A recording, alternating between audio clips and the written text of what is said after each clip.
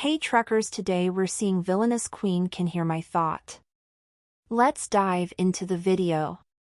During the third year of the Eternal Night calendar in the capital of the Green Vines Empire. On a regular morning, plenty of maids can be seen working at a luxurious estate located in the upper district. Meanwhile, a man with black eyes and hair, Roger, relaxed on the bed of a luxurious bedroom with a smile across his handsome face. He should have had a good dream. It has been a long time after the sun has risen. He seems to have gotten enough rest and woke up. Ding! ASTIA system has detected your emotional stability. You've obtained a random chest. Would you like to open it? Open! Open successfully. You got 100 units of origin spiritual power. Roger felt heat flow into his head as the world became clearer. Even this can be strengthened? As expected of you, system. Roger was ecstatic. Spiritual and magic power is the source of a magician's strength.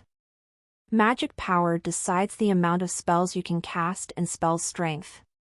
Spiritual power decides the spell's penetration and the speed of magic recovery. Those things can be improved through meditation, but doing that takes a lot of time without the help of pills or other methods of strengthening. So spiritual power often becomes a bottleneck of improvement. But the system can directly strengthen spiritual power? Its power is simply immeasurable. Doing nothing is so comfortable. Roger Charles, 18 years of age, has been known as a waste in the Empire. But he has another identity. In his previous life, he was a video game developer.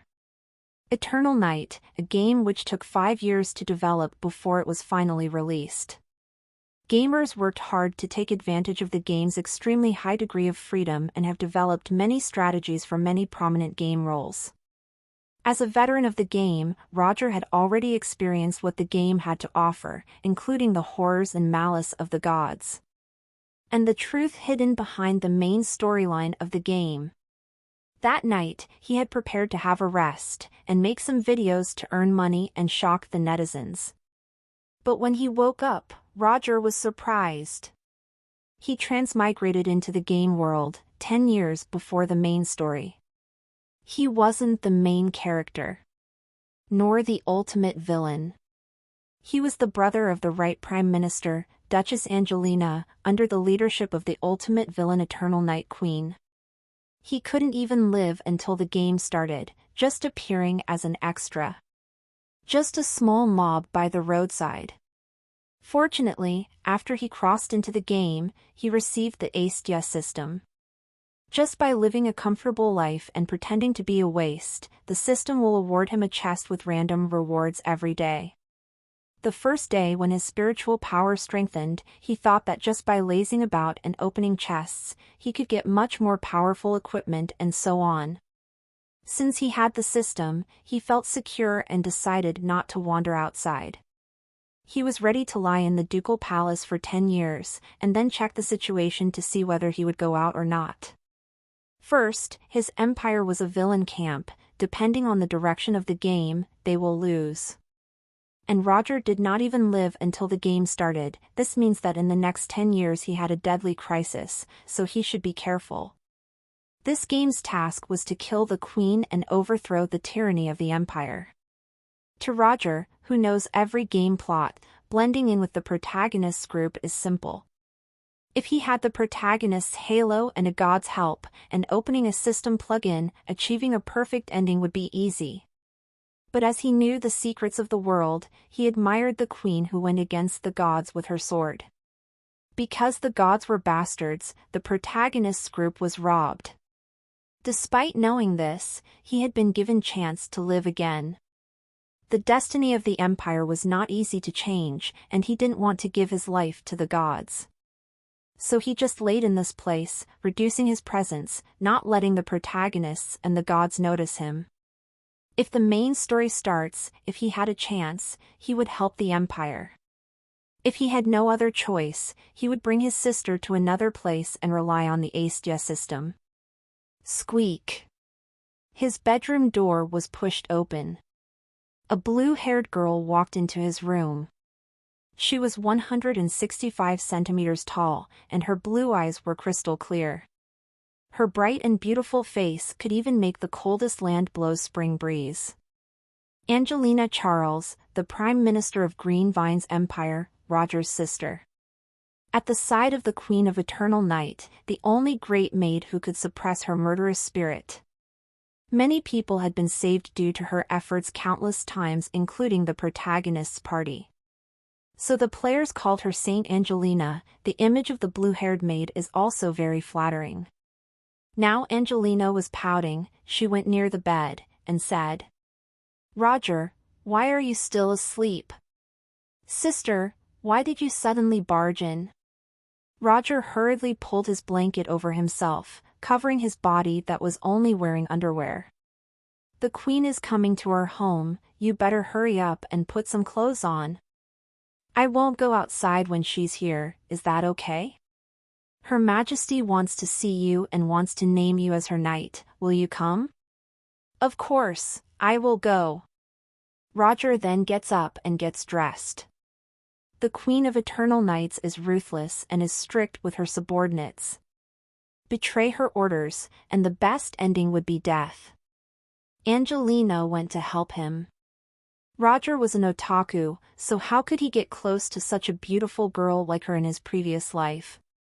Obviously, as the Grand Chancellor of the Queen's right seat, Angelina rarely does tend to others. Roger kept dodging, while Angelina was obviously inexperienced. The clothes soon became a mess, they lost their balance and they fell into the soft, huge bed together. His arms were wrapped around his sister's body, and there was a delicate fragrance of orchids floating into his nose. Roger's mind was blank for some time before he pushed her away in embarrassment. "Sister, I know how to put on clothes. Stop embarrassing me." Angelina was stunned. Isn't it her who should be ashamed at this time? This guy started it, up.to.dfrm no/v/e/lb/i n.c/o/m. She struggled to prop herself up and said in disgust, "Brother, you are stupid like a child, don't move, I'll help you get it done." She laughed. Her gentle face radiated a holy glow. Roger was also impressed. "That's a lot better than CG." He was like a wooden puppet, letting his sister help him get dressed. Get dressed and get his hair done. Although her brother was a waste, he looked so handsome. The cubs that have been raised with hard work do not know which little fairy will marry him. "Sister, why are you suddenly pinching me?" "I'm your sister, I'll pinch you if I want to, I'm the biggest in this house," she said without any reason, seemingly unhappy. Roger was confused. When she went from 2D to 3D, this goddess also became neurotic. But as expected of the Duchess, they are big. Was her cup size AD? When he thought about it, only he could see that even the right Chancellor of the Empire had a girlish side. Seemed quite cool. Beside Charles's room, Angelina, Roger and many other waiters and maids were waiting for the Queen to arrive. There was a slight flash of light, and a woman who was 175 centimeters tall wearing a gorgeous robe with gold and red characters teleported directly to the house. Because she was too strong, she didn't need any guards to escort her. She had gold hair which shone like the sun, her face was radiantly beautiful, and her skin were fairer than a girl's. A pity that her aura was ever powerful and sharp, akin to a sword, suppressing all blasphemous thoughts one might have. By pure magic alone, she could stand in the air and look down on everyone. At this moment, he finally understood the so-called majesty of a queen. In the game, one can also look at her dreamlike character portrait. But now, facing her directly with her aura's momentum beyond that of a legendary powerhouse, only one word came to mind: terrifying. Although it's only one woman, her presence alone caused everyone to kneel. "Greetings, Your Majesty. This is the ruler of the Empire, the world's top powerhouse, the Queen of the Eternal Night. Stand up. She waved her hand gently. Suddenly, a strange voice appeared in her head. Oh my God! She's so powerful. She's awesome. But why is she wearing leggings? Does she not have any care for her dignity and self-respect? It is a pity that such a woman is not tolerant of the gods. Who knows the secret of me and the gods? Storms were set off in the queen's heart as she stood directly in the air. At the front of the house of Charles. As the queen moved closer, everyone knelt before her. And she was about to enter the house as a guest. But now, she suddenly stood still in the air and didn't move. Not only did she keep quiet, but she also activated hundreds of protective magic sequences. Surrounded by a galaxy, her expression was quite serious. Angelina asked nervously, "What happened?" "My queen?" "You, return to the house," the Queen of the Eternal Night said in a low voice. This is the first time she had encountered such a situation. Did this world have people that could break through her spiritual barriers and send thoughts into her mind? This powerful man didn't appear, but quietly speaks. Why? She used magic to scan every movement in her vicinity. Angelina also brought her people back to the house, her expression serious too. The Queen of the Eternal Night was the strongest in the Empire. Her strength was beyond legendary. Standing shoulder to shoulder with the gods, an invincible existence on the earthly plane, she proudly meandered with her head held up high. She had not seen Her Majesty being on guard for years. 10 minutes passed.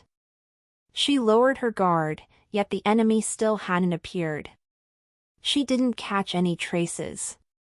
Everybody looked at her, they were not aware of any hostile presence nor knew anything but were curious and confused despite their deadpan faces. Roger was also confused. There's no way there is anyone who can challenge the Queen in the capital? Your Majesty, if you remain in the air without minding others' welfare, everyone will develop neck pain. Come again! Who is so rude? The Queen of Eternal Night's eyes shone brightly, the world in front of her eyes was twisted up. She constantly switched between magic, saint power, and the spiritual power of different attributes to explore the surrounding environment. Finally, she caught a strong afterglow of spiritual power. She kept searching with spiritual power, finally her gaze fell on the boy who was standing beside Angelina. Her gaze was slightly solemn. His spirit was so strong. Compared to mine. Maybe 1% of mine? She suddenly found her mistake. He wasn't intentionally doing it. He just couldn't control his spiritual power, and as a result a special phenomenon of broadcasting has emerged. This broadcast reception was obtained from a special source. When she went to hell, she killed such a spiritual troll, bathed in its blood, and gained this talent. So what she was listening to was the inner voice of this boy. It was so bold and rude that she wanted to strangle him. But for some reason she felt that it was funny.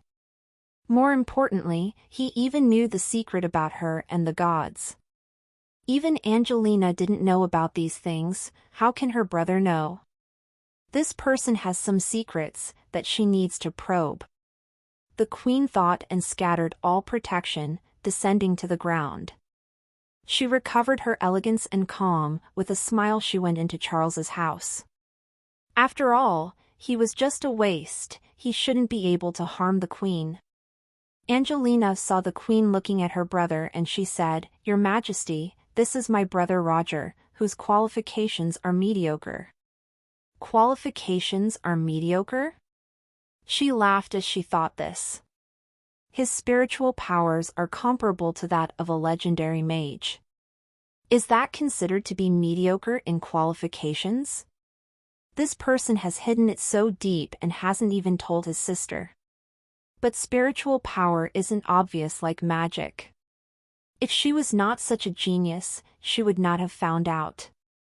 The queen suddenly moved forward, her gaze cutting Roger like a knife, as if seeing through his soul. Roger subconsciously took a step back. Her expressions look strange. Why is she looking so fierce? Could it be that she is having her period? So she's moody? The queen couldn't hold her expression and said, "You are so rude." Read latest OVLS at nv/e/l/buy.com. This little guy is so bold and ignorant. How dare you slander me with that kind of thing? You are so moody. Your family is moody. He didn't know that strong people can control menstrual time, and when they don't need it, they can naturally stop ovulating. Even if it was because of menstruation, it wouldn't affect my state of mind at all. Her fists clenched. Since she became queen, and ruled with a powerful iron fist, no one had dared to ridicule her like this. Those who ridiculed her like this, she didn't let even their ashes remain. Maybe because of how daring he was, she felt refreshed, so she calmed down, deciding not to kill him. Angelina misunderstood that it was because his etiquette was not good, and she immediately gave a look to Roger. Roger recognized it and said reverently, "I see the queen. I, Roger, am willing to be loyal to Her Majesty forever and defend the Green Vines Empire." Charles, born to the lowest rank of the nobility, the knight, was a vassal of the Queen of the Eternal Night, and naturally, he had to be loyal to her. Roger's attitude and speech were so loyal, everybody felt it. But the queen could hear his heart. "I want to use the lazy Aestia system forever, but the gods live, and if she can't defend against them. If the Green Vines Empire can't survive, I'll just take my sister and run." The queen's brow furrowed. His loyalty was not real. She held out her hand and pressed on his shoulder. "Roger, my knight, how do you know about the gods?" This question left him frozen. Why did she ask this question? Because he was the creator of the game, he understood the gods deeply, he could talk about it for hours. But many things are yet to happen. It was different from what most people in the Empire knew. He couldn't speak randomly. And his system incentivized laying low, rather than being high profile. So Roger just frowned and pretended to think for a long time before scratching his head. "Queen, I'm just a person who doesn't know anything. How can I know about the gods?" Angelina had an urge to sigh. The queen asked questions, obviously wanting to test him and decide on a title for him. But he didn't know anything. While other people try to promote themselves to the queen, he just said he didn't know anything so straightforwardly. He's too much. Looking at the queen's expression, she's shocked by Roger? At this moment the queen's mind was shocked. People's minds can't be fully controlled, even if you don't say it, the mind will think about it. Roger was still sorting out the plot, thinking about the gods, and couldn't help but think about the whole Eternal Night copywriting, making him want to spit a sigh at the same time, all of which entered the head of the Queen of the Eternal Night, making her feel overwhelmed. Gods? The wolves who treat mortals like sheep? All the strife in this world is a game of chess controlled by the gods, except for the Empress. But the Empress was noticed by the gods, and the gods wanted to kill her. A strong and unified civilization will increase the strength and happiness of the sheep, which will inevitably reduce their dependence on the gods and contribute to less faith. Therefore, this is the core contradiction between the Empire and the gods. Even if missionary missions are allowed, future wars still cannot be avoided. Inside the boy's countless chaotic inner thoughts, the Eternal Night Empress heard a series of shocking information for the first time, like thunderclaps, stunning her.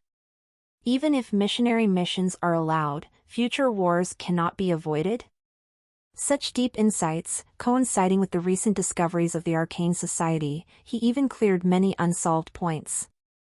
Even though he can see through the real face of the gods, he still chooses to stay in the Empire. He is loyal, after all, the ignorant are fearless. It turns out that I am not alone on the road against the gods, and those who understand me have always been around. She thought so excitedly and said, "Your answer was great. Pass on the message, make Roger the Marquis of La Capis.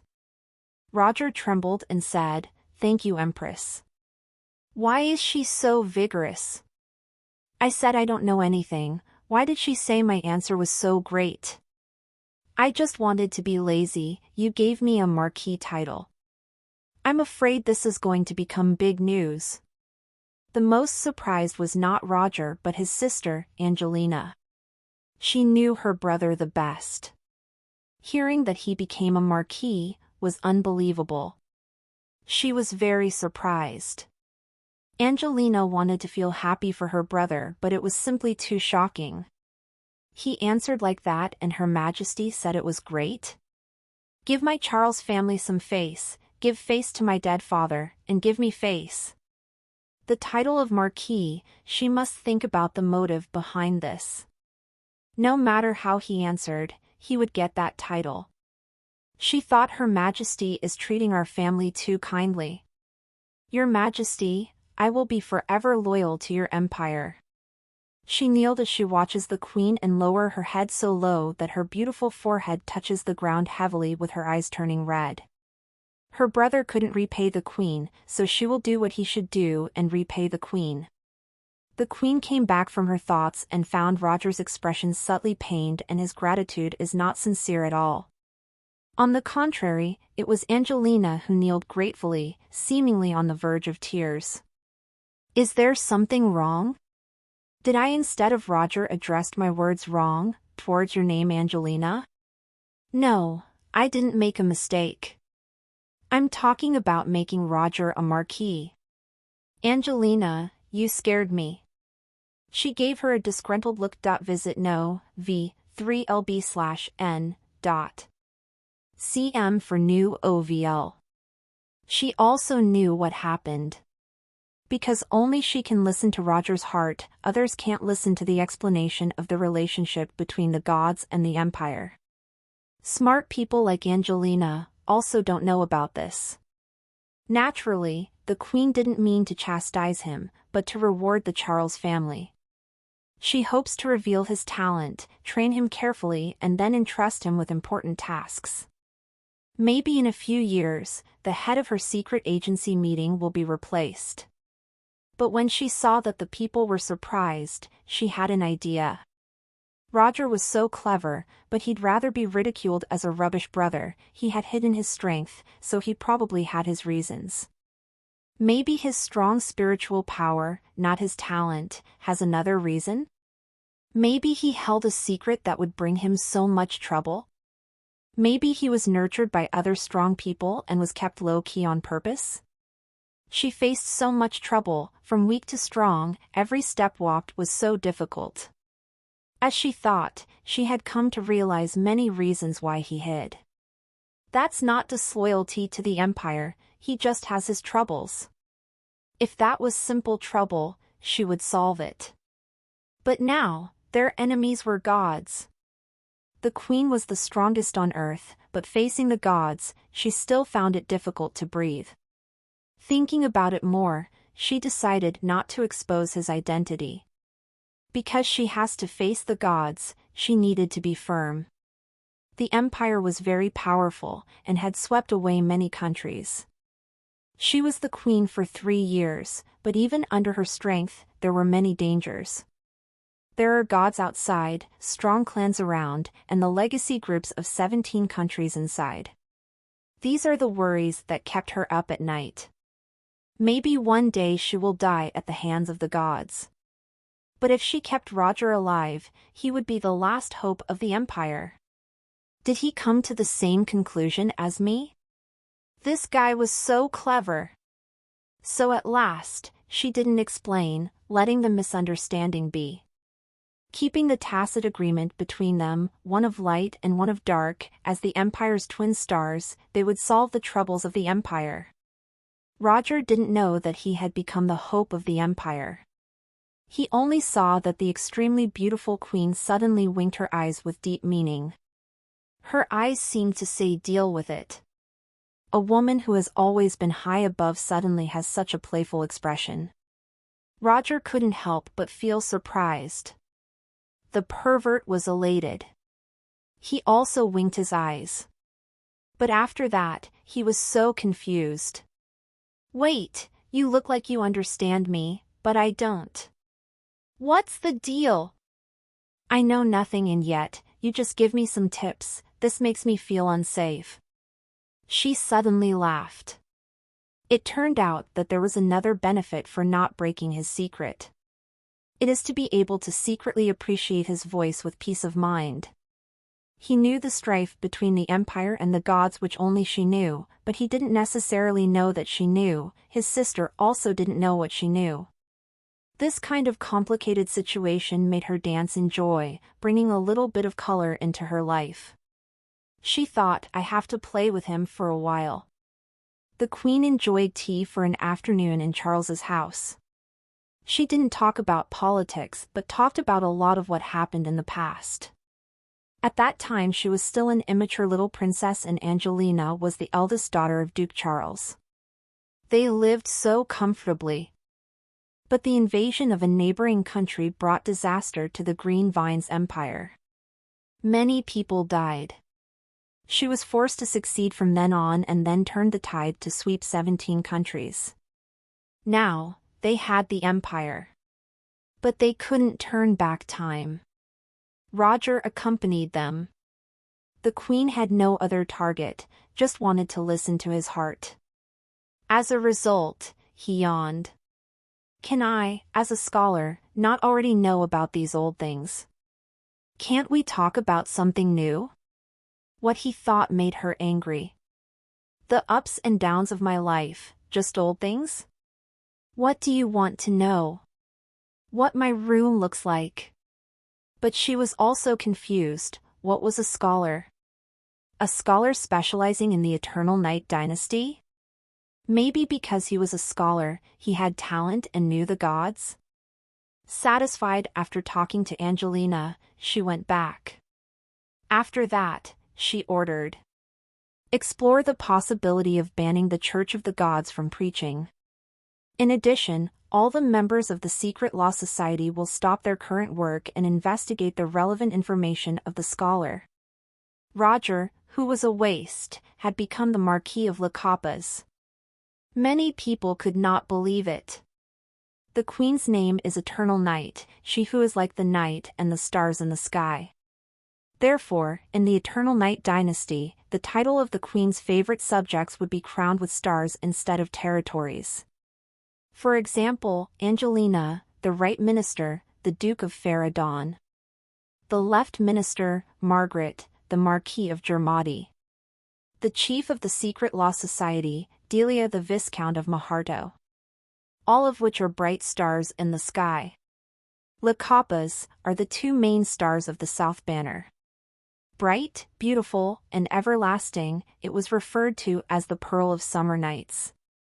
Now, the well-known trash younger brother in the imperial capital was crowned Les Capas by the Queen?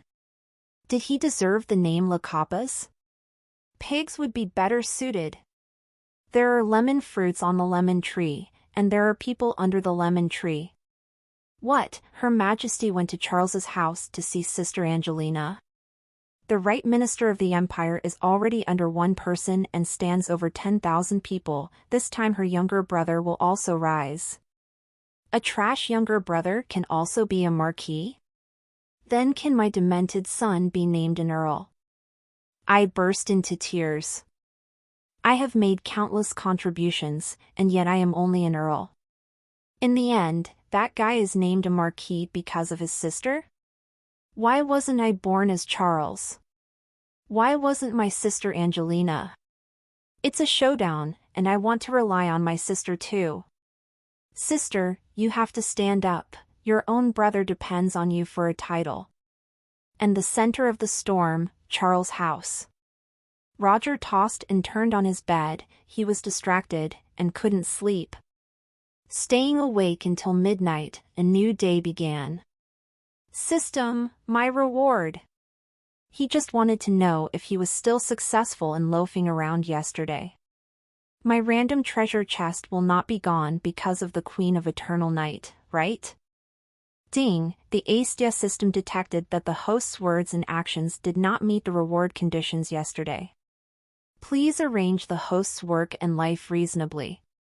Roger immediately grinded his teeth and felt heavy in his chest. He wished he could challenge Queen of Eternal Night right now. No. Sure enough. My system reward has been lost because of the Queen's action. I once spent entire 3 days doing various tasks just to find ways to keep you alive. I have not failed to keep you alive, but now you're doing this to me? What a good fellow! Roger lay flat on the bed with expressionless eyes, feeling weak, pitiful, and helpless. I've been doing nothing, but the Queen of the Eternal Night sent a group to sneak attack on this waste of a brother. I can't handle it. Forget it. I should be optimistic. The Empire is vast, and the Queen of Eternal Night manages everything every day. This time she came to see the son of an old minister. After this visit, I'm sure I won't see her again. After that, he laid down deciding to sleep his day away, so what if he didn't get the treasure chest for one day? Yes, it's just a day. Roger's state of mind gradually calmed down. Angelina saw that the light in his room was still on and pushed the door in. The girl with blue hair could not help but smile helplessly when she saw her brother lying flat on the bed in his familiar posture, showing the eyes of a man who was lost in his dreams. This smelly brother is still so lazy even after becoming a marquis. She sat down by the bed, rubbed Roger's head, and whispered, "Have a good rest. Tomorrow we will hold a celebration of knighthood for you. We have to get ready early in the morning." Roger's mind exploded again as soon as he heard it. What ceremony to celebrate? The ceremony to celebrate the loss of my daily treasure chest. Sister, why do you want to kill people's hearts? And he has to get up early for this stupid celebration? He disdainfully said, "It's just a celebration, let's not hold it." Angelina thought, it's all right not to do it. But just in case someone says you're disrespectful to Her Majesty, I'm afraid she'll intervene. If someone saw Roger smile now, they would say it was uglier than his sister's cry. You can do whatever you want. I like noisy celebrations the best. He knew that this could not be avoided. At the same time, in the palace, the Queen of Eternal Night summoned the left Prime Minister Margaret, the Dean of the School of Magic, the Grand Admiral of the Empire, the Foreign Affairs Advisor, and other military ministers to jointly discuss how to deal with the affairs of the Church. There are 7 main gods in this world, each with their own church. The gods were in different factions and groups and fought against each other endlessly. The Jadevine Empire expelled the 7-god church in the war that swept the 17 countries. Now, 3 years after the completion of the Unification War, the 7-god church has successfully negotiated with the Queen of Eternal Night, made various promises, and issued various threats. Also they could preach within the empire. The Queen of the Eternal Night hated the gods from the depths of her heart. But the Church of the 7 gods were too powerful. At the same time, offending them, more so than an empire, will be a headache. This matter has been discussed many times. Tonight, Margaret, the left minister, stepped out confidently. I have a plan. She was small, her silver hair flowing down like a waterfall. She looked like some kind of demon. Her red horns and red eyes made her look beautiful, evil, and threatening. Margaret always liked to wear black dresses, showing off her proud figure without affection. Her eyes were wild and proud, and her mouth seemed to have a faint smile on it. There was always an indescribable temptation to her. Just listen to her. Your Majesty, I have come up with a perfect plan, that is to use the hatred of the gods against each other to win over and resist one group. This way the Empire will allow only 3 gods to preach. In this way, we take all the benefits, drive the tiger to swallow the wolf, and let the 7 gods fight against each other first, then let the victorious 3 church regiments to resist against a foreign invasion. The empire will concentrate on destroying the survivors of the 17 countries. This is also a delaying measure. When the empire gathers the territory of 17 countries and doubles its strength, the submission or expulsion of the 7 gods' church will be in your majesty's hands. After she finished speaking, all the ministers praised her and were convinced. What a move, driving the tiger to swallow the wolf. What an amazing plan. Very subtle and very scheming. This is the equivalent of killing 2 birds with 1 stone. Only 3 places are needed, but the Church of 7 Gods can fight in a dogfight, and the Empire will benefit. Margaret truly is worthy of being the first poison of the Empire. Orphaned with half-demon blood, but able to ascend to the position of the left minister, relying on her scheming little mind. However, the Queen of the Eternal Night hesitated to speak. People began to wonder. The left minister's plan seemed so perfect. Isn't your majesty satisfied? Margaret was also puzzled, wagging her tail and looking forward to her majesty, only hoping for her praise. After a long time, they finally heard the Queen of Eternal Night sigh. Margaret, your plan was very good, but there are some things I just came to know of. Your Majesty, do you have any new information to disclose? Asked the Dean of the School of Magic. The Queen of Eternal Night nodded and said in a heavy tone. I just got some clues. I accidentally connected the ancient scrolls we found in the ruins of the Veronica dynasty to spell out a creation myth completely different from the current 7-god doctrine. The 7 gods say they created the world, but in the oldest version the 7 gods were all made by God King Amiras from the same dark source.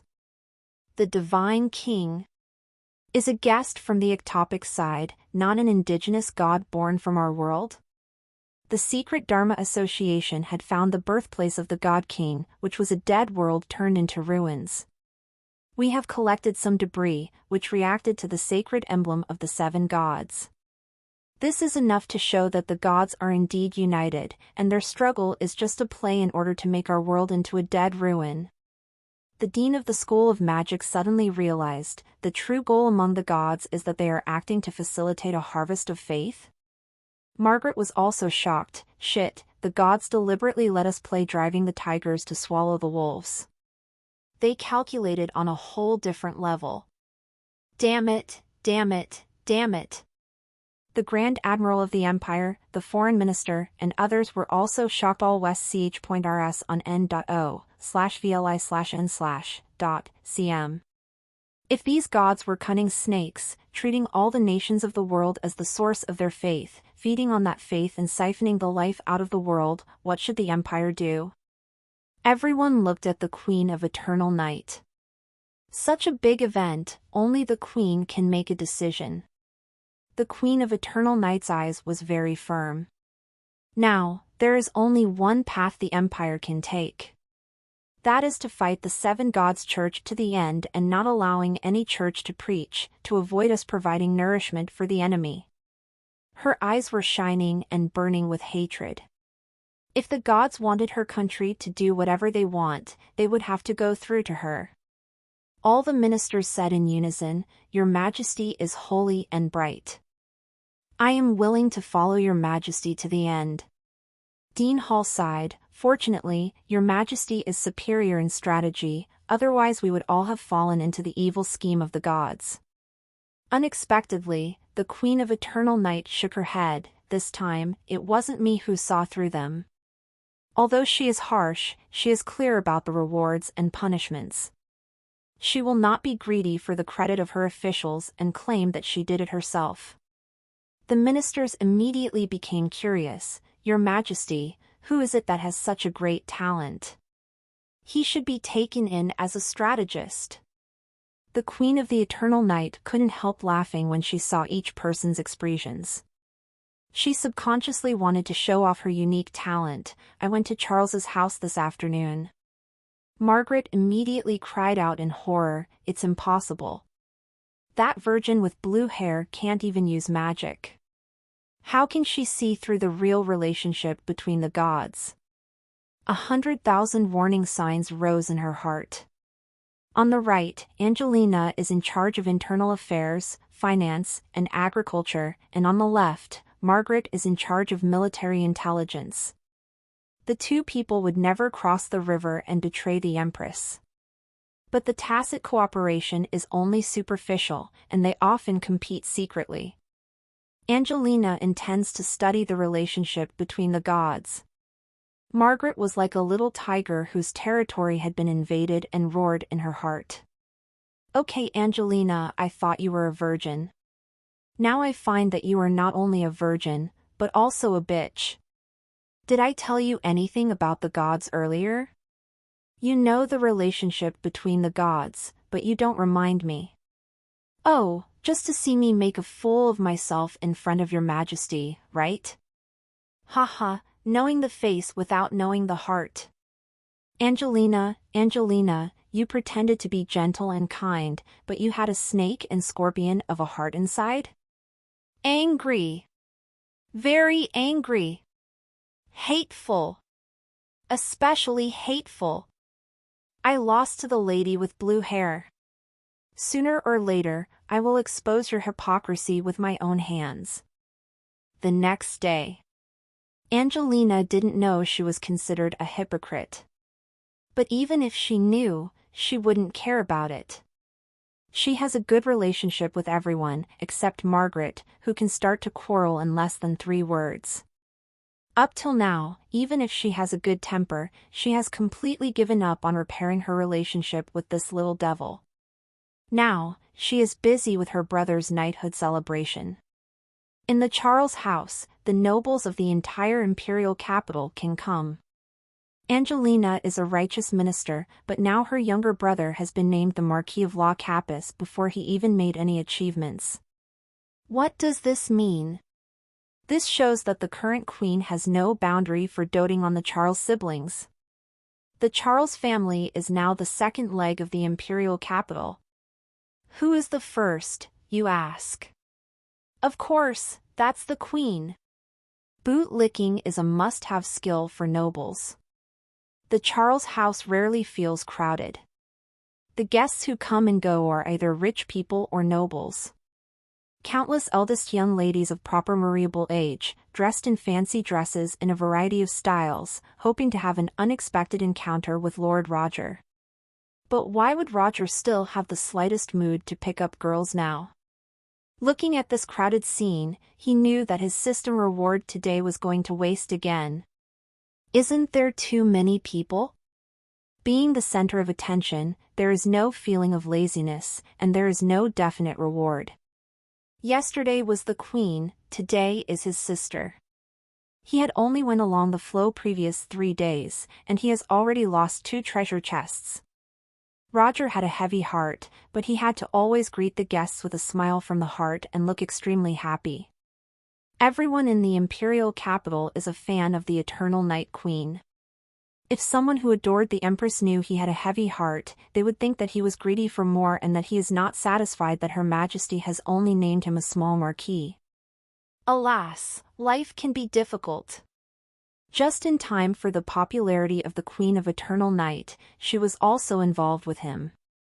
Report, Her Majesty's special envoy is here. The excited shouts of the guards at the Duke's palace came from outside. When the young master was awarded a title, Her Majesty sent a special envoy in person. This is a big deal. When Roger heard this, his face twitched and his smile almost collapsed. My queen, you aren't a ghost, are you? But he was helpless, because the queen's envoy had already entered the palace. Like Moses dividing the sea, the mass of people automatically part way for the queen. Bang bang bang. Everyone can see at a glance that the special envoy is not human. It was an adamantine golem flashing with powerful magic waves. It walked straight to Roger, the hatch on its chest opened, and a sapphire amulet as deep as the sea floated out. At the same time, there is also a projection of the Queen of Eternal Night holding a goblet. Masters, a toast to the young and heroic Marquis of Lacapas of the Empire. A toast to the Marquis of Lacapas. Immediately, the audience cheered, screamed, and frantically toasted at Roger. The big and small nobles looked at Roger with envy and jealousy, almost crazy. The Queen personally toasted this kid. Too funny, right? Bless you, enjoy the banquet, my people. The Queen's projection disappeared. The atmosphere of the celebration banquet rushed to one high peak after another. The nobles drank and danced wildly, immersed in a happy atmosphere. Many nobles may spend their whole lives without ever seeing the Queen. Now they have seen the Queen, and they have received her blessing. Thank you, Marquis Roger, for being so cool. The wine that the Queen has blessed is even sweeter. Getting high. Looking at the celebrating imperial nobles, Rogers was dumbfounded. What about playing with me? The Queen of Eternal Night is not at the celebration, but the celebration also has her legend? This hand projection, isn't it the Emperor Superstar's live broadcast to subtly wish a happy birthday? Little Transparent, refer to Roger, is famous, but she is also crazy about hating. Feeling the gazes of those noble ladies, Roger's scalp went numb. My poor brother, will I become a national brother in the future? You don't come here. Angelina was honored and grabbed Roger's hand. She was so excited that she was about to cry. Brother, Her Majesty has been so kind to us. Roger silently pushed her hand away and whispered. It's okay, the Queen is a jerk. Those words made Angelina go crazy. Brother, what nonsense are you talking about? Hurry up and pick up the present. She covered Roger's mouth and pushed him towards the adamantine golem. Thank you, Your Majesty, thank you, Your Majesty, I thank you so much. Roger could only kneel helplessly, and with his trembling hands, took the sapphire amulet from the adamantine golem. With this wave of Queen's envoys, he promises to make headlines in the mysterious capital again tomorrow. Then, another treasure chest. Clap! Gone! At the urging of Angelina, Roger wore a sapphire amulet to greet the nobles. On the surface, his smile looked like a flower, but inside his heart he was irritated and furious. Sister, and the Queen. I will pay you back someday. Forget it, I won't take revenge. I'm just a waste of a brother, what can I do? Seeing the rising emotions of the nobles in the audience, Roger deeply felt that the joys and sorrows of human beings are not connected. Suddenly he saw a corner of the banquet hall. There is a little devil with silver hair and red horns who keeps drinking. Although she was laughing, she was constantly emitting cold air around her, keeping strangers away. Of course, Roger knew that it was Margaret. Fortunately, there was also the small ceiling fan that wasn't in a good mood. In the middle of the story, after Margaret made a mistake, she was hung up and spanked by the Queen, spinning like a ceiling fan on the roof. This was a famous scene that countless players loved to see. She's a bit of a bitch, but she's very innocent. She's petite and extraordinarily hot, with a small expression that dares others to be angry, but she doesn't dare to speak when she is bullied, and a small waist big enough that it bounces and bounces. TSK TSK TSK. She has been popular all over the internet for a while. In the GIF group, fast forward immediately to the link asking about license plates. This small ceiling fan is the Queen's poisonous fan. The most poisonous and unique kind. She must have been particularly unhappy when she saw that the Charles family was in the limelight. Roger thought to himself, this night, I can't be the only one suffering. Using the guy who was toasting, he walked through the venue and quietly turned to Margaret. Minister of the Left, neither my sister nor I know magic, can you tell me what is the name of this amulet and what is its function? Roger took out the sapphire amulet and humbly asked Margaret for advice. Margaret's small face was so gloomy that it almost dripped with water. "This Roger is stupid. Don't you know that your sister and I hate each other?" New chapter rs on no/v/e/ellen.com. "I was beaten by your majesty just yesterday because of you. Now you ask me what your majesty gave you as a gift? As if strangling him. You look like a man, how do you act like a dog?" Oz Oz Oz. But with countless eyes watching, Margaret couldn't do anything. The little ceiling fan stood on tiptoe and leaned into Roger's ear, sighing like an orchid. "The divine amulet of the heart of the deep sea, its function is to save you from death." "Crack it!" The wine glass in her hand was cracked, and it was repaired with magic immediately, which was a demonstration of the function of this divine amulet. "That's it. Thank you, Minister of the Left. You are indeed far superior to my sister in terms of mysterious knowledge." Roger was also surprised. His Majesty gave him an artifact? And it's used to save lives? It seems that there is no loss this time, and even earned profit. Because of his absence, he said the last sentence casually. "Isn't it natural? Margaret has the strength of a magister, and her mysterious knowledge is deeper than that of the two mortals. It can be said that the person has no intention, but it is intentional to listen." Margaret's lungs were about to explode. "Your sister can see through the real relationship of the gods, and in terms of mysterious knowledge, who would dare to say that the current empire is deeper than her? Sister only made me lose in front of His Majesty yesterday. Now her brother is revealing his shortcomings in person. Your siblings are not good people, so they bullied me together." Sniff. "The whole world is bullying me. And I can't even fight back. Damn you all." The palace of the Queen of Eternal Night is called Fangling the Shadow Palace. The queen reclined lazily with her backside on the bed with bare feet, holding up a magic mirror until her stomach hurt from laughing. "Ha ha ha, Roger, do you want to keep a low profile during the celebration? I won't let you. I like the way you don't want to accept it, so you have to say thank you." "Oh, little Roger, why are you asking that? Are you trying to piss off my Margaret? It's a pity that the adamantine golem can only capture sounds and pictures. It would be more interesting if it could read his inner voice." The Queen of Eternal Night, who frantically peeped at the screen, curled her toes slightly and lost her mind. She was thinking about what reason she was looking for to go to Charles' house someday. It was past midnight, but the celebration was still ongoing. Ding, Astia system checks that your action was not eligible for the reward. Please arrange the host's work and life reasonably. Roger sighed. Of course, my treasure chest is gone.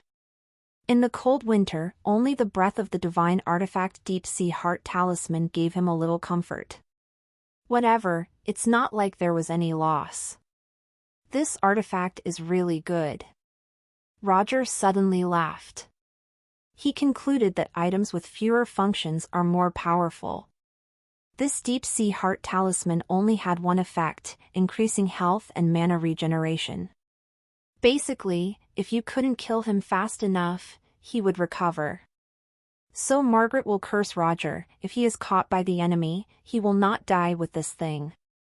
But can he be caught by the enemy? That's impossible. But even if she knew that, she wouldn't have cared. The next day, Angelina found Roger. "My brother, I had thought that I would arrange an official position for you after the celebration. Although you are not smart enough and got no magic talent, there are many jobs that only require you to work hard. I think you have the ability, and also can do it well, because your heart is willing to help your Majesty, right? Don't worry, I will arrange an assistant for you who is reliable and patient. And don't worry, even if you make a mistake, you can be an excellent minister as long as you keep trying. Commit yourself to Her Majesty the Empress." Her voice was gentle. Roger felt so moved until he saw the position that his sister gave him. Mining commander? Dam dispatcher? The deputy head of sanitation? Grain transport captain? Well, these are all thankless, early-to-night jobs, and no aristocrat is willing to do them. Sister, why must you do this to me? He was about to vomit blood. His sister was good, just too loyal to Her Majesty. With her character, she will keep nagging until he agrees. She's not annoying, she is really annoying. This situation is terrifying. So he must think of a very subtle reason for her to accept not letting himself be an official. He adjusted himself quickly and became extremely sincere. Sister, you know me, I have not been very capable from childhood. Becoming an official, any wrong move will bring loss to the empire. I don't want to damage our glorious empire and disappoint the queen. So I want to improve my ability. I heard that reading books can help me grow, so I should read books first. Now that the great library of the empire has been built, it has collected books from various countries. I will head there and read for the sake of the empire. Roger's acting is very good. Moving from guilt to self-doubt, and finally a little cheer up. Especially when he said, for the sake of the empire. That was so moving. Angelina never thought her brother would act like this. She was surprised, excited, and even moved by him. What you're saying was great. I support you. I am so happy that you can consciously work hard and realize your shortcomings. I need to study first before becoming an official? To reduce the losses of the empire? Books are the ladder of progress? What he was thinking was so much greater than what was on her mind. This guy had been trash since he was a kid. But now he is determined to do one thing. The smile on Angelina's face was beaming. Leaning on Roger, she reached out and poked his face. She jokingly said, "Has my little brother grown up? Do you want to protect your sister in the future?" "Yep," he proudly responded. "As long as you don't interrupt with me being lazy, isn't it easy to protect you?" "It is." The way of laziness was so torturous, but we can finally have a bright future. Angelina is a person that won't give up until she reaches her goal. The simple reason is that she can't let herself give up. Learning is a good thing. In the eyes of elders in any era, it's always right to read more books, isn't it? Angelina was smart, but Roger still fooled her. His study time would be completely made by himself. Everybody understands that he will just loaf around in the library for 10 years. The only problem is, the 1-hour way to the library can be dangerous.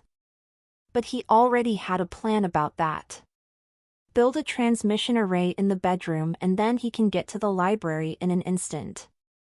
And when he gets tired, he can instantly go back to his bedroom to have a rest. So perfect. As for the transmission array, it was expensive. To study hard, the transmission array is necessary, so that's no problem.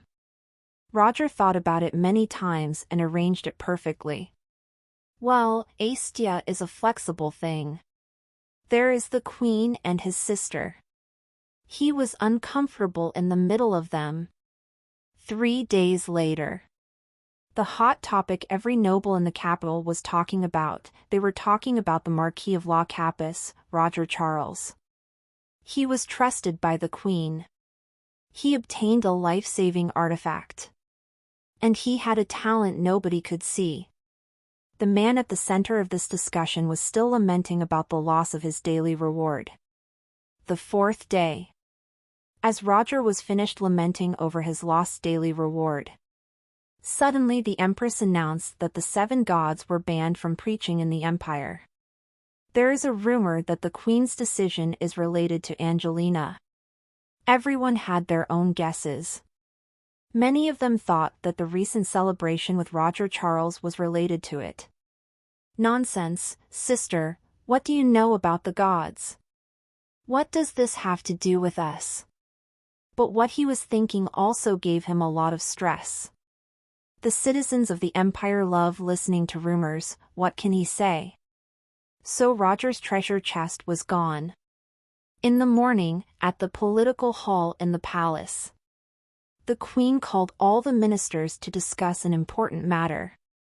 After forbidding the preaching of the 7 gods in the empire, the 17 countries will rebel. Is there any plans for the 17 countries to completely submit to the empire? The Right Minister Angelina said. Everybody wants a life of happiness. Your Majesty only needs to be diligent and love the people, reduce taxes and allow the people of the 17 counties to live a rich life. One day, they will understand the strength and kindness of the empire and naturally turn to the empire. After what she said, the left minister spoke again. The empire has internal and external troubles, how can there be time for them to slowly change? I think they should be severely punished, the people of the empire should be the first class, the obedient people of the 17 kingdoms should be the second class, and the rebellious people should be classified as slaves, and I also have a plan, that is to have them shave their heads if they do not obey orders, all shaved. 2 prime ministers, one benevolent and the other tyrannical, with both having supporters. Soon there was a commotion in the hall. The queen wanted to squash the rebellion at first. But 3 years have passed. The remnants of the 17 kingdoms have been opposing to her rule, and the 7 leaders encouraged them. She's afraid that people who want to surrender are very few. If she went with what Margaret was saying, she was afraid that there would be much more rebellion in the 17 kingdoms. Angelina's thoughts are like dreams and is hard to achieve. There are many enemies, she's afraid that she can't wait such a long time. They quarreled and ended with no working plan. The queen felt her scalp go numb. Seeing that they gradually calmed down, she could only say, let's end it here for now, let's continue tomorrow. As per your order, Your Majesty. All the people go except Angelina. The queen asked her about some internal affairs. Margaret's face darkened again. Your Majesty likes Angelina more and more. But Her Majesty didn't call her, she could only leave. Angry, the queen suddenly asked. Angelina, what does your brother do nowadays? He's reading for the rise of the empire, so he should be in the library. Angelina thought of the decision made by Roger and was proud of it. Studying for the rise of the empire? It's rare to have this sort of ambition. The queen was surprised. What big ambitions! However, how can this empire rise? She didn't ask anymore and let Angelina leave. Because she's busy. She began to review the memorial on the hill. The more she criticizes, the more irritable she is. Nothing good is happening in the empire at the moment, so she doesn't feel happy. I need to have some fun. Suddenly she threw the pan. All new chapters nvbin.com. She suddenly remembered what was Angelina said. Roger? In the library? It wouldn't be bad to look up some information and accidentally bump into Roger by chance, right? That place is much more convenient than Charles' house, and there is less gossip. Thinking of this, she smiled. At the same time, a portal appeared in front of her. She stepped in. The Library of the Empire covered a vast area. It was towering and majestic. A magic array with constant temperature and humidity, anti-corruption, and safety protection has been established here, which is very appropriate to protect the scrolls collected by the 17 countries. In this era when printing has not yet been popularized. This library concentrates the essence of human development over the past 10,000 years, and its value is immeasurable. It was designed by the Queen and the work was also hosted by her. Looking at the world, this can be called a spectacle. But this is the first time she's come here since the building was made. She's too busy most of the days. When she needs to read books, she lets her attendants bring them to her. But when she saw this building, it felt so great. Breathing in the smell of paper, her mood suddenly became peaceful. After a moment of touring, she snapped her fingers. A real-time map of the translucent library appeared in front of her. She found Roger's position soon. Just find the person who didn't have magic. He is just so special in every area. The Queen laughed. After she found the different Roger, he always made her feel amused and piqued her curiosity. The Empire is vast, and there are countless strong people, but there are few interesting people. The Empress performed an invisibility spell and went to Roger's place. Roger's mood was good today. Because of the information from the 17 nations, no one noticed him. When he woke up, he finally received tips from the system.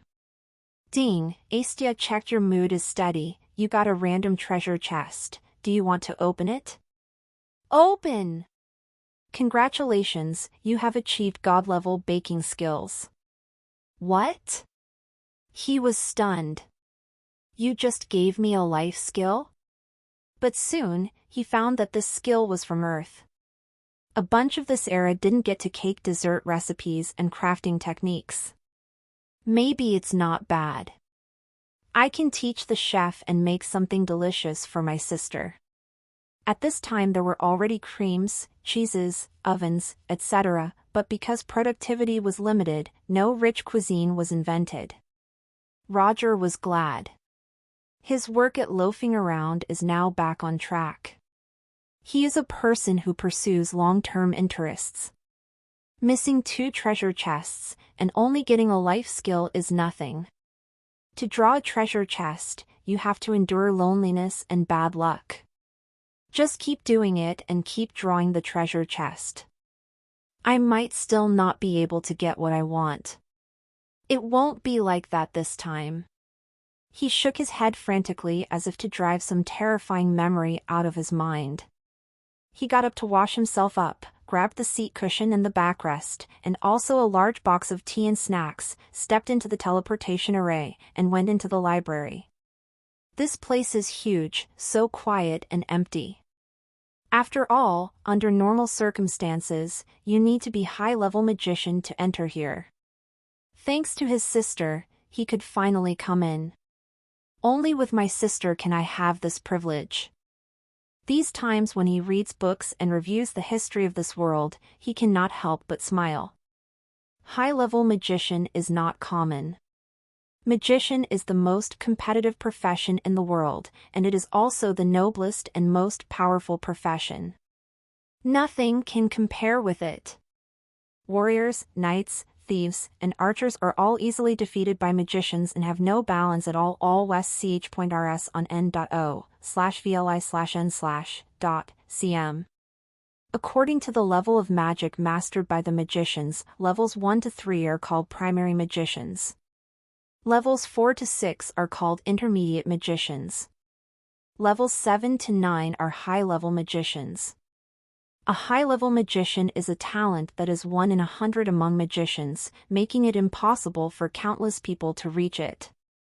Advancing to another level requires magic power to break through the critical point of gravity. To be able to interfere with reality is what makes someone a magister. Above the high-level magicians are legendary magicians. Above the legendary mage, since ancient times, there is only one person, and that is Queen of Eternal Night. It was the title of the founder of the empire, but also the magic profession she created herself, with the power of the gods. It is a pity that there is only one Queen of Eternal Night, and her opponents are the 7 main gods and single god king.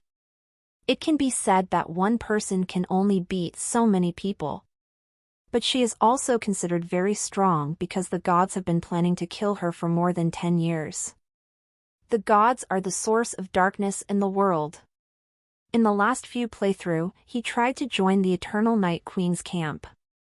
Not to mention defeating the gods and saving the queen and Angelina. But even if it was open, he still lost. The queen was too strong and too proud. She was facing the gods, yet she never changed her mind. It was impossible to surrender to the gods. Even a scholar can only sigh and do nothing in the face of such an empress. It is because of having worked so many times and experienced despair that I understand what is called eternal night.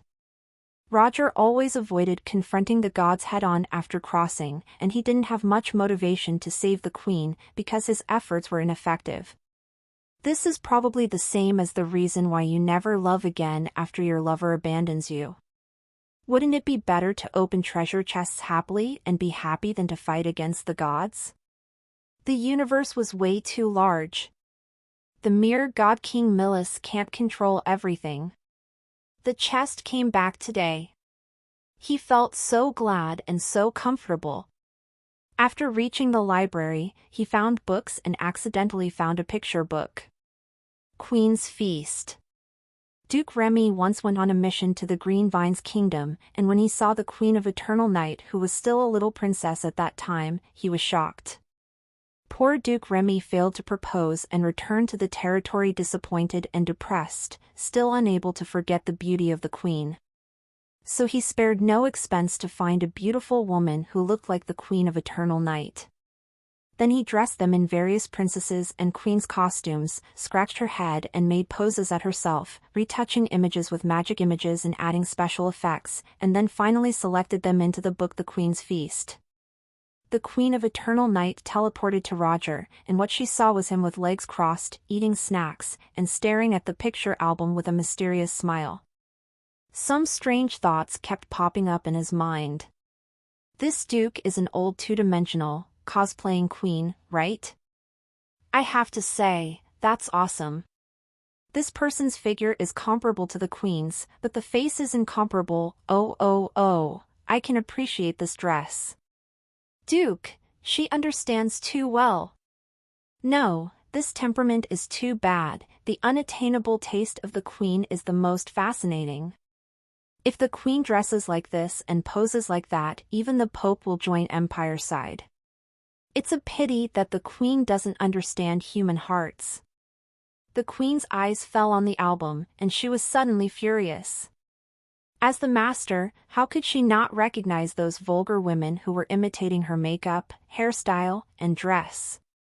And then put on all kinds of unsightly looks to please men? Why is Roger looking so energetic? Dare to say that she doesn't understand human hearts? The Queen of Eternal Night became even angrier when she thought of Angelina's words. She snorted angrily and asked, "You call this hard work?" The picture album in Roger's hand burned directly. Because the Eternal Night Queen used the invisibility technique, Roger didn't know that the Queen was by his side. He was looking at it with relish, and then he felt that the album was hot and thought he was hallucinating. But it immediately turned from hot to hotter, and he finally realized that something was wrong. Good guy, this queen's body, a fire started to burst out. Has this Duke Remy also developed the burn after reading function for his album? Don't, you can't burn such a great piece of art. Roger hurriedly poured the tea he brought with him onto the album. It was the magical flame summoned by the queen, which seemed weak, but was inextinguishable. His reaction annoyed the queen, who was hiding on one side. What do you call a work of art? As for this unsightly thing, as long as you are willing to spend as much as you want, does it have anything to do with art? But Roger still regards it as a treasure and cares very much. She was speechless. The queen saw that Roger had taken off his jacket, slapped hard to try to put out the fire, and called out to the guards of the library. The Queen of Eternal Night cast the soundproofing spell first, isolating the small space. How can more people see this picture album? Does the queen want to lose face? The Queen of Eternal Night saw Roger struggling to save, but the album was still burnt to ashes. Even his coat was burnt, his hands were burned in many places, and his face was covered in black ashes. sitting on the ground idly. I haven't seen enough of my treasure picture album. I wonder if Master Remy has other works. If you come back to this big library to loaf around in the future, you will lose a lot of fun. Seeing his embarrassed and sad appearance, the Queen of Eternal Night lost a bit of her anger. This kind of book shouldn't exist in the world. Well, be ruined. When I go back, I will send someone to find this Duke Remy and kill him. Even if he is already dead, I will have bones and ashes dug out, and then let him die 100 times. How dare you make such a picture album in my image? How unreasonable. And this Roger, I don't want to see him at all. The Queen of Eternal Night was about to return to the palace but suddenly stopped. No, she came here just for fun, how could she go back with an angry stomach? I can't make him comfortable anymore. The Queen of Eternal Night thought for a while, walked to the door of the room, picked up a book, and released the invisibility technique. She looked at it as she walked, and then looked up unexpectedly. Roger? What are you doing sitting on the ground? See, Your Majesty. It happened suddenly, please forgive me for being disheveled. Roger looked up and saw that the Queen of Eternal Night was actually there, and quickly got up reluctantly to greet her. Unfortunately, not to mention the burning of the treasure picture book, I met this Queen of Broom Stars again. The Queen always sends maids to fetch the books, so why did she come here today? She won't cheat me again, will she? I have to find an excuse to get away quickly. On the surface, he was extremely respectful. He was the young master of the Charles family who was grateful to His Majesty. But his inner voices made the Queen of Eternal Night want to reward him with a death sentence. This fellow dares to call me a broom star? You also said that I was exhausting? The ministers, when they see me, all seem to worship me enough to give their lives. But this bastard wants to slip away? Okay, that's great, then I won't let you escape. There was a smile on the corner of Queen Evernight's lips. Looking at Roger dressed like this, I think it's because the temperature in the big library is too high, which affects the mood of young people reading books. Come here, I shall help you, just read books here in peace, okay? She summoned the core of the temperature control array and directly lowered the temperature of the room by 10 degrees. To facilitate the preservation of books, the temperature of the big library is low. Roger used to feel fine wearing a coat, but now it has dropped 10 degrees, and he is shivering from the cold. But facing the Queen's question, he had to grit his teeth and say, okay. And the Queen of Eternal Night didn't leave, she found a chair and sat down, and waved to Roger. Roger, tell me, what good book were you reading just now? Why is the Queen asking me this? I do not feel hot, even my coat is burnt. I'm going to freeze to death. A good book? Does finding a photo book of yours count? Does that mean you must not rub me? Your Majesty, there is frequent turmoil in the 17 nations, and countless national affairs are waiting for you to deal with. How can you waste your precious time on me? When the Queen asked, Roger didn't dare to refuse to answer. Is it more important for you to silence than the answer to the Queen? If he dared to say this, he was afraid that the Queen would directly kill him. So Roger had no choice but to sit carefully opposite the Queen. Hiss! This Queen is good at picking position, and she just picked it out under the air vent. He grumbled and replied, I searched around today, but I haven't found any book that interests me. Seeing Roger's face full of reluctance and his neck shrinking in the cold, the Queen of Eternal Night's gloomy mood rose a little.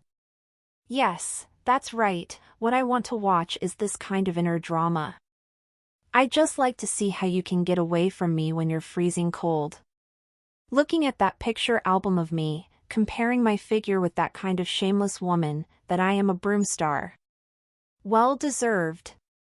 The Queen said again, it seems that your reading standards are very high. Then tell me about the results of your reading these days. Roger sneered. I was casually looking. How can there be any results? The Queen smiled. That's not right, but Angelina said that her younger brother is hardworking and wants to study for the rise of the Empire. I'm waiting for you to get out of the mountains and lead the rise of the Empire. My sister misunderstood me. Roger almost vomited out a mouthful of blood. My dear sister, we can just say those words in private. How dare you repeat them to Her Majesty? She has swept across 17 countries and established unparalleled achievements. The Green Vine's empire is in full swing. How can she rise further? Explore Tati stories at no/l/bin.cm. The question is on my head now. How should I answer? Oh, no, I'm the one who wants to loaf around. Roger suddenly reacted. He didn't need to think about the answer to satisfy His Majesty. Answer truthfully and you're done. Your Majesty, you know me, I just love to brag. That is to tell my sister not to arrange for me to be an official. I came to the big library to loaf around, and I specially picked novels, pictures, and various unofficial stories and gossip. You want to hear it. The face of the Queen of Eternal Night suddenly turned gloomy. I don't want to. Roger Charles, do you mean to serve the Empire and wrong you? Aren't you afraid of wasting time like this and being ridiculed by others? Roger immediately replied in panic, Your Majesty, it's not because I don't want to serve the Empire, but because I know myself and my limited ability. I can't help the Empire, so don't cause trouble for the Empire. If I don't cause trouble for the Empire, I can already do it. The greatest contribution. As for the loss of a little reputation, as long as the Empire is strong, I don't care. Your heart, this idea, is not wrong. The Queen of Eternal Night's expressions softened slightly. Indeed, it is also a good thing for people with insufficient ability to be self-aware. Doing nothing is better than an official who is a layman who acts as an expert, who is just talking about soldiers and blindly commanding, causing losses. Just then, she heard Roger's voice again. Fortunately, the Queen was fooled by me too. As long as I pretend to be a mediocre person with the arrogant character of the Queen, I can take a detour when I see her in the future, right? She is leaving, this witch queen is finally leaving, so I am being let go. Don't bother me in the future, I'm freezing to death. The Queen of Eternal Night listened to such a heartfelt voice and saw the heroic expression on Roger's face as if she was willing to bear the eternal infamy for her country. She understood. You bastard, can you pretend like that? She was almost fooled by him pretending to be stupid. Eternal Night Queen, who was about to get up, snorted and sat down again. Want me to go? I'm not interested. Can I help you? She looked at Roger with a smile. Roger's blood all works for the Empire, and they are a rare loyal minister, so you won't refuse to talk to me about national affairs, right? I'm stupid, I don't know how to run the country and I'm afraid that empty talk will mislead the country. You don't need to talk about it, just listen. Now I just need a loyal confidant who won't talk nonsense to sort out my thoughts. She swept over the sight, her eyes as sharp as a sword. Roger was helpless, he could only nod his head and shout, being a confidant for Her Majesty, this minister is fortunate enough. I've already lost my ability, and so if there are any problems with my loyalty, I'll die. This queen is too difficult to deal with, I admit that I am a waste and yet she still won't let me go. I vomited. Queen, what do you want from me? In the cold library, Roger was acting crazy about the Queen's latest action. But no matter how sad your heart is, you still have to be grateful and honorable. The Queen also wanted to test him. Because he could see through the real identity of gods. He said he just wants to loaf around, just wants to be a wasteful brother. She can't believe that. Before saying anything, please explain your spiritual power, okay? Without a lot of hard practice, it is impossible to have such spiritual power. First, she spoke of the turmoil of the 17 countries. Those people are losers, don't worry. Roger pretended to act like her fan. This should be the butterfly effect of banning the mission of the Church of the Seven Gods, right? The foolish people of the 17 kingdoms are really stupid, and they don't even know that they are used by the gods as spearmen. Although it's just a group of fools, it's troublesome to make trouble. The empire is troubled by internal and external troubles, and the military force is probably going to be tight. She felt happy to listen, but soon she became angry. He's playing with me. When I mentioned the turmoil in the 17 kingdoms, he immediately thought of the gods, and also analyzed that the empire's troops were insufficient. Ordinary generals of the empire do not understand the big picture. He's pretending, but he's very smart.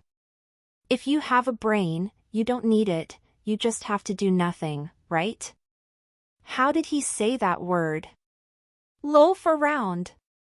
She thought the picture that Roger lay on the bed and lost his dream. Real image.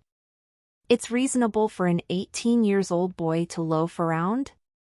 Just say you want to disguise, but we can also maintain a tacit understanding, secretly pass news, secretly help me build an empire. The gods are not omniscient and omnipotent. With me at the front, they will never notice you, little guy. Why are you cowardly? The more she thought about it, the angrier she became. She turned the tide on her own, swept the 17 countries, and had clear rewards and punishments. She combined strength, beauty, and wisdom. Isn't it worth helping? But she must endure it, and not let him know the secret that she can listen to his heart. If it makes him alarmed, there may be no interesting complaints to listen to in the future. Thinking of this, the Queen of Eternal Night can only hold off on Roger's deliberate hiding for the time being, and she has to use Roger's tree hole on the surface. She remembered Angelina's thought. She concluded, the right minister loves the people of the world. She suggests taking it slowly, but I think it's too slow. Roger admonished respectfully, Your Majesty, the haste is not enough. Governing the country cannot be successful overnight. You must not be too anxious. The Queen was not in a hurry to express her opinion. Because she knew that Roger's voice was the key, and in his chaotic thoughts, digging for golden shit was the top priority of this question. Take it slowly? Let the 17 countries appreciate the goodness of the empire and naturally surrender? Stupid sister, wash and go to sleep, that's a pipe dream. Besides, how can the empire now have time for you to do it slowly? No matter how strong your internal affairs ability is, you cannot create something out of nothing to support the people of those 17 countries. The people of the 17 kingdoms are used to pretending to sing their praises on the surface. When the empire needs them one day, tax and labor will be imposed on them, and the people will immediately turn their faces and deny them. And treating the people of the 17 kingdoms so well, what would the local people of the Green Vines Empire think? After 10 years of hard work, sweeping the world, and finally supporting foreigners? Are the imperial people inferior instead? His sentence-by-sentence analysis was shocking, and the Queen of Eternal Night immediately figured out a lot of things. Just thinking about the 17 kingdoms, but forgetting the thoughts of the people of the empire. They fought hard for 10 years with me, but in the end, my treatment of them was not that good like as that of surrendered bunch. This really shouldn't be it.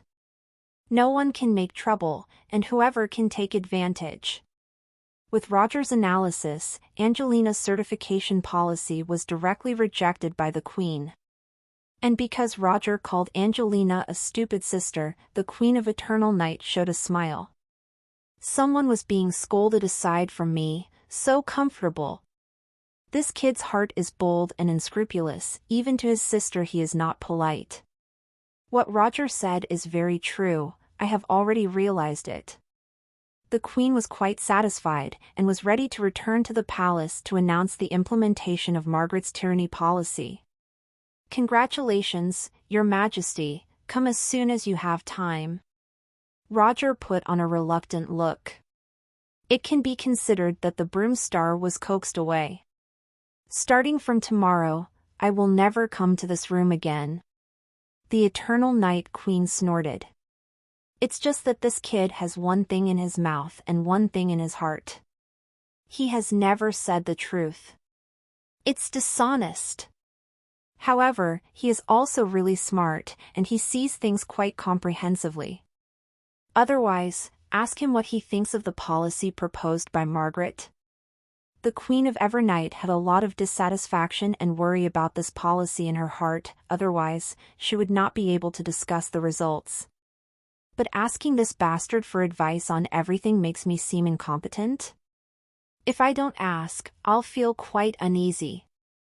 The queen, who has always been decisive in killing, is rarely tangled.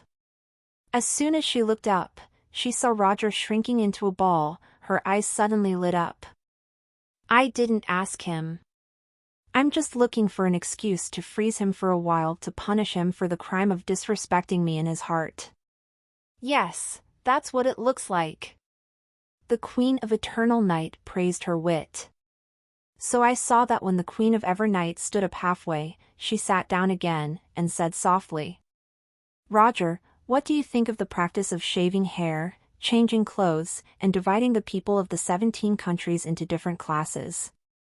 Ah, is this Margaret's idea?" "That's right, there are other supporting plans such as..." The Queen of Eternal Night spoke eloquently. Roger shivered as he faced the fierce wind. No, why didn't this woman leave? Isn't the old cold legs blown out in such a short time? My God, she started chatting again, women are such long-winded creatures.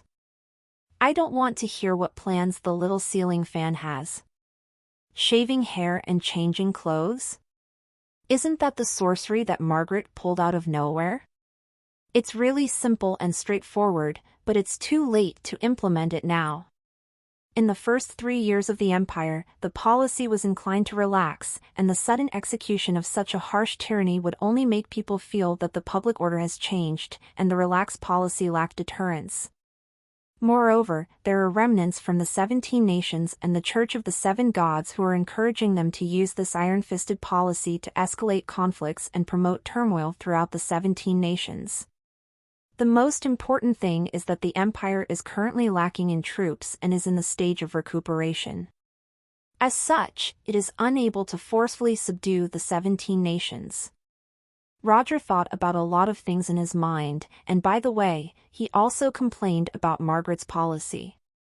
But the words were concise and comprehensive. Your Majesty's plan is wise, and it will have an immediate effect. The Eternal Night Queen has become accustomed to his style. Visit no v 3lb/n.cm for new OVL. As soon as this kid opened his mouth, his words were like gas, without substance.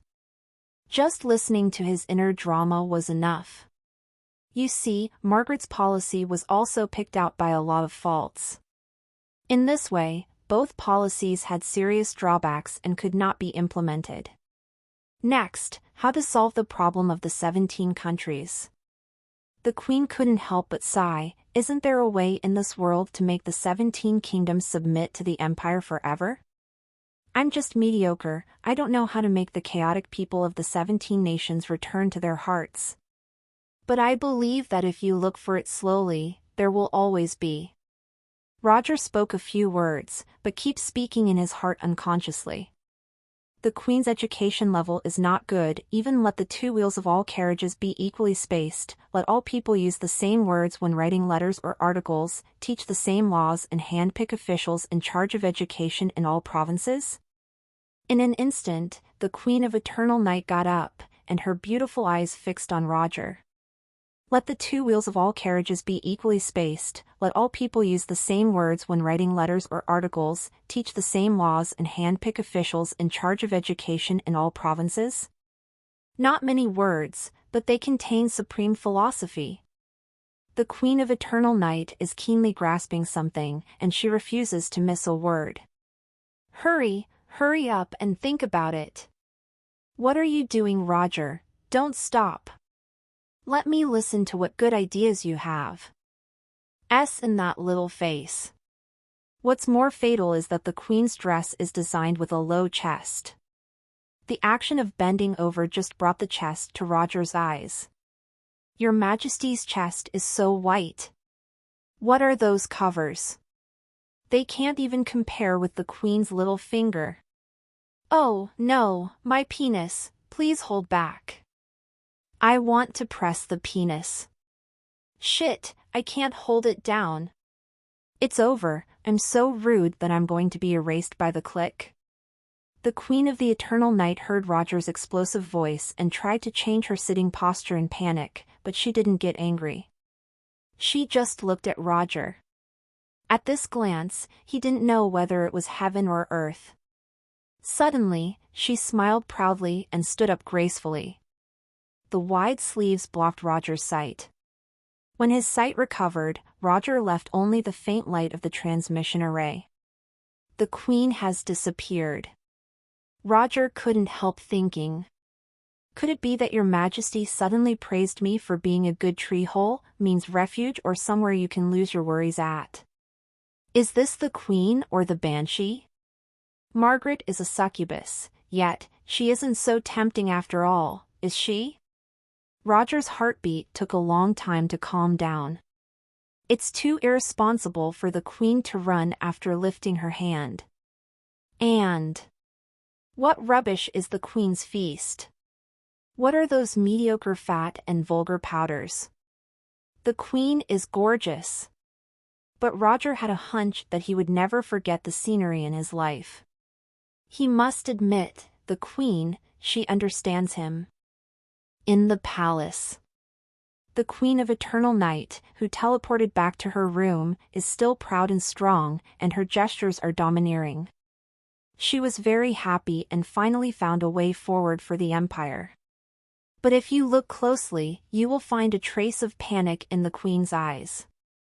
I ran away after teasing, it was a little overstimulated, all west ch.rs on n.o/vli/n/.cm. She has killed countless people, but she has no experience in love. At that time, she was just thinking about how to reward Roger for solving the dilemma of the Empire. Money? Noble title? Weaponry? It seems that the kid is not too rare.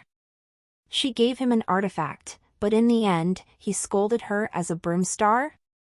The Queen was puzzled and aggrieved. Or a work of art.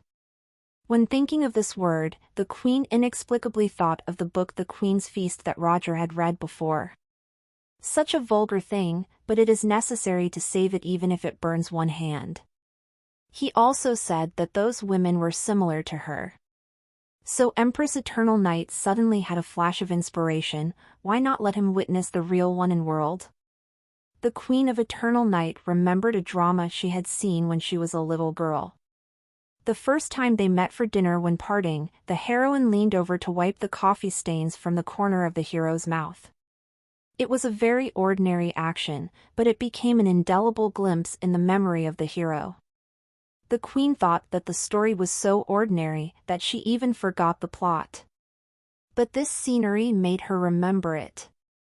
The actor without such a beautiful face, the combination of action, atmosphere, scene, and expression is so beautiful that it makes people forget their worries. Would it be worse than that well-known actress? After all, I am 100 times more beautiful than her. The real people don't come here to please, but read those bad books, and I will cure your blindness. Facing the air, the Queen made an unrefined gesture of squinting eyes. Then she covered her mouth and snickered as if she had done something bad. She hadn't been so relaxed and happy for a long time. Listening to that bastard's unscrupulous complaints, I felt that I returned to childhood and become young again.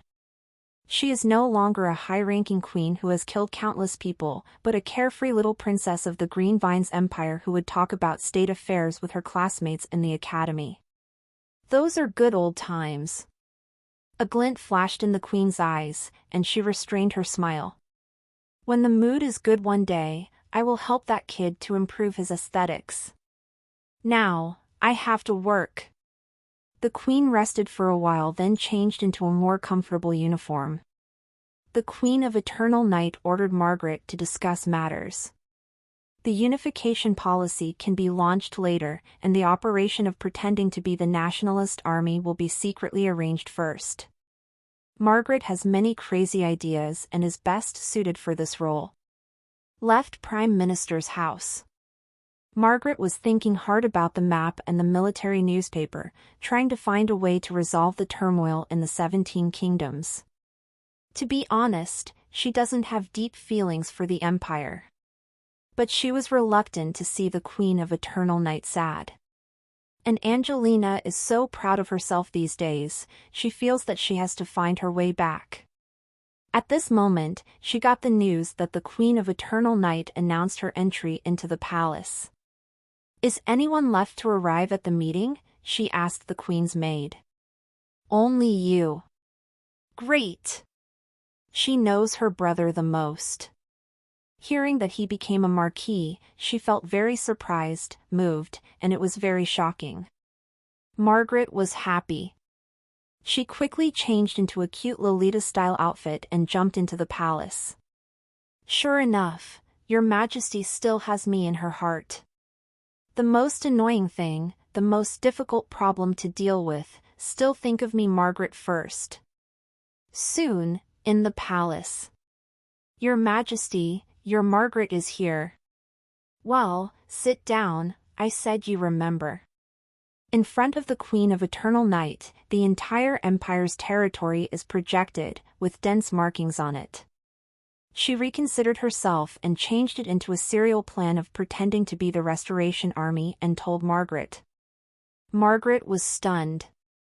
Those peach blossom eyes that are always watery are shining brightly, and the heart of looking at the Queen of Eternal Night is about to melt. "Your Majesty, she is a great lady."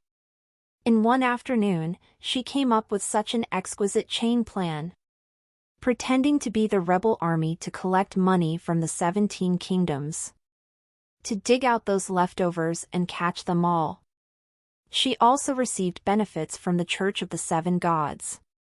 The most important thing is that this thief called to catch the thief directly pushed the people of the 17 kingdoms into the embrace of the Empire. This is a top-tier strategy that kills 4 birds with 1 stone. It just so happened that in the old land of the 17 kingdoms, the atmosphere of caring for the homeland has risen, and the establishment of the Restoration Army is also logical. The implementation of this plan should not be too simple, and the harvest should not be too high. Who would have thought that this was a small trick by the Queen? All the main points will be made clear soon. The Queen of Eternal Night asked. "Have you remembered everything? This minister has memorized it all. How sure do you think you are?" "I have full confidence to use Your Majesty's clever plan to clean up the remnants of the 17 kingdoms, and then let the conspiracy of the Church of the Seven Gods fail." Margaret answered with absolute certainty. "Okay, I believe in your ability. This matter needs to be quick and secretive. You are directly responsible to me. During the action, you have the right to enter the palace and face the saint at any time." "Thank you, Your Majesty, there is one thing I don't understand now." Margaret pretended to be serious and said, "Your Majesty, how were you able to think of this excellent plan?" "I've been searching everywhere and I haven't been able to come up with a new solution." And now Her Majesty quickly came up with such an imaginative, simple, and easy-to-operate solution with many benefits, and secretly murderous plan. "Could Your Majesty share your wisdom to this me?" Of course, the Queen of Eternal Night heard that this little girl was using questions to flatter her. But she is in a good mood now, and she happily didn't expose it. Because it's a good idea. She also contributed a lot of details. At least it can account for 4 successes, right? However, the Eternal Night Queen still told the truth. I was not the one who proposed this plan in the first place. Could it be Lord Marshall? No. Is it Dean Hall? Neither. Margaret suddenly changed her face. Could it be that blue? Okay, stop guessing, you are the Prime Minister anyway, so can't your belly be bigger? The Queen of Eternal Night shook her head helplessly. It's not Angelina, it's a civilian magician I met in the Great Library. Margaret said unexpectedly, civilian? Then why didn't Her Majesty recruit him to become an official? The Queen of Eternal Night suddenly looked strange. She gave Roger the chance to serve, and Angelina also arranged it. It's just that the guy found a lot of excuses to hide. He just wants to loaf around. The Queen felt a bit embarrassed because she was not charming enough. So she could only sigh with regret. He said that he was still young and wanted to study more at the big library first to gather knowledge, before becoming an official. A shame. Margaret sighed. The commoner who came up with such a plan is smart and vicious, it suits her very well. I am willing to give the title of the #1 poison in the Empire to this person. He played with the human heart in the palm of his hand. Margaret is out of the palace. In addition to pretending to be the Nationalist Army, she also remembered 3 keywords: big library, young, and civilian magician. The commoner magician was unwilling to become an official in the court. Judging from Her Majesty's demeanor, it was very regrettable. She, Margaret, the smartest, most considerate, most beautiful, and most lovely Chancellor around Your Majesty, of course, she must take the initiative to share her worries for Her Majesty. She decided to go to the big library as soon as the operation was over. If you have the chance to meet this civilian magician, you must persuade him to become an official in the court and serve Your Majesty. Even if he steps back 10,000 steps and is still unwilling to be an official. As long as he and her has a good relationship and gives him advice, he will surely be able to perform well in front of Her Majesty, right? When the time comes, what will the lady of the blue hair argue with me? I have a peerless staff, and she has only one trash brother. Ha ha ha ha. Margaret was very proud and thought she had the winning code. At the same time, in Charles's house, Roger came back home after the Queen left, and had a hot water bath. The library was made so cold by the Queen that when he finally escaped he was afraid that he would catch a cold. Roger lowered himself into the hot spring, feeling the coldness being driven out a little bit, and could not help but narrow his eyes comfortably. He used to have a dream that his house had a tub. But after working for several years, he finds out that freelancers are also not free and live in a rental house. Which landlord will install a bathtub for you? Now that I've transmigrated, I have access to the Duke's mansion's private hot spring. 2 young and beautiful maids helped him massage with their little hands. Roger was really satisfied with this kind of life. How good would it be to loaf around in peace for 10 years and open a treasure chest every day? But while he didn't know why, he was extremely worried. The something going to happen feeling grated at his nerves. When I saw the Queen this time, I didn't get a knighthood, and I didn't publicly give a toast to an artifact or something. There shouldn't be another wave of big news, right? He just acted like a tree hole and chatted with her for a while. Such an ordinary encounter and separation should not interrupt his great cause of finally getting back on the right track, right? Roger pondered and thought that his performance in the afternoon was still excellent. He said he couldn't work for the Empire and asked stupid questions mixed in with flattery. This is what a bastard is. As she likes going to Charles's house, she would consider him a waste. So, although it was frozen, he still established his personality, and then isolated it from the word reuse. In the end, she gave me a little benefit, obviously thinking that I was a womanizer. This is great news. As his personality was established, not remembered by the queen, in this huge capital, who else can make him stop loafing around? So he shouldn't be feeling worried. Just to avoid the same things happening again, he prepared something. After playing in the hot spring until dinner time, Roger bid farewell to the two maids and climbed ashore. The happiness of the rich was unimaginable before. At the canteen, Angelina was working and didn't come back. He was alone for dinner. The house being too big isn't good, it's so lonely here. He sighed. It's fine to have a sister on weekdays, but now I'm alone, and the home seems a little deserted. After dinner, he asked the housekeeper and let him buy something. The housekeeper said hesitantly, "Young master, but you've run out of money." The Marquis' salary of 5,000 gold coins that he received for a month before was spent directly to build a two-way teleportation array from Charles Manor to the Great Library. Roger was a little displeased. Use the one from the government first. This is the tuition fee. My sister will approve of it. I can make it up after I receive my salary next month. Okay, young master. Seeing that he lost his temper, the housekeeper responded quickly. Looking at the butler's back, Roger snorted. I'm a young master who can't even spend money lavishly? No way. To spend money and look forward to the future, isn't that what loafing is? After all, we don't have dreams that need money to be saved in order to fulfill them. This night, he couldn't sleep well again. Closing it is the face of the Eternal Night Queen, which is difficult to determine. I'll just say that this queen is a murderer, right? Roger is so annoyed.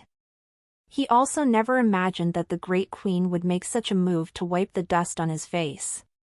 But it's also so beautiful. No, how could she be so beautiful?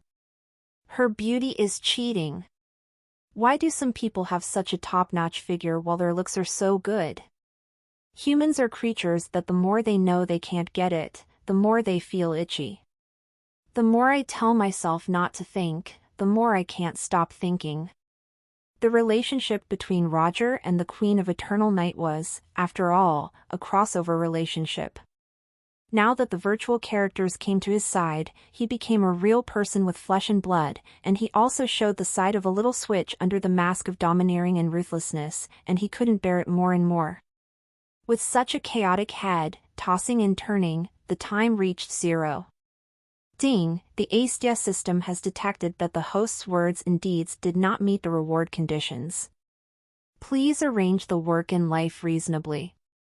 Roger's hot brain is like a tropical fish falling into the Arctic Circle. What? What's wrong? My words and deeds yesterday were not low-key, not enough to loaf around? In the face of the Queen, she insists on taking the waste route and does not waver. Can you tell me how else I can loaf around in this dog system? He questions silently in his heart. It's a pity that his system is like an indifferent goddess. She just posts they are not suitable every day, and will never explain more. In the end, it is up to Roger to ponder and analyze on his own what words and deeds have he doing before. So my plan failed because of the Queen? Roger wanted to cry but had no tears. Could it be that because the Queen of Eternal Night has too much influence on this world, any contact with her will have a butterfly effect, causing the karma on his body to continue to rise? And ultimately not meet the standard of loafing around? But again, a treasure chest was dropped by the Queen. And Roger's previous hotness was dissipated. There was another problem with the life-saving reliance system. And the desire for sex naturally dissipated. He reconfirmed that only the Aestia system or the Queen of Eternal Night can survive. Then is there any hesitation to choose EAD new chapters on no/v/e/ln.com. Goodbye, Your Majesty, we are destined to have no fate, I really can't work for you. Roger closed his eyes indifferently and soon fell asleep with a happy heart.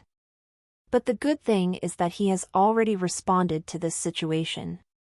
Although it may not be effective, it is better than doing nothing at all. Right? Early the next morning. The butler has everything Roger needs. After all, he is the Prime Minister's subordinate, so his ability to handle affairs is still good. Roger's new purchases of equipment are as follows.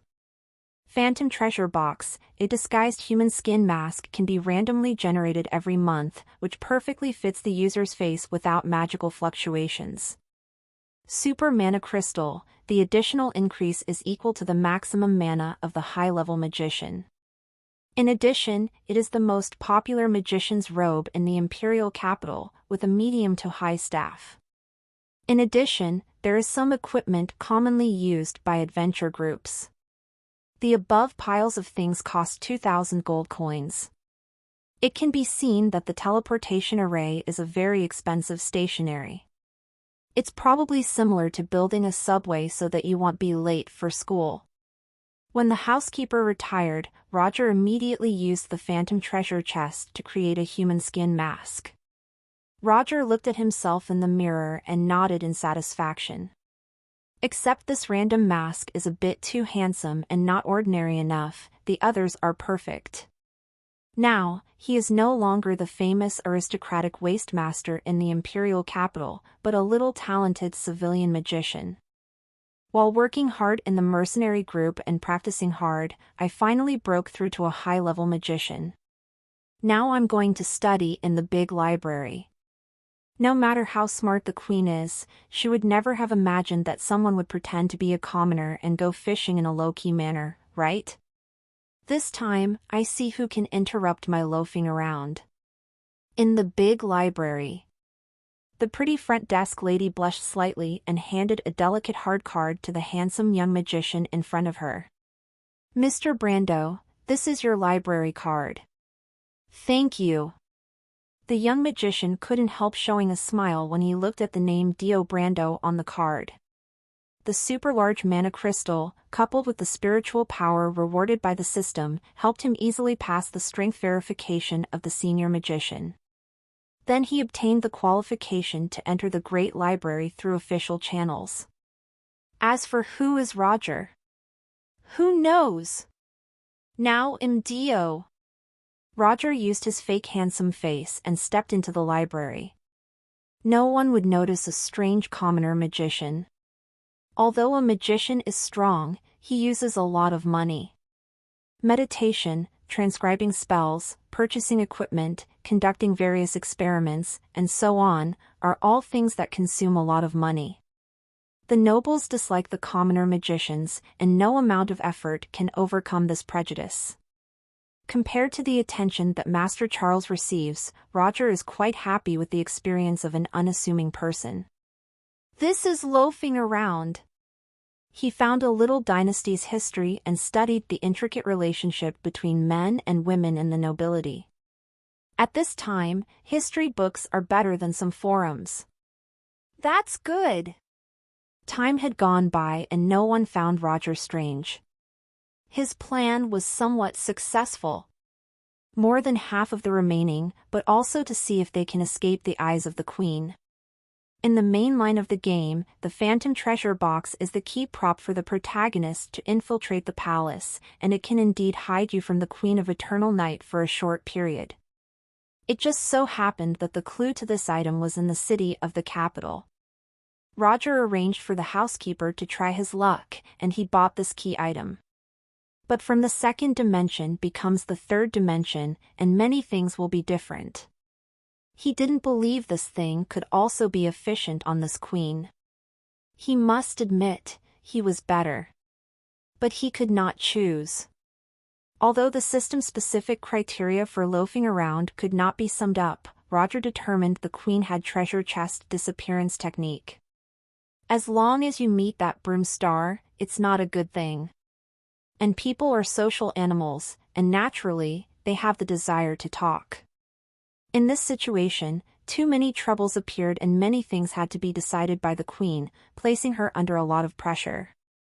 The queen is also a human, she also needs to communicate. But she was the symbol of the empire, she can't show weakness. There are many things she can't talk to others, even those who are closest to her. So Roger became special. Born in the Charles, will not rebel. His ability is simple, he doesn't have ambition. He does not participate in the imperial administrative system. He wouldn't say the things that the queen told him. What's the meaning to the queen? Meaning a reliable tree hole. This was his analysis. Why did the queen find him to talk in such a big library? He also has this effect. There was no doubt that the queen is so beautiful. In his memory, women like to talk. He used to date a video maker, the maker invited him to have dinner. He also wanted to have dinner and agreed. It turned out that the new store was delicious, the only regret was that the female video maker was too talkative. She hadn't stopped talking when they had dinner. Afterward, she sent him a message, saying that we had a good chat and she wants an opportunity to eat again. He felt stunned. He even not spoke more than 10 sentences. Do you call this a good chat? So he blocked that girl. When Roger chose to disguise, he had to beware that the Queen of Eternal Night became addicted to his tree hole. If he could choose, he would never want to come to the big library again in his life. But he need to come here again. Angelina was watching him. If he stayed at the house, she would make him work. This is the suffocating life of the queen before and the sister after. It's torturous to loaf around, and the future is bright. Hold on, I can still loaf around. Roger looked at the history book in his hand and quickly replaced it with a new one. Hiss, these nobles are even more chaotic and exciting. So good! For several days Dio Brando was reading history books in the Great Library, criticizing the shameless life of the nobles. The waiter passed by, pushing a trolley and distributing the just-released Queen's Achievement to the guests in need. In the first year of the Eternal Night calendar, the Queen ordered her private magician advisory group to research related technologies and publish the world's first newspaper. The series of information that Roger released shocked the imperial capital before was expanded by this breaking news headline. This is the fastest way to obtain information at present. Relying on advanced magical messengers to deliver news, what happened at the border yesterday can appear in the newspapers this morning. The Great Library distributes the latest edition of the Queen's Achievement for free every day. The cost isn't high and it can make the masters feel the wisdom and generosity of the Queen. Why not do it? Roger also reached out for one. Today's headline is still the turmoil of the 17 kingdoms. This scale is bigger than expected. The Restoration Army established by the bereaved family was able to capture the provincial capital? No, there is something wrong with the leader of the Restoration Army. Roger browsed the news on the front page and suddenly frowned. He stared at the announced leaders of the Restoration Army, made their faces older and more vicissitudes of life, and then replaced them with imperial military uniforms. There are 10 generals of the Restoration Army, and 9 of them are imperial generals. They appear in the plots of later generations. The last one is the Marshal 10 years later. So, the Restoration Army, which has been making a lot of noise, was sent by the Empire to be false actors? Rewatching the news with such conjectures, Roger confirmed this from many details. 7 sit n valb/n. C/m for L test vels. These Restoration Army people brought themselves up violently in the 17 countries, gathered the bereaved families from all over the country, and begged for benefits from the Church of the Seven Gods. It was estimated that it would not be long before the frogs boiled in oil, forcing the people of the 17 nations to jump into the embrace of the Empire. This is the 4 birds with 1 stone plan? As expected of the Queen of Eternal Night, this is the solution she thought of when she was chatting with me before? It's amazing. It's similar to mine, but it's more subtle and sinister than I thought. Roger couldn't help but admire the queen. No matter how strong the queen is, the amount of information she has access to is not comparable to that of an ordinary person born in the internet age. Roger was standing on the shoulders of giants when he thought of pretending to be the Restoration Army. But there were no similar tactics in this world before. The Queen of Eternal Night started from nothing, relying on her ingenuity to design a plus version pretending to be the Restoration Army. The Queen of Eternal Night deserves to be the #1 king in this world through the ages. Roger couldn't deny that this feeling of being on the same side as the final boss is not bad. Give him the illusion that if I have that kind of combat power, I can sweep the 17 kingdoms too. This time, the turmoil in the 17 nations should be resolved smoothly.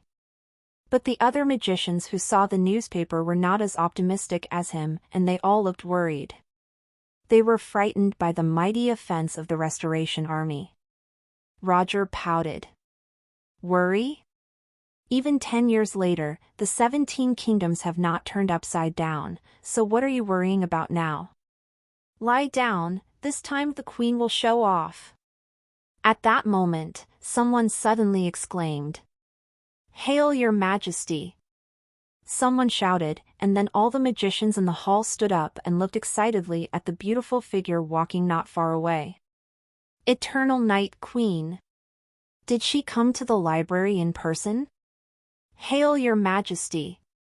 In the crowd, the corners of the young Dio Brando's mouth raised, and they saluted together without any special features. It's time to test my results.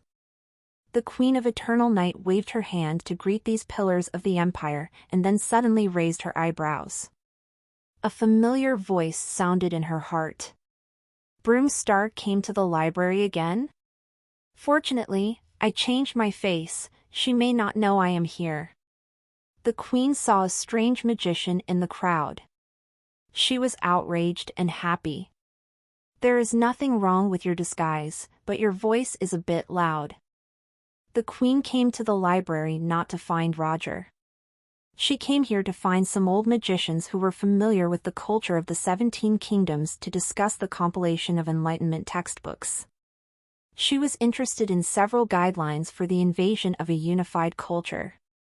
Use your own stories to write teaching materials. Thinking that young people in the future will all grow up reading her achievement, she couldn't help but feel so excited. Roger's idea was recognized by the Queen. 99% of the imperial people are fans of the Queen of Eternal Night. When they heard that the Queen's edition of the Enlightenment textbook was to be compiled, they were shocked. This idea is great, small changes, big gains. Raise the might of my empire. The plan will be finalized soon. The Queen has made great achievements in her life, and there is a lot of content worth writing about. Enough to write 10 textbooks. When the turmoil in the 17 nations subsides, it will be compiled here, and then it will be promoted nationally. Before leaving, the curator sincerely invited the Queen to visit and see how much the magicians thanked her for building this great library. Your Majesty, you haven't visited your masterpiece after it was built. The fat curator nodded and bowed. Hearing this, the Eternal Night Queen couldn't help but look delicate. She secretly looked for Roger before and didn't tell anyone, not even the curator. After all, the protective formation here is designed by her, and there are many back doors that only she knows. Looking at the resentful eyes of the curator and the eager expectations of the magicians next to her, the Queen agreed. The Greenvines Empire is known as the #1 power in the mainland, and it is one of the strengths of the number and quality of magicians who look down on the surrounding countries. She attaches great importance to the training of magicians. The magicians also have great respect and admiration for the Queen of Eternal Night. This is the top of this profession. The Queen of Eternal Night made the magician class grow to the level of being on par with the gods. Even the magicians of the original 17 kingdoms worshipped the Queen. This class is also the fastest and most thorough after the Empire swept the 17 countries. Before the tour, the Queen of Eternal Night took a special look but did not find the special zero magic coordinate of Roger. Although the Queen tolerated Roger's many disrespects, she couldn't always stand it. She is the kind of person with a strong desire to control, otherwise, she would not be a nerd. She met Roger twice, who had complained more times than she had heard after being on the throne all these years. If it weren't for the fact that what that kid said was useful, the Queen would have burned him to ashes long ago with that book. In this time of visiting the Great Library, she wanted to listen to her subordinates shouting her achievement, and naturally, she didn't want to be disturbed by that bastard. Sure enough, wherever the Queen went, the noble magicians on weekdays were as excited as they were bulls. I finally saw the Queen. Seeing that her prestige had not diminished back then, the Queen of Eternal Night was relieved. Being repeatedly disliked by Roger, she thought she had withdrawn from the version, all test novl on novelben/.cm. Looking at the attitudes of these magicians, she felt that she could do it again. Just as the monarch and his ministers were enjoying themselves, suddenly the Queen of Evernight heard a familiar broomstar. Tracing back to the source, she saw an unfamiliar face. And Roger was in the crowd, and he didn't have to face the Queen's coercion, and his heart activities were more unscrupulous than before. Oh, these magicians are so excited when they see the Queen, like a brainless fan picking up a celebrity? My God, there are still people who are so excited that their magic power goes out of control. Has this Queen brainwashed her subordinates? Hey, did she come here? She won't chat with me again, will she? Oh no, it's not easy for me, I'm Dio now. In the crowd, Roger shrank his neck first, then confirmed that it was safe, and then straightened his chest. Showing a fearless expression. The Phantom Treasure Box is a good tool, and the Queen did not see through his disguise. It was a unique voice broadcast.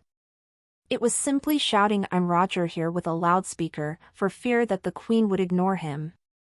The Eternal Night Queen's mentality almost exploded. I've been avoiding you, boy, but now you've even disguised yourself with a super large magic crystal, and sneaked up on your mother through the crowd. In terms of destroying the atmosphere, you are #1 in the Empire. And it's fine to complain about me, but now you're complaining about the loyal magicians of the Empire? Also, to put me and celebrities side by side? You bastard didn't talk about learning from others' loyalty, but instead called it a brain-dead behavior? No way. Deceiving too much. Shameless. I want to reward him with a slap. The Queen of Eternal Night smiled and said hello to the magicians, her fists in the sleeves of her robes were quietly clenched. If it wasn't for the wrong occasion, she would have let Roger's blood splatter.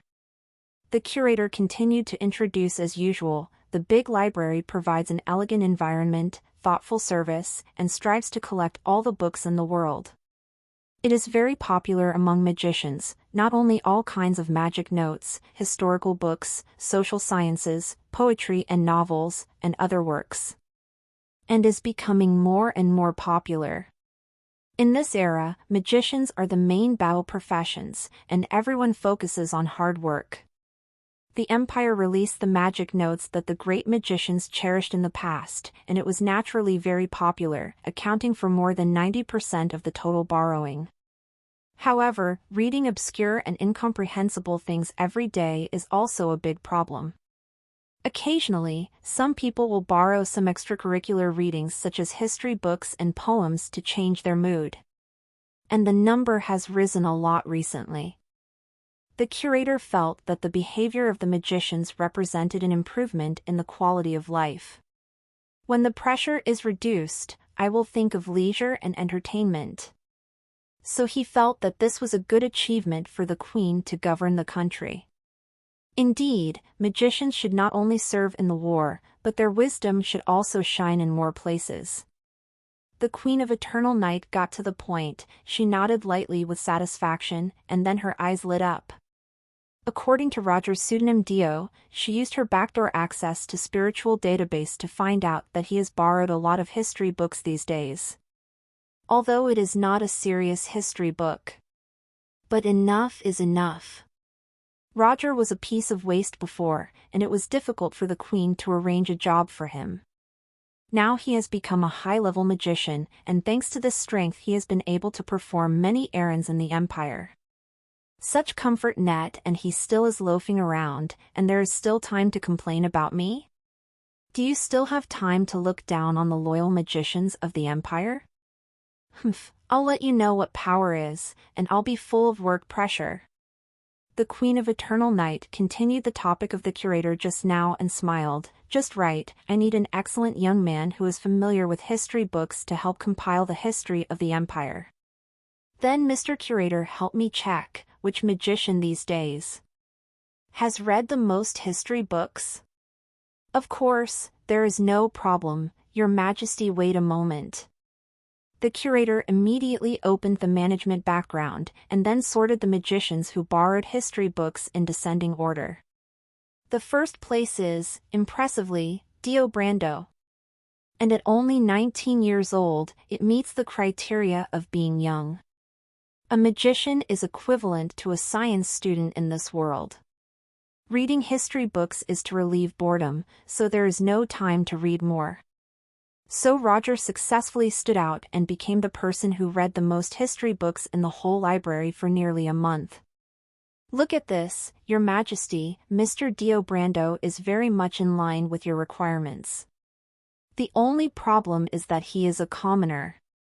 The conversation between the Queen of Eternal Night and the curator was not controlled in volume, and the magician in the room could hear it.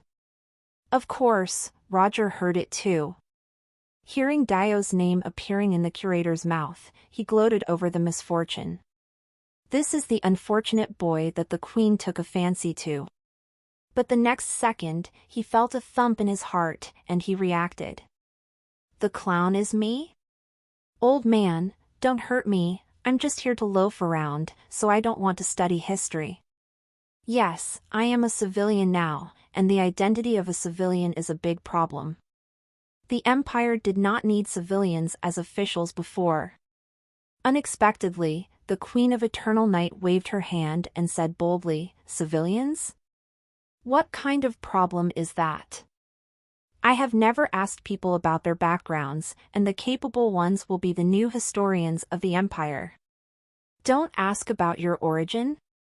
As soon as the speech that transcended the shackles of the times came out, many fans of the Queen knelt and shouted, "Your Majesty is holy. Your Majesty is an emperor through the ages." Many civilian magicians were moved to tears.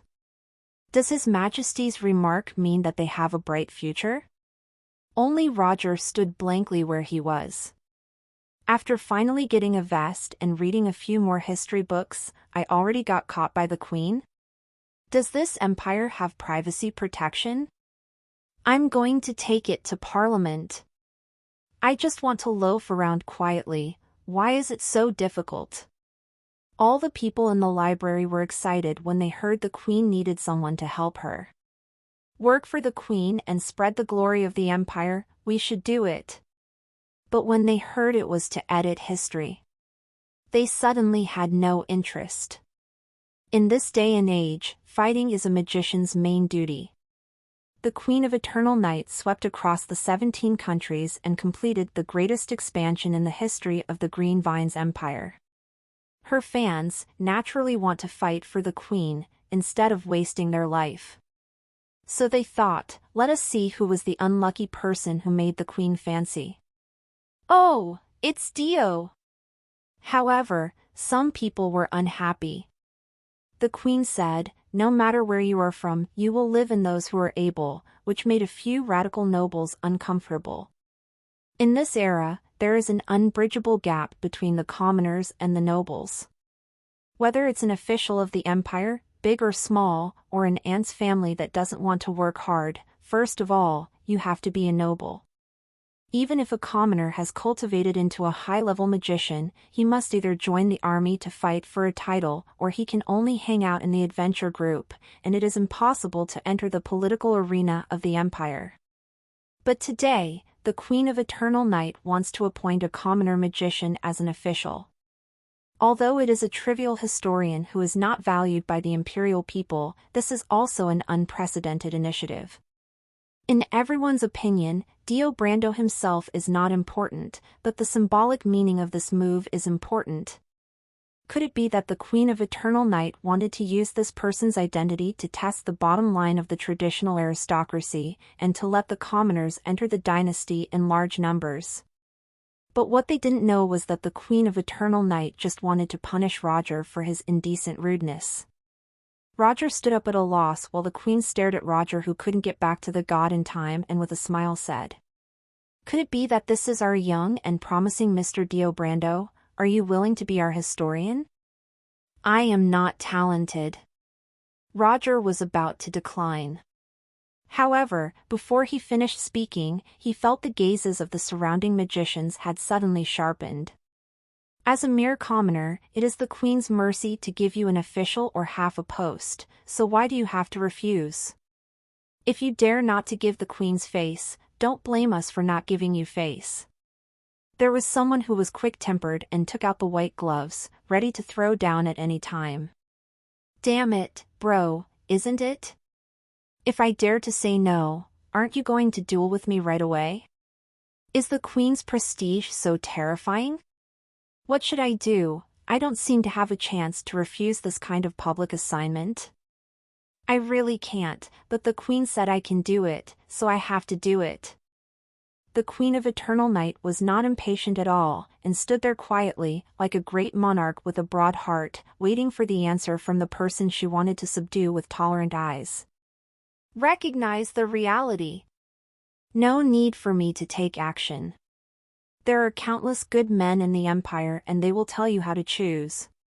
You are not the younger brother of the right Prime Minister now, you are just a commoner, no one will protect you if something goes wrong."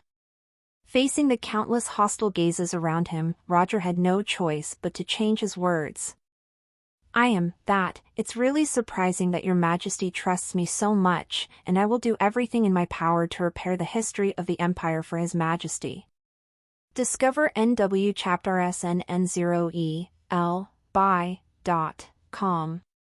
Okay, the curator will arrange your work later. According to the purpose. Roger minded mess at this time. No, this is settled. If there is no administrative exam or something, I will become a civil servant. Your Majesty, aren't you being too hasty? I don't know history at all, I'm a jerk. I can't afford such a big job. Should I identify myself as Roger Charles? No, that is the crime of deceiving the king, and there is no doubt that I will die. Hey, I'm so annoyed, this queen is poisonous, why did you choose me so coincidentally? The Queen of Eternal Night deeply took Dio's tangled and twisted expression in her heart, laughed loudly, and continued to visit the great library.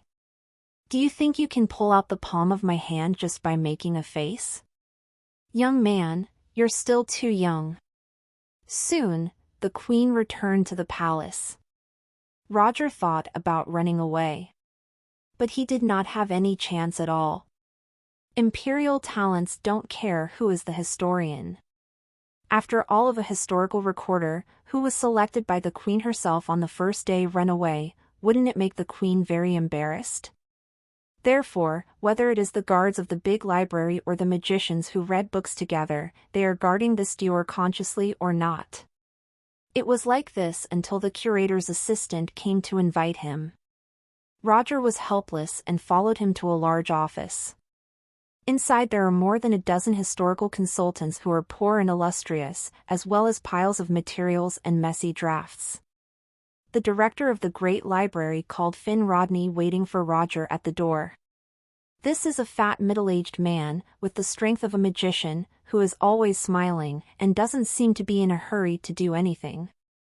he brought Roger to familiarize himself with the environment, and after introducing him to those scholars who were studying the history of the empire, he said earnestly, "The compilation of imperial history began in the first year of the Eternal Night calendar, but unfortunately the 5 historians were either sick or had an accident." "Wait, the accident you're talking about isn't..." Roger groaned in his heart. "You won't be a small historian, and your life is in danger, right? Don't worry, no one here dares to plot against imperial officials." Curator Rodney said proudly, and then showed a bit of helplessness. "It's just, you'll understand when you ask the consultants about the editing progress. Anyway, Her Majesty is quite dissatisfied with the delay of this matter. I hope Mr. Brando can produce some results as soon as possible to repay Her Majesty's trust." Curator Finn patted Roger on the shoulder and floated away. Roger was a little helpless. The pavilion's elder was a riddle, and he only spoke half of it. He had no choice, he could only ask those white-haired consultants. "Teachers, where is the history of our empire?" Roger's attitude was quite polite. After all, he doesn't know how to edit history, and he has to rely on these old scholars to lead him. The chief advisor of the expert group is called Freeman, an old man with a face as black as coal, who faintly spit out 4 words, "The Monu City incident." It turns out that the eve of the rise of the Queen has arrived. Scholar Jung immediately understood. The Monu City incident was the tragedy that led to the fall of half of the Green Vine's kingdom, and the little princess was forced to succeed as the queen. That year, when the Queen of Eternal Night was 16 years old, the neighboring kingdom of Wabruga attacked the city of Manu, and the king, queen, crown prince, and several children died. In an instant, the people were headless, almost on the verge of destroying the country. At this moment, the little Princess Octavia stepped forward, relying on her powerful magic power to attack the enemy generals and cause chaos, giving the kingdom a month of respite.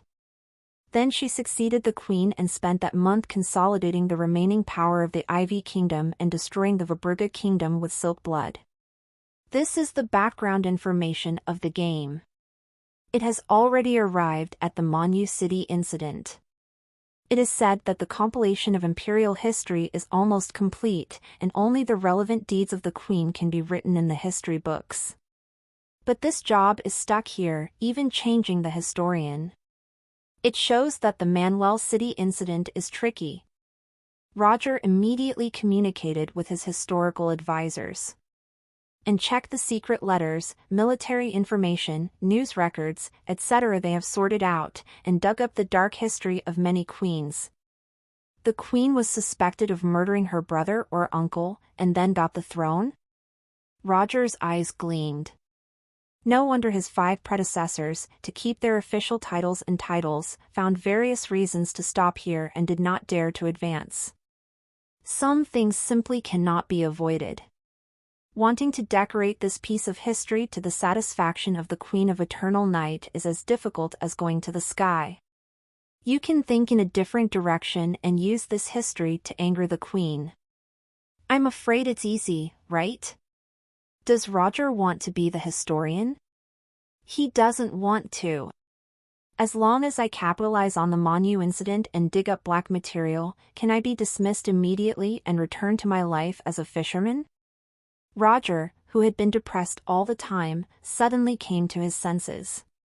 He felt that he had inadvertently found the answer to bring the great cause of loafing around back on track. These days, he loafed around at the library, but he didn't get the treasure chest rewarded by the system. He saw the Queen's achievement today and knew that the Empire was carrying out the operation of pretending to be the Restoration Army. He has confirmed. Because of the Queen, I lost my chest. Because he made a tree hole, he helped the Queen of Eternal Night to sort out her thoughts and caused variables that should not exist in this world. Although mainly because of the Queen's ingenuity. But because the Queen of Eternal Night had a huge influence on the world, he was implicated. It's like an intermediary selling a mansion. Although the commission is only 1%, it's still a lot of money. The result was, he didn't meet the standards of the system. The Queen hurts me. And because the action of pretending to be the nationalist army is still being carried out, and the follow-up cause and effect are also continuously generated, it is no use for Roger to lie down. He can only wait for the end of the Restoration Army operation, and the influence will be calmed down over time. And then use Dio's identity to low-key fish, to ensure the smooth progress of the great cause of lying flat. But Dio was caught by the Queen compiling the history of the Empire. Not to mention that this work is very heavy, and it may have a huge impact on the world after editing it. Therefore, this historian must not be me. Originally, Roger was preparing to take a risk, and he played a small episode in which Dio rammed Roger Charles and was hacked to death. It's just that it will keep Roger on the cusp for a long time. Maybe Angelina will be killed by righteousness, and she will be punished by nobles for killing commoners. So he never made up his mind to kill me because the consequences are a bit big. But now that he has learned about the real Manu City incident, Roger feels that there is no need to do something so troublesome. It forced away 5 historians, showing how difficult this history is. Digging deeper into the Manu City incident, it is easy to deduce the conclusion that the Queen of Eternal Night was not righteous. After all, the little princess is a very late heir, and the Qingting kingdom never had a queen. If the country is not upright, naturally the merits of the queen's face will also be stained and greatly reduced. The queen has many virtues, but no one can deny that she has a strong desire to control and likes to hear people sing praises to her.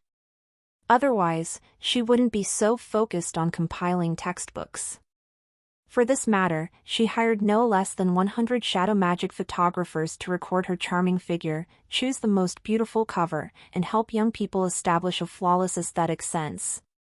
The Eternal Night Queen was still young at that time after all. At that time she was not the peerless emperor who can watch any situation with a smile, face gods indifferently, and seek life from death 10 years later. She succeeded the throne at the age of 16, swept 17 countries in 5 years, and in 3 years lead empire to now. There are setbacks, difficulties, and desperate moments. But she always have been successful. Such a 24-year-old outstanding young woman who could be said to be at the peak of everything would allow someone to belittle her proud achievements? The answer can be guessed. So as long as Dio behaves disobediently, he insists on writing true history. The Queen would never tolerate the existence of such a historian. Bring all the information and clues you have now, and let's restore the truth together. Roger did what he said, and was very motivated. The sooner this history is written, the sooner he can get rid of this mission. And soon Roger saw a lot of precious and detailed historical materials. It's all well documented, true, and accurate information, and it's by no means chasing the wind. The compilation and revision of imperial history have been going on for more than 2 years. Although the editor-in-chief has changed and changed again and again, the related work has been going on. There are more than a dozen consultants here, all of them are talented people. In short, they have studied the Manu incident to a very in-depth level. Every military intelligence briefing, every letter, every record of survivors. Spliced into a magnificent picture, presenting the precarious Ivy Kingdom in front of Roger. Different from a few words in the game, the Queen's counterattack is written in a very cool way, and from then on, she never died until she was a super god. The real history is thick and bloody, mixed with countless dangers and conspiracies. That 16-year-old little princess, who grew up to be the current queen, took control of the scattered green vines kingdom in her hands and then counterattacked. It was a feat made with blood. Shelley Ford died, the envoy of the enemy country persuaded him to surrender, kill. Brother intends to surrender, thinks of her as a bargaining chip, kill. I asked for help from my uncle and found that he was a coward in the middle of nowhere. Kill. The governors of the 3 southern provinces are armed with soldiers and wanted to take advantage of the chaos to become independent. Kill! Local aristocrats are struggling to make money, hoard supplies. Kill! Defending the Serenko line, to ensure the supply of rations for the soldiers, she sent troops to scavenge the last remaining food in the 14 towns in the southwest, causing nearly 20,000 people to starve to death. She counterattacked into the kingdom of Wabruja, performed a blood sacrifice with 100,000 civilians of the enemy country, and achieved the core talent of her legendary profession. Only then did she narrowly defeat the enemy protector mage. The achievements of the Queen of Eternal Night are brilliant and dazzling. But it is also bloody, cruel, and ruthless. The road to the throne has always been walked by one person alone, and the rest are sacrifices. Players called her queen because she swept through the 100,000 Tianming army alone in the late stage of the empire, soaked in blood, and was incomparably domineering. It can be seen that there is no room to show the transformation of the little princess in the game now. Even Yongshir is very shocked. What's the point of killing 100,000 people? Have you ever not seen a queen who has witnessed the destruction of her country and her family, then finally losing her mind? Power guarantees strength, dictatorship maintains dignity. She didn't have time to distinguish the good and the evil one by one, so she forced everyone to submit to her by the most straightforward means. At that time, the queen's strength did not reach the peak of the game, and she had a group of old and weak women and children, so she made up for it with bloody means. Be cruel to the enemy and show no mercy to your people. Octavia Shelley. Only the most extreme iron and blood and the most extreme concentration of feudal imperial power to forge the Green Vines Empire of Nuova. She has all the greatness, all the praise, and the glory of the human empire in one. But there are also piles of bones behind her, blood flowing into rivers. By modern standards, this is an outright war criminal. She killed the enemy, killed her relatives, killed the civilians of the enemy country, and even indirectly killed the innocent people of the empire. But Roger didn't think she deserved to die. At that time, the Green Vines kingdom was already at the end of the dynasty's decline. But if there is no queen born, the Green Vines kingdom will have more people, become slaves of the subjugated country, and live a life not better than death. Right and wrong? Good and evil? He didn't deserve to say it. Even if he had the most authentic and comprehensive historical materials in front of him, he would not dare to comment on the merits and demerits of the Queen of Eternal Night. The Green Vines Empire has never perished, and this matter has not yet concluded. Instead, after reading it, Roger admired that the Queen of Eternal Night almost fell into darkness, but was able to come out without going crazy. She has the power of a god, but she did not abuse it. Instead, she tried to use the charm of a king to make the empire truly prosperous and to find out an imperial system that could be passed down. Her level of governance and her attitude towards the common people are stronger than that of most rulers in this era, who only know how to use violence and bloody suppression. Originally, Roger was going to dig deep into the black material of the Manu City incident, blow up the Queen of Eternal Night, and then be dismissed and left. Later, he found that it didn't take so much effort, and the black material could fill a table by himself. Of course, her achievements can fill the entire office. That evening the magic clock went to 9 o'clock. Roger and his men initially reconstructed the whole historical picture from the Menu City incident to the defeat of the Wabruja Kingdom. Read latest OVLS at nv/e/l/by.com. He spits out 12 words heavily. Real records, no additions or deletions, no comments. This is his editing plan. The plan that the 5 historians did not dare to say even when they died. The easiest and the most difficult. What a bold decision. Historian consultants all think that Lord Brando is crazy and is trying to die. But they didn't persuade them because they liked this kind of plan a lot. Although they knew that such an imperial history could not appear in front of the world, they also tried hard. This is their deep-seated paranoia toward academics. As long as the real history can be restored as much as possible, how about going crazy with this young historian? After agreeing on a revision plan, Roger drove all the consultants home for the day. This job cannot be finished in one day. And he, using all his mental strength, sat in the office for 10 minutes. The rise of the Queen, just looking at the records, also makes people feel extremely heavy. Modern people who grew up in a peaceful age are a little meek. But the strange thing is that Roger's mood is a rare calm after passing through in this world these days. After locking the door of the office, Roger went back to the Duke's palace. Angelina was surprised that he came home late. When I was reading a very interesting book, I lost track of time without realizing it. Roger explained softly. Angelina didn't ask any further questions and hugged her brother. She felt that her brother was different today. That book should be more than just interesting. But he doesn't want to say it right now, but wait until he feels he wants to say it. Eating and washing. Roger was lying on the bed when the time was nearing midnight.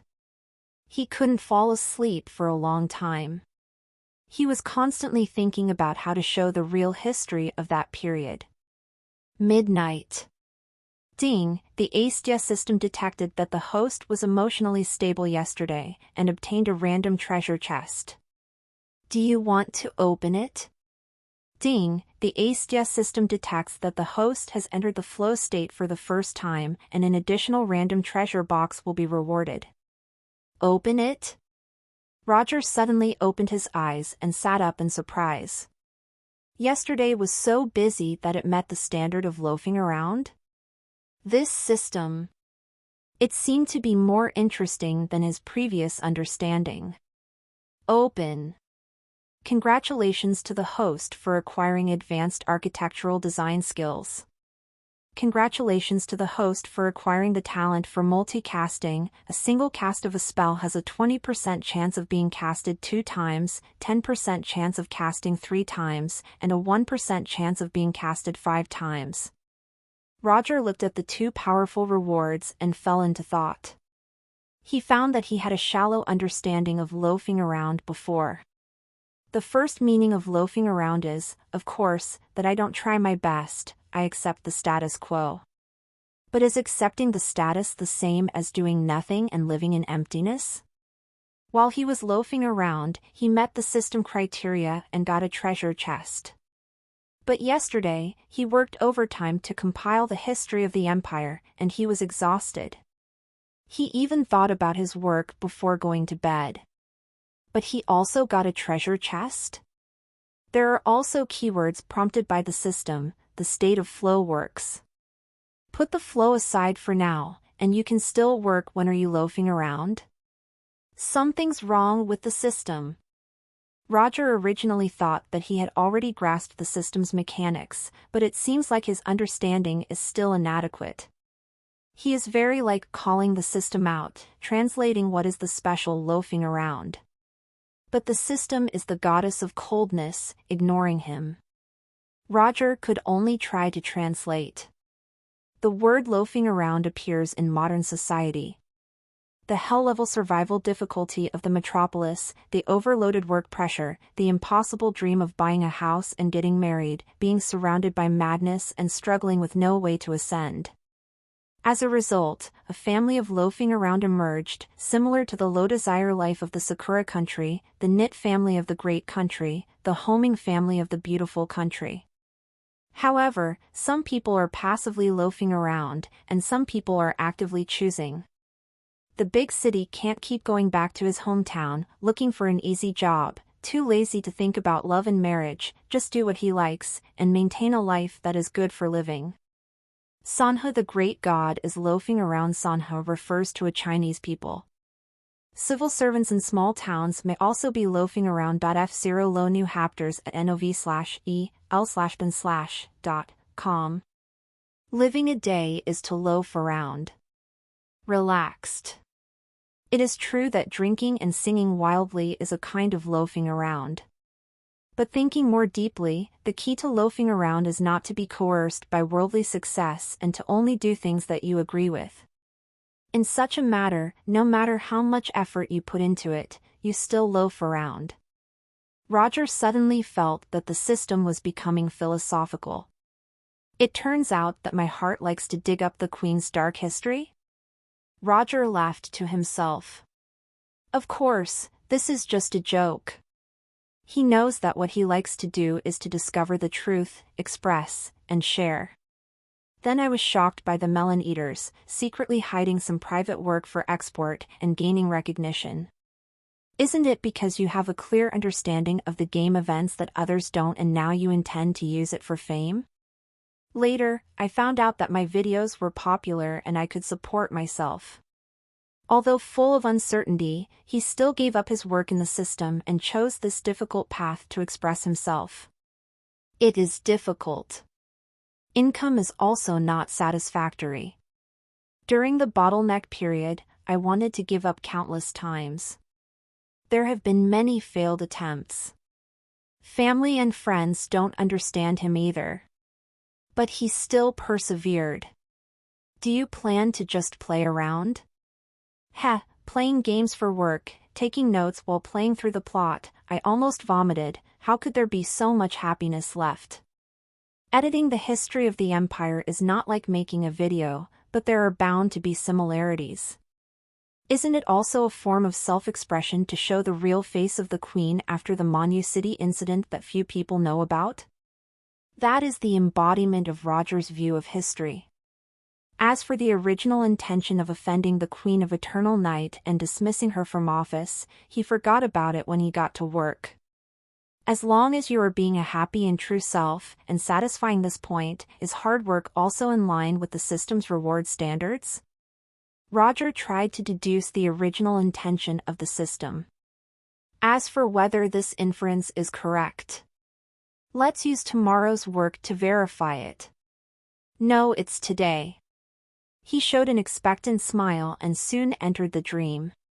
For 3 days in a row, Roger went to the big library early in the morning and then came back late at night. Angelina felt sorry for him but didn't stop him. It seems that my brother finally found something he likes. It's just that she is also very busy, so she doesn't have much time to care about what Roger is doing. When he achieves his goal, will he tell me about it? Angelina had been very busy lately.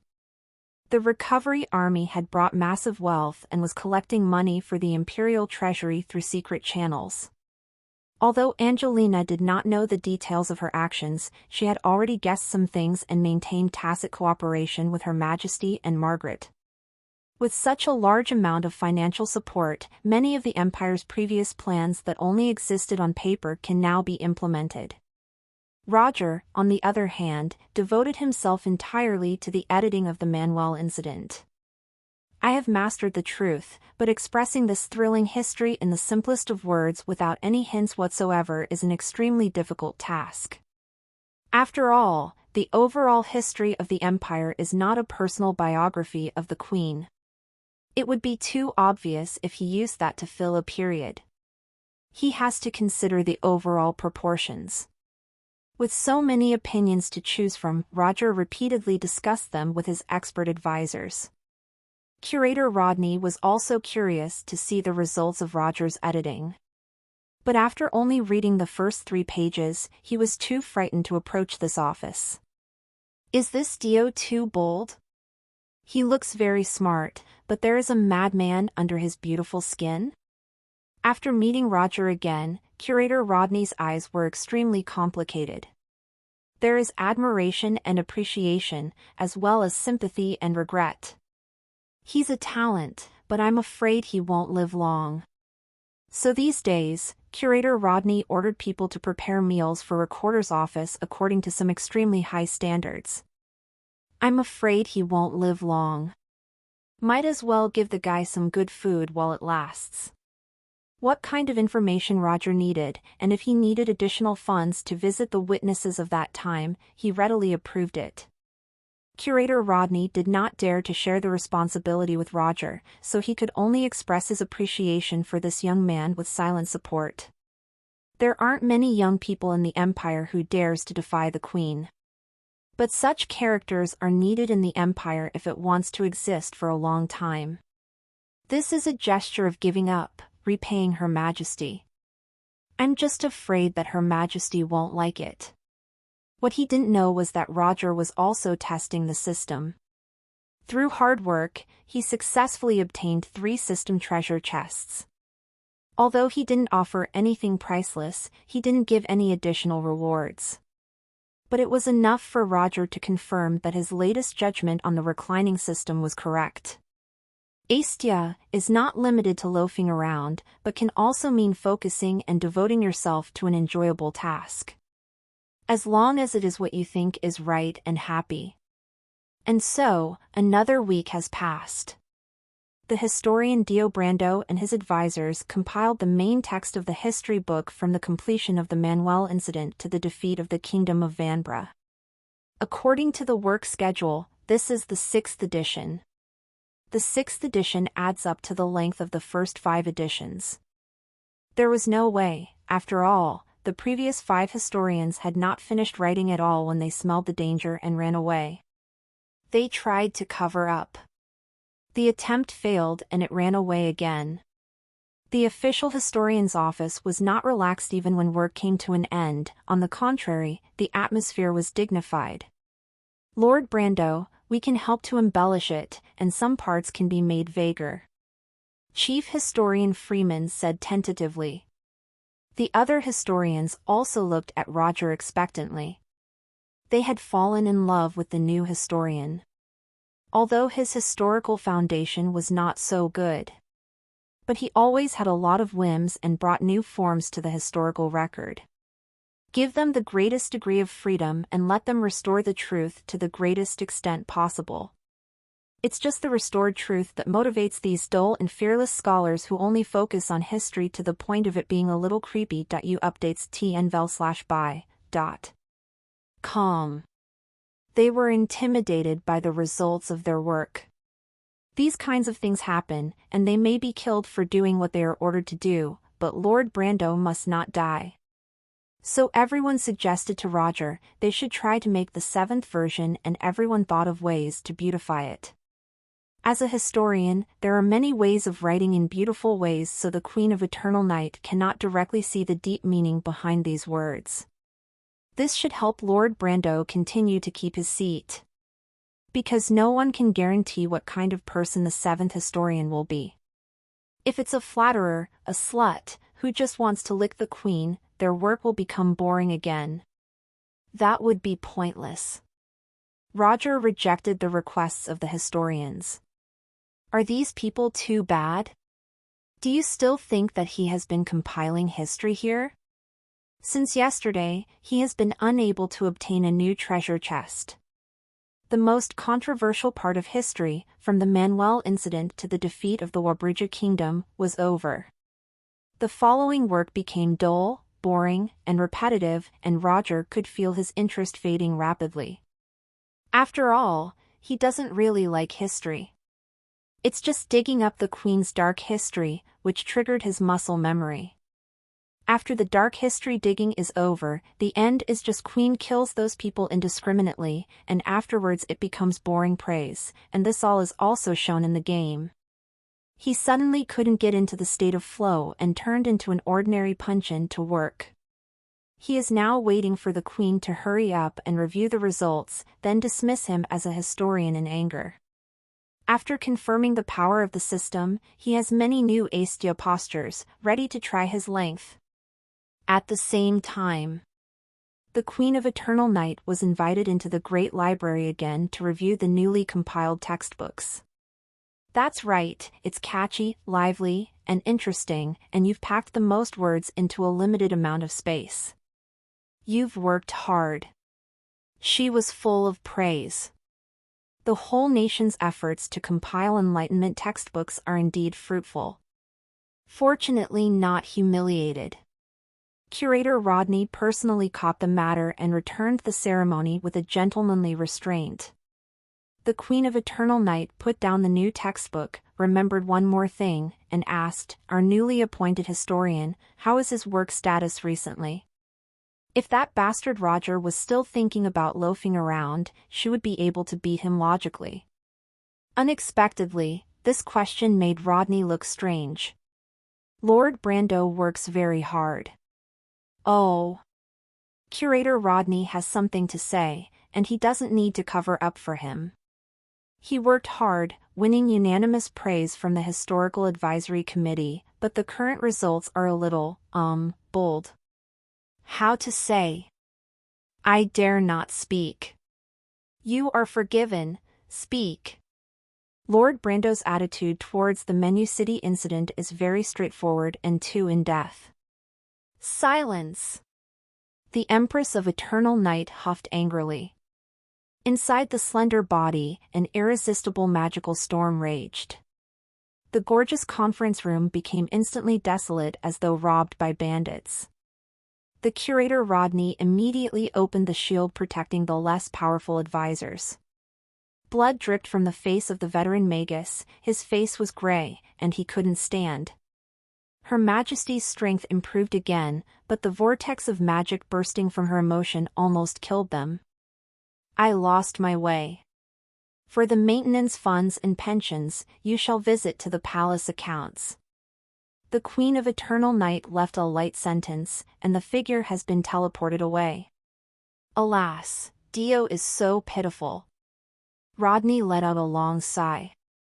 A very good boy, why can't you think about it so much?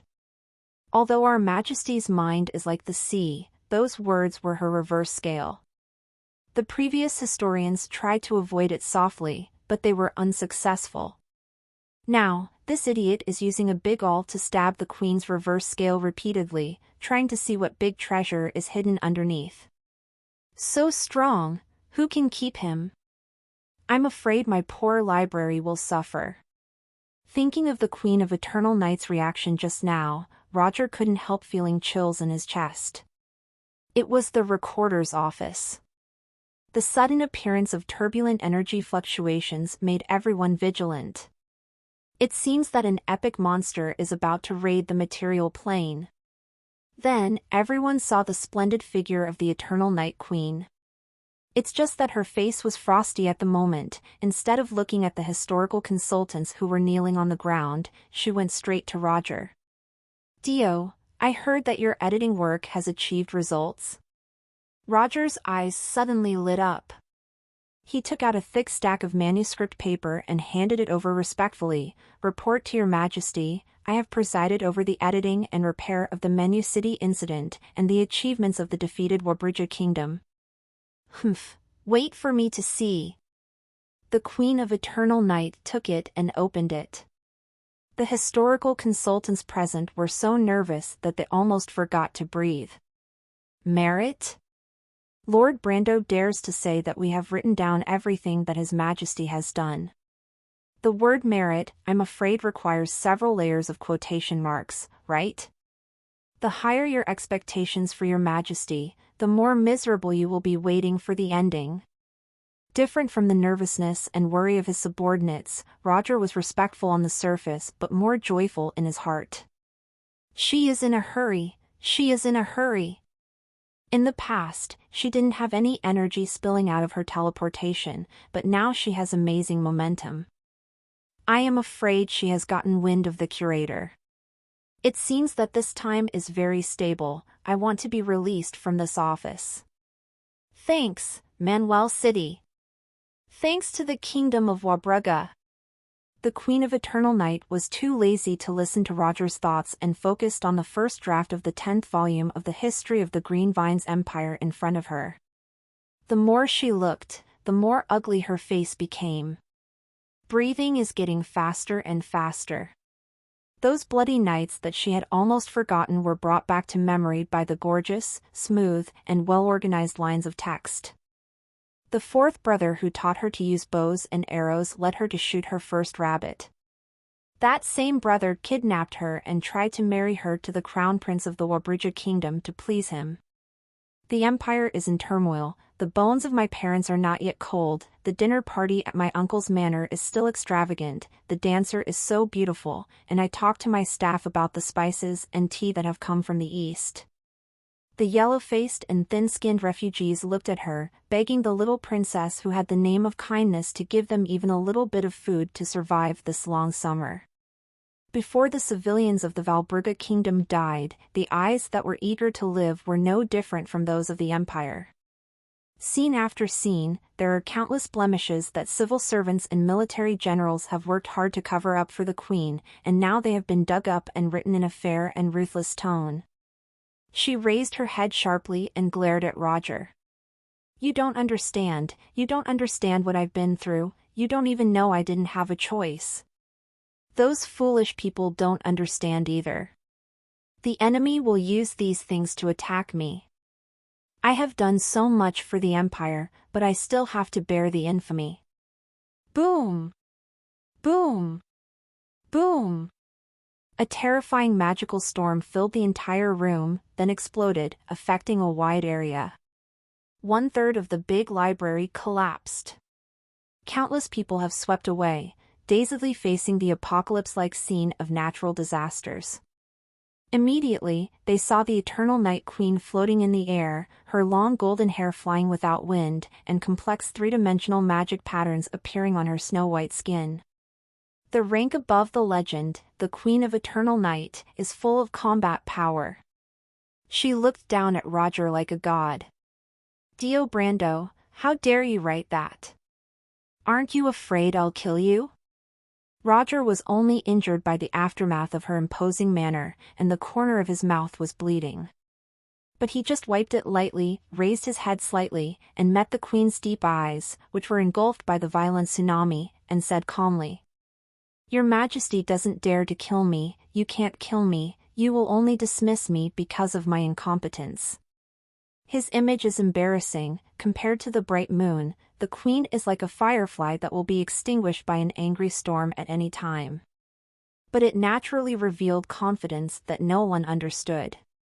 The queen's reaction, to the situation at the moment, was as expected.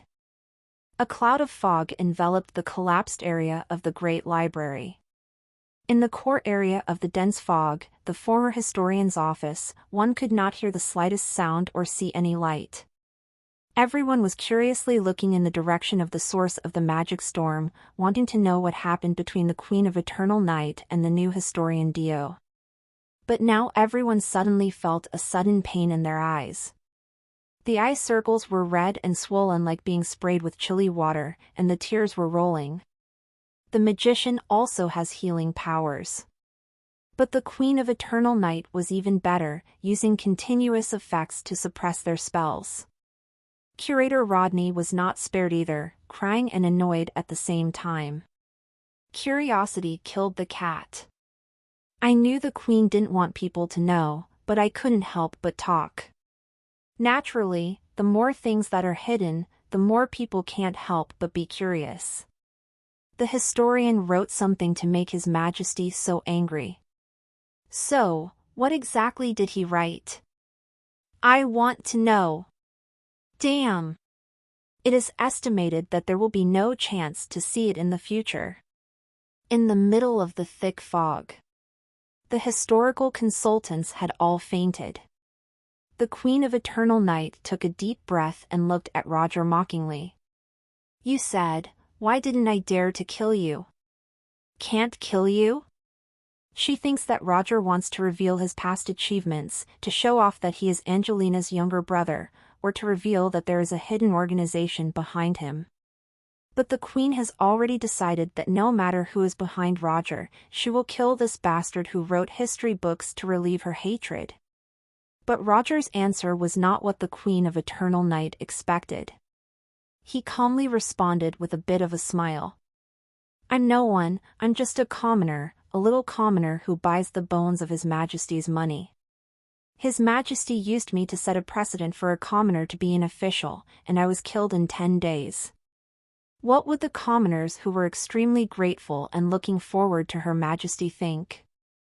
Do you think that Her Majesty is afraid of the nobles of the Congress? I am also not afraid. The Queen of Eternal Night hated Roger's calmness at the moment. She just thinks that this logical statement is more abhorrent than his previous complaints about her that have no respect for her.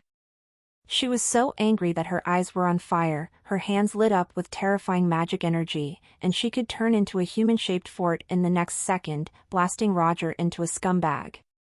But in the end, she didn't use any magic. Instead, her anger subsided a little bit. "Thank you, Your Majesty, for your mercy." Seeing her expression, Roger took a small step forward. After all, the Queen is afraid. She is afraid of the long mouths of all the people in the world, afraid that her hard work will be ruined, and that she will betray the trust of her followers.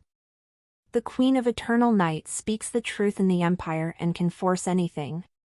The matter of letting the commoners serve as officials touched the interests of the nobles, and she received a lot of opposition. Up TED chapters NN Velben. Calm. The congressmen who are loyal to her are arguing with those traditional aristocrats. It seems that important results have been achieved. At this time, if she kills the civilian, who she has picked. As I said before, no matter where you are from, descend to talent, the efforts to create a new era of the Empire, but all turned into a mirror.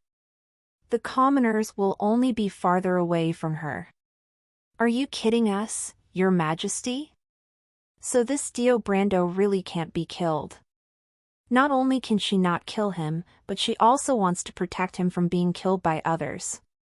To avoid giving people the illusion that the traditional aristocracy is powerful, and the Queen is powerless to protect her people.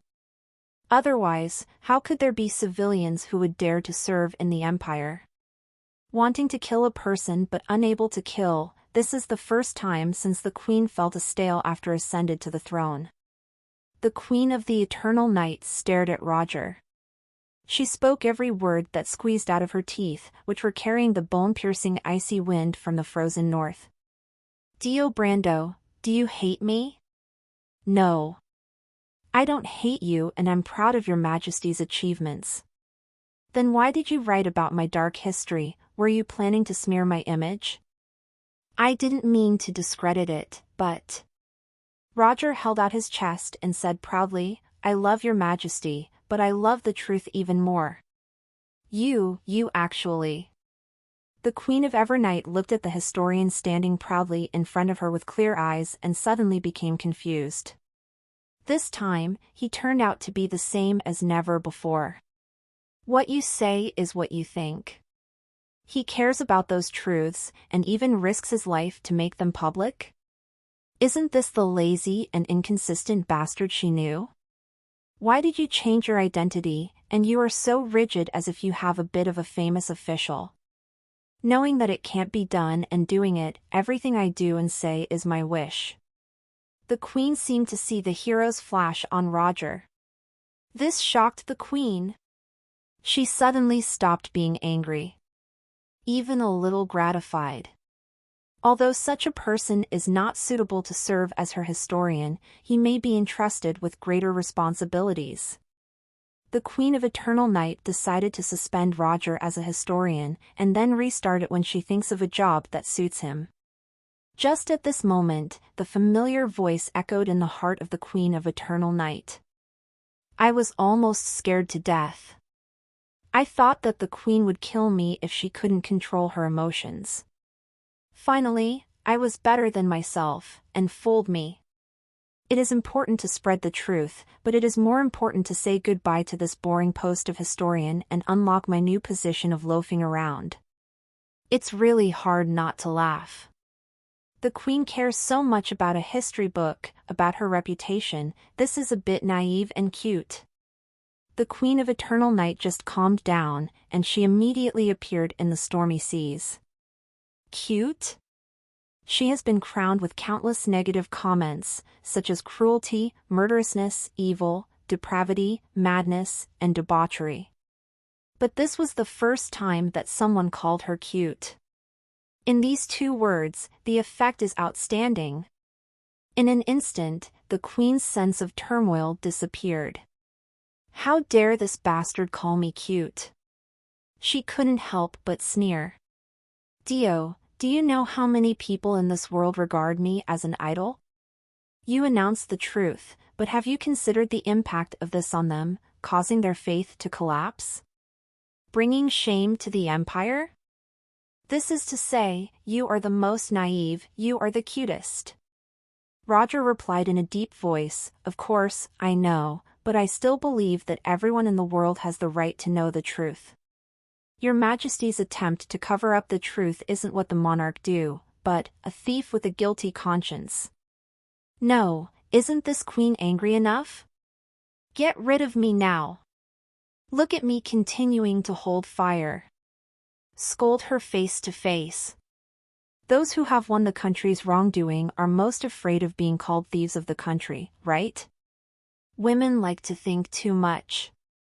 If the empire is to last forever, the executioner will not hesitate to be infamy for her people. If the empire is destroyed by the gods, no matter how perfect you are, you will be sprayed like a dog and put on countless black spots.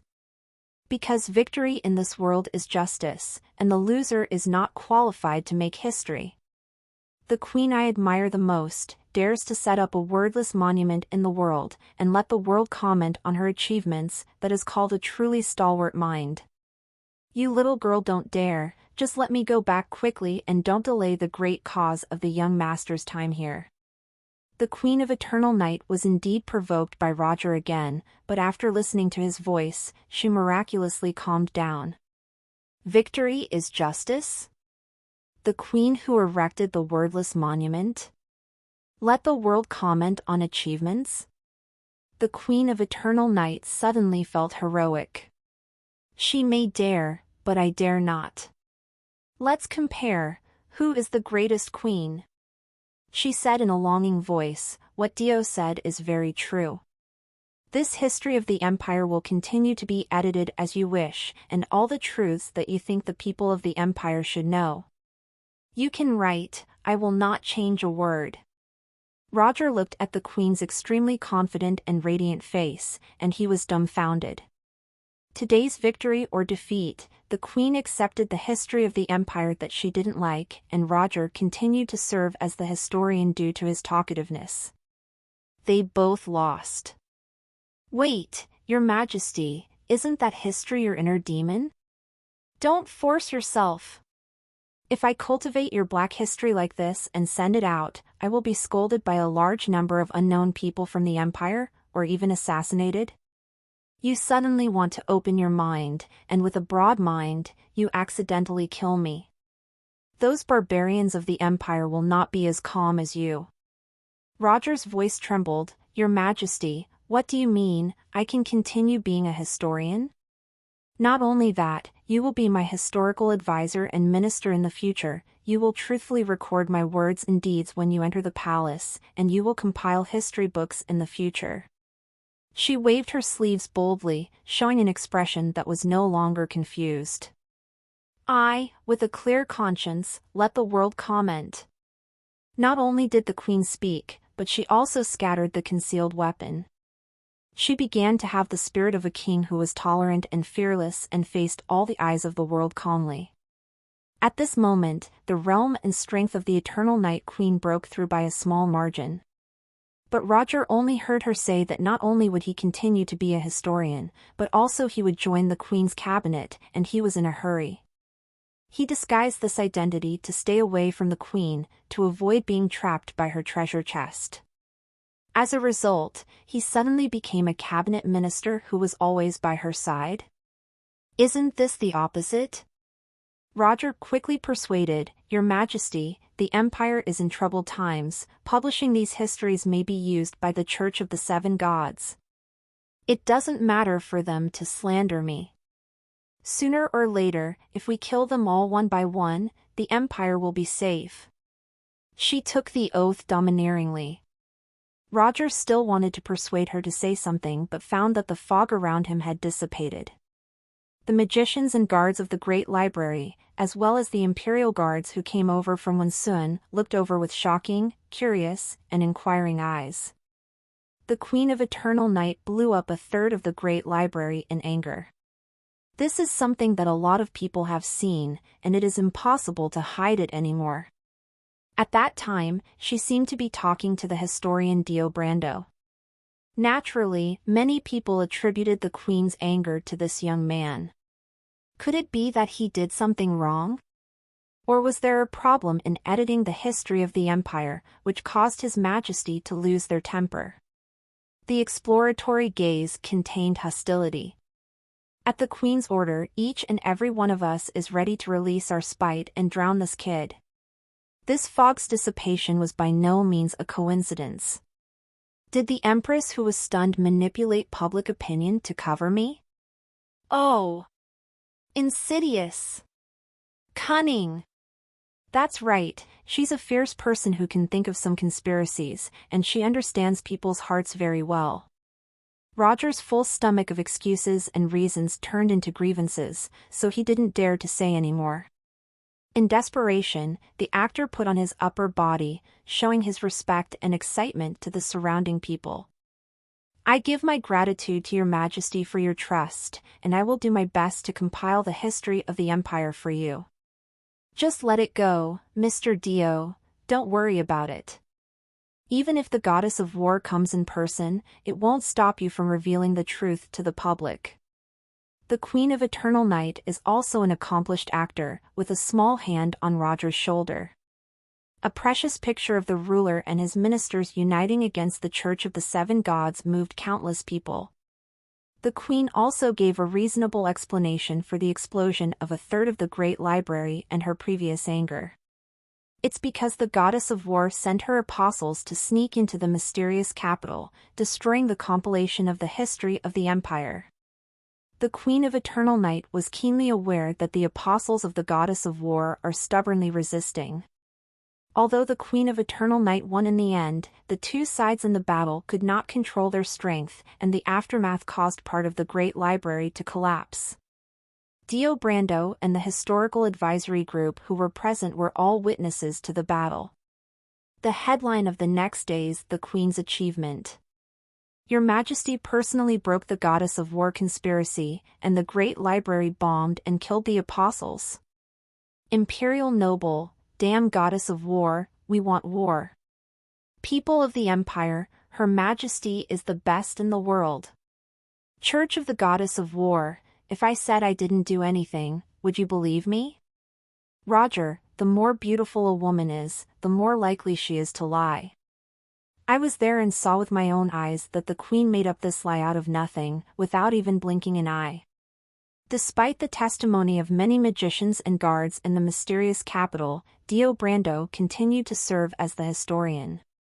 At the same time, he will also serve as the Minister of History consultant. A commoner had become part of the Emperor's cabinet staff, a first in the Empire. Many nobles protested against this. However, for the time being, no one dared to conspire against Lord Brando. Because the Eternal Night Queen publicly declared that she would protect this civilian minister. Whoever dares to touch him is to openly declare war against the Queen, and she will investigate it to the end. This is a magical world. With the blessing of various incredible abilities, the difficulty of a perfect crime is much higher than in the previous world. Even if Roger wanted to use the I kill myself trick to get away, he had to consider the consequences. Is the authority of being the younger brother of the right Prime Minister high enough to openly slap the Queen in the face? After some deliberation, Roger felt that if he did this, without the Queen's anger, his sister Angelina would kill her relatives righteously and escort herself to the palace.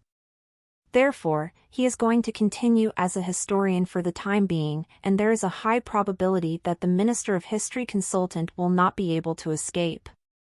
Although the staff position was temporarily arranged by the Queen of Eternal Night, the Queen would not jokingly say that immediately a whole set of cabinet ministers' clothing, status medals, and treatment standards were drawn up by the right minister.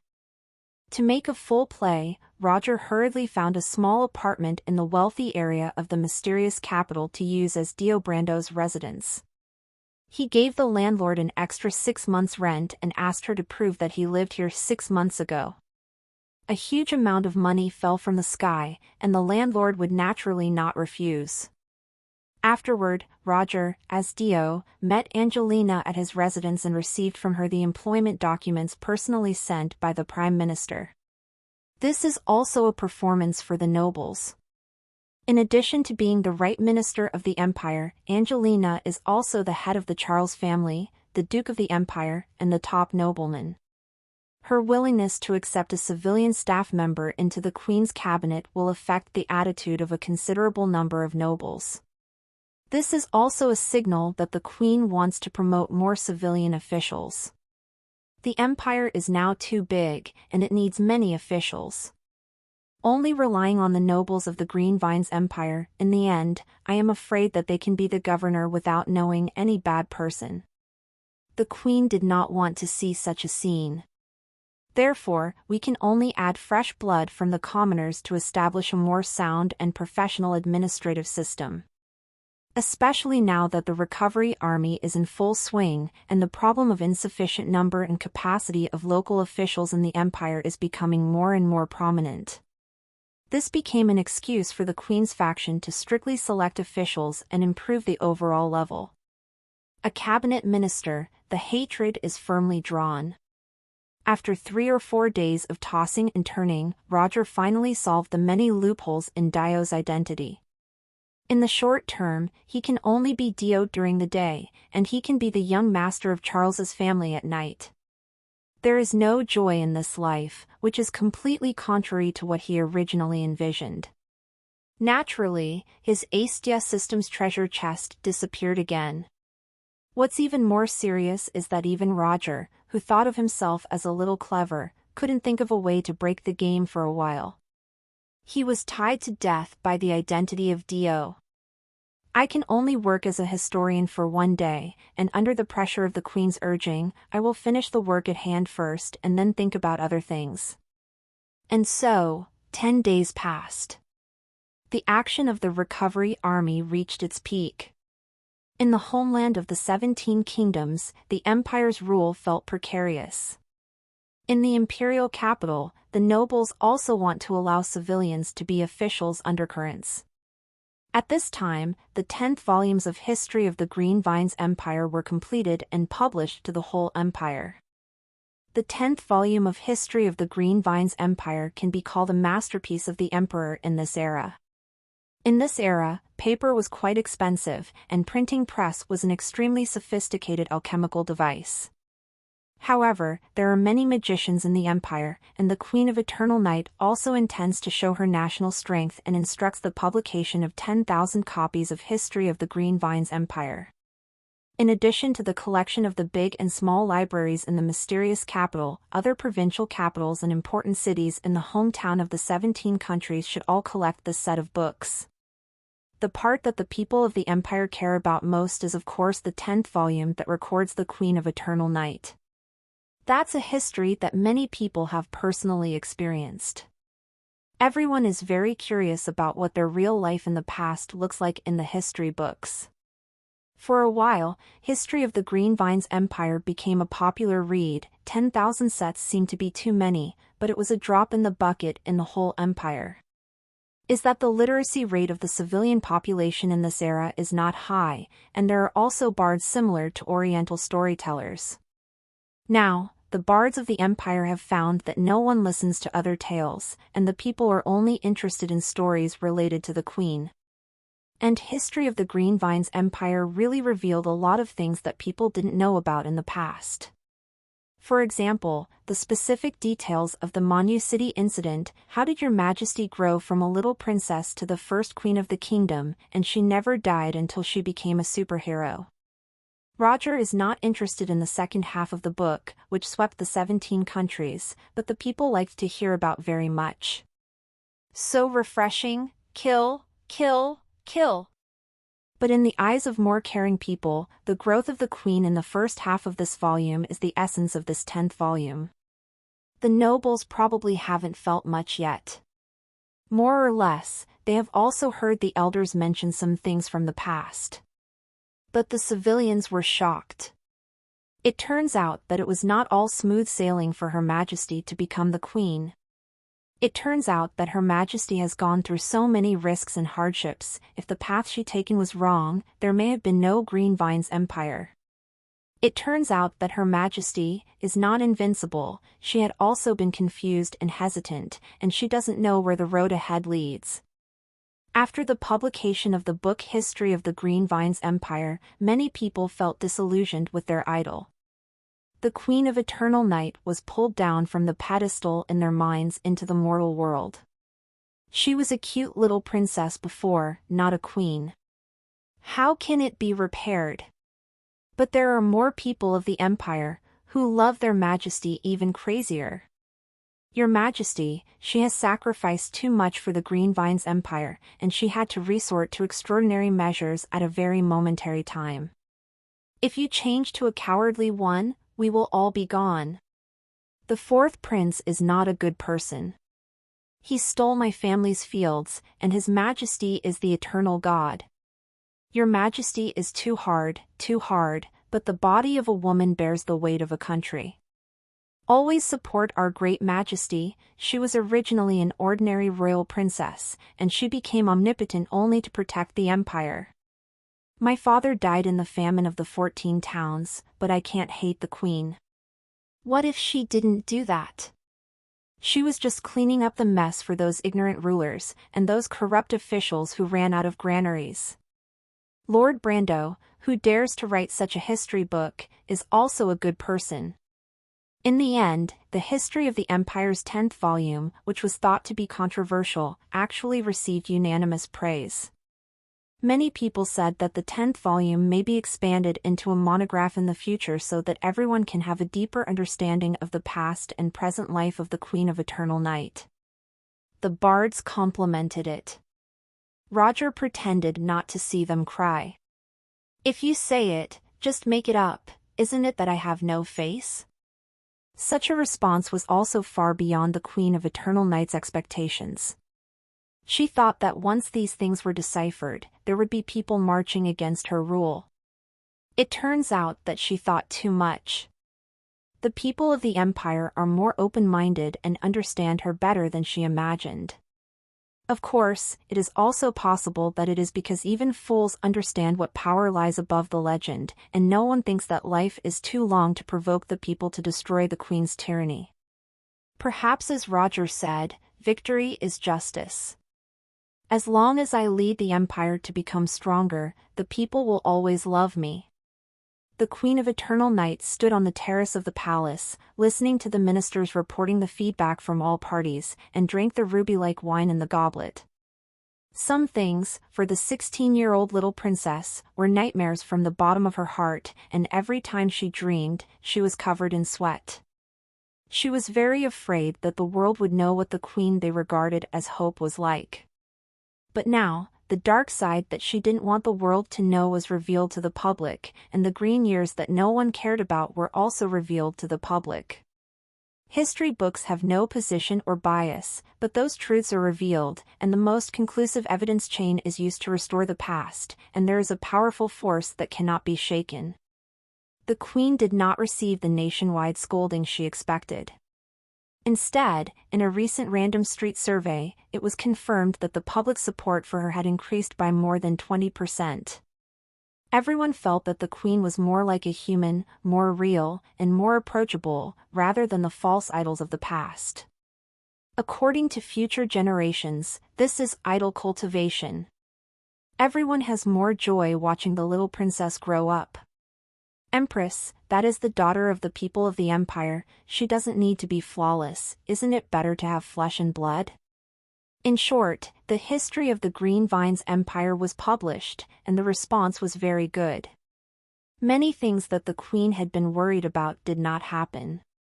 So she was relieved a lot, and relaxed. During this meditation, she had another breakthrough. She even had thought she was born with a silver spoon in her mouth, and that Roger was the golden finger that God gave her. But how could someone be scolded by their own gold finger? It's outrageous just thinking of it. The Queen expelled this unreliable idea from her mind. The next day, the government hall, the cabinet plenary meeting. It was the first official meeting of this kind for the Minister for History Advisors, Dio Brando. A few days ago, he was busy finishing the history of the IV Empire and then supervised the printing, so he didn't have time to attend meetings. Now that the history book has achieved unprecedented success, he is also freed. Naturally, he has to perform his duty as a Minister of Historiography. Before the Queen arrived, 12 ministers in the cabinet entered the palace one after another. But now adding Roger, there are 13 people in the cabinet. Left Minister Margaret and the Finance Minister next to Roger changed seats and came to him. Her charming little face came over and asked in a voice that only the two of them could hear, "Did you talk to Her Majesty about the Restoration Army?" Roger didn't expect her to mention this at the first meeting and was stunned for a moment. What did the Queen say to the little ceiling fan? Was I exposed? I will become a public tree hole in the future, excited? Margaret was extremely smart, and Roger's reaction confirmed that he understood. Sure enough, it's you, the young civilian magician. Margaret's eyes were relieved.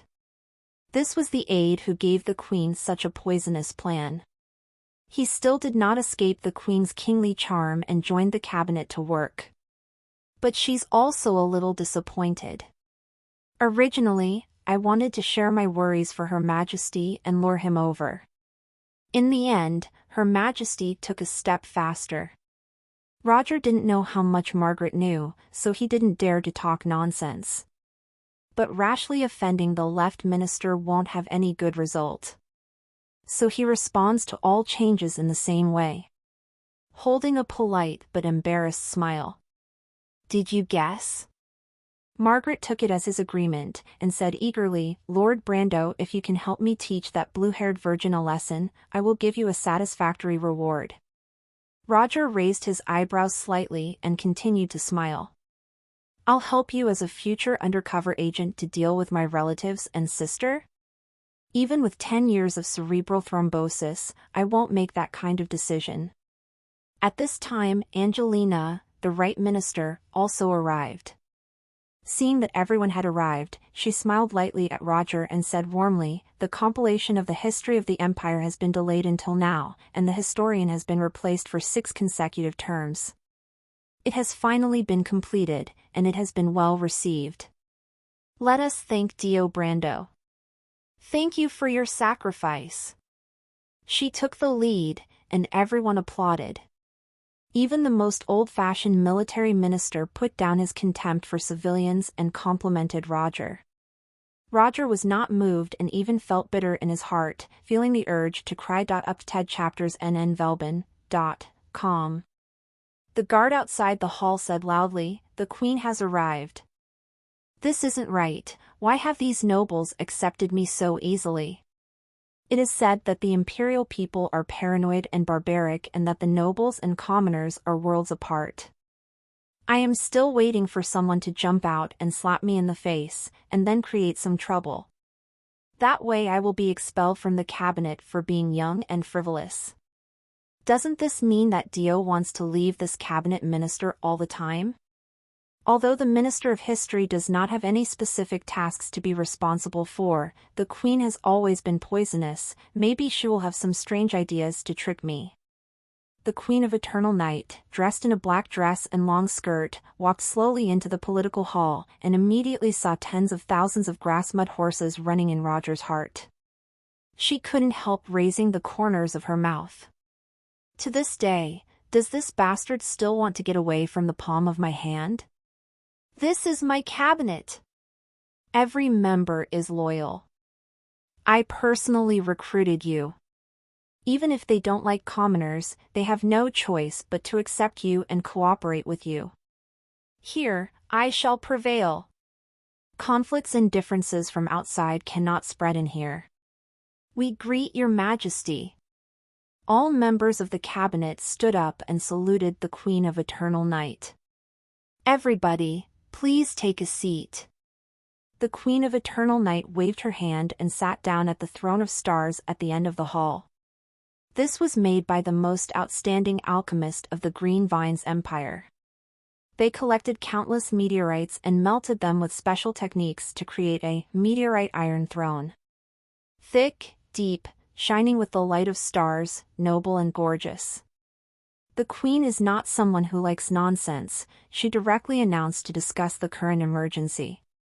At this moment, the internal and external situation of the empire could be called grim. After the Church of the Seven Gods was banned from missionary works in the empire, its relationship with various forces continued to escalate.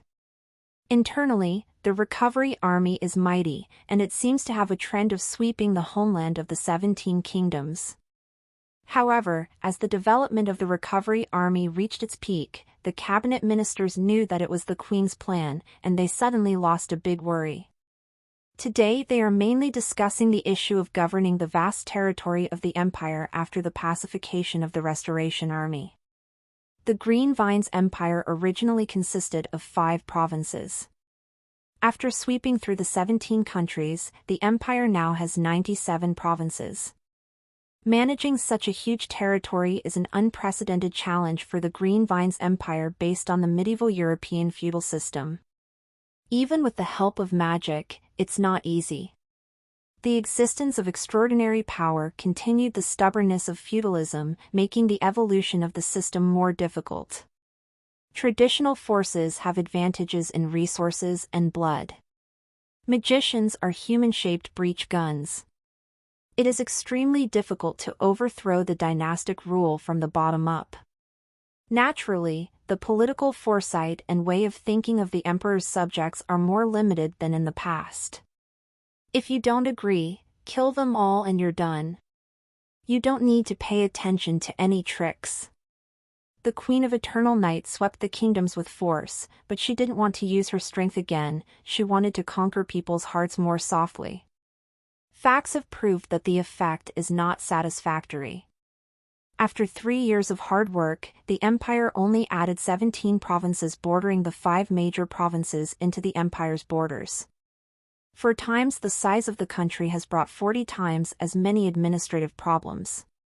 As a result, other areas that were not yet fully controlled were called the homeland of the 17 kingdoms by the empire, and the governors were dispatched to manage them in a colony-like manner. Such a system has no use. The governors can't be too strong or too weak. In many places, the remnants of the 17 countries have developed and grown, wantonly doing as they will, and turmoil is frequent. The Queen is naturally very upset. She hopes that the 17 countries will return to the Green Vines Empire, establish a real human empire, and eliminate the traces of the existence of the 17 countries. However, there are the churches of the 7 gods and the alien country remotely controlled by the gods, and the remnants of the 17 countries inside, which have always expended the energy of the empire, and the Queen of Eternal Night is also left helpless. Before Roger crossed over, the turmoil in the 17 kingdoms intensified, and because the spread of the stalls was too large, the empire's financial crisis gradually appeared. It's not that the Queen of Eternal Night is not strong or smart enough, or that her subordinates are all trash. It's just the limitations of the times, coupled with the limit of backward productive forces in this era. It will take decades to control such a huge empire even without foreign enemies. It is only possible to find a feasible path through continuous trial and error and paying countless painful prices. But the enemies were all around, and the gods didn't give the empire any time at all. As long as the empire shows any flaws, it will be torn to bloody shreds. At present, it is entirely dependent on the Queen of Eternal Night, who is as powerful as the gods, coupled with the strongest magic army in the world that has been trained for many years, and also the internal officials and people that have the desire to continue to expand outwards, which supports the brilliance of the empire on the surface. But there are many hidden dangers within. In the game, the Queen of Eternal Night tried several times to transform, but all failed. She could only make up for the deficit with constant wars, suppressing the whole country and surrounding areas with mighty power. Until the 11th year of the Yonye calendar, under a series of operations by the protagonist group, the Green Vines Empire failed to attack the Elf Empire. The Queen of Eternal Night was injured by the descended god of nature, and since then, the pace of external expansion has been unable to start.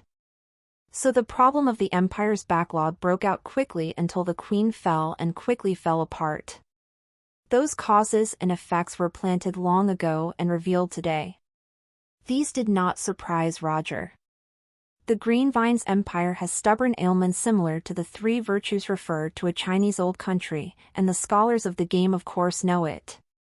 To his surprise, the action of pretending to be the Restoration Army was very effective, giving the empire a sigh of relief.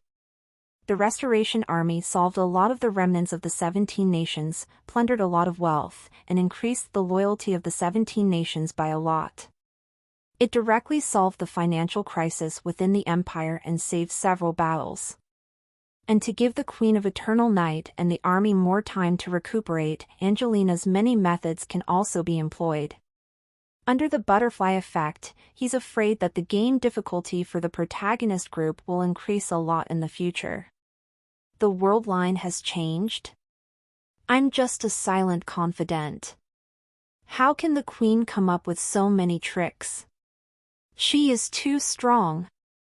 This cabinet is also very competent. But in the face of the gods and the children of the heaven, this level is not enough. Roger didn't say a word. He smiled and listened to the discussions of the other ministers in the cabinet, but he was also quite emotional. The Queen has tried her best. New chapters will be fully updated at novl/bin.com. However, the gods suppressed the ancestors of Fengling. Speaking of the imperial cabinet at the moment, every member is very competent. Not to mention that the two prime ministers have high-level ability. The other magic advisors, finance ministers, military ministers, foreign ministers, agriculture ministers, industry ministers, etc. also have their strengths. Only Dio, the last minister in the cabinet, the minister of history who doesn't know what to do, is a proper bastard. Roger also maintained an attitude of not saying a word, just listening, learning, and smiling to the end. And also fell asleep because of the speech of the Minister of Education. As expected of the education, the hypnosis skills are all max level. The Eternal Night Queen was a little unhappy. She did everything possible to bring Roger into her cabinet, hoping that he would form a human-shaped barrage to make the days without war more interesting. Let's just randomly propose a few good ideas like pretending to be the Fugwa army and invasion of the unified culture. I have to say, the joy of prostitution is addictive. But today, Roger just didn't speak, and he didn't even perform in the dinner theater. Sleepy, sleepy. During the strategy meeting, the Minister of Industry spoke very fast, zzz. Sleepy, sleepy.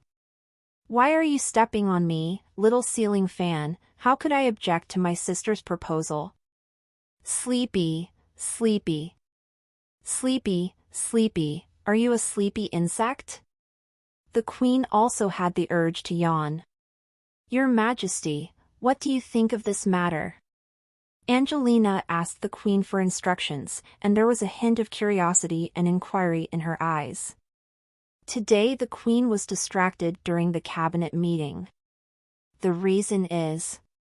The Queen was sneaking a peek at Dio Brando, whom she recruited into the cabinet. Perhaps this is a good opportunity to solve the problem of the Queen's spouse? The right Prime Minister has a lot of inspiration in her little head. When the Queen of Evernight heard Angelina repeated calls, she finally realized that she was distracted. She used magic to retrace a short scene just now, confirmed what she just reported, and said calmly, "Just keep to your words." This pretending that nothing happened was too obvious. Others in the cabinet also noticed that Her Majesty the Queen was a little out of sorts today. But they didn't realize that the Queen was peeking at Dio. Even if they found out, they wouldn't think about relationship between men and women. After all, the matter of the Queen marriage has been discussed since she took the throne. The stability of the empire, the continuity of the blood of the emperor, and nurturing qualified heirs to be the crown prince are all important. It's just that the Queen of Eternal Night is too strong, and she had arranged for her to meet young talents and peerless handsome men before, but they didn't arouse her interest. Besides, even a powerful magician can't live forever. Is it so easy to extend your lifespan for 300 to 500 years? But if the queen wanted, she could transform into a lich queen. So slowly, this major event was selectively ignored by everyone.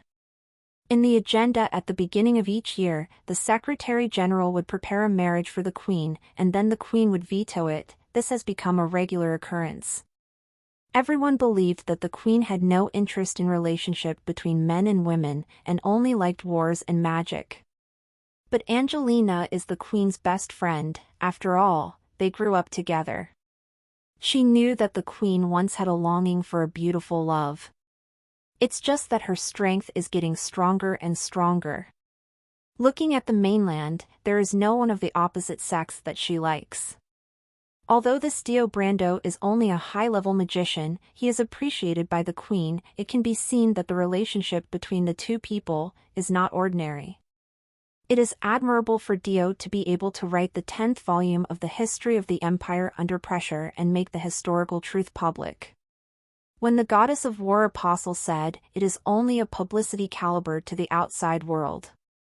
You can hide it from anyone, but you can't hide it from the right minister who can freely intervene in the defense of the imperial capital.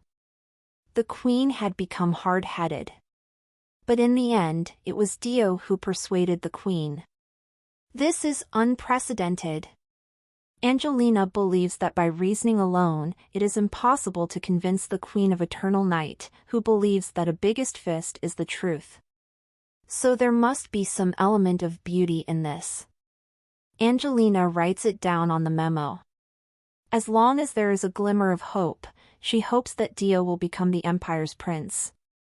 And when he becomes a prince, I have to ask him to help me persuade Her Majesty to lower on fighting more wars and death of people. Roger didn't know that his sister was taking it down on the memo, intending to push her younger brother into the embrace of the queen. If he had known, he would be enraged. If Angelina hadn't arranged for him to mine coal, would he have gone to the Great Library and gotten involved in the crap work of editing the history of the Empire and be unable to escape? The good news at this moment is that the long and boring cabinet meeting is finally over. Had the meeting continued, he would have fallen asleep. It's not easy to be an empress. Every day when you open your eyes, you have to face a lot of troubles. My minister, please retire. 14 cabinet ministers filed out. The Minister of History, who was ranked last, naturally walked out last too. The work of editing the history of the empire has been completed. Afterward, he became an idle civil servant drinking tea and reading newspapers. With his understanding of the system deepening, Roger felt that even if he could not get rid of his identity as Dio, he could still find new methods of loafing around. Also, he could find new ways to regain the system's reward. Loafing around in the face of difficulties, in an environment where you cannot lie flat, creating opportunities to lie flat is the true nature of a man. Just when he was about to practice the true loaf around, the Queen of Eternal Night said lightly, "Lord Dio, please wait." What? Roger stiffened and turned around in confusion. Have you forgotten that the Minister of History needs to record my words and deeds to compile the 11th volume of the history of the Empire? This, the minister obeys. Roger felt helpless. He was busy printing every day these days, and he forgot that the Queen had assigned him an official position like History of Living Orders. Of course, he didn't want to. Serving the Queen directly, how can I afford to loaf around? But it was his first day in office. It is not easy to find an excuse to slip away. When Angelina listened to the conversation between Her Majesty and Lord Brando, a clear smile appeared on her face.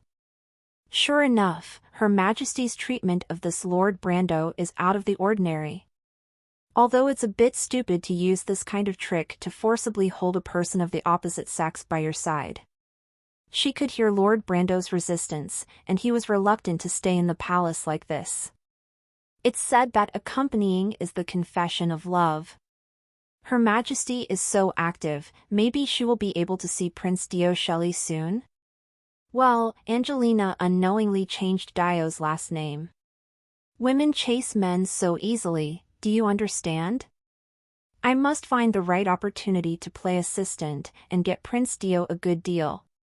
Hey, that naive Margaret would never have imagined these things.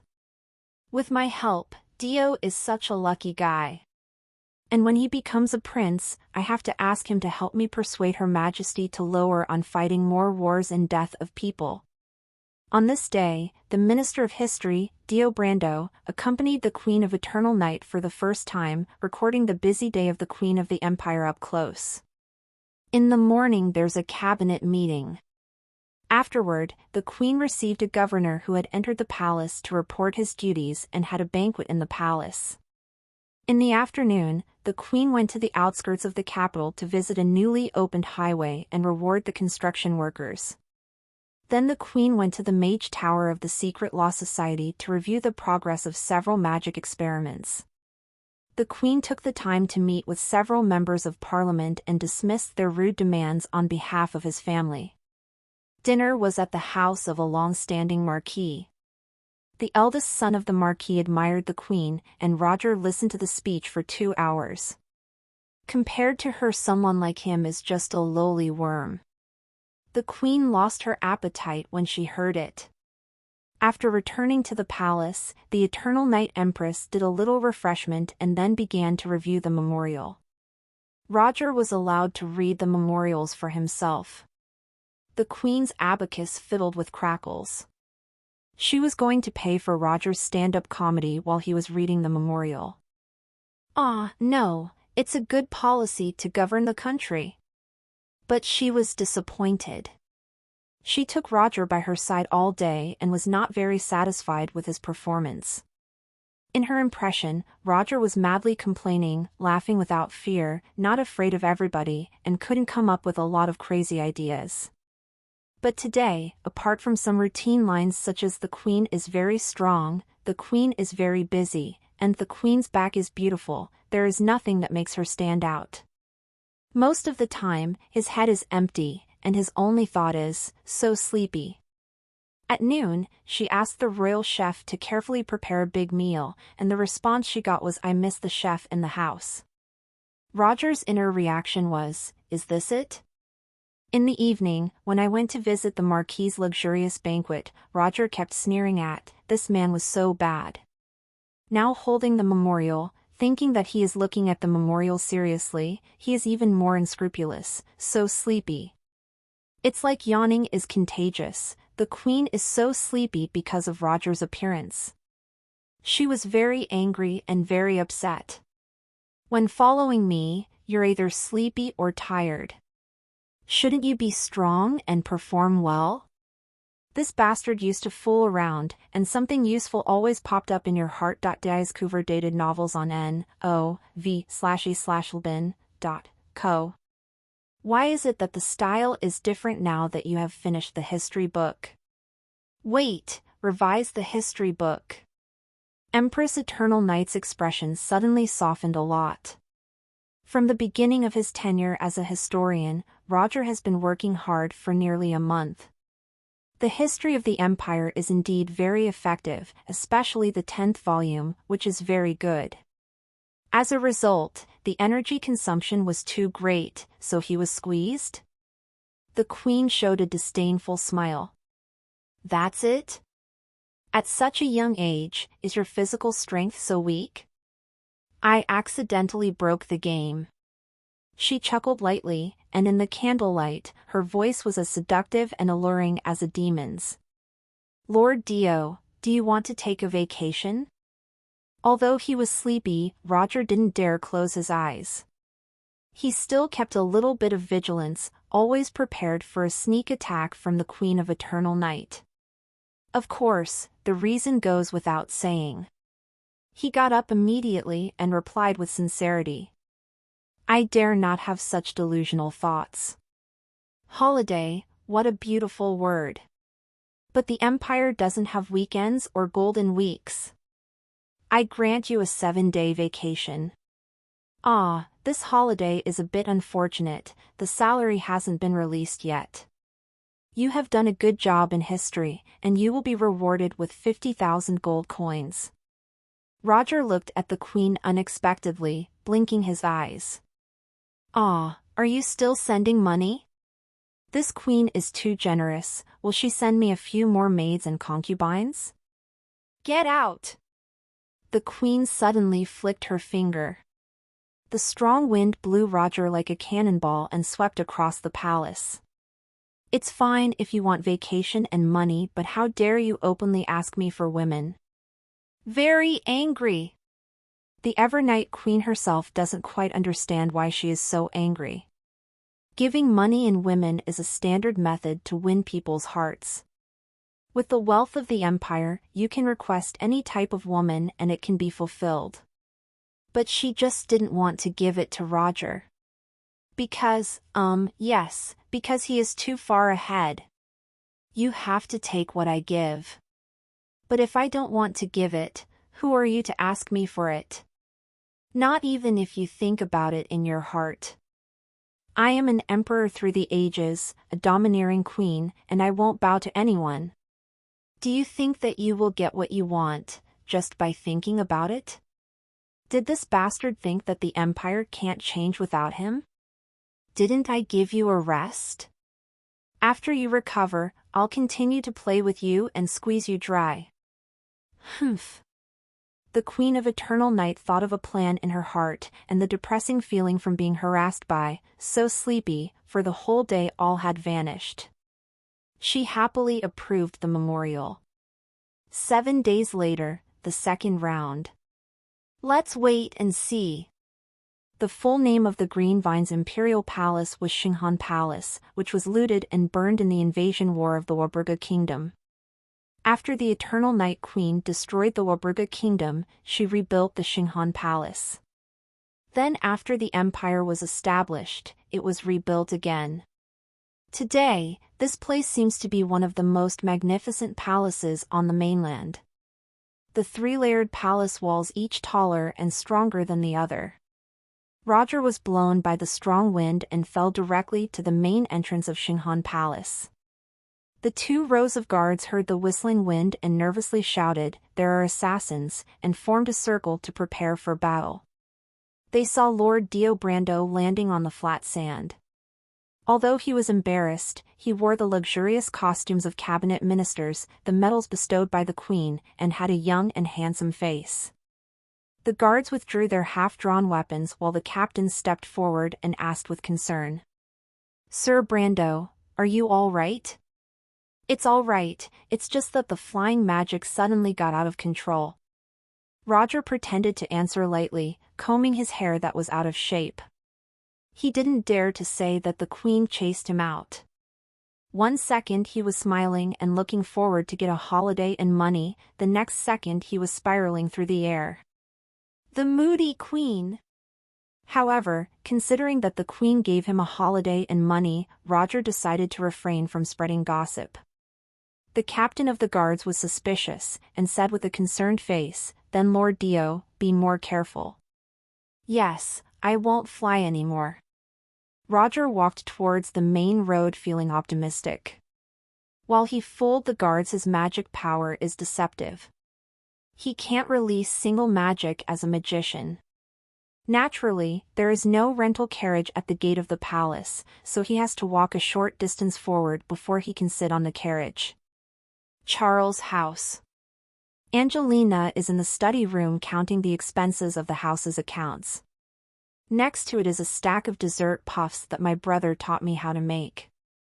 The fluffy and crispy dough and the sweet and silky cream is very delicious. You can also add different spices to change the taste. My brother has recently shared a lot of delicious desserts in the kitchen, and Angelina likes them very much. The only downside is too many calories. She eats supper every day, and her weight has quietly increased by 2 kilograms. But she just couldn't help it. That stinky brother doesn't read books seriously, only studies what he wants to eat, and feeds his sister every day with ulterior motives.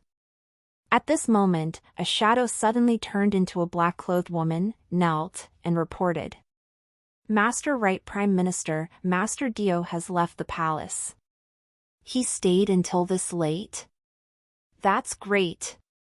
But he was kicked out of the palace by Her Majesty. Well, step back, I understand. Angelina's eyes flickered, and when the woman in black disappeared, she sighed softly. It was the first time that His Majesty took the initiative to let a person of the same age and the opposite sex stay in the palace until this time. Unfortunately, the final result doesn't seem to be very good. Does it seem to be noisy?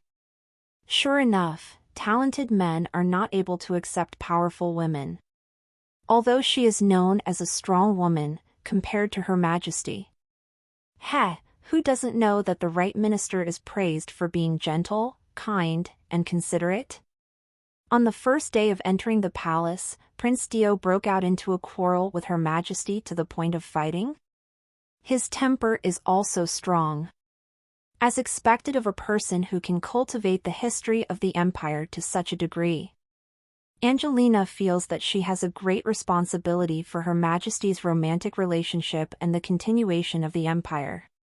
It is necessary to work hard to bridge the contradictions between the two sides and help them find great harmony in life. The next day in the government hall during the cabinet meeting. Everyone was a little puzzled by the absence of the Minister of History, Dio Brando. He's ill and asked me for a few days off. After the Queen of Eternal Night arrived, she explained lightly and arranged the meeting to proceed as usual. Everyone didn't ask much and didn't think much about it. Only Angelina sighed softly. Her spies told her that after Dio landed in the palace, he could run, jump, and walk by himself, and he didn't need a day off at all. But he was nowhere to be seen at the cabinet meeting the next day. So, the two must be quarreling, right? Her Majesty was extremely angry, so he was not allowed to join the cabinet. Out of sight and out of mind, right? Through the performance of the Eternal Night Queen, Angelina confirmed her guesses. An hour later, the cabinet meeting ended. Your Majesty, I have something to report in private. Angelina took the initiative. The Queen of Eternal Night nodded and allowed her to stay. Margaret pouted and said, Your Majesty, You also want to report separately? I will retire, Your Majesty, please rest early. Margaret pretended that nothing happened. There is absolutely nothing on her side that needs to be reported separately. So she changed her words so as not to make Her Majesty unhappy because the consequences of deceiving the king would be serious. But she isn't satisfied. She could only stare at Angelina angrily. When I subdue Dio Brando, with the help of my staff, you will cry. Let him open the price. Margaret made up her mind and walked out of the political hall with steps that she did not recognize. Apart from Her Majesty, I am the only one in the entire empire who knows that pretending to be the Restoration Army is Dio's tactic. As long as I master this line, I will have endless poisons available. I'm such a clever and devilish girl. Bah, pa, I'm a proud demon, so I shouldn't be compared with inferior creatures like the devil. She immediately corrected her language sickness. Soon, only the Queen of Eternal Night and Angelina were left in the government hall. The Queen knocked on the table, indicating that the right minister could speak. Angelina looked at Her Majesty first and found that she seemed to be in a good mood. Alas, for the sake of this empire, no matter how much they quarrel, Dio has to force a smile and pretend that nothing happened. It's really hard. Only I will feel sorry for Your Majesty.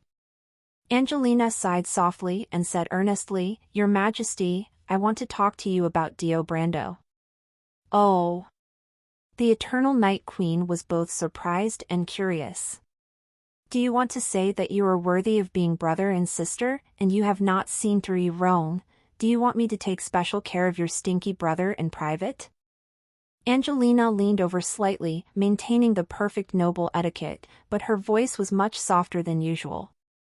Your Majesty, if you have any dissatisfaction with Lord Brando, please tell me. Huh? Why?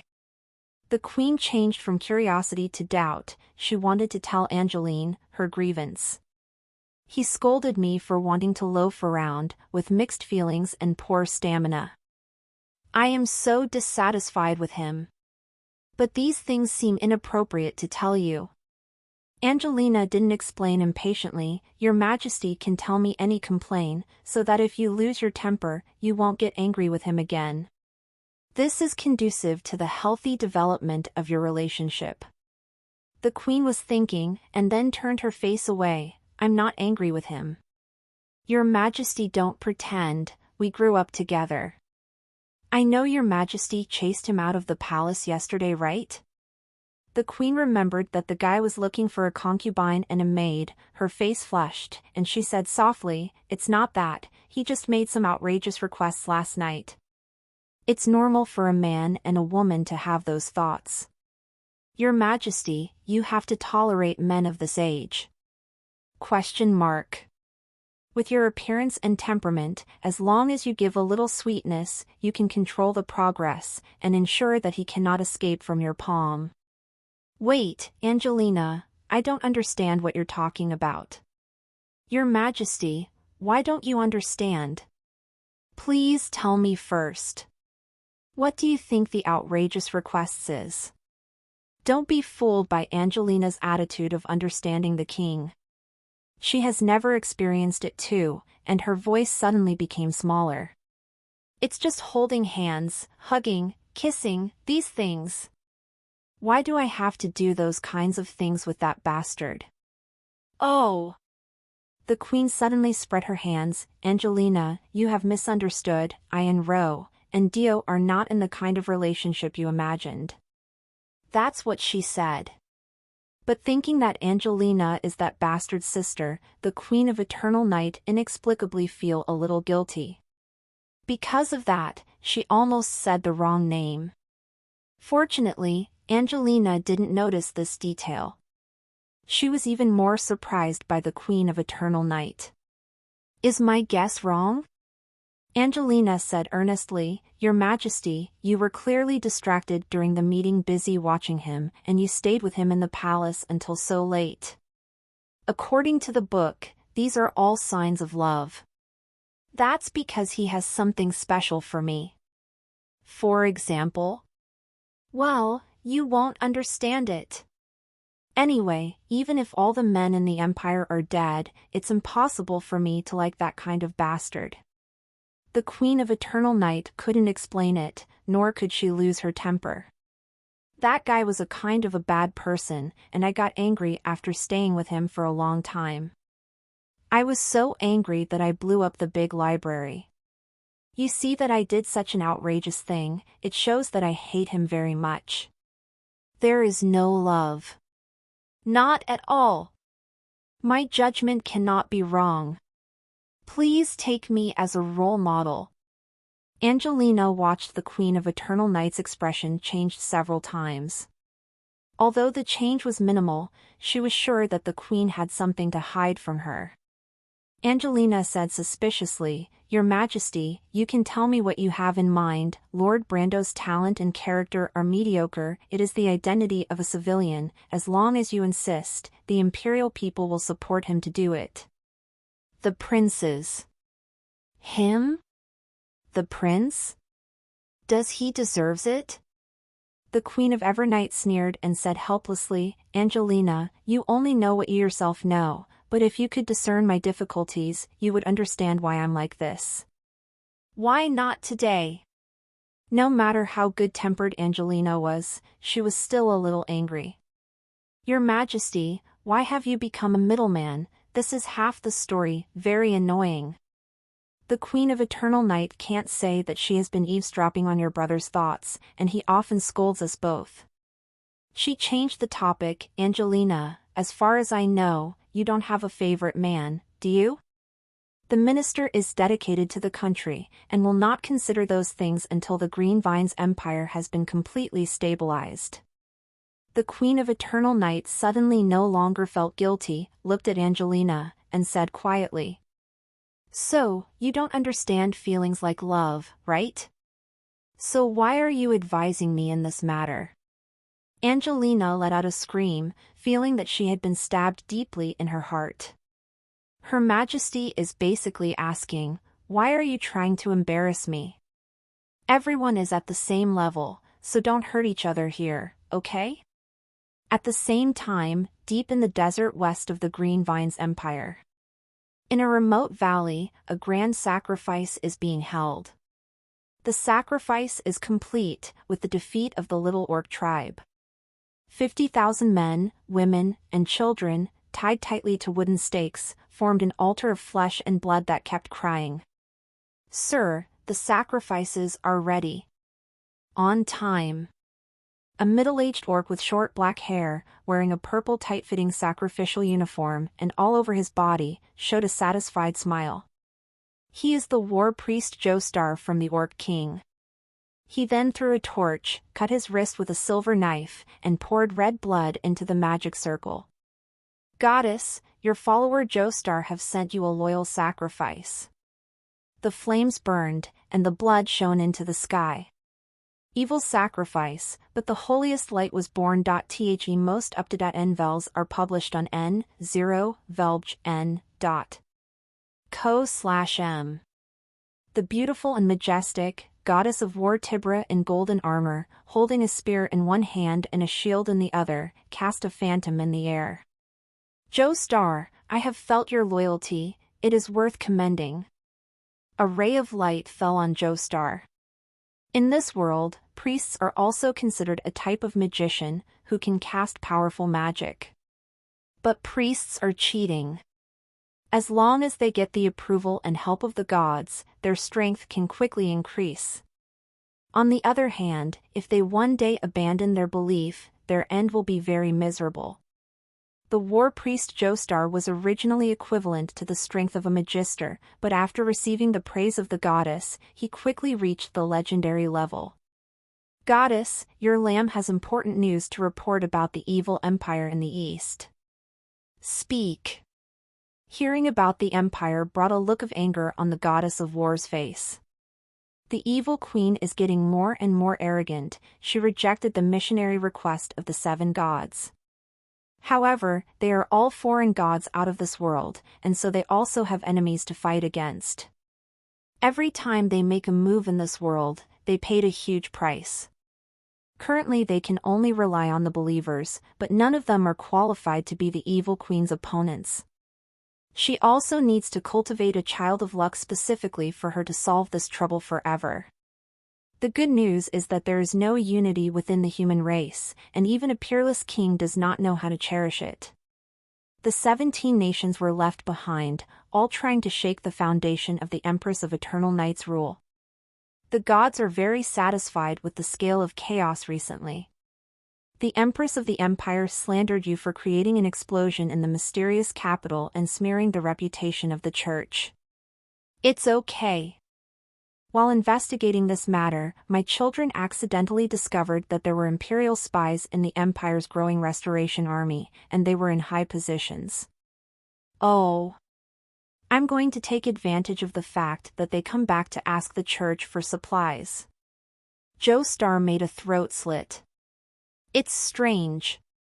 The goddess of war said slowly, growing up the Restoration Army and cutting leaks is not something that woman would do. The lost lamb needs your guidance. I want you to use those spies to sneak into the mysterious city, find the person who offered advice to the evil god queen and kill him. By the way, make a few more explosions, the kind that makes her flesh hurt. By your orders. I will give you more power. Another light shines on Joestar. His strength has not improved significantly, but he has a few extra abilities that are very useful. Thank you, Goddess, your lamb will sacrifice his life to complete your mission. Joestar felt the power of these abilities and kept kneeling. How powerful! How wonderful! Loyalty is commendable, but I hope you, Joestar, will also cherish yourself. The church needs talents like you. The figure of the goddess of war gradually faded away. Joestar was moved to tears. The goddess of war is the best. So beautiful, so strong, and she still cares about the safety of a lamb. I, Joestar, want to sacrifice myself to the goddess. Ah no, donate your heart. Stepping on the sacrifice that had been sucked into white bones by the goddess of war, Joestar headed east. The mystery capital, Charles' house. Roger woke up naturally in his luxurious bedroom after a long absence. Sufficient sleep finally made the feeling of being hollowed out disappear. The Queen is harmful. The good news is that the history of the Empire is finally done, and I won't be urged to change it again. He rolled around on the bed, enjoying the comfort of its soft embrace. It's light when finished. This feels great. Roger spread out on the bed and staring at the ceiling in a daze. After a long time, he forced his spirits and began to seriously think about the next arrangement. The 7-day vacation has been arranged. He had already thought about several immersive short-term loafing around plans, which he could experiment with. What I need to think about now is how to loaf around for the long term. As he learned more about the world of Evernight, and his cold and arrogant Astia system also exposed his thought, Roger felt that he had to make some adjustments to survive in this troubled world. First, the lottery plan for 10 years of loafing around remains unchanged. He also tried to meditate and cultivate vindictiveness to strengthen himself. It turned out that his name is the only one that changed and his nickname still remains the same. This body is worthy of the name waste, the talent is bad, and even the training efficiency of the top-level exercises is terrible. He can only become an intermediate-level magician in about 50 years even if he meditated for 8 hours a day and accumulated countless treasures. Not to mention the use of an intermediate magician's strength against the gods, how could he sacrifice 50 years of his life for the Qingting Empire? Therefore it is impossible to cultivate normally in this life. Besides, as a person who has experienced systems, instant increase in spiritual power would find it difficult to accept the backward method of strengthening himself through cultivation. So the general direction is to stick to the Astia road without wavering. Second, you also need to pay attention to the method of loafing around. The butterfly effect, because of that queen, that harmful spirit, has become more and more impactful. The empire in this world has greatly changed compared to the empire in the game plot. Pretending to be the nationalist army has begun to close the net, and it is expected to continue for more than a month. But the follow-up effects can last for years to come. The effect of releasing History of the Green Vines Empire to the civilian is also not small. According to the previous system, as long as you are in the cabinet, even if you just smile and don't speak, the cause and effect will be affected by yourself. When the world line changes, no tree hole is innocent. Compared with the real world, no matter how high the degree of freedom of the game is, in the end, it is just a well-designed code inside of a box. There are too many variables for him to grasp. The identity of Dio Brando has been involved in the chaos of the Green Vines Empire. All the ways to escape quickly have a huge price and is unacceptable to Roger. Suicide and suspended animation? He afraid that the queen might become suspicious, and she just need to make a few legends of the prophecy school and exposed his disguise. This is for the crime of deceiving the queen. Escape Imperial City? Don't make a fuss, it's a chaotic world outside, and the Imperial people are still hated all over the world. He wouldn't forget that Roger Charles was a cannon fodder who didn't live to the opening of the game. He is the kind of people you don't know how they died, and only a small introduction was left in Angelina's belongings. She had a brother who loved her very much. With his fate, those who dared to run around were fools. So now there is no choice, he can only seek to loaf around in the cracks. Fortunately, through the compilation of the history of the Empire, Roger has confirmed that the lie-flat system is not only for him to spend his days drunk and wild. The real goal of loafing around should be to obtain peace of mind. There is even a wonderful experience of the flow state of work. As long as the change is on what Roger wishes, he can get a random treasure chest every day. Now the Queen and his sister have joined forces to destroy Roger's passive loafing around, waiting for the system to issue interest. He could only turn to seek to loaf around on his initiative. No matter how bad the environment is, as long as you maintain a positive attitude and adapt to the environment, you will feel like that. For example, you can't imagine the joy of pooping with pay. For example, if you struggle happily on the road you aspire to, how can you know the feeling of those who don't? You can imprison me and trap me in that gorgeous palace, but I am still the king of my mind. That is to say, what the Queen gives, I enjoy. Waiting until the last line is crossed out sounds too much like a waste. As the saying goes, the small work in the wild, the middle work in the city, and the big work in the court. Roger's next goal is to find a job that interests him in front of the cabinet minister. Or enter a sustainable mode of only receiving money while not working. Third, the above two are based on the identity of Dio Brando. If it fails, cut your losses on time and return to being a wastrel brother. Look for other opportunities to loaf around again. After some calculations, Roger thinks that his new 3 strategies for loafing around, attacking, retreating, and defending, are enough to cope with the changes in the latest version of the Green Vines Empire. Combat power is the only truth. When I become the strongest in the universe, sooner or later, I will stab back all the enemies that you women have stabbed in the back. Roger was furious, he gritted his teeth, endured the humiliation, and stubbornly, resolutely separated himself from the bed with difficulty, got up and left to do something. After half an hour, Roger filled the storage ring, which contained 50,000 gold coins from the Queen, with food and water, then left 2 letters for his sister, and left the Charles house.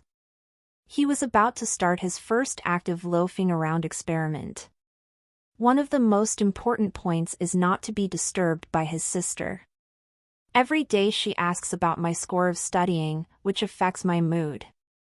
My sister has been the big housekeeper for a long time, so she understood mother mode early. He plans to live in the apartment owned by Dio for the remaining days. At times like this, it's convenient having 2 identities. A letter in the name of Roger said that he and the Minister of History were going to conduct a practical investigation, which was to be determined. A letter in the name of Dio confirms that he has invited Master Charles to do some research and so on. Perfect mutual proof. Logic closed loop. My sister who is so worried can't control me anymore, ha ha ha. Angelina knew that Roger knew Dio. Not long after he became a historian, he told his sister that he knew a man named Brando. Get the latest chapters on n/velbin.com. The two had great conversation about history and share a lot of common ideas.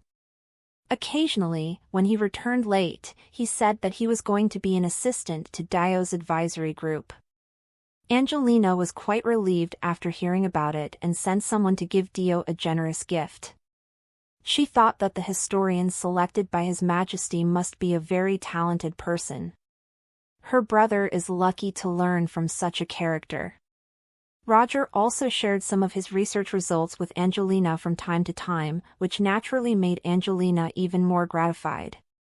In this way, the 2 identities of Roger and Dio are covering each other, not playing I kill myself, and there is a lot of room for manipulation. From now on, we are also a storyteller with 2 numbers. As for the active loafing around experiment project during the holidays, Roger also thought about it. Buy a house and renovate it. This is Roger's in-depth analysis of his personality and psychological demands, combined with the characteristics of this world, plus a 7-day time limit, to filter out the most matching projects. In his last life, for various reasons, he had been wandering without a fixed place. Although Charles' house is luxurious, it is a medieval design after all, and many places do not meet the aesthetics and needs of modern people. Besides, my sister is the head of the house. No matter how much she pampers him, she will get married sooner or later. At that time, would he still need to see his brother-in-law's face? Taking a step back, if there are women who admire me in the future. Doing something in his sister's house. It always feels weird. So, you still have to have a house of your own. It's not rented but bought, and it can be remodeled to your liking. Just thinking about this goal, Roger's mood jumped up and he was full of motivation. Take the initiative to loaf around the road, open it for me. Thinking of buying a house and decorating, Roger's impulse in his heart was somewhat similar to the feeling he felt when he first caught the inside story of the Manuel City incident. But purer and stronger. According to Maslow's hierarchy of needs theory, digging up the dark history of the queen under threat of death is self-expression and belongs to high-level needs. The residence meets various needs such as safety, social interaction, respect, etc., which are all categories of low-level needs. The lower the need level, the stronger the desire, and the higher the internal driving force. Loafing around is a state of life that satisfies one's self-pursuit and is not surrounded by secular concepts and other people's eyes. Probably to implement the attitude of I don't want you to think, I just want me to think to every corner of life. Therefore, Roger analyzed that to satisfy his own base needs, no matter how much time and energy you invest in theory, it should belong to the category of loafing around. In addition, he has acquired God-level architectural design skills before, which reduces the difficulty of work and increases the probability of entering a state of flow work. Taking it all into consideration, Roger believes that as long as he has no deviation in his understanding of the system, he cannot find a reason why the system does not settle rewards. It just so happened that Dio Brando was newly appointed to the cabinet, he had money and status, he bought a house, and he wanted to settle in the mysterious city. Lazy afternoon. Mr. Dio went to the most expensive and highly rated real estate agent in the commercial street. After seeing several of the suites he was recommended on the spot, he found his favorite. This is a small 2-story building located on Dell Street. In the backyard, there is an ancient tree with a pavilion cover. It stretches out its branches to completely cover the roof of the building, which is deep and cool. There are many such small buildings on Dell Street, most of them are owned by small nobles, government officials, and successful businessmen. Good security, clean and tidy. There is a small river a few streets away, and the embankment is paved with beautiful cobblestones. Going for a jog at sunset may remind you of the lost youth. The small building is well maintained, and the main structure has been reinforced with magic. Roger didn't counteroffer and gave the real estate agent 50 gold coins in addition. The agent was very happy, and activated his own exclusive magic. With just one operation helped Roger handle all the procedures such as the transfer. Before dinner, Roger got the title deed for a total price of 1,000 gold coins. Having experienced the magic house prices in a big city in a certain country, Roger felt that it was simply overvalued. Capital, courtyard villa, freehold property. 1,000 gold coins? It's worth it. Goodbye, Lord Brando. I hope I will have a chance to serve you again. The estate agent said goodbye to Roger gracefully. At a young age, he was a cabinet minister, and he was generous and straightforward.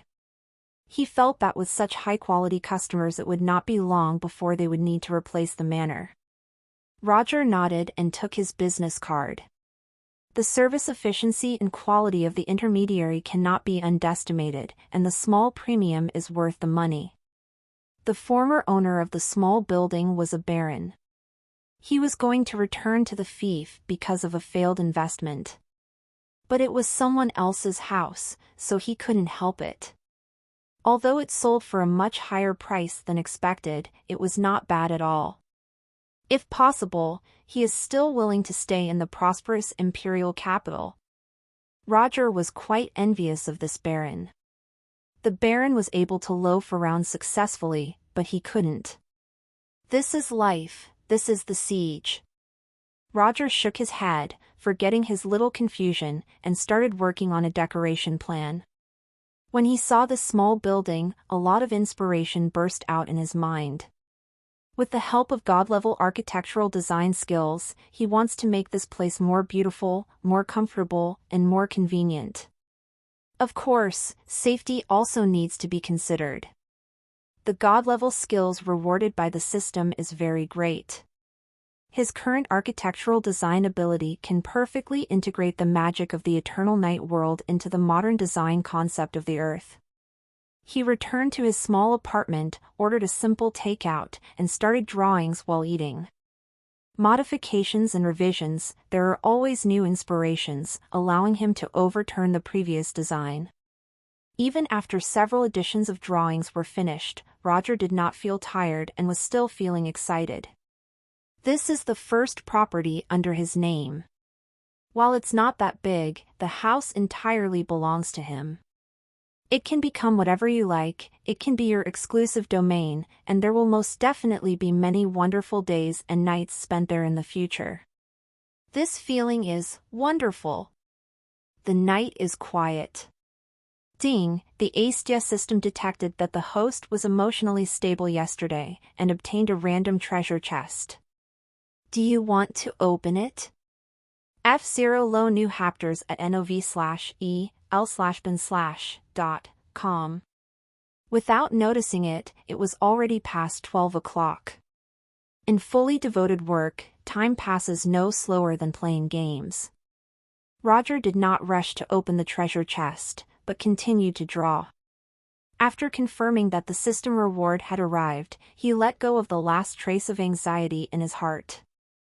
My active loafing around test was initially declared a success. As long as you grasp this feeling, there will be a steady stream of treasure chests in the future. He set himself a small goal.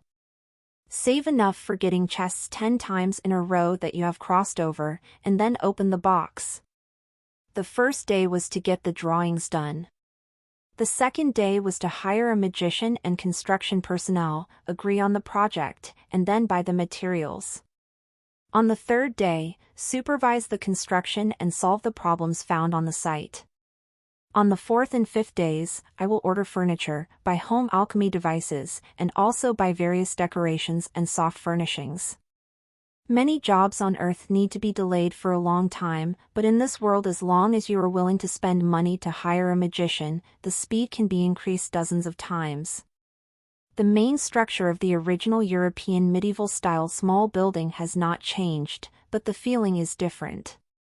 The outside is a simple style, showing the characteristics of stone and wood as much as possible, with a kind of original and unmodified natural beauty. The interior space layout and facilities are very modern. Water, toilet, magic lamp, alchemy air conditioner, 2-hole stove for cooking, and so on. Roger also asked the alchemist to inject an artifact into his villa and named it Big Clever. Big Clever is proficient in the languages of the 34 ethnic groups, can control all the magic items in the room, and can understand vague instructions. The level of intellect is higher than most of the artificial intelligences that Roger interacted with in his past life, and it does not need to be connected to the internet. Great wisdom lives up to its name. On the 6th day, the decoration work was completed. The high-power wind magic circle is accelerating the discharge of the residual material smell in the room. There may not be formaldehyde in this era, but many alchemy materials are indeed poisonous. The magician in charge of the construction didn't understand the purpose of Roger's actions, but the boss ordered them to do so. Anyway, when the magic circle started, it wasn't his own money that was burned. At noon on the 7th day, Roger's courtyard villa had been renovated, and all the luggage from the apartment had been moved. Looking at the new house, Roger was very happy. In the past, I often heard people say that decoration is very troublesome and irritable. Probably not enough money to spend? The best design, the best materials, and the most expensive labor directly avoid most of the troubles. It must be said that this wave of the Queen's bonus has been credited to the account right on time. Roger spent more than 10,000 gold coins before and after the decoration, which was more than 10 times more expensive than the house itself. His savings and income are simply not enough for him to spend so much. However, this is also the normal price for magician and alchemy items. Even if the luxurious manor of the great nobles invites a high-level magician, it is considered a luxury lineup. Roger found 6 in one go. It seems crazy in this era to pile countless energy and materials on a small 2-story building. But Roger didn't care. He has saved 6 random treasure chests, and the harvest is huge. The experience of this holiday once again confirms that doing things that meet your needs is a kind of loafing around. It's very busy and requires hard work. But to fulfill one's wish, this is still loafing around. Loafing around happily. This round of experiments was completed, and the results were gratifying. The next step is to verify that the loafing around in the palace. Heh, women, you want to delay my career at this level? Please call me the treasure harvester reaper in the future. Roger showed a confident smile. Although the holiday is over, his treasure chest harvesting career is not over yet. The young magician with brown hair took the money but didn't leave. Is there anything else? The brunette magician held an alchemy messenger and asked for instructions nervously and fretfully. Sir Brando, my boss, I want to take a few minutes to talk, is it all right? Where? Your home. He embarrassedly pointed out the window. A luxurious carriage has been parked outside his courtyard. Looking at the badge, Roger showed surprise. Does this small decoration company have that woman behind it? Roger soon realized that his thinking had become careless. Although this decoration company has a small facade and a small scale, anyone capable of dispatching 6 full-time high-level magicians and charging such an exorbitant price had to be a big shot. It was because he came into contact with the existence on the tip of the tip like Queen every day and stay in the big library. Roger subconsciously regarded the high-level magician as cabbage. But in fact, these are honorable masters. A company that can send high-level magicians to do boring decoration projects can be counted on one hand even in the mysterious capital. It is more abnormal to have no background. As for whether to meet or not, Roger asked himself a question in his mind. Am I eager to make money? Do I want a part-time gold harvester? He felt his accelerated heartbeat, the urge surging from the depths of his soul. Thousands of words condensed into one sentence. Make money! So Roger nodded to the brunette magician. Okay, please come with your boss. The brunette magician bowed deeply. Thank you, Lord Brando. Looking at his back, Roger couldn't help but raise the corners of his mouth. Gold coins are still cute. Although this thing cannot be directly transformed into strength, after living in the modern age where money worship is prevalent for more than 20 years, unconsciously the desire for generic equivalents has been deeply embedded in the DNA. The word rich brings a sense of security no less than building a city wall outside the house. So things that can easily make money should also be recognized as loafing around in my heart. Roger ordered Big Clever to brighten the light in the study, lower the temperature, and make a pot of tea. Afterwards, he met the boss of the company. She has blue and green eyes of different colors, and her silver hair is braided in a circle, revealing the tips of her fluffy ears. The face of a young girl matched the figure of a mature woman. Those two legs wrapped in black silk, tsk. And the slender tail trails behind. Yes, this is a cat girl. This kind of bloodline similar to Persian cats is also a noble among cat girls. Roger is not particularly crazy for animal ears, but he still wants to give a thumbs up to the wonderful existence of the beautiful girl cat girl. Sophie Amte is the president of the Amte Chamber of Commerce, the largest chamber of commerce in the empire. Also known as the Hand of Midas. Since she led the family to turnover 3 years ago, beating the Intel family to become the richest woman in the empire, the price of beautiful catgirls in the slave market has increased tenfold. But no matter how arrogant the dandy, he wouldn't dare to behave rudely in front of this half-beast beauty. She also has another identity, the fourth advisor of the Secret Law Society. The Arcane Society is the Queen's magic advisory group. Sophie can be regarded as the white glove of the Queen of Eternal Night for gold. A private magic advisor group can grow rapidly, with the strength no less than that of any magic academy in the empire. In addition to the better appeal of the Queen in the magician's heart, the ability to make money is also very important. The magician is a profession that burns money, and studying magic is very time-consuming. Not all magicians are willing to spend their time and mind on making money. Therefore, finding a rich organization to support yourself has become the best choice for many magicians. It is a good choice to be the magic advisor of the nobles. It would be even better if you can become the Empress's magic advisor. The Secret Law Society is now completely self-sufficient. It not only supports as many as 4,000 magicians of different levels but also has the spare capacity to feed the Queen and the Empire. Sophie Amte is the key to the magic of making money. Players prefer to call her Lucky Cat because the sideline that cooperates with her in the game is simple and boring, but it makes a lot of gold coins. All in all, this is a woman who is so poor that only money is left. Hello, Mr. Brando. I just returned to the Empire. I heard that you are the youngest minister in the cabinet. You are a commoner, and you are extraordinary. Being able to see the Hand of Midas, I seem to have seen the picture of me getting rich overnight. When the two came up, it was a kind of tout from each other. Sophie sat down slowly, her long legs folded gracefully, and she covered her mouth and chuckled. My lord is humorous, I dare not promise to get rich overnight. Then see off the guest. No, let's unite, you should be fine to buy a large manor in the upper city next year. Sophie put her hands on the table and leaned forward, her eyes full of golden light. Roger smiled but did not immediately agree. Let's talk about the specific terms of cooperation. My main job is always to assist the Queen. He longs for gold coins, but he doesn't work hard for gold coins.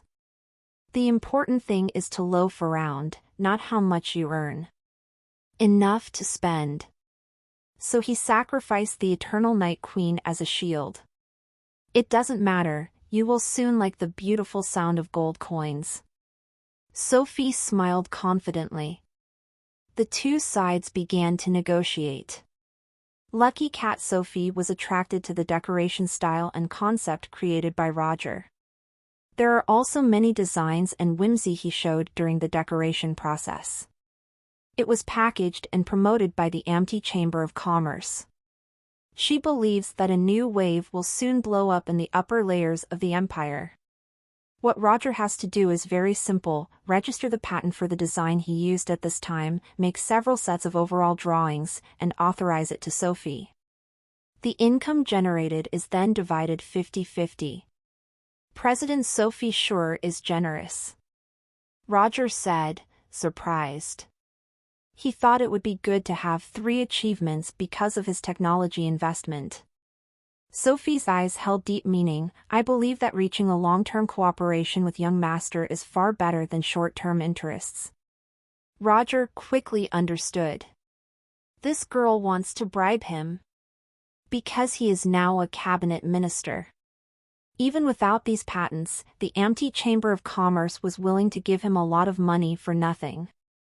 Although Sophie is a member of the Queen of Eternal Night, it is like there are always conflicts between the central and local areas. This is not always the same as the master and the servant. This lucky cat can also hold the Queen's banner and quietly sell some of the Queen's interests. Capitalists know no borders. 7 sit n velb/n. C/m for L test vels. In other words, it is profit-seeking, as long as there is a 200% return. You know. Roger doesn't despise her, he understands it very well. Because. Me too. Loyalty is only a slogan when needed, not a reason to prevent loafing around. He has a relationship with Queen, but it's just a relationship. After all, this is not his homeland. He appreciates the empire, but he has not yet worked hard for it. When one day he can kill the king of gods, he will avenge this great kingdom that has fallen like a meteor. As long as you loaf around, you will have a bright future, but you can't be impulsive. Because the three views are the same, and Sophie has indeed given a lot, the cooperation between the two parties has been successfully reached.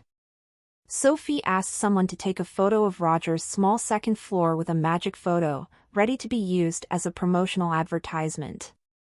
She asked with a smile, "Sir Brando, are you willing to take the time to design the renovation of the manor and castle for some nobles in your spare time?"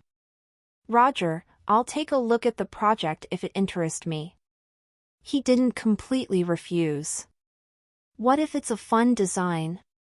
After all, he has high-level architectural design skills, and drawing pictures for the nobles of this era is a professional player's fried fish pond.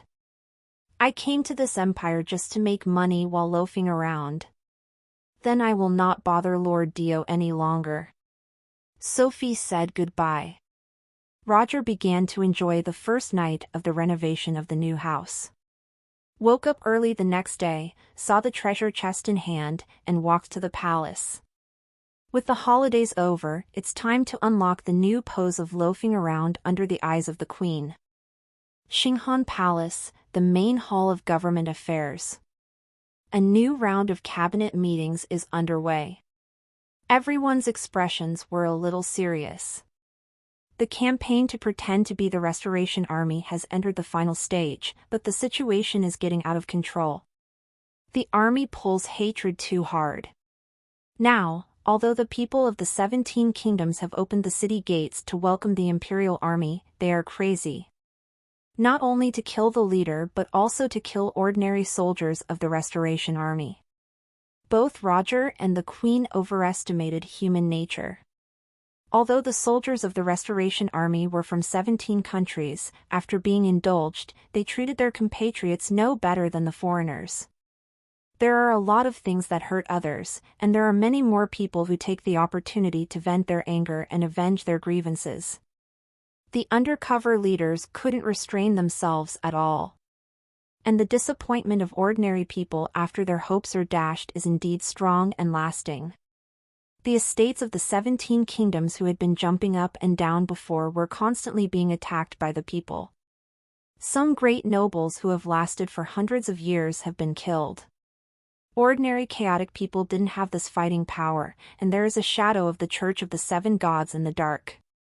The bloodshed stimulated the chaos of the people, and the spirit of continuing to kill was high. The Imperial Army was caught in a dilemma of who to help. From the perspective of the Empire, the more nobles left in the 17 kingdoms are killed, the better, but the people are my property and my leeks. Although I cut it myself, I am careful not to hurt the roots, take good care of it, and wait for the next round to continue. As a result, the leeks are now starting to kill each other. This is senseless internal friction. Coupled with the Church of the Seven Gods instigating and providing support, the situation gradually got out of control. The Church of the Seven Gods is not stupid either. In the beginning, they were indeed deceived by a lot of material, but now they have come to think that the Restoration Army is fooling them. La test novls on n vel/co. The action is too aggressive. No matter how rabble a crowd is, they won't be so mad at hatred. However, the hearts of the people in the homeland of the 17 kingdoms have begun to turn to the empire, and it is too late for the Church of the Seven Gods to recover. The Church is also ruthless enough to take advantage of the situation to intensify and fuel civil unrest, causing the empire to continue to lose blood. Anyway, these humans can't become their lambs, so why not just let them die? This is the mental circuit of the fanatic. The priest's specialty is to mobilize emotions and add fuel to the fire. Margaret was so anxious that several pimples appeared on her face. Originally, she wanted to visit during Dio's holiday and ask for some tips on how to bully Angelina, but she didn't have time to leave. Hearing such chaos in the 17 kingdoms, Roger was also a little surprised. He is not a prophet. Who would have thought that there would be a chain reaction? Margaret smashed the silence and said bitterly, "Anyway, they are not from the Empire, let them kill them anyway, the last remaining ones are all for the Empire." Angelina immediately said, "Foreigners' lives are also lives. Only when there are people can there be food and wealth. How can your army fight without enough materials?" The Chancellor of the Exchequer immediately agreed. "I suggest that the military immediately find a way to stop this chaos." The military minister slapped the table. "If we can solve it, do we still need to have this meeting? We need enough magicians to identify the priests of the Church of the Seven Gods who are causing trouble." The chief magic advisor didn't expect to have his role, and quickly said, "Many magicians in the Empire have been dispatched to support agriculture, industry, and infrastructure, and I can't give you more manpower." The Minister of Military Affairs turned to look at the Minister of Agriculture and the Minister of Industry. So the cabinet meeting was in chaos. Started shirking responsibilities. Roger listened silently the whole time without saying a word. Although he is shirking responsibilities, he is constantly sorting out his ideas. As mentioned earlier, this is a group of powerful cabinet ministers. So Roger didn't bother to think about a better way. He has always felt that it is better to solve problems with difficulties than to do a better job. The cabinet has already achieved 95 points, and even if he achieves 96 points, it will be meaningless. Useless and hated. Anyway, the Empire still has 10 years to its peak. What am I afraid of? Continue to loaf around, I can still do it. Who will help me get up? Who should I worry about? He also really thought of a way to loaf around. Isn't the job of the Minister of History to record the Queen's words and deeds? So he pretended to take a notebook and counted the following. During this meeting, Her Majesty the Queen sighed 17 times, frowned 24 times, tapped the table 5 times, gritted her teeth 13 times, and stared at death 78 times. A small book full of marking. Today's meeting is really interesting. The cabinet's football skills are no worse than the Chinese football team. You are all equal opponents. On weekdays, everyone is personable, but now they are red-faced, and they must be more lively than this when they have time to visit the parliament. If the members of the per capita high-level magician fight, the Congress Hall can be turned into a fireworks show? It's over, the Queen still doesn't nod, this meeting will not end, and lunch will be delayed. I wonder if the royal chef's craftsmanship has improved? Roger watched a play, and he hated that there was only tea on the table, no melon seeds, or peanuts. The expression is solemn, and the heart is calm. Hey, the feeling of loafing around came out. The thinking angle of the Queen of Eternal Night is different from that of Roger. The people who had already made money, but had to lose a lot of money, wanted to have a plan to clear the level without injury. The ministers didn't come up with a bright plan, and they quarreled with each other, and Roger was gloating on the side. She was very irritated. Pretending to be the Restoration Army is just a ghost idea, you thought. You didn't think of a solution after the sale, and you even assumed the attitude of eating melons and watching a show? Why do I have to wipe your ass? So she glared at Roger fiercely and motioned him to take the initiative. Roger would be mistaken, thinking she was staring at Margaret beside him. He added another note to the book. Okay, death stared 99 times, don't stop, Your Majesty, strive for hundreds. Queen? My dear, I spent 50,000 gold coins to buy a counter to return to the palace. She was really angry.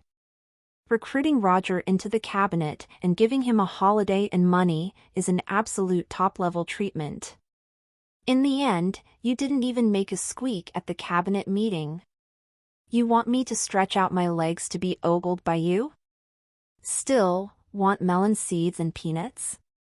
Thinking of being late for lunch? Before you're compiling the history of the empire, it is understandable to be sleepy. But you've had a 7-day vacation, why are you still acting like a jerk? The Queen can't figure it out. How can there be such a guy in the world who doesn't know how to repay others? Now that the empire is in trouble, if you don't say that repay me, at least you can't be watching a play there, right? If she could, she wanted to shout, Angelina, look at this stinky brother.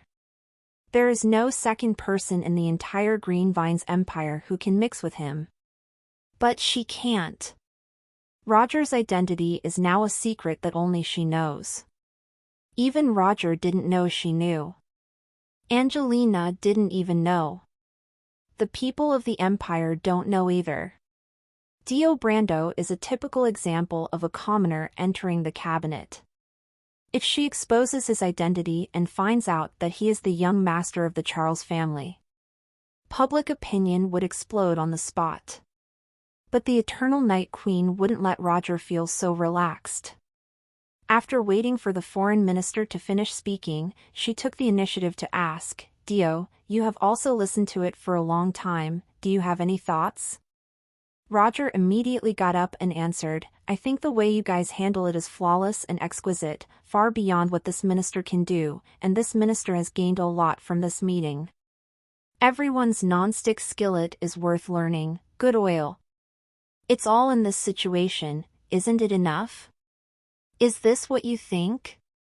The hand of the Queen of Eternal Night clasped in her sleeve, the light of magic flashed slightly. A truth suggestion magic fell on Roger. The effect is that the target cannot lie for the next 5 minutes. This is the spell she found in an ancient book and just learned today. You thought that I didn't prepare anything for the past 7 days, so I came to play this second round?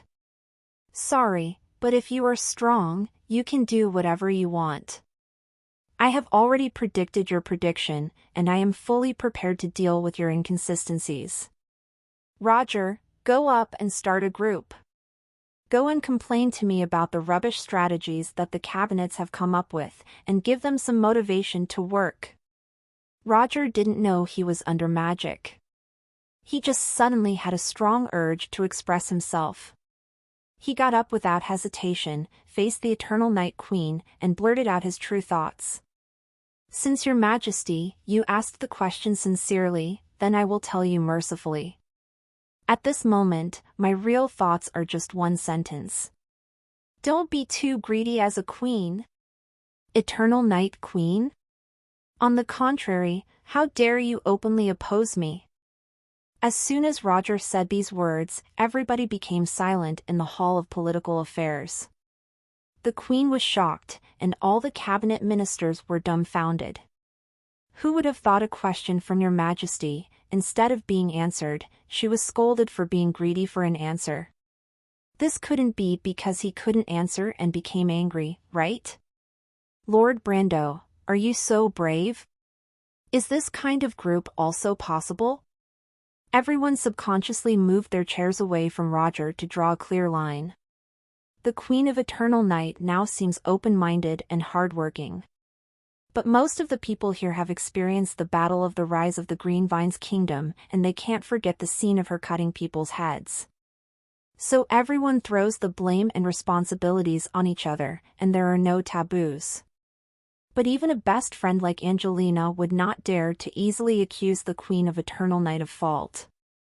Is this Green Vine's empire being governed with a strange system like the Ming dynasty, a Chinese dynasty, where the emperors have no cards and are sprayed by the civil servants? The Green Vine's empire has no tradition of saying that officials are innocent. The Queen is also the best of the empire's combat power. Do you dare to provoke her? What Roger said about what he thought was too shocking. It was so shocking that everyone only dared to look at the uncertain face of the Queen of Eternal Night, and no one dared to come out to smooth things out. Even a fan, like Margaret, who was angry that Dio dared to insult the Queen she admired the most, did not dare to stand up and insult back.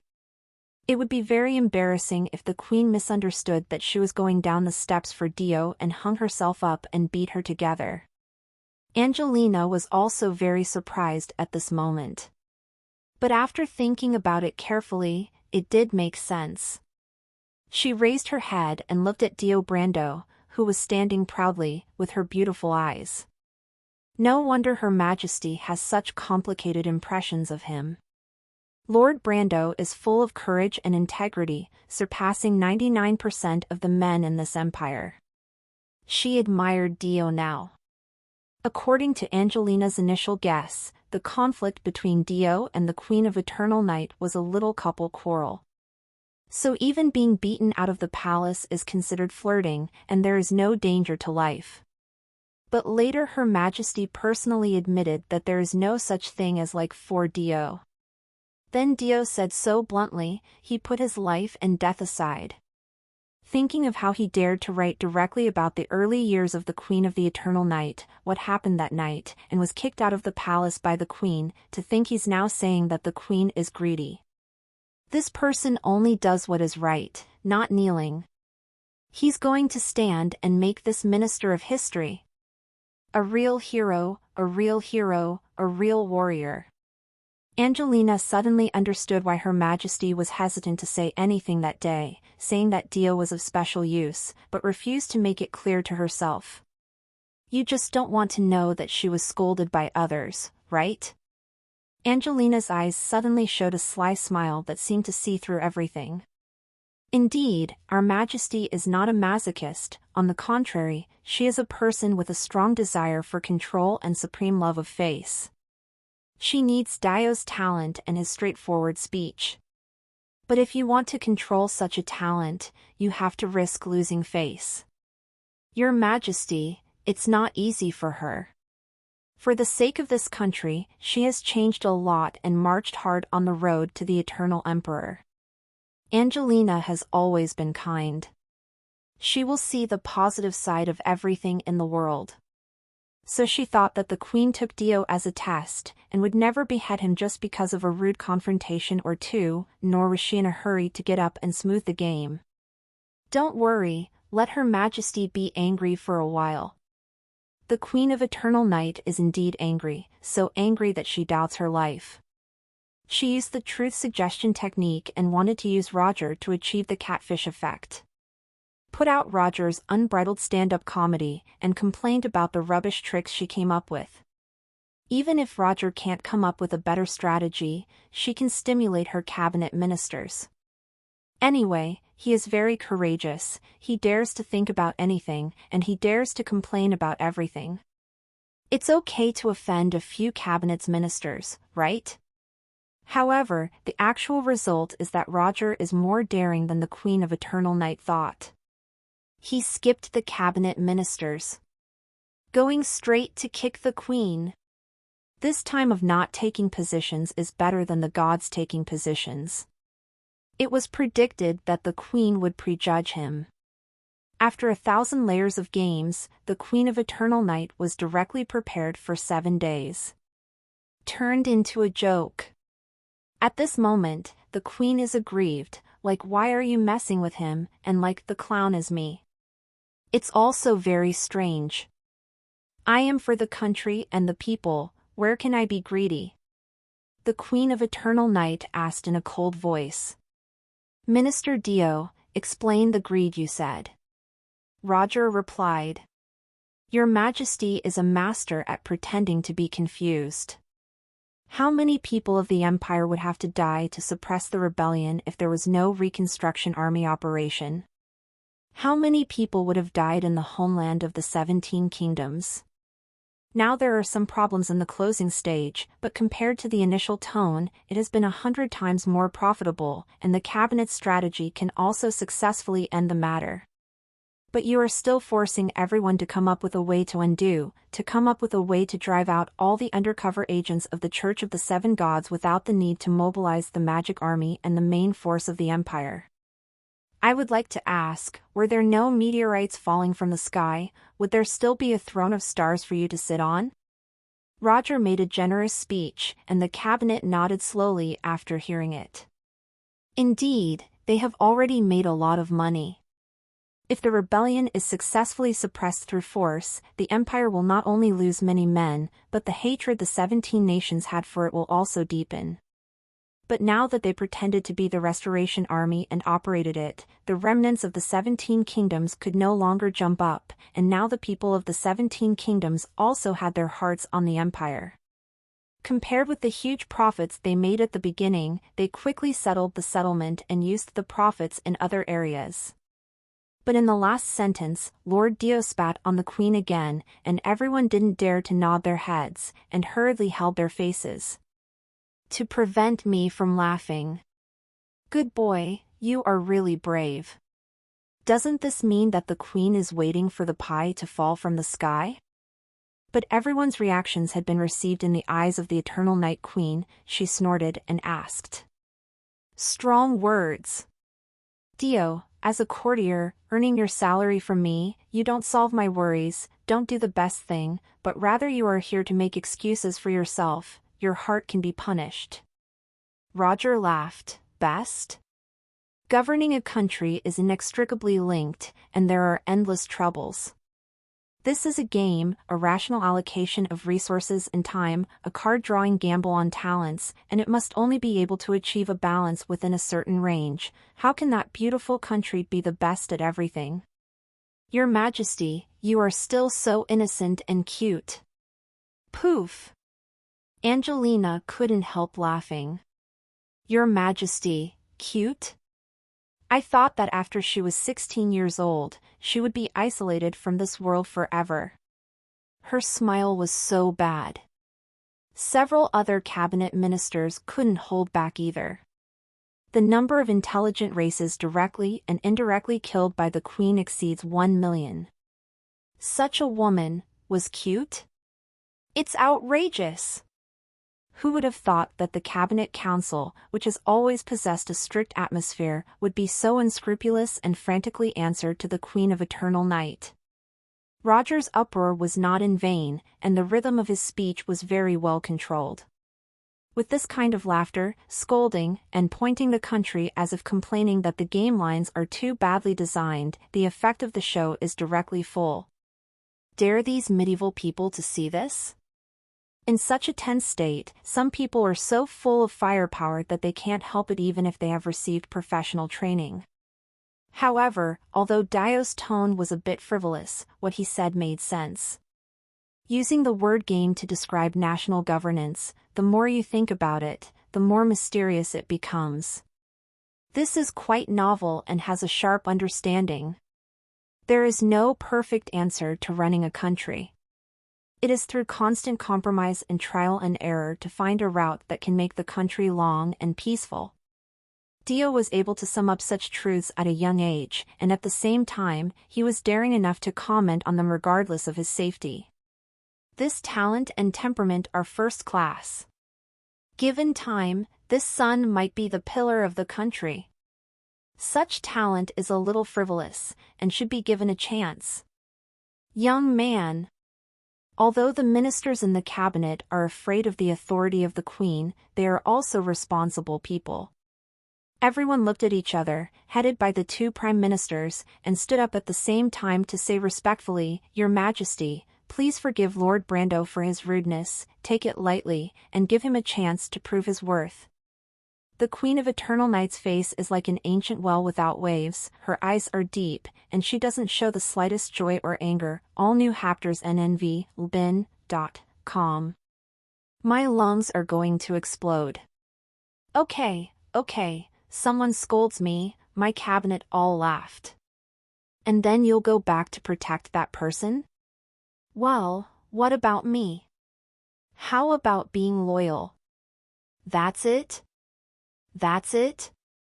When a certain person attends the meeting for the second time, my cabinet has changed. I'm so shy, where am I going to make sense? Speaking of which, no one can blame the Queen of Eternal Night for being angry. After establishing the empire, she was directly numb in the face of the huge country and had to admit that her commander-in-chief and force were beyond the table, but she was not very good at internal affairs. So close your mouth and listen to the opinions of your professionals. All major and minor matters of the country are discussed with the cabinet. After 3 years, everyone cooperated quite well. There were times when she was opposed collectively before, but looking at the 12 cabinet ministers, is she not generous enough? But she couldn't stand Roger saying she was innocent and cute. She is so mighty and domineering that she is unparalleled in the world, okay? However, Roger's mouth didn't close.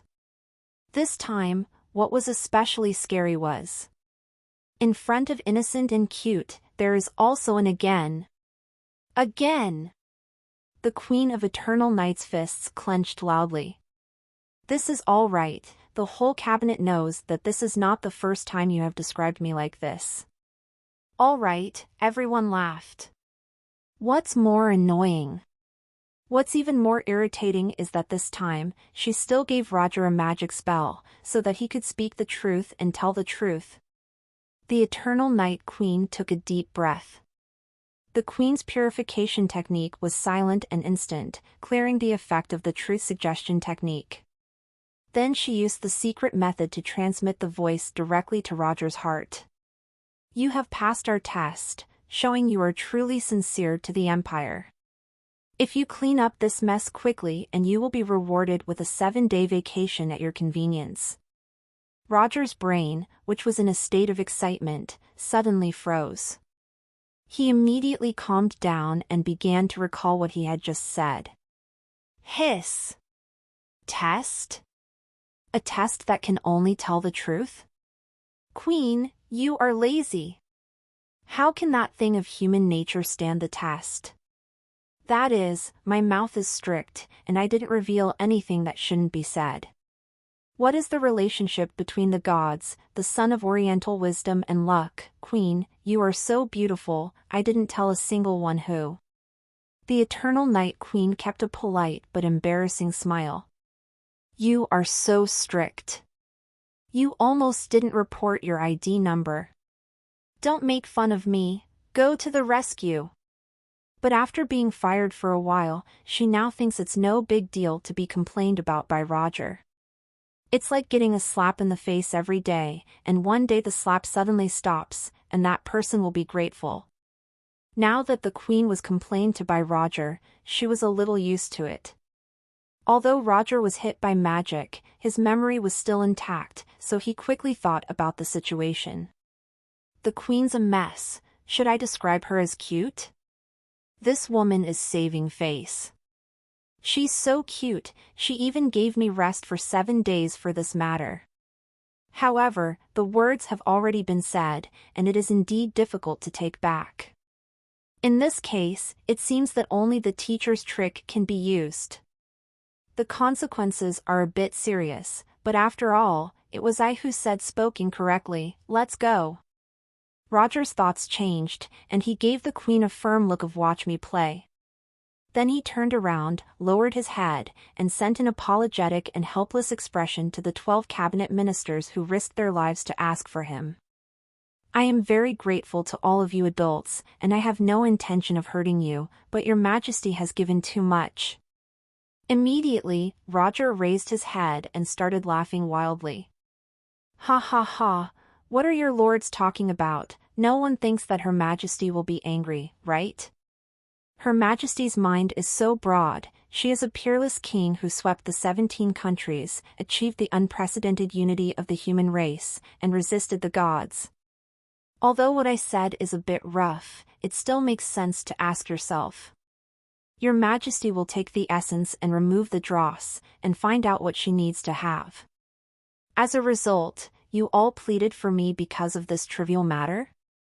Isn't this underestimating your Majesty?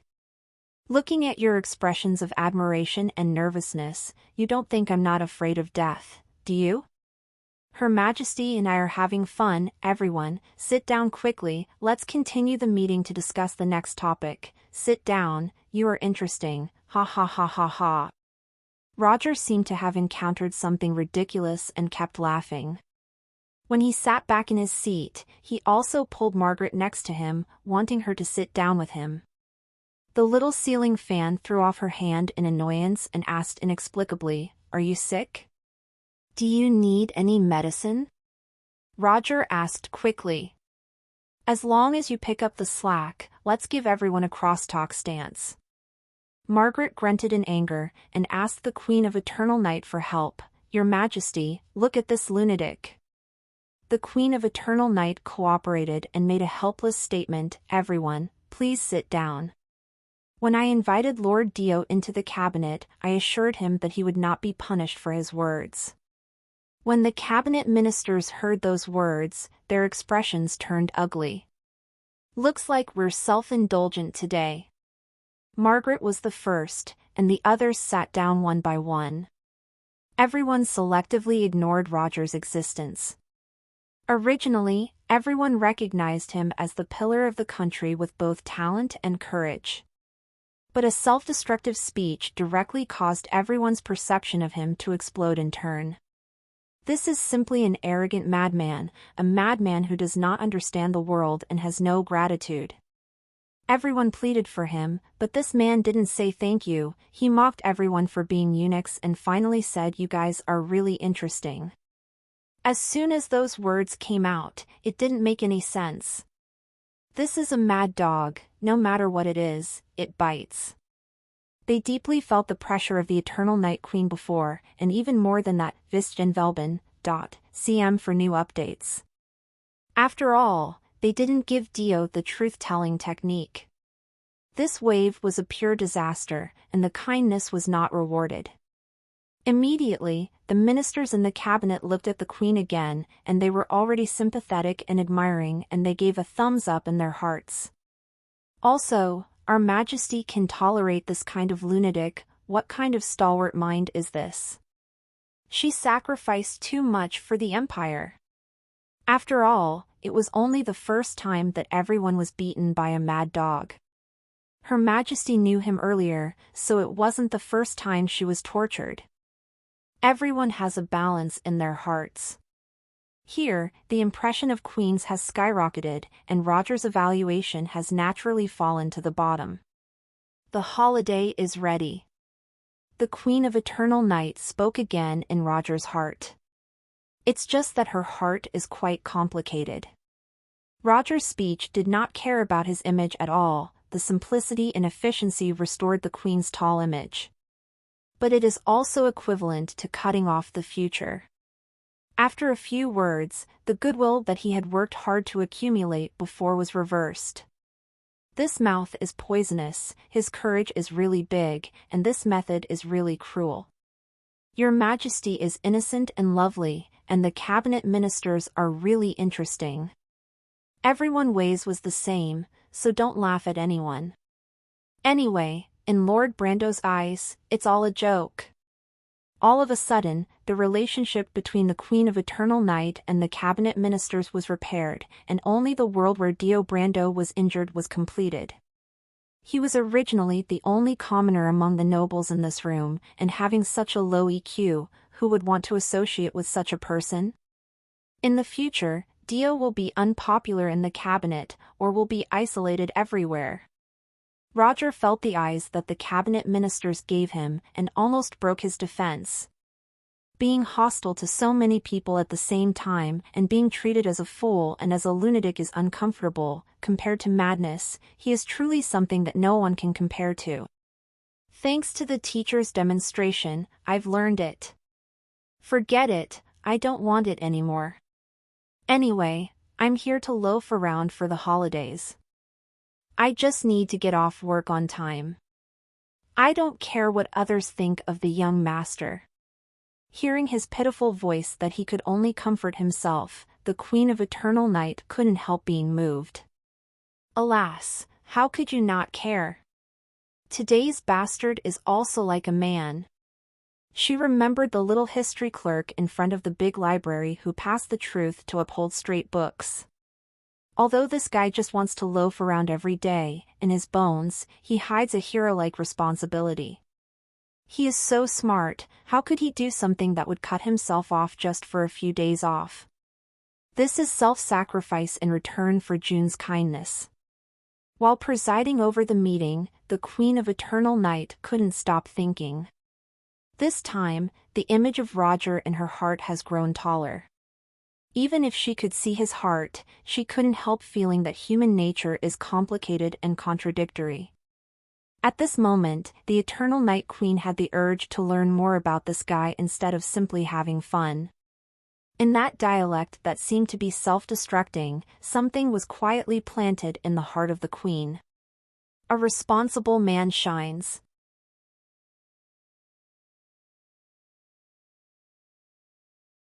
Oh, my cannon fodder did not die from a foreign enemy, but from some congenital disease, right? But the Queen didn't speak, and he didn't dare to be pretentious. He lowered his eyebrows and pretended to be obedient. The Queen was amused by Roger's wild thoughts. Are there any terminal illnesses that cannot be cured with a single wish? If there is, then 2 rounds. But she also keenly captured a new key message. Roger has been hiding his clumsiness, not exposing his talent and intelligence. Is it because he once predicted his death? Or, did someone prophesy and informed his death? The Queen of Eternal Night naturally does not understand the concept of time travel. She thinks of prophecy like spells. This is a kind of unstable, unreliable, and super difficult spell. The difficulty is not casting but answering the feedback of spells. The Destiny River has countless tributaries. Some fish jumped up a few steps and looked forward, but they didn't necessarily know where the river was flowing. In other words, most of the prophecies are useless.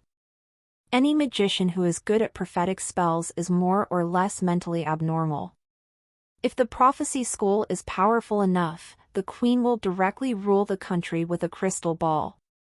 However, sometimes some people's vague perception of the future can be particularly accurate. Roger's performance just now, in the eyes of the Queen of Eternal Night, may be like this. Roger knew that he was going to die at a fairly close time. But he didn't even know how or when he died. Therefore, he is quite cautious and refuses to reveal his genius, only secretly accumulating strength. This death may or may not be related to the gods. But it should be fairly unavoidable. After all, she had rewarded him with the deep-sea heart talisman. He doesn't have many artifacts of that level, so he can avoid many fatal risks.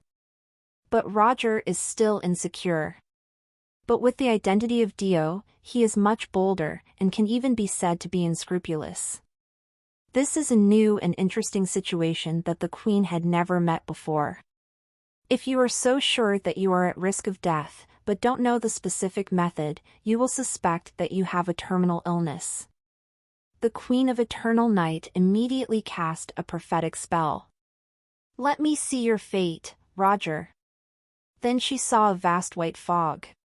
There is no past, no future, and it seems that it does not exist in any river.u updates tnvel/by.com.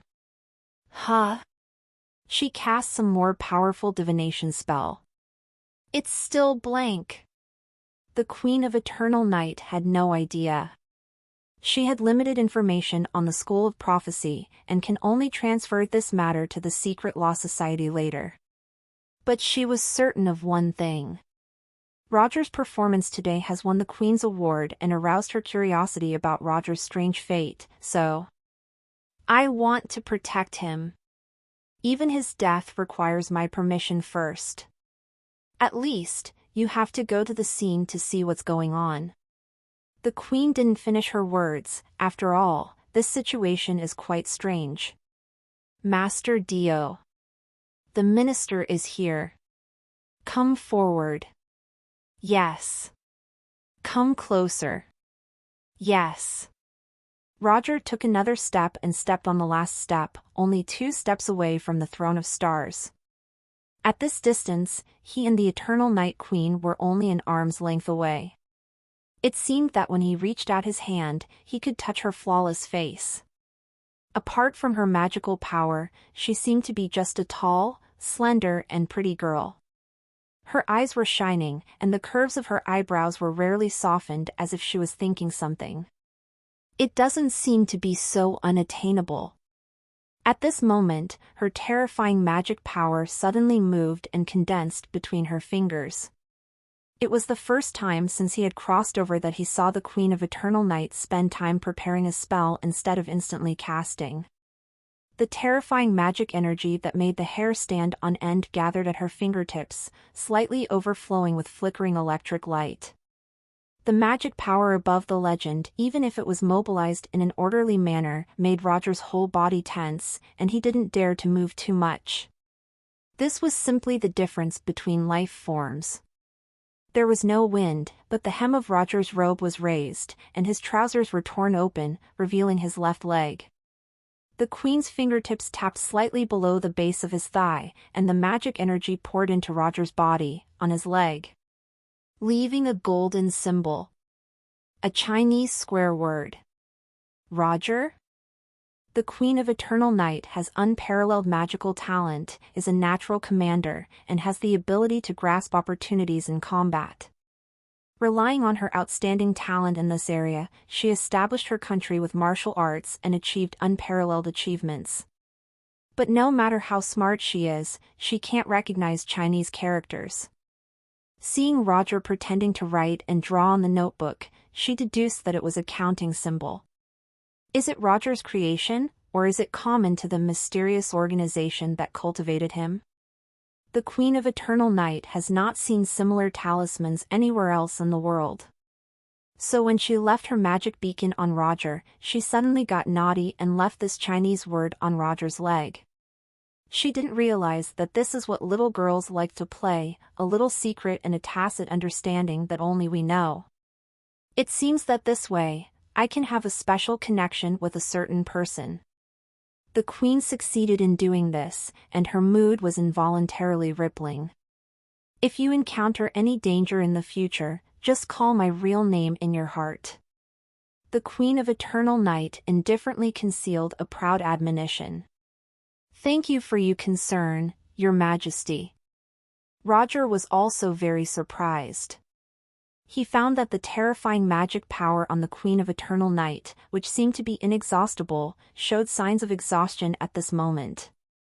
Those beautiful eyes that were as deep as the sea showed a rare trace of exhaustion under the turbulent waves. Using the real name to create a connection through the medium, this should be the realm of the gods, right? Unexpectedly, the Queen has touched such a field? This is a new piece of information.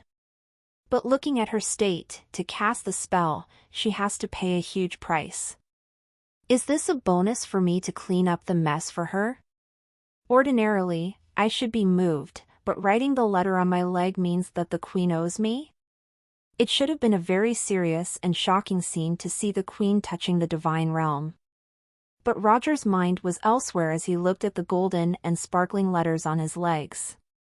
Even if you haven't played with Little Butter, if you know ACG culture casually, you should also know that writing this word on your leg has some very gentlemanly hints. And this is still the magic beacon that can call the name of the Queen of Eternal Night to communicate in real time, and even directly descend to the Queen's side. I know she's trying to protect me, but it's a little weird. It is because of the previous breakthrough in front of the Great Library that the Queen of Eternal Night has extended the path above the legend and has a new analysis of the deeper time and space rules of the world. However, she was not proficient in what she mastered, so she forced it to perform and customized the external form with her personality. At the same time, she had to perform it so lightly and forcefully that she not only used up all her magic power, but her mental power was almost exhausted. There were also a lot of precious spellcasting materials. She was ready to drive Roger away, and by the way, she pushed aside the next schedule and quickly resumed meditation. But when she heard Roger's thoughts in his heart, writing on his legs or "I am owned by you," the atmosphere became inexplicably joyful. So, her curiosity was aroused. Is this not just a symbol, but also a type of text with pronunciation? I helped him, yet why will I own his body now? What does 5 rounds character means? The Queen had many little question marks in her heart. It's a pity that Roger stopped thinking about it when he thought about it. He was struggling there to wait for the Queen to drive people away, or to take the initiative to leave. This made the overflowing curiosity of the Queen of Eternal Night to grow more and more with nowhere to go. How can there be such a hateful guy in this world? When he complains, he keeps talking, and he gives up halfway when he thinks of the business. But she didn't want to ask directly, she could only talk sideways and say, "Master Dio, did you create this symbol?" "Yes, this is a random symbol written by the minister for the convenience of counting." "No, Your Majesty, you should rest quickly when you are tired." "What are you asking? Do you still want to know the breadth and depth of Chinese characters?" The Queen of Eternal Night sighed, feeling a little unhappy in her heart. "I rest whenever I want. Is this something that your courtier can ask?" And her curiosity was not answered, she asked again. "I think your symbol is quite interesting. Do you have inspiration and reference when you create it?" It's just a random drawing, and it's like this in the end. You have to ask King Jie, a Chinese person who creates Chinese characters, to create the characters. I don't know what was in his mind at that time. Song Jie? Who is that? It's another name I haven't heard before, so let's focus on it. The Queen of Eternal Night is a little annoyed. The previous doubts have not been answered, and a new one has been born. This rhetorical bastard. She asked again, "I wonder if you've created a similar symbols, Dio?" "No, it's just counting. 5 is enough. There are thousands of commonly used Chinese characters, should I tell you?" Don't ask, Your Majesty, you can't keep your eyelids open, take a rest now, lest you get Alzheimer's earlier." The Queen of Eternal Night rubbed her temples helplessly, very angry. Your F48 stories on /o/v/lbn.cm. You are now fooling me with Alzheimer's. But she found out that this bastard has learned a lot. Even after asking several questions, he held back and didn't make a stand-up crosstalk. Although she has also obtained a lot of information, the questions she does not understand are increasing.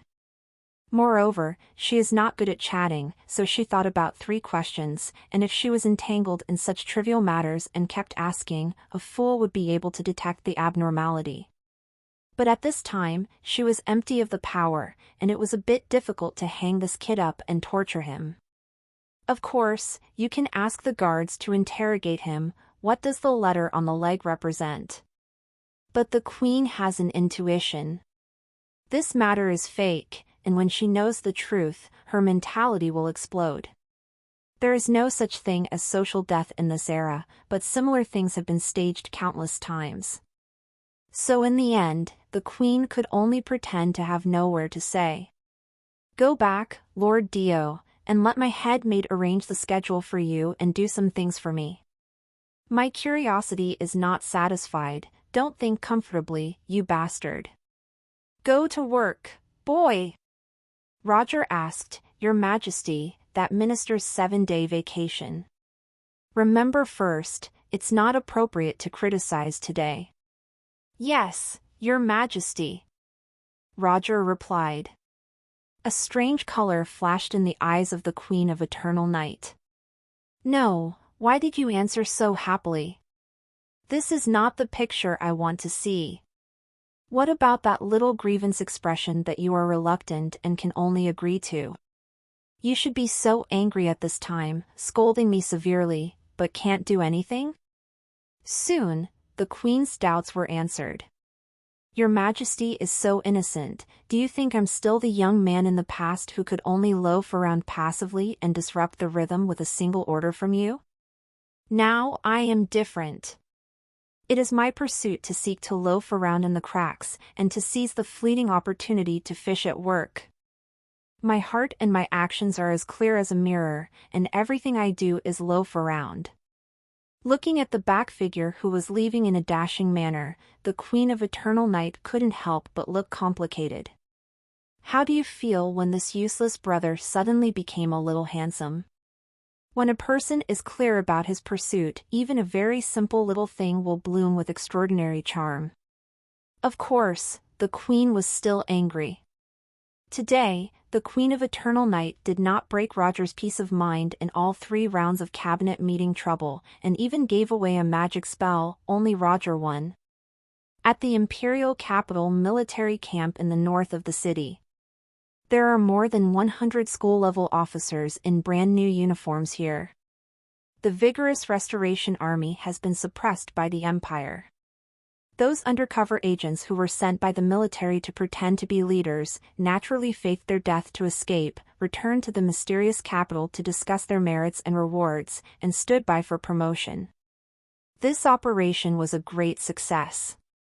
Although there is still a little confusion that is not over yet, except for Her Majesty the Queen, who always wants to get 170 points out of 150 points, the generals at all levels are very satisfied.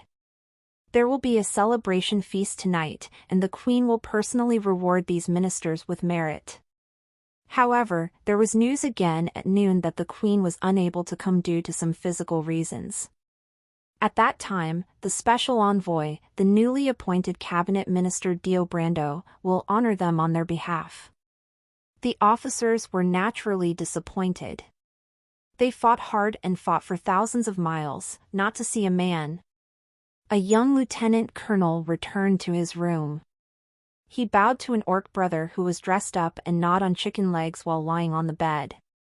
Your Majesty Joestar, the latest news is the evil Queen is not coming. Unfortunately, then I'll deal with Roger Charles first, and I'll leave this to you. Please rest assured, Your Majesty, I have already arranged everything. The Imperial people are very arrogant and have no doubts.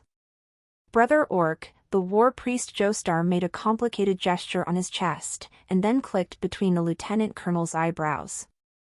The goddess blesses you, and you will return to the kingdom of God after you die. Dedicate your heart to the goddess. The lieutenant colonel slammed the hammer on his left chest. The head maid of the Eternal Night Queen, Mrs. Moscone, is a middle-aged widow with a rigid face and strict compliance with noble etiquette in every word and deed. She used to be the Queen's maid and was sent to take care of the little Princess Octavia after she was born. She had no children and her husband passed away in the Manuel City incident. So the Queen is everything to this lady. There are hundreds of butlers and maids around the Queen of Eternal Night today, but Mrs. Moscone has to take a detailed look at her food and clothing expenses and daily schedule. She is rigorous in her work, upright, and does not rub the slightest bit of sand in her eyes.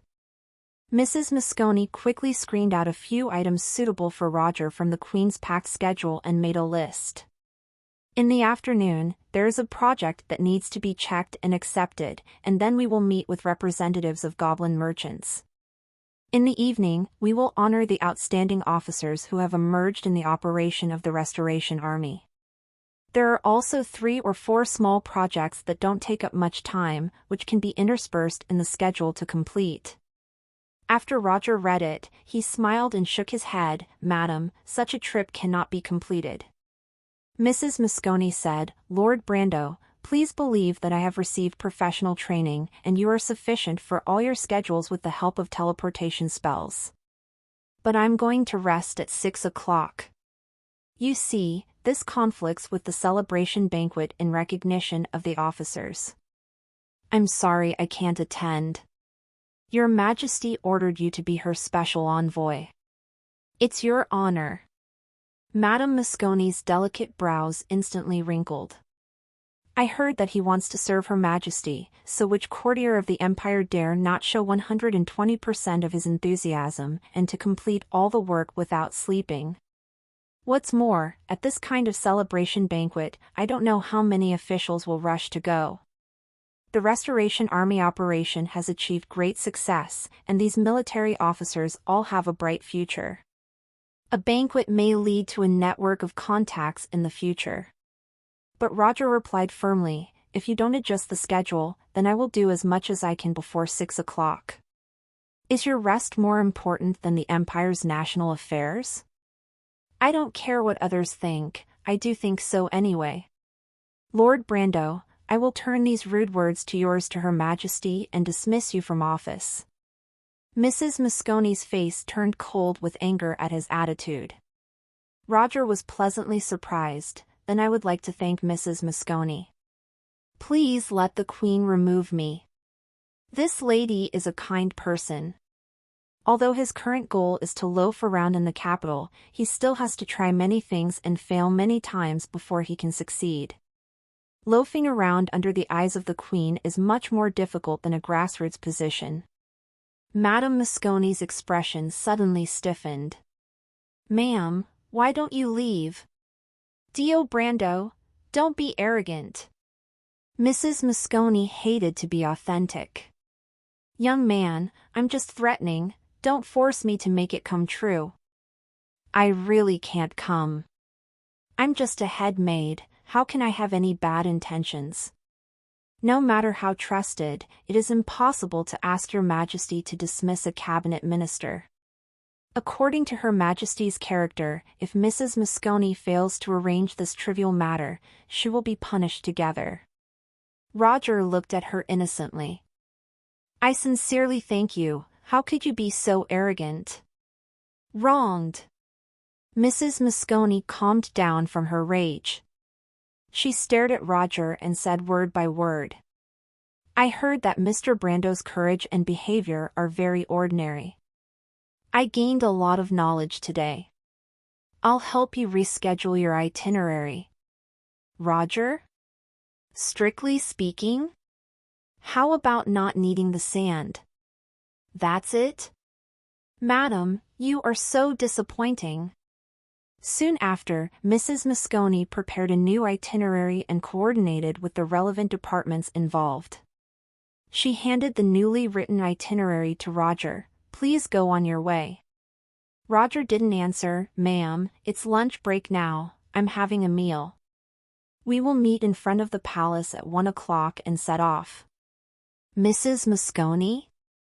It was the first time she had seen such an arrogant subject. He even dared to delay the task that Her Majesty gave him. At this moment, Mrs. Moscone remembered the fear of being dominated by the bloated bureaucracy of the kingdom when the previous king was alive. But Mrs. Moscone had to cooperate with Roger. Because she really can't complain.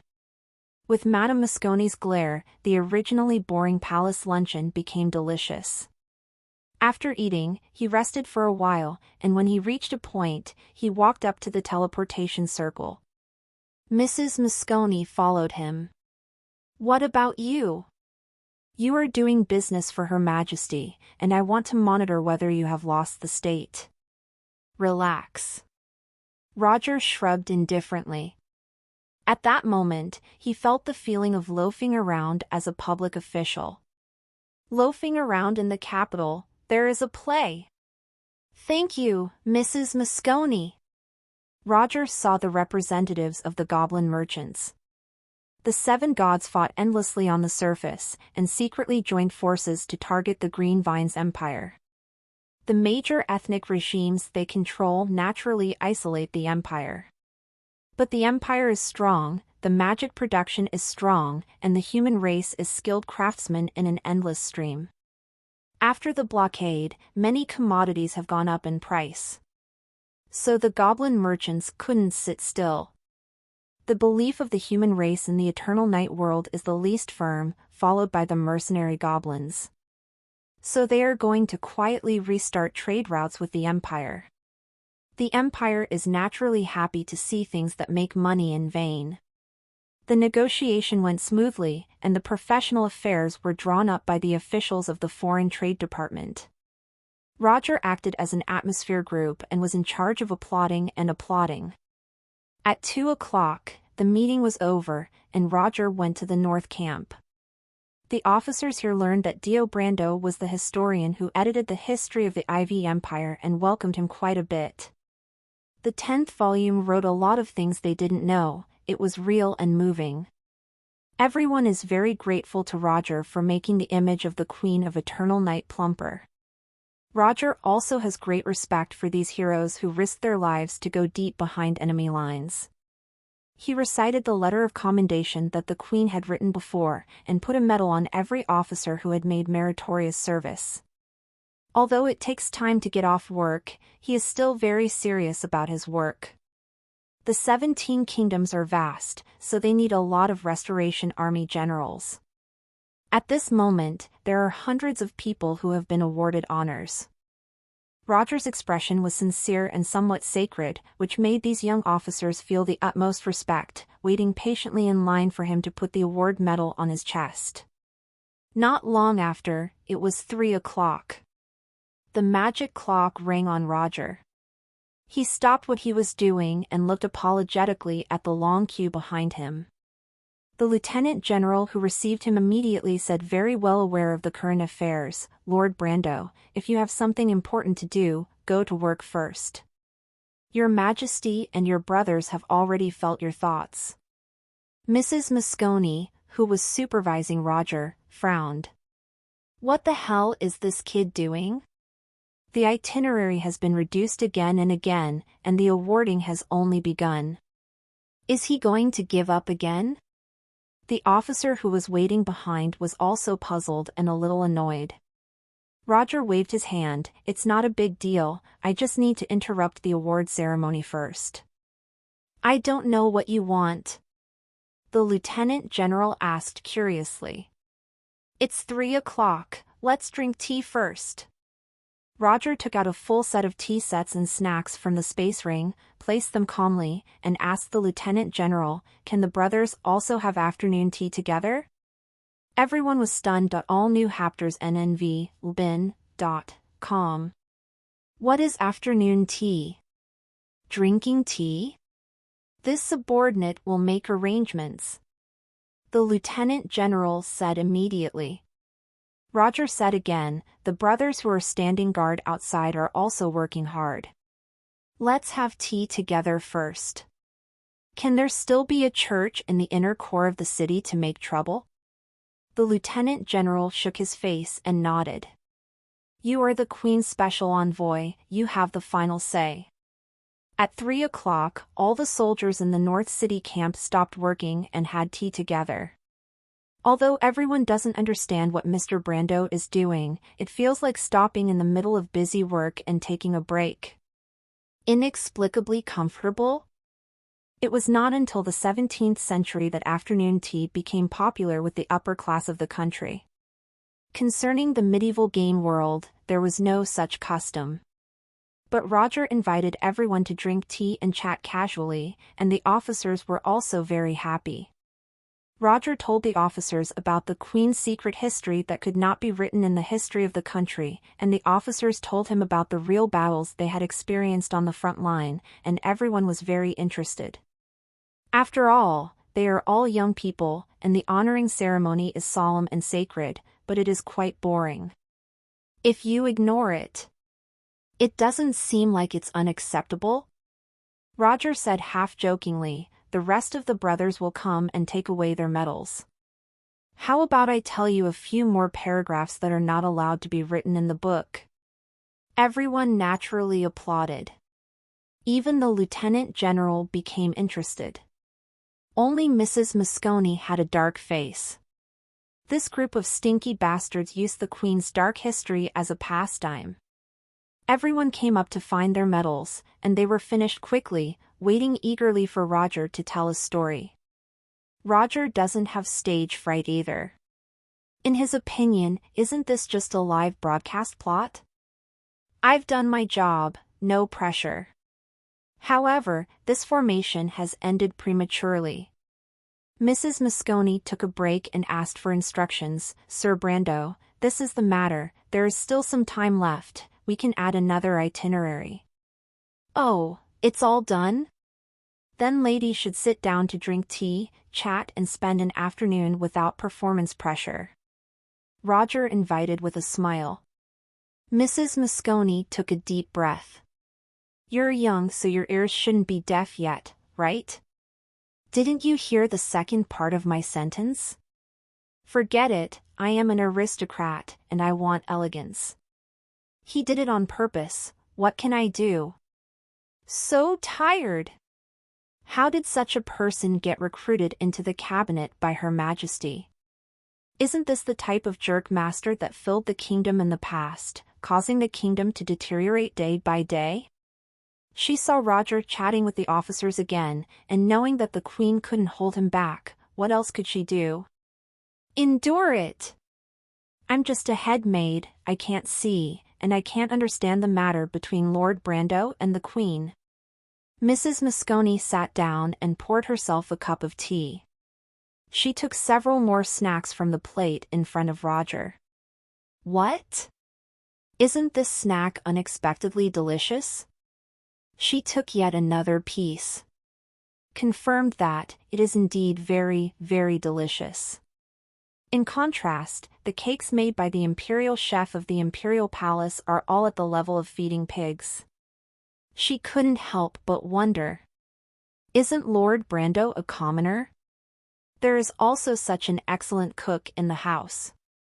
If this is the kind of food you enjoy every day, then afternoon tea is a very good idea. This kind of good thing should be enjoyed by Her Majesty. Find an opportunity to try adding an afternoon tea to her itinerary and see the feedback. Mrs. Moscone lowered her head and began to think, and then looked at Roger, her eyes softened a lot. This kid will enjoy it. It just so happens that the Queen is very fond of him now, maybe, there is a chance? Madame Moscone's mind suddenly became alive. As the head maid, her loyalty is to Her Majesty, not to the Empire. She doesn't care about the wind and rain outside, she only pays attention to the health and mood of the Queen of Eternal Night. Roger just wanted to loaf around, be lazy, and get off work early. Such a concept, and Her Majesty, who is a workaholic and a cultivator. Are they complementary? Also looks good, top VL updates on n/o/v/lb/in.com. Do you have the ability to work as a cabinet minister? It's not right for the door to be inappropriate, but it doesn't matter. Is there anyone in this world who is worthy of the Queen's exploits? The more she thought about it, the softer Mrs. Moscone's eyes became. She picked up another egg tart and took a bite. With that stern face all day, there was a rare smile on the corners of the lips. Roger didn't know, because of his performance of salted fish, in Mrs. Moscone's eyes, salted fish also has the use of salted fish. He was looking into a strategy for loafing around as a social animal, ready to chat with the officers until they got off work. The satisfaction of completing the work, and the little luck of stealing half a day of leisure, made him feel that this should be the right way to loaf around and face the face. From today to now, he has lived his life casually, never wronged himself, never compromised with power and force, and even earned 7 days of vacation. It fits the standard of loafing around. Just when he was a little distracted, a female officer with short blonde hair got up. Lord Dio, can I ask you how you record and evaluate the black ops like us who provoked conflicts among the people in the homeland of the 17 kingdoms and caused ordinary people to kill each other? Her words suddenly changed the faces of many officers, and their faces were suddenly shrouded in haze. The bloody aura that had been suppressed by many people suddenly spread. A few people showed disdain. "It's not from the Empire, so kill it." Roger also recognized this woman, Joey Smith Patton Jr., a future Imperial general who almost became a marshal. She is brave in combat, good at leading heavy cavalry to charge, and has a perfect grasp of fighters. She was one of the people who made the most outstanding contributions to this re-establishment army operation, and she has been promoted to colonel. But at this moment, he can feel that this heroic female colonel is very confused and tangled. Roger narrowed his eyes, realizing that this was a difficult question to answer. She is the bravest soldier, daring to face any powerful enemy head-on. But this time, the main target of the actors pretending to be the Restoration Army is the civilians of the 17 nations. Training civilians to become the Restoration Army, looting more civilians, causing hatred among them. This is not a praiseworthy behavior. Roger and the others were in the back, and all they saw were battle reports and numbers. But these frontline soldiers faced the bloodiest picture, which caused a little shake in their determination to fight for the Empire. Even a good-natured officer like little Joey has already suffered from a heart attack, right? After all, the Restoration Army has done a lot of shitty things. It's not the intention of these people, but they, after all, are the key part of carrying out the order, leading to that situation. Roger also became serious. He did not immediately answer Joey's question, but looked at the audience. "Everyone, do you know what this war has brought to the Empire?" The senior officer who was sitting in the future and had some insight, hurriedly replied. "Money. Food. We have added extra revenue to the Empire. We got rid of a lot of the remnants of the 17 kingdoms of the Empire. Let the people of the 17 countries support the rule of the Empire. I have exterminated several gangs of bandits, all of which were defeated by the 17 countries in the past. Our ministry encountered a flood and helped fight the disaster, saving tens of thousands of people." Roger listened patiently and attentively, and as each answer sounded, the confused expressions of the officers seemed to be replaced with pride. Do they seem to have done a lot of things that are beneficial to the Empire? But those dark images are also real. Roger raised his hand and pressed down gently, and the venue was instantly silent.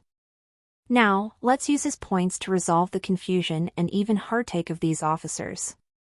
He suddenly felt that although the historian was very marginal, he seemed to be needed by people. This feeling of being needed is also one of the spiritual needs. Among the young officers who participated in disguise as the Restoration Army, it was not only Joey Patton who was confused. Most of the young officers focused their anticipation on Roger. Everyone is eager to give them an affirmation for this historian who stands straight and writes straight.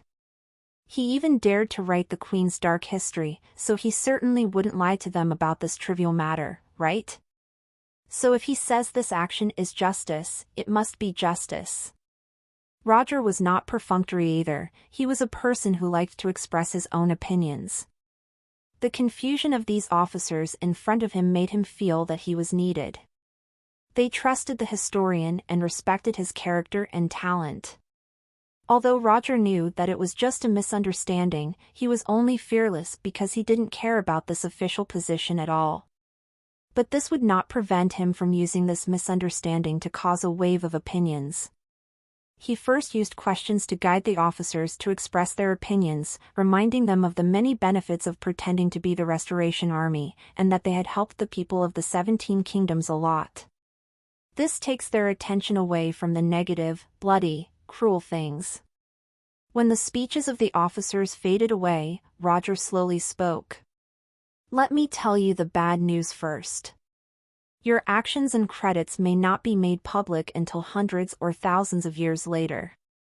But I believe that the history books at that time will record this matter. This is the beginning of the real signs of integration within the Green Vines Empire, the key battle to eliminate the traces of the 17 kingdoms, and the foundation ceremony for the new era of the human race. Some people are in the dark, but their hearts are bright. They have made great contributions to the establishment of a unified Ivy League empire. When we drink and eat meat happily today, we should not forget their contributions. The officers were disappointed at first. It turned out that they thought too much, they were afraid of being scolded, but in fact, they didn't even have the chance to be criticized by the world. However, Lord Dio is indeed super brave. This kind of unspoken rule is straightforward. He has a strong character. So what Roger said later was more convincing and more credible. This is a little trick of if you want to promote it, first you should suppress it. Putting the other party down first, and then saying words of praise, the officers are naturally happy and excited. We are the representatives of light. We have made great contributions to the unification of the empire. We are laying the foundation for a new era of the human race. Although they don't quite understand the specific logic, Lord Dio said that their actions are in the future, so they must be the merits. Because Lord Dio is too real. Colonel Joey Barton Jr. was excited, and still had some doubts. Lord Brando, is an operation behind enemy lines like ours a war? Roger nodded. Of course, war is not just about seeing blood, nor is it fighting to the death. You can use various methods to conduct bloodless battles without casualties, as it is also a part of war. This is called unrestricted warfare. With the development of more and more means of warfare, it is not always necessary to use direct violence to paralyze the enemy's country. Public opinion, economics, technology, natural climate, and other means may become the way to dismantle the enemy. You who pretended to be the Restoration Army didn't have a bloody fight, and you didn't stand firm and create miracles. Many people think that this is not a war. But in my opinion, you not only weakened the strength of the enemy but also saved hundreds of thousands of good men from the empire. This is the most successful war, and this is the most glorious victory. As for the back of the victory, some ordinary people were implicated and became victims. But if the Restoration Army ignited the flames and launched a protracted bloody battle with the Imperial Army, how many ordinary people would be involved? Countless officers were horrified and silent. Of course, they understand that in this age of limited productivity, long-term wars will lead to the desolation of the land, the ruin of the family. N/W novel chapters are published on no/vel/bin.co/m. Because that's what the Green Vines Kingdom once experienced. In this way, simply and neatly resolving the hidden dangers of the 17 nations and surviving more people is also a great good thing for the 17 nations. Just when they were lost in thought, Roger recited in an emotional tone. Prosperity, the people suffer; death, the people suffer. Our Majesty, the Queen, is a king who transcends the times. The desire of the remnants of the 17 kingdoms is power, land, wealth, beauty, and the exploitation of the people to enjoy a luxurious life. Her Majesty the Queen, who may have all these easily, is still constantly exploring the mysteries of magic, and strives to build a stronger empire. What is she working for? Is she working for herself? She can easily get everything that others desire. What she wants is to let more people feel the glory of the empire. Your new style war, which is almost deadly, has successfully made the ignorant people of the 17 nations feel the glory of the empire and the greatness of the Queen. On the way to glory, there will always be bloody hands. Remember, killing is to protect life, but knights aren't killers. Everyone, are you willing to carry forward the burden for this empire, even if it falls into darkness? Hundreds of officers stood up and responded enthusiastically, "Will for the Empire." Roger waved his fist and shouted, "Long live the Empire." The young officers, lieutenant generals, and even the guards who were present were all rushing up and shouting together, "Long live the Empire!" "Thank you, Lord Brando. I understand, I don't need to be confused, we are doing the right thing. Your Majesty, she is so great." Little Joey Barton wiped the corner of her eyes quickly. Her eyes became firm again. Their eyes became firm again. Undercover is also a war. Killing is an act to protect life, but killing for business doesn't need to be filled with unnecessary deaths. Their queen is a king beyond the times. They would like to spread this glory throughout the multiverse. Lord Dio is talented, and he speaks respectfully. They all like Lord Dio. But they couldn't see it. Roger lowered his head, but a bit of confusion appeared in his eyes. In essence, he is a bowl of poisonous soup, making these officers more fanatic. The Queen of Eternal Night has justice and looks noble and detached, so the soldiers who fight for her will naturally be justice. And with the belligerent character of the Queen of Eternal Night, if she is not careful, it will evolve into militarism. After all, Roger is not a philosopher, nor is he a real historian, so what a profound meaning he can give to the actions of pretending to be the Restoration Army. In essence, he is still the one who wrote a full-scale composition at the end of the video, numbed his senses with chicken soup, and tricked praise. But he also felt that no matter how poisonous this bowl of chicken soup was, it should have a certain value. At least this night, few people should be awakened by nightmares. Ordinary people don't need to understand human nature and history completely to calculate the black and white. They only need a clear conscience and logic and reason to keep fighting, and they can burst out infinite energy. Even if the chicken soup is poisonous, they are willing to drink poison to quench their thirst and accept Roger's tricks. This is what he should do as a historian. This is the only thing he can do like a little video maker. Just when Roger had a rare emotion in his life, Mrs. Moscone suddenly walked up to him and kneeled on the ground. "Lord Brando, how disrespectful I was to you before, I was superficial, please bear with me." "Aw, ma'am, what do you mean?" "Oh no, please stand up." Roger quickly helped her up.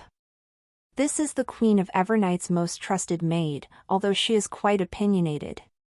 Why is she so polite all of a sudden? This auntie, won't she go insane because I loafed around too much? Although Mrs. Moscone still had a stern look on her face, she didn't look at Lord Dio with disgust or anger, but in appreciation from the bottom of her heart. As Lord Dio said, Her Majesty is indeed a king who transcends the times. It's a pity that I am ignorant. Only you, Lord Dio, could understand the greatness of Her Majesty best. My bow is also to thank you for Her Majesty, you have prevented the officers from misunderstanding the pain of Her Majesty. Speaking of which, Mrs. Moscone couldn't help but get excited. Lord Dio, he said it very well. The Queen of Eternal Night is a king who transcends the times. She doesn't indulge in enjoyment like other nobles, but wants to rebuild the glory of the empire. How great she is! Ordinary people can't understand her greatness.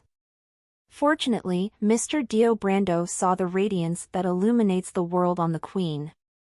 From compiling the history of the Empire and today's speech, Lord Dio has repeatedly prevented the Queen from being misunderstood, so that the world can better understand her glory. One only practices without speaking, and the other only speaks without practicing. When these two are combined, aren't they invincible? In the palace, the Eternal Night Queen who was meditating suddenly sneezed. She rubbed her nose with a puzzled expression. Who is talking behind my back, talking about me with those who do not have it? Roger finally understood the key to the change in Mrs. Moscone's attitude in the North City camp. The troublesome head maid was, for quite a long time, also a fan of the Queen of Eternal Night. As long as you also praise the Queen, we are good friends. Although the poisonous chicken soup I had said just now was to comfort these young officers, it did indeed praise the Queen of Eternal Night. After hearing his words, the officers thought he was an outspoken historian. But Mrs. Moscone thought he was one of the Queen's fanatics. I have to say that this is a scene that Roger never imagined. And the angle of praise is very fresh. Will it be repeated by fanatic fans as a Bible?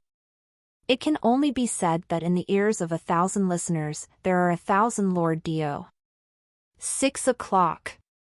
The magician accompanying Mrs. Moscone had opened the portal back to the palace, but suddenly found that Roger was following the crowd to the banquet hall and asked suspiciously, "Lord Brando, do you want to attend the celebration party tonight?" "Yes, friends are invited to join in for fun." "You didn't say you should get off work at 6 o'clock and then rest." "Yes, drinking and chatting, isn't it just rest?" "Then you asked me to revise the itinerary and push the celebration banquet off?" Mrs. Moscone's mentality almost exploded. She suspected that the boy was either out of his mind or deliberately playing tricks on herself. Roger smiled and said, "It's not contradictory. Attending the celebration banquet for the Queen is the job you arranged for me, but Patton and the others invited me to the celebration banquet, and I accepted it. It was the way I chose to rest." Mrs. Moscone frowned. She couldn't fathom what Roger was trying to figure out after spending so much effort tossing around and finally coming to the celebration banquet. "Are you just tricking her?"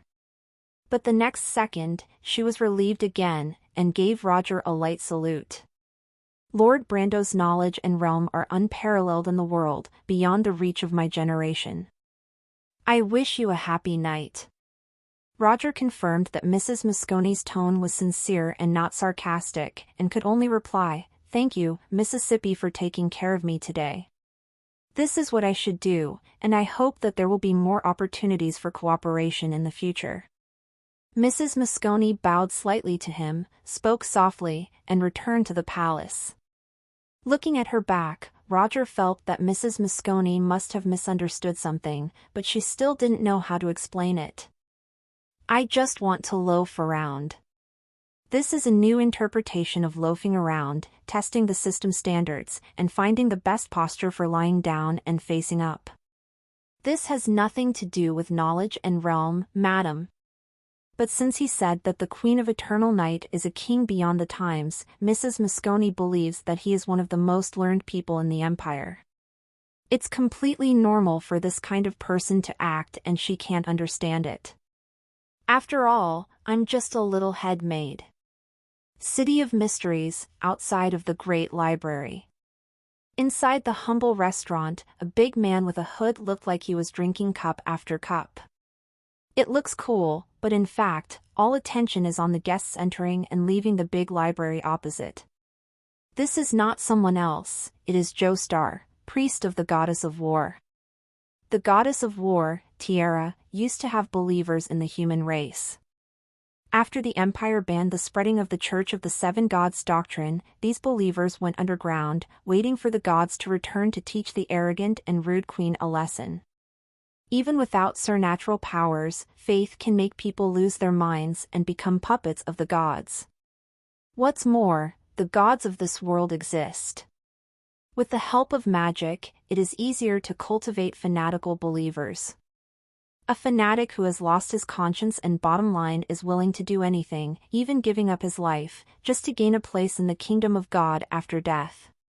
Relying on the intelligence of the latent believers, Joestar learned that the Queen of Eternal Night had talked with a young man named Roger Charles before arranging the operation of pretending to be the Restoration Army. "Do you think you're safe pretending to be a scumbag?" "The goddess's wisdom guides me." With the help of magic, Joestar confirmed that Roger had an inseparable relationship with the plan of pretending to be the Restoration Army. So he prepared to give Roger the cruelest death. The source of this content N/O/V/L/N. However, the Charles's house is heavily guarded. After the Great Library was bombed once by the Queen of Eternal Night, the protective formation was strengthened several times after the reconstruction, and the Magister was still in charge. Neither of these is a suitable place for hands-on work. Lambs can be sacrificed at any time, but the lives of expert shepherds like Joestar are very precious. He used magic to steal the hearts of the servants in Charles' house. After confirming that Roger had teleported to the Great Library, he arranged an accident and temporarily destroyed the teleportation array in Charles' house. Then Joestar prepared to ambush him on Roger's only way back home. Just like a top hunter, Joestar arranged a simple but effective trap for Roger with his mind and heart. He drank wine, sat from noon until sunset, and did not see Roger leave the Great Library. Interesting. Joestar was not impatient. As a top hunter, he naturally had great patience. Time continued to pass, and the lights are on. It wasn't until the death of the night again. Roger had yet to walk out of the big library. The hunter's patience was running out. Joestar couldn't believe it. How could a poor younger brother read books in the big library for an entire day? Immediately, he became more and more certain that this was what the goddess was looking for. Without such a hardworking spirit, how could Roger come up with a more vicious strategy than the Queen of Eternal Night, right? The owner of the small restaurant looked at the guest in embarrassment and hesitated. It's been a long since dinner time, and on weekdays he has already closed the stall. But this guest officer who had been waiting here for a long time was filled with a terrifying aura, and it was getting more and more terrifying. He didn't dare to go up and bombard people. Humph! Joestar slapped a bag of gold coins on the table. You can go home now. The owner of the small restaurant picked up the bag and weighed it. He was stupefied. These gold coins would enough to buy 5 shops like that. Suddenly, he realized something, turned around and ran. This person paid so much money just to wait in his shop. The picture is huge. He ran quickly to avoid being splattered with blood. I won't lose to a boy. Not to mention, this night will be very lively. Hee, well, see how long you can endure it. Joestar poured the wine again, suppressing the irritability in his eyes.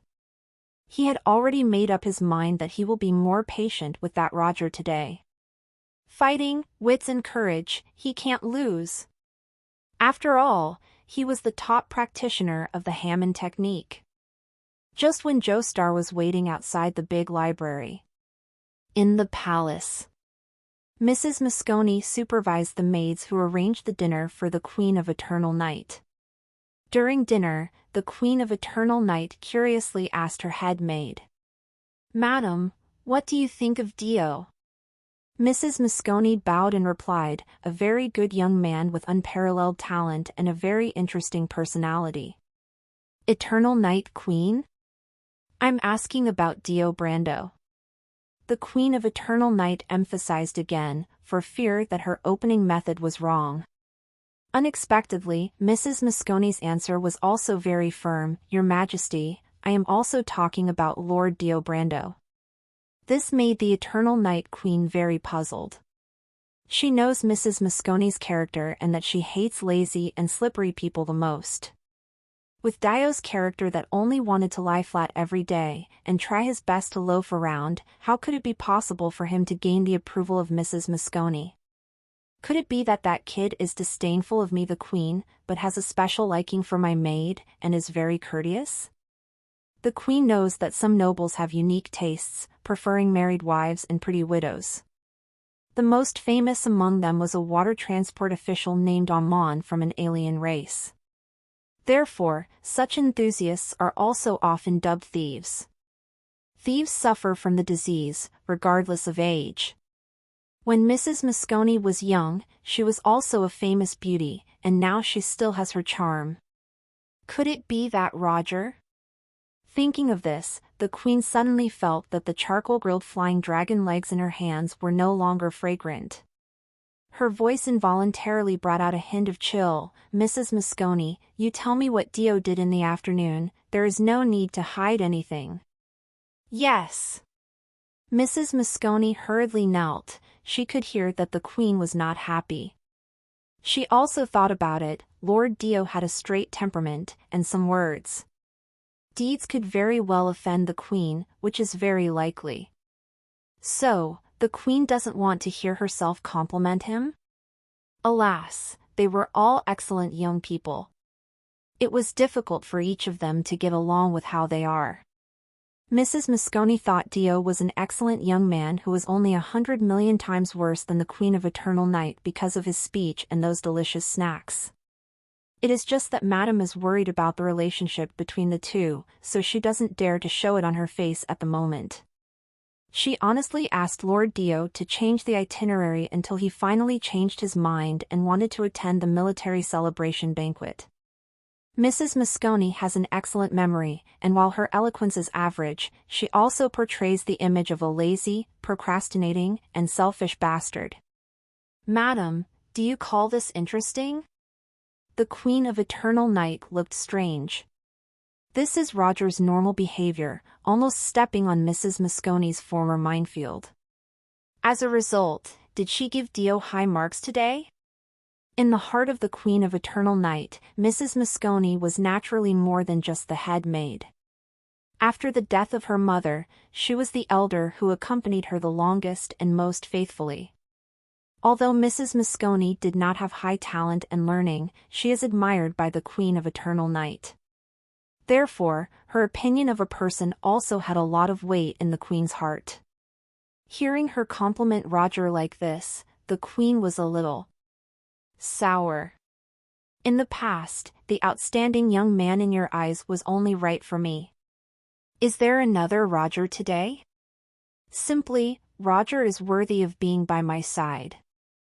Mrs. Moscone said sternly, looking at the Empire. There are hardworking and ambitious people everywhere, but there are very few quiet and real people like Lord Dio, which is certainly interesting.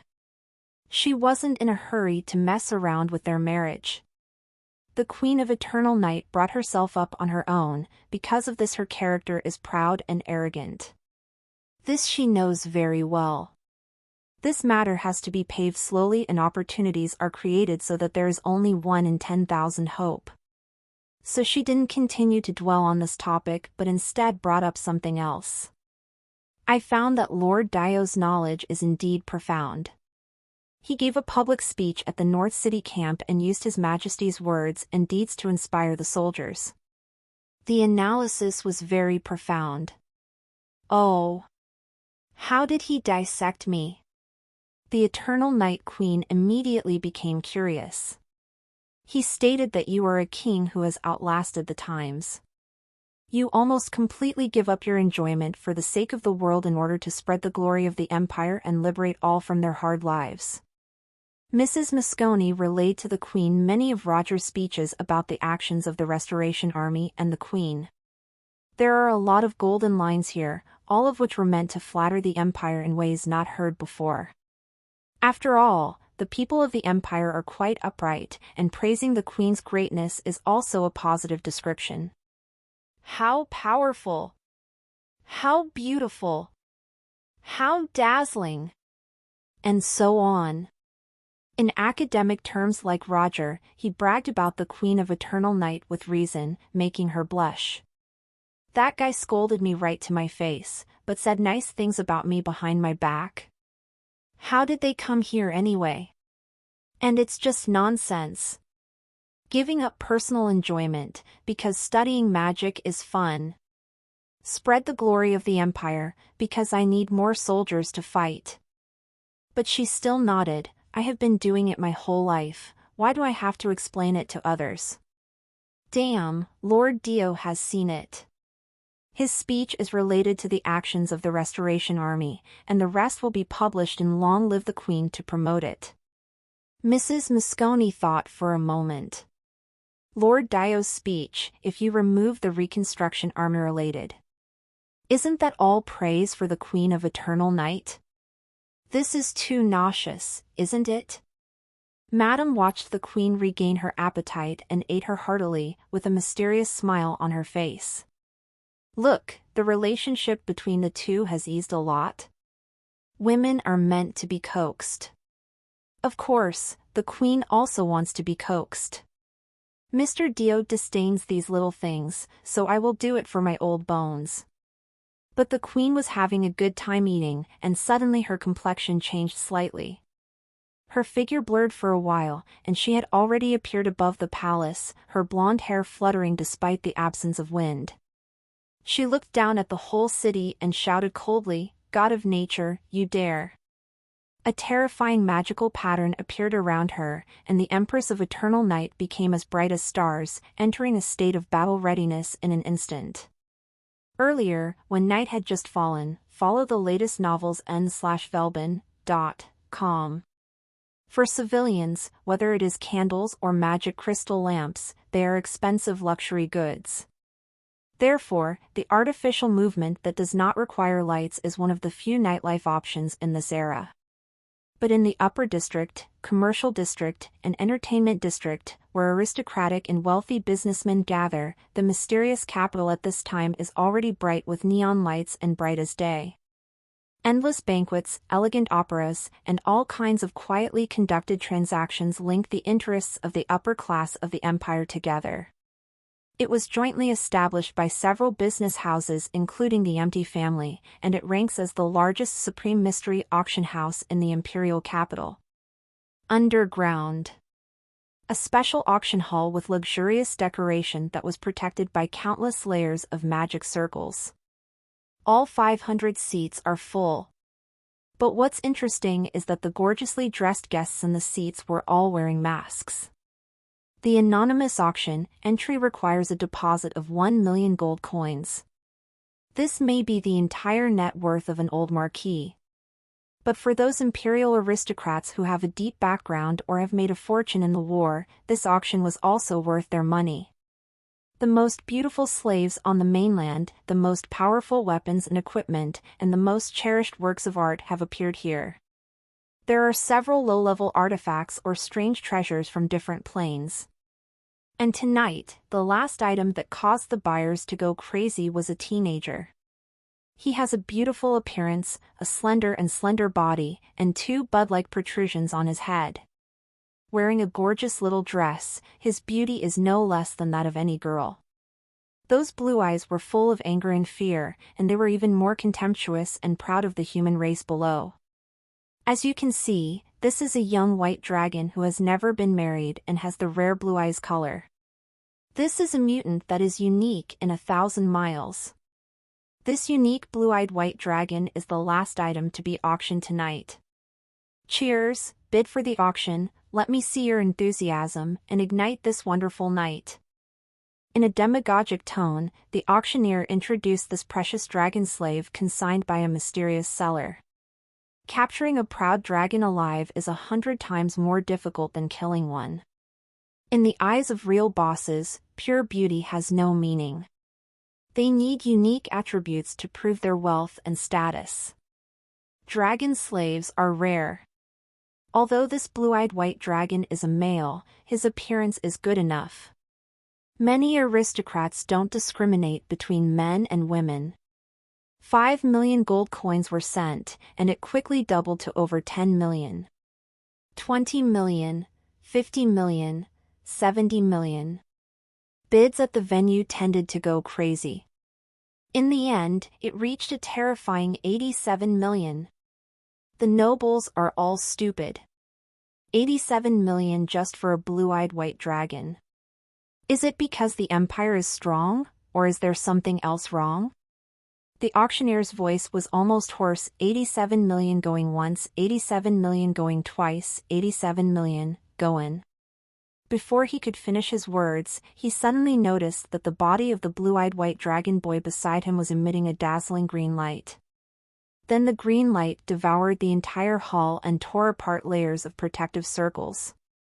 2 seconds later, the beautiful and supreme mystery auction house shone through, spreading across the surrounding neighborhoods, causing waves of explosions and collapses. Nature follows the law, the soul returns to the ancestral tree. A fanatical cry, accompanied by the dragon's roar, resounded through the sky. At the same time, the Coliseum of Natural Selection updates tnvel/buy.com. A battle mage with an intermediate level of magic, fully armed, is challenging high-level monsters by leaps and bounds. Although there is a gap in strength between the two sides, the battle mage's targeted preparations and superb skills have completely suppressed the advanced tiger-shaped beast in front of him. Battle mages are warriors or assassins among sorcerers. They are proficient in using magical weapons to fight the enemy hand-to-hand. The attack is powerful and the upper limit of operation is high, but it is also very vulnerable. An excellent battle mage can frequently perform admirable and incomparably gorgeous battles. The Empire is martial, even the magistrate can make the battle blood boil. The venue was packed with over 80,000 spectators. They fell into a frenzy and cheered for him as they saw the battle mage's sharp operation dancing on the blade. Even those guards had been attracted by the fierce battle, ignoring the surrounding environment. It was not discovered that several people covered in gray robes entered the venue in different directions. A faintly visible magic circle covered the vast Colosseum. Nature follows the law, the soul returns to the ancestral tree. The screams came from different directions, and in the terrifying magic movement, countless audience members covered their throats in pain. The power to grow is also extraordinary. The sprouting saplings accumulate power, then finally, penetrate their palms, growing wildly at an even more terrifying speed after touching the air. These spectators were twisted into mummified corpses almost instantly, and then ants 10 meters high drilled out of their bodies, frantically attacking and destroying everything within sight. The Colosseum had collapsed and a few gray-robed men had turned to blood in a matter of seconds. In the North City camp, a celebration banquet for the officers awarded the honor is being held. Although the Queen of Eternal Night did not come to the scene in person, her special envoy, Lord Dio Brando, was also loved by the officers. Because he highly praised and affirmed everyone's actions this time, he eliminated everyone's confusion and made all these efforts meaningful. Officers like Joey Barton Jr., who had always felt guilty for witnessing civilian cannibalism, were no longer troubled by underlying PTSD as a result of Roger's words. The young people indulge in this night especially prepared for them. At the celebratory banquet, food and drinks were continuously supplied, and many people finally dared to get drunk. Little Joey also drank a lot of wine. With the help of alcohol, and with the encouragement of several female officers, she finally gathered up the courage and walked towards Lord Dio Brando with a glass of wine. In the eyes of little Joey, this young and handsome minister of history is a very unusual figure. He has knowledge far beyond that of an ordinary officer, but he is a civilian who has won the trust of Her Majesty, and he has an extremely deep understanding of war and history. The most important thing is that he understood the troubles of frontline officers faced after performing their tasks, and with his charismatic speeches, he resolved the nightmares that had kept her awake for many nights. Killing is to protect life, but killing businesses is not killing people. There is always someone who has to carry the burden for the Empire. What a reasonable sentence! There are so many bigwigs in the army who have also explained the meaning of the actions of the Fugwa army to them, but none of them have been as profound as Dio's words, and those words penetrated her heart as deeply. Little Joey, who just returned to the mysterious city, is a traveler who fell into a bloody swamp and a prisoner bird lost in the night. When she was almost helpless, almost unable to breathe or sleep, Lord Dio was like a ray of light, shining into her life and saving her. And there is another very important point. Mr. Dio is so handsome. A man like Dio, a girl would want to go after him, right? Little Joey is not a twisted person, joining the army made her more straightforward. Although many male officers have expressed admiration for her, she had no feelings at all. It was the first time in her life that she felt strongly attracted to the opposite sex. Little Joey felt that she had to give it a try. You may be sad for days if you are rejected, but you may regret it for a lifetime if you miss it. Roger discussed some applications of unrestricted warfare with a senior military man, and when he turned around, he saw little Joey Patton waiting beside him. Her eyes flickered as if she wanted to say something to her.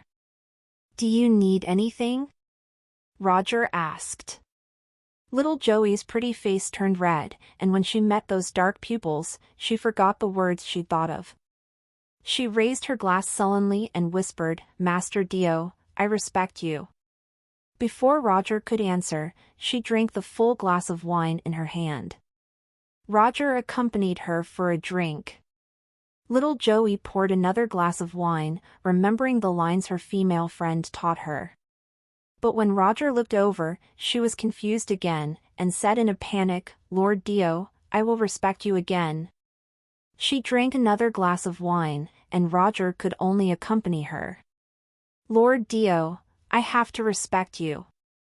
Little Joey drank the third cup and started pouring the fourth cup. Roger didn't want to accompany her. Is this a toast or a drink? And he felt that many eyes were already looking towards this side, with envy and hatred. The lemons in the fruit area were not enough. He held little Joey's hand and said helplessly, "Wait for a drink later, and talk to me about your experience in the front line, okay?" The female officer should have come to express her gratitude, but she was too nervous. She took the initiative to toast and madly poured herself glass after glass of wine, that she was pushing herself to the opposite of the people.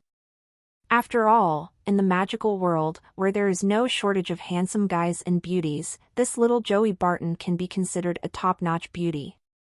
She has a heroic personality, a more heroic figure, and turbulent waves on her chest. In the Empire, she is also the first echelon of women of the same age. The kind of when you sit down, you have to place a pair of road wheels on the table. In addition, her combat power and IQ are excellent. She is already a colonel at a young age, and her suitors are like Christian carp crossing the river. Roger didn't think too much about it, he just thought that she had something to think about because of the front line, so he was going to solve her alone. Little Joey also found that he was not playing well. She shyly responded softly, and followed Roger to a corner where he would not be paid too much attention. The celebration banquet seemed to be back to normal. There were many stories between young men and women. The officers who were releasing their suppressed emotions didn't realize that some of their colleagues, whose eyes crossed from time to time, were planning something. The center of the undercurrent was the lieutenant colonel who had reported to Joestar. "Roger can drink some wine." But, because alcohol's concentration was limited in this era and his mental power was high, he only felt a little airy. He felt that getting slightly drunk was just right, and he didn't wish to continue drinking. It is also very interesting to chat at the banquet, listen to the stories outside the mysterious capital, and learn more about the world. Maybe one day he will have the kind of power to traverse the multiverse at will, and he can return to Earth to create a series of Eternal Night world travels to cheat coins. Cough, I'm so capable. Why are you still thinking about coins? This sounds like the golden pole of the Emperor's family. It's too petty. No matter what, I have to set up an Evernight world travel agency and create a route that is monopolized by myself. Anyway, he had a good time at the celebration banquet. In the military, Dio Brando can be regarded as a new male god over an afternoon tea or a speech. Not to mention it is very popular, and no one dares to rely on the old, and pour him the wine of the Queen's special envoy and cabinet minister. Soldiers are generally simpler and more direct than the officials in the mysterious capital, chatting directly and bragging. Listening to their ambition to serve the Empire, Roger smiled and sent blessings, wishing them prosperous martial arts. Although he loafed around, he has no reason to laugh at other people's ideas and efforts. Everyone has the right to pursue the way of life they like, without anyone else's beak. But if dragging others to work overtime is forced, then I have to say, I have some cerebral palsy.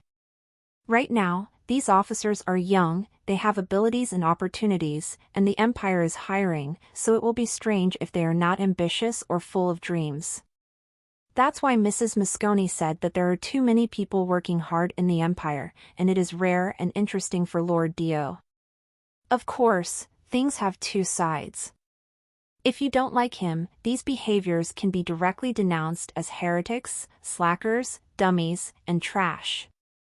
But whatever you think, Master Roger is already loafing around and not ready to get up.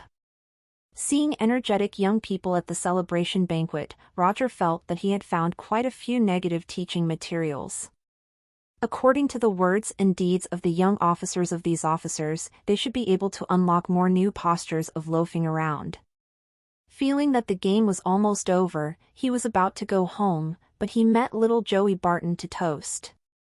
Roger recognized that this was the first female officer who needed psychological counseling and thought she needed more counseling, so he pulled her aside. Sending Buddha to the west, does Roger have a beginning and an end to do things well? Colonel Patton's knot must be unraveled. Little Joey thought that Roger had understood her intentions, and it was a pleasure for young men and women to chat about romance through the wine. Talking about the frontline experience is just a reason to tell everyone. But in fact, Roger then asked very seriously about Joey's frontline experience. He felt that this was a necessary step for further speech therapy. Little Joey recalled those scenes where the riders fought and the Fugu army fell into madness, and her PTSD almost relapsed. Her face is a bit ugly, this is not the romantic affair she imagined. But she doesn't have any experience in love either, so she doesn't know how to bring the rhythm back to the normal way of living alone. She is only good at drinking beer with her colleagues. Simple, just fight for wine, how about the disorder after drinking? Little Joey gave up. But she found herself drinking again, and Roger switched to juice. How does this work? Lord Dio is not messing around. Do you want me to make a mess? So little Joey pretended to be angry and said, Master Dio, what can you drink with juice? Change to wine, let's continue drinking. I have a limited amount of alcohol, so I really can't drink it. Roger declined. A beautiful woman invites you, do you also want to refuse? Little Joey pretended to be drinking and poured wine into Roger's glass. Roger turned slightly to avoid it. Sir, you don't give face like this? Little Joey seemed to be angry and happy. Roger got up. You are drunk, I will ask your colleagues to take care of you and go back to rest. You, why are you like this? Little Joey couldn't hold back any longer and blush in embarrassment. This is embarrassing. Even though she worked so hard, this guy is like a piece of wood. Not at all enlightened. At this time, her true feelings flowed out, and the grievances in her eyes finally made Roger react suddenly after realizing it. It seems that as long as you indulge a little and drink with little Joey, it is easy to have a romantic story. It should be possible to learn some anatomy knowledge from each other. But Roger had already made up his mind that he didn't want to drink, so it would be useless for anyone to persuade him. Unless that person is the Queen of Eternal Night who can't be provoked or beaten. But how could the Queen have time to ever persuade herself to relax and drink? Overthinking. He still called some female officers to take care of little Joey. Schwang military girl, plus the pair of road wheels kept shaking and shaking, he would be a ghost if he didn't want to be greedy. 0w current novels on n/o/v/3l/b in.co/m. But I can't talk about liking. The status of imperial soldiers is quite special, even the nobles need to be careful to the officers. Roger's original intention was not to meet the needs of irresponsible scumbags. She was in love, but it can break at the slight hardship. Testing the depth of the system is much more important than testing the depth of little Joey. With strength, he can crave anyone's body at will. Little Joey didn't hide her thoughts before. He felt the sympathetic gaze of Zhang Peo's and consciously lost his master. She glanced at Roger resentfully, and seeing that he was completely unmoved, she left in a fit of anger. I don't mind drinking with you. She took a few female officers to fight for wine and decided to fight until dawn. Roger smiled and watched, looking up at the bright night sky, where countless stars twinkled. Enough to relax, it's time to go home. This day seems to have gone through 9981 hardships, it's long. Fortunately, he has to strictly guard a flat heart. After the cabinet meeting, the Queen of Eternal Night and Mrs. Moscone in a row, he gave full play to his character as a jerk. Now little Joey, the beauty, has also successfully passed through. He's great. It was settled in a few hours, and he felt that a random treasure chest could not escape. After taking the loaf-around reward for several days in a row, he has already shown his hand. This system is quite idealistic. The system will only be able to issue rewards if he has decided from the bottom of his heart that he is loafing around. If he felt that the day was full of ups and downs, and he was coerced into doing a lot of helpless actions, then the system would never recognize him for lying flat, and naturally, he would not be rewarded. As Roger walked towards the gate of the camp, the sound of silk and bamboo gradually drifted away. Suddenly he caught a few vague chants. "If you don't put out the leaves, burn my body. Nature follows the law, the soul returns to the ancestral tree." Suddenly, he woke up with all the alcohol. This is the self-destruction hymn of fanatical believers. The Church of the Seven Gods has infiltrated. "Everyone, be careful," he warned loudly. But it was too late. The terrifying divine power storm rose from many places in the North Camp and merged into an unstoppable wave that swept the entire camp. The dazzling light illuminates the lively banquet. The wind howled, the house collapsed, and the destructive energy, more condensed than ordinary magical energy, took away countless lives in an instant. It was sacrificed with the lives of believers, directly from the gods. Divine power. Some strong people noticed the abnormality, but the change was sudden, and there were not many countermeasures at all. After all, this is the capital of mystery, the core of the empire. No one expected that the Church of the Seven Gods would dare to do things in the military camp. Although Roger was on the edge of the camp, he was a fake high-level magician, meaning he didn't have time to escape the scope of self-destruction. While warning him, he kept calling out the name of the Eternal Night Queen from the bottom of his heart, and at the same time gave the system an order. "System, open all the treasure chests for me." In a two-pronged approach, whoever responds first is the father. At the juncture of life and death, the small target of the 10th Company must also stand behind. Roger's situation was not as dangerous as he thought. With the deep-sea heart amulet to protect his life, and as long as the AoE type of divine power couldn't self-destruct in seconds, he would stand in the place of immortality first. Of course, there is a difference between immortality and invincibility. What if the Church of the Seven Gods continues to target the North Camp? What if he was too weak to resist the first wave of self-destruction of divine power? After all, the player inside game used to be a lackey of the Seven Gods camp, and he knew very well that those mad believers, when they were ruthless, did not think of you as a fellow human being. Roger believes that there is no big mistake in being steady. Now is not the time to come out on his own. After finally getting loafing around back on the right track, the Church of the Seven Gods ruined it, and he can't become a description of Angelina's belongings. It was too unfair. He couldn't escape by himself, so he immediately called his two big backers. The Queen did not respond to him. The system responded instantly, as always.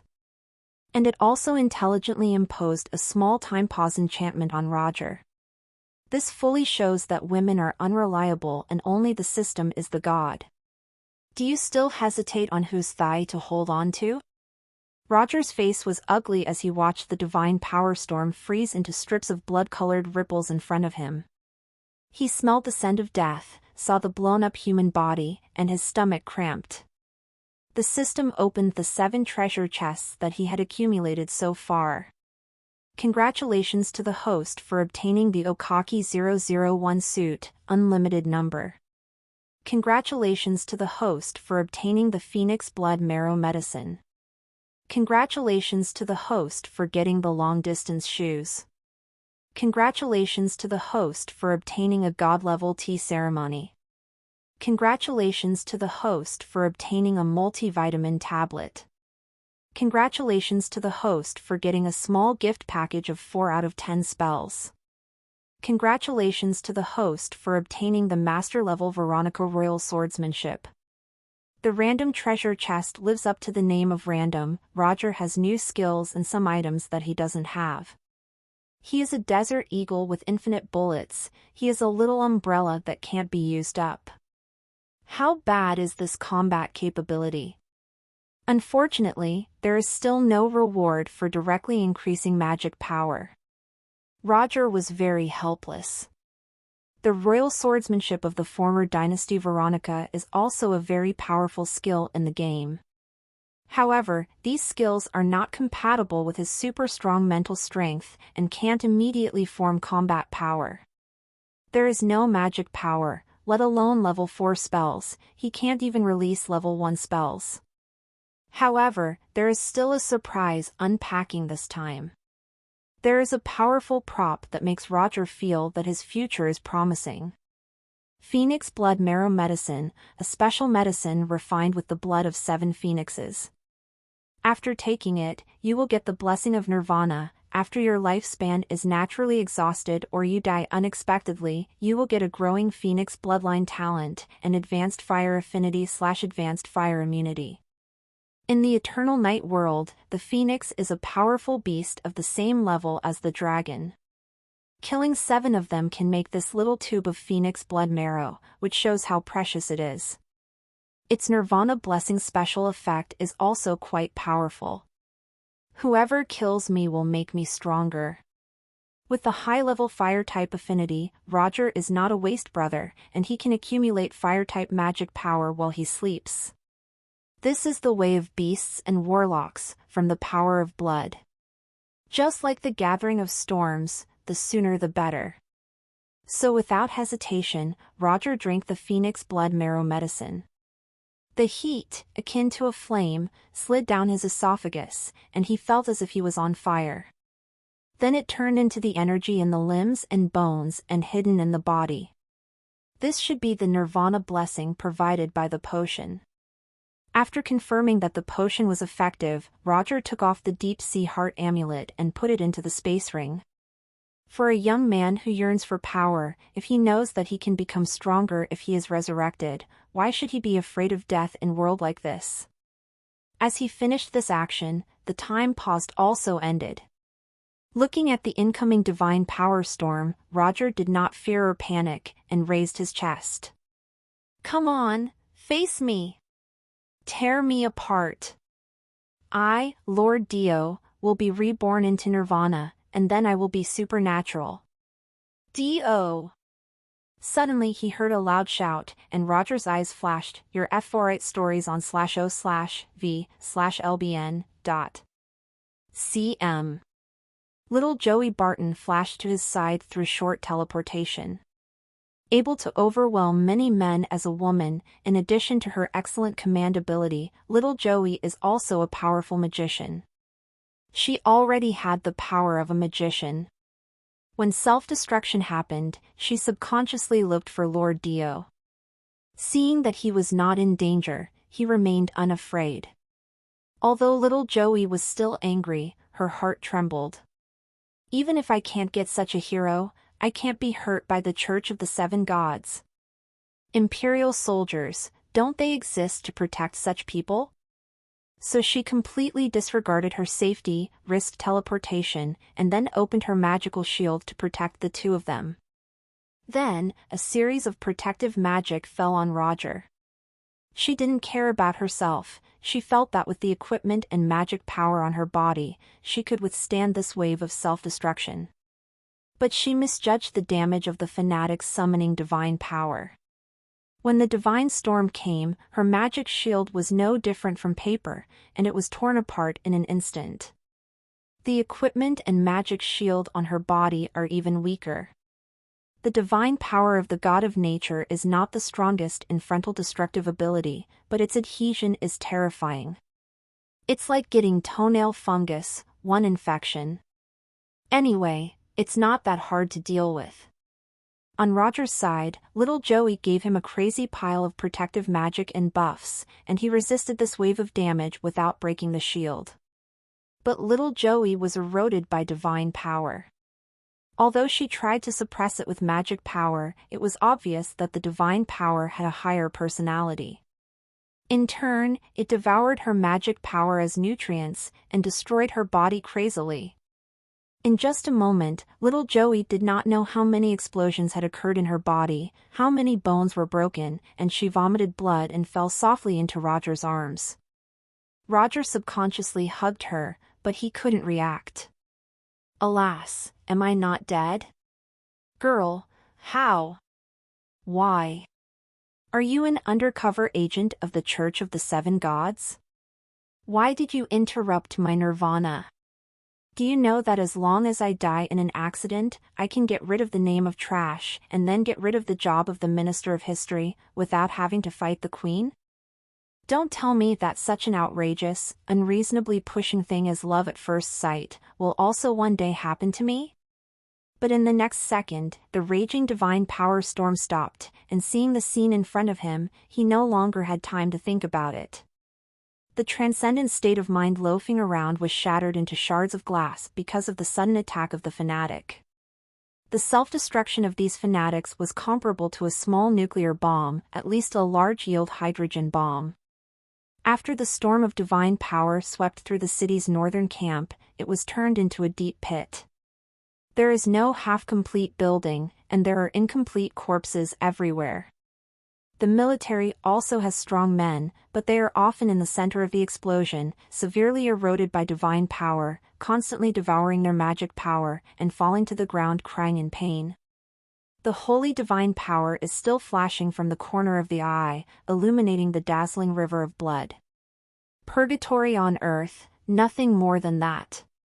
No matter how real the games and movies are, they are still fake, and they cannot present the hell scene that Roger saw with his own eyes at the moment. Not long ago, he had seen the Empress of Eternal Night first hold divine power and paint a letter on her leg, showing the creativity of this power. Now, he saw the most tyrannical and cruel destructive power of divine power, and none of the mages below could survive such an explosion.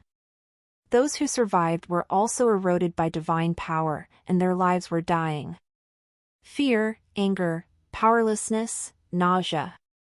The food he ate earlier poured out as he knelt on the ground and vomited. The historian talked about unrestricted warfare, but in reality, he was just an ordinary person born in a peaceful age. This was the first time he faced a real battlefield. Human beings are too weak in the face of gods, they are just the lambs of gods. Suddenly a small hand touched his face, stopping Roger from falling into the abyss of fear and blood.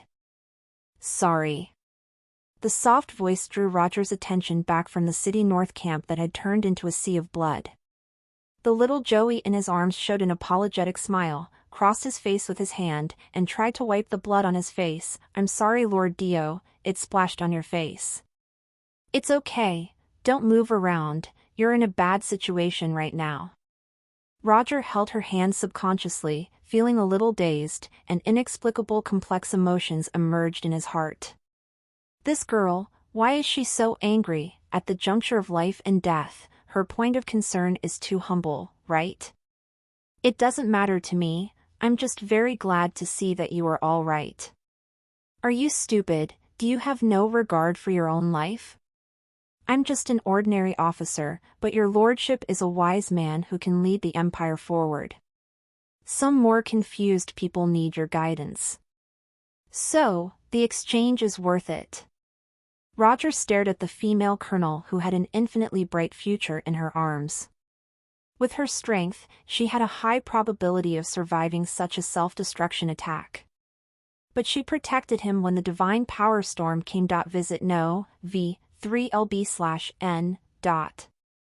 CM for new OVL. Even if she interrupted his nirvana blessing, he couldn't deny that it was like giving up her life to save him. He may not need it, but he can't help but be moved by such thoughts. In the face of such fatal danger, it is difficult for people to be scheming and calculative. This should be the most instinctive reaction. Is this an imperial soldier? Even in the face of a sea of supernatural powers, you put your life and death aside. Do you want to complete your responsibilities first? This is not a game. She has no nirvana blessing. She will die. Roger felt shocked by the life of the girl in his arms, like a candle in the wind that could go out at any time. Even in addition to this sense of responsibility, there may be some other feelings that make Roger feel that sentence. It is the hardest to accept the grace of beauty. Mingming rejected her not long ago, making her lose face in front of her colleagues. As a life expert, Roger asked subconsciously, "Do you regret it?" Little Joey showed a smile, full of brilliance and satisfaction. The glory of a soldier is to die on the battlefield, not in bed. I am happy that I can die in your arms. So even if you don't like me, you can remember me for a long time, right? It's just that such a statement is too nauseous and will cause additional trouble for you, so let me be an ordinary soldier willing to protect adults. Some things are just unclear. I don't know where it started, but it goes deep. When a person is not overwhelmed by the burden of life, it may be that one glance in the crowd, and occasionally a word that touches the heart becomes a moth to the fire. You won't die. Roger is sure. He took out the deep-sea heart talisman and put it on little Joey. The erosion of divine power is continuing, and there is no way to expel the divine weapon. But the vitality provided by the heart of the deep sea can temporarily ensure that little Joey is not in danger. Boom! The sound of the spell blasting, followed by the screams of the dying Imperial soldiers, came from the center of the camp. More than once. Roger's expression became serious. The church still has a backup. He stuffed little Joey into the dead pile. No matter what you see next, don't make a sound, this is an order. Little Joey watched Roger walk towards the center of the camp again, with tears in her eyes. Even though there is unknown danger ahead, Lord Dio continues forward because there are still colleagues who require assistance. He also gave his life-saving equipment to her. Feeling the constant vitality, she was sure that it was a very precious and valuable piece of equipment. What kind of noble sentiment is this? She had to admit that she was impulsive in saving Lord Dio. But Lord Dio chose to help the soldiers in the camp after thinking carefully about when it was safe to retreat. I was just greedy for his body and humiliated myself. Unlike Lord Dio, he is the real hero. Master Dio, you must not have an accident. Even if you disdain me, I will always protect you. Little Joey silently prayed for Roger. Roger didn't think much at this time. The church believers wanted to kill him, but the Imperial soldiers sacrificed their lives to save him. At least tonight, his camp is determined and will never deviate. So when he found out that the believers in the church arranged for people to make up for the survivors in need, he was very angry. He wants to do something for these soldiers, and by the way, inspire Nirvana's blessing. Soon, he found a lieutenant colonel who was walking among the wounded, making up for the fallen Imperial soldiers. He was wearing the Imperial uniform, but his body was surging with divine power. Roger tore open the scroll of spells he was carrying. It was a sneak attack, and several lightning bolts were shot at the lieutenant colonel, all of which were dodged by him. Look what I found. A cabinet minister. The merits of killing you are 5 times that of these Imperial soldiers. When the lieutenant colonel saw Roger, he showed an excited expression and charged at him with a dagger. Roger's reaction couldn't keep up with his speed at all, and he lost track. But he was not afraid, holding a scroll of the flame storm. Come, kill me, and I will drag you to death. Then I turned to ashes and was reborn in flames. There is a great fear between life and death. Even though he knew that he would be reborn, Roger couldn't help but his heart beat faster and his adrenaline was pumping frantically. It's much more stable. Occasionally, the feeling of a wave seems to be quite exciting. Don't shake your legs, don't dazzle your eyes, wait for the opponent to approach, you will always have to do something for these soldiers. Suddenly, Roger felt his thighs get hot. Magic energy fluctuated in the air, and a figure with terrifying killing intent appeared. When he raised his hand, it was a flame of light, which was on the blurred figure. The lieutenant colonel screamed and turned to ashes. The power and accuracy of the spell are worlds apart from the scroll inspired by Roger. I'm being held back by their master, how are you so unscrupulous? A cold cry spread far in the night sky, the Queen of Eternal Night is late but she is here. Death is always one step behind me. But the master the Queen said was not the master I thought. Fuck, don't tell me she just went to fight with the god of nature? Nirvana blessing was not inspired again, it's a bit regrettable, but this feeling of being covered by the Queen is inexplicably good. Your Majesty, I don't want to try my best, I'll leave this wave to loaf around with the lead. Roger saw the figure he was quite familiar with after getting along these days, the fearless courage in his heart, feeling the surging magic in the air, suddenly collapsed. He used all his strength to sit on the ground, and said a little embarrassedly, Your Majesty, please forgive me for being rude, my legs are really weak. It's okay. The Queen of Eternal Night waved her hand and began to hunt down those believers who felt her breath and fled in all directions. But the strength above legendary is not for show, her spiritual power locked onto those believers. After ascending into the air, the Empress was like a guided weapon, deadly spells continued to fall onto the fanatical believers. In a few breaths, a popular reign ended, and only the wailing of the survivors remained. The supporting troops also came to see His Majesty. Sweep the battlefield, treat the wounded, count losses, and continue to hunt down enemies who have infiltrated the mysterious capital. Roger didn't go home. He served the Queen of Eternal Night and did some commanding and coordination work within his power. Speaking of which, the Queen of Eternal Night looks like. This is the first time that Roger can be called embarrassed since he knew her. But Roger saw the broken leg she was holding upside down, constantly exuding divine power fluctuations. The gorgeous golden red robe of the Queen of Eternal Night was damaged, her hair was messy, and there were a few leaves on her head. But Roger had no intention of laughing or taking the opportunity to spy on that dazzlingly white skin. The Queen was holding a broken leg in her small hands. When the battle-damaged girl was serious, and she had a fierce look like someone who was pulling the weeping willow. No matter how much I love a beautiful lady, I don't dare to have any messy thoughts, right? What's more, this is not an ordinary human leg, but a wooden leg. A fracture is full of torn wood fibers, surging with divine aura so that the wood stubble still shows signs of reactivation.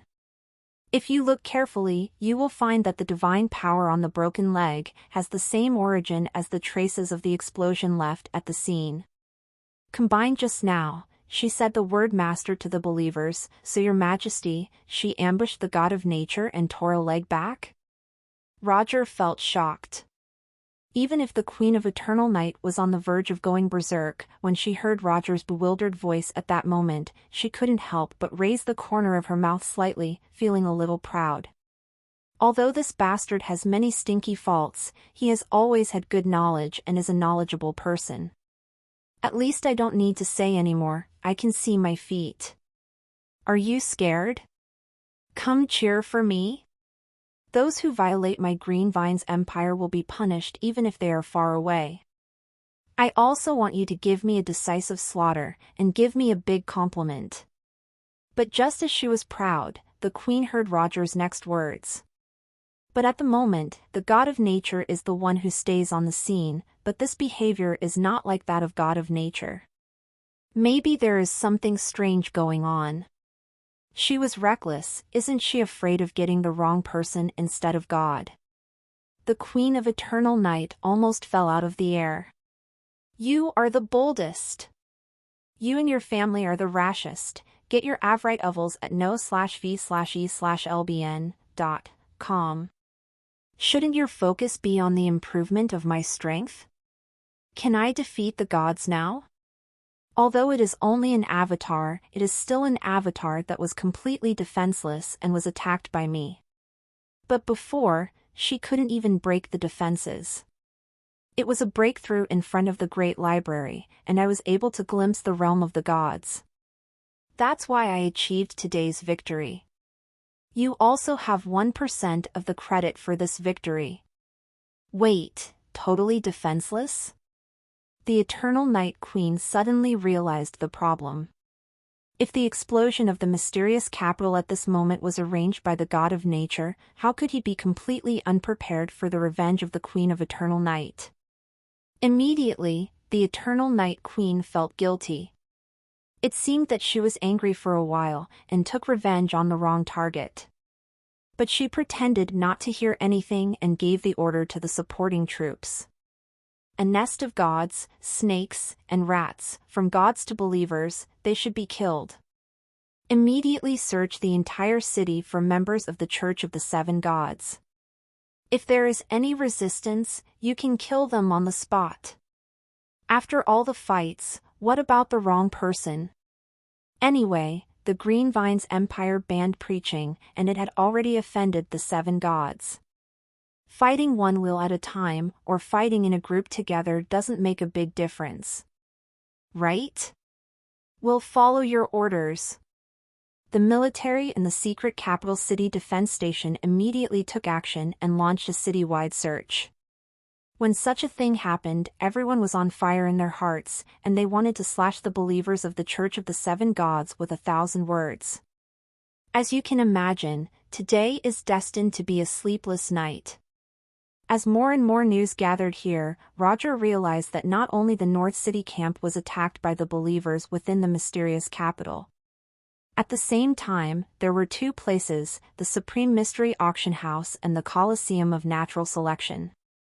Hundreds of nobles died, more than 100,000 civilians, more than 300,000 were wounded, and countless buildings were affected.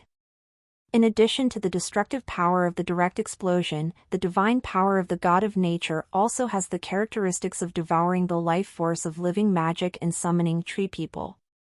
The secondary and tertiary injuries caused by these treants cost the city defense a lot of effort. Originally, the target of the church attack was the Imperial School of Magic. But a pair of wild mandarin ducks in the grove, who were fighting at night with guns, smashed through the believers' action and called the police in advance, successfully dismantling the believers' conspiracy against the Imperial Academy of Magic.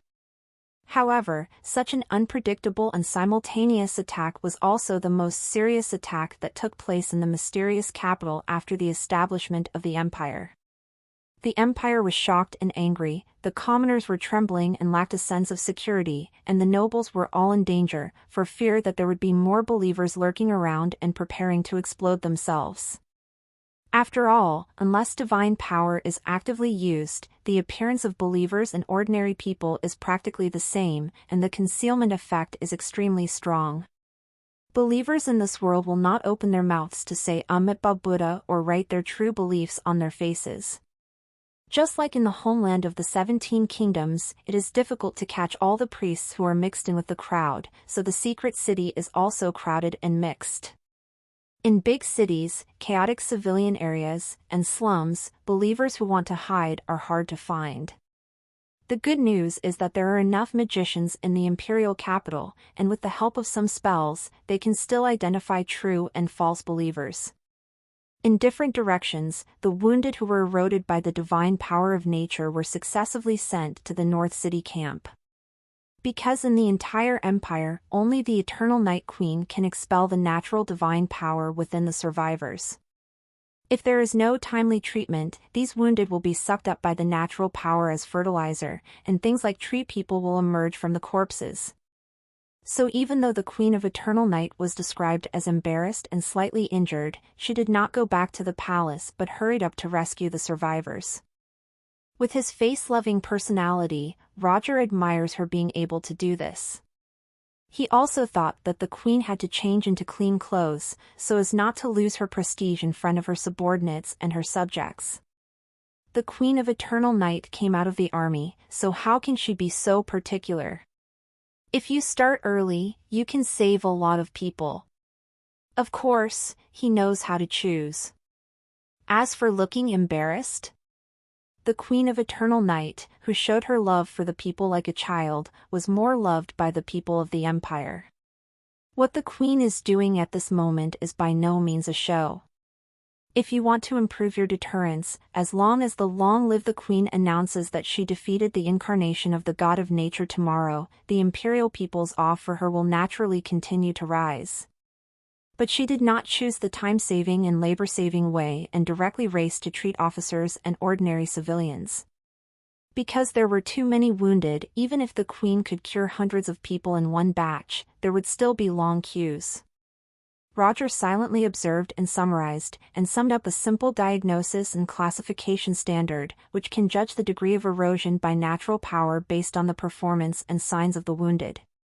According to the different degrees of erosion, the time that the wounded can persist can be obtained, and the batches of treatment they receive can be arranged according to their priorities.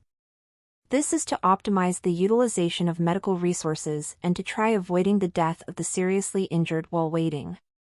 The Queen of Eternal Night was both surprised and delighted by Roger's rare initiative.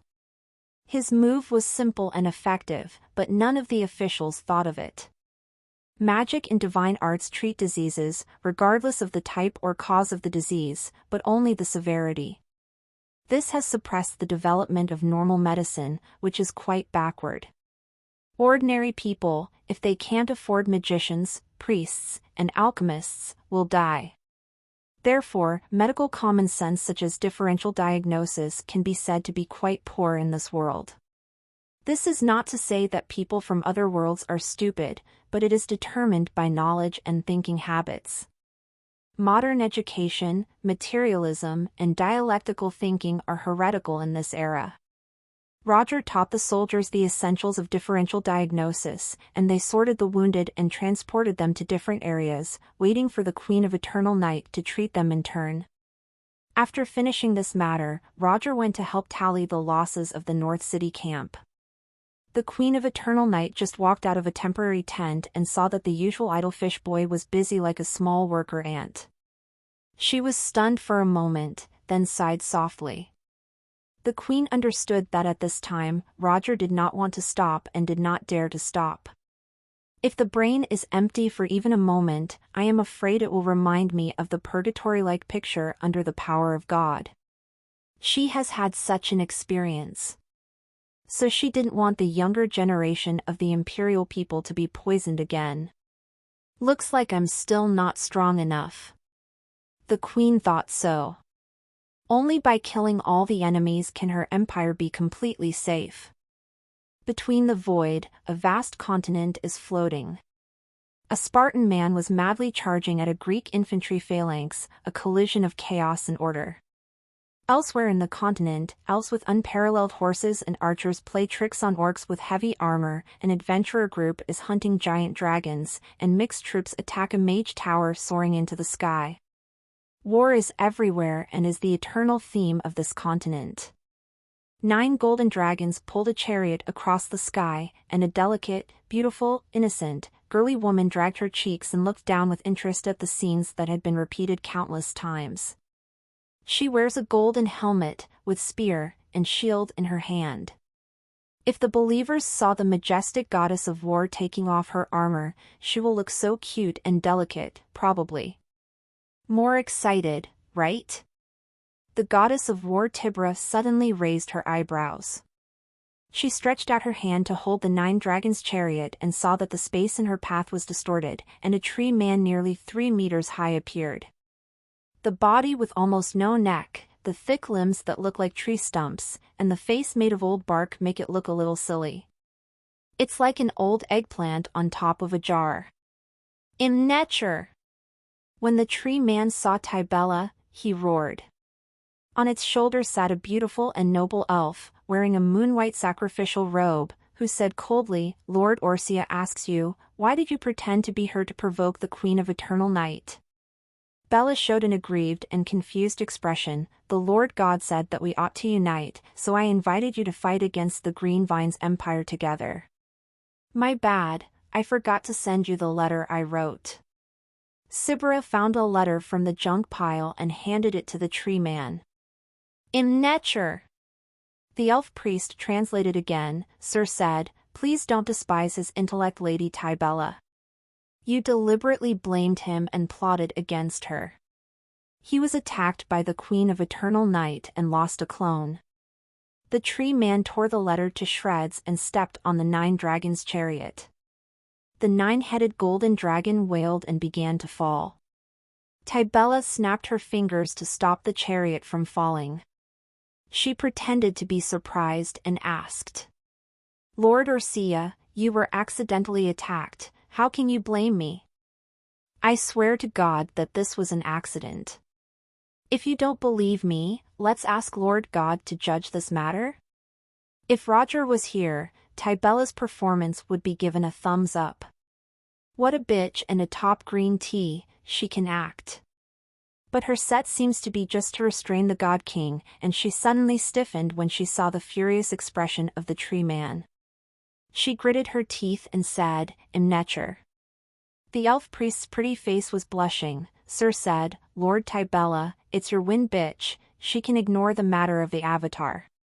But since it is a united battle, as you say, then please hand over the life essence you harvested from the Empire, half of it." Tybella suddenly shouted, "Orzi, don't be so greedy, why should I give you half of the life essence I harvested by myself?" The tree man's fist squeezed the wood chips down. "It's me who is to blame, and all the benefits belong to you." But among the 7 gods, Tybella ranks 3rd in combat power, and she ranks 4th, and she really can't beat it. As for others, they can't compare to this goddess of war. The tree man stared at Tybella for a long time, then turned around abruptly, and only said, "In nature." The elf priest quickly translated. "My lord said, when the day you turn into a bitch arrives, my lord will come to the scene and laugh at you. Is he this incompetent and mad?" Tybella covered her mouth and chuckled. "I also gave Lord Olson a message to remind your sharp ears to prepare for war. That little queen is very vengeful, woolen cloth." The tree man's figure froze for a moment, and then he walked away from the broken space. Tybella whistled, and the golden carriage continued on its way. Her kingdom of God is still fighting endlessly as if nothing had happened. The mysterious capital, the North Camp. The statistics were soon compiled. The North City Camp had lost a total of 5,000 city defense troops, 470 officers on temporary recuperation, and more than 1,200 staff members. The believers of the unknown church chose to launch a kamikaze attack at the celebration banquet, where many military leaders were present.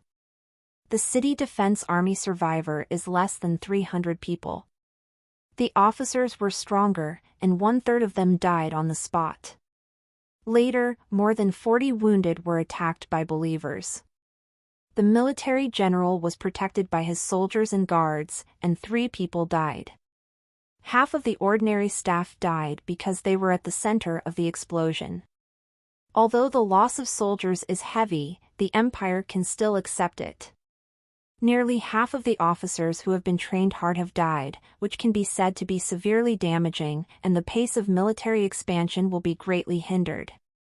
Coupled with the results of the other 2 attacks in the city, the Queen of Eternal Night was so angry that she directly smashed the place of the god of nature, which is understandable. After finishing everything he could help with, Roger looked at the ruins of the camp and couldn't find anything he could continue to do. He didn't want to be idle. When he was free, he saw the broken corpses in front of him, as well as the casual smile of the lieutenant colonel when he picked up his knife. Because of faith, can he kill Rosawa, who is fighting side by side, without hesitation? The gods are disgusting, twisted things, turning people into emotionless tools. In the game, Roger once controlled the protagonist group to kill countless Imperial people. But that's a game after all. Now that he is living in the Empire, he gets along with all the living flesh and blood, each and everyone full of dreams. Seeing them being slaughtered by the gods like ants, he's really upset.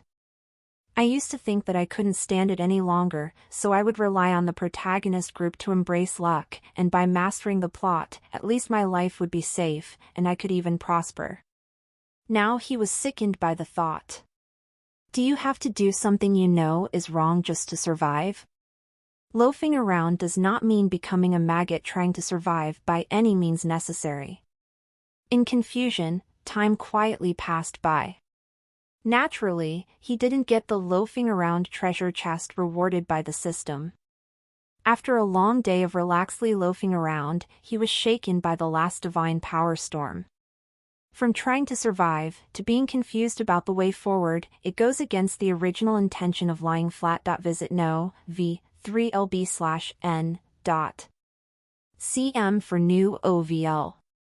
The Queen of Eternal Night had healed the last wounded at this time and quietly flashed behind Roger. As she was expected, Roger's heart was very chaotic at this moment. With countless complicated thoughts and pictures, she couldn't capture any useful information. Poor child, is this frightening? Forget it, I'm very kind, so let's comfort him. The Queen stepped forward and stood side by side with Roger. Mr. Dio, are you thinking about the attack that happened today? Roger was startled by her sudden voice, and he hurriedly turned around and saluted. Your Majesty, my apologies. I was lost in my thoughts. It doesn't matter. After all, what happened today was too terrifying. You can even throw artifacts around, and it's normal to ignore little footsteps. The Queen of Eternal Night stretched out her hand, and in her palm, there was a blue gem that swayed beautifully. Your Majesty, this minister has difficulties. A plop. Roger looked at the angered face of the Queen of Evernight, and he felt a compulsion to kneel. His knee fell to the floor and his back soaked with cold sweat in an instant. This is the heart talisman of the deep sea. A gift from the Queen to Roger Charles at the Marquis de la Capa's ceremony. Now lent to Colonel Joey Patton Jr. by Lord Dio Brando. Oops, I've lost my way. Your Majesty may not know that I'm Roger now. What should I do, Her Majesty? She knows, won't she be angry with me? Her Majesty, she knows, won't she punish me for deceiving my ruler? Her Majesty, she knows, will she send me to the outer planes and execute me quietly? Your Majesty is terrible. Unlike me, I only feel sorry for myself. Okay, then tell me about your difficulties. The Eternal Night Queen's eyes were calm and she swept towards Roger lightly. The voice was so calm that it was impossible to guess her mood. The high content of comfort made her so proud that she was about to wag her tail. Look at how outstanding my comforting effect is, it's almost immediate. This bastard was immediately distracted, completely forgetting his fear, just thinking about how to lie. The closed inner theater was also forced to open. I am a good emperor who is considerate and approachable to his subordinates. The Queen of Eternal Night has long since known that Roger is Dio, and Dio is Roger. How can she be angry because of this? But she was really angry at that moment. This will scare him, there is some kind of revenge. She was angry that Roger used the artifact she gave him to save other girls. What's even more irritating is that the Queen of Eternal Night just reviewed the scene at that time and found that the little Joey Barton saved Roger's life at a critical moment. Calculating the time, it was the next moment when Roger called her real name in his heart. At that time, I was in the Dark Elf's lair, ambushing the incarnation of the god of nature. How could I have the time to teleport back and forth to save people? And the battle didn't take more than half a minute in total, and she hurried back. But at this time, the supernatural storm was over, and little Joey completed the action of saving people. The time suspension of the system does not exist relative to this world. So the Queen of Eternal Night went back in time and saw a continuous picture of a helpless Roger calling him and then holding little Joey from shock to moving. The Queen was naturally even angrier. She had made preparations for a long time, but as a result, her chance to save Roger was snatched by a small colonel. It's me first, obviously, it's me first. Whether it's a gift of an artifact or drawing the correct characters, it's better to protect him. It was me, first. The lord of the country, the peerless queen, robbed herself of her opportunity to save the people, instead pretended to save one person to show off. Is this even reasonable? But she still can't do anything to little Joey. Little Joey is a hero of the Reestablishment Army, an excellent officer trained hard by the Empire. The Queen of Eternal Night was reluctant to let her die just because she was angry. Wouldn't it be difficult to live with one's conscience? She couldn't take revenge on little Joey and retrieve the deep-sea heart talisman from her, so the Queen could only attack Roger. I have to collect some interest from this kid, by making him uncomfortable.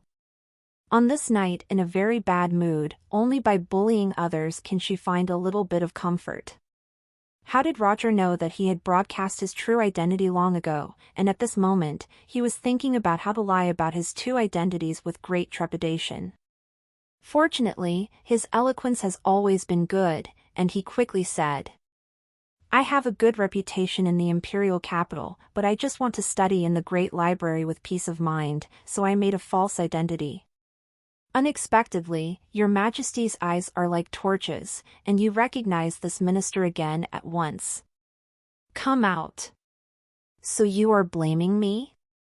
Don't dare, it is my honor to compile the history of the Empire for His Majesty, so I will inherit it. The Queen snorted, You thought I forgot, but you tried to shirk it in every possible way? But she didn't break it, and said lightly, Oh, I understand. You just wanted to read with peace of mind, so you made a fake identity, and didn't lie to me on purpose. Your Majesty, you must understand. Little Roger, you love reading. When I look back, I have to praise you with Angelina, and I have to print a copy of your borrowing list for her. This trivial matter, Your Majesty. You don't need to tell my sister, right?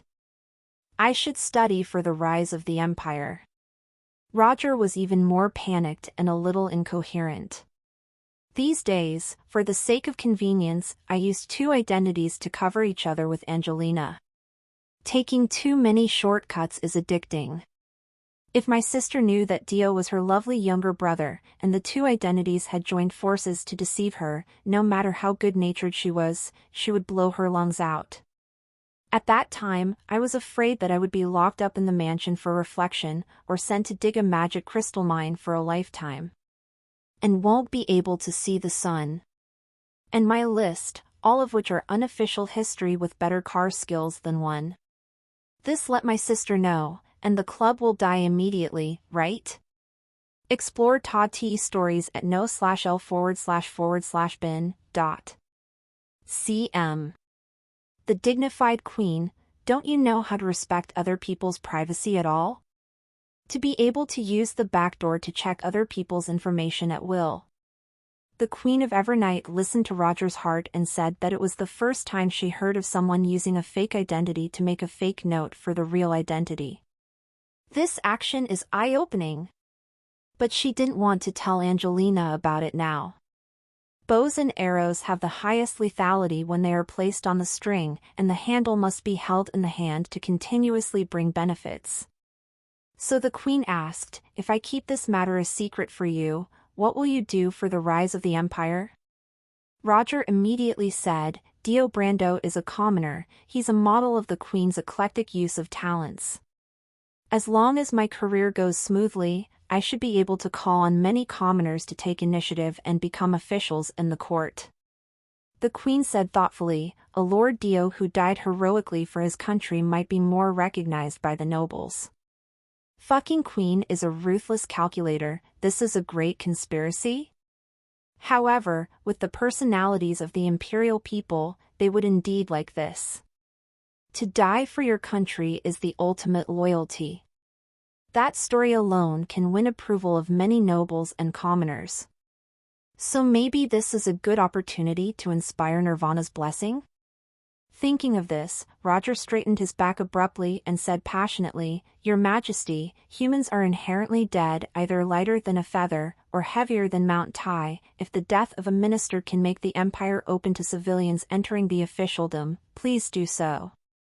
If the Queen of Eternal Night hadn't heard his heart, she would have been deceived by his fearless expression.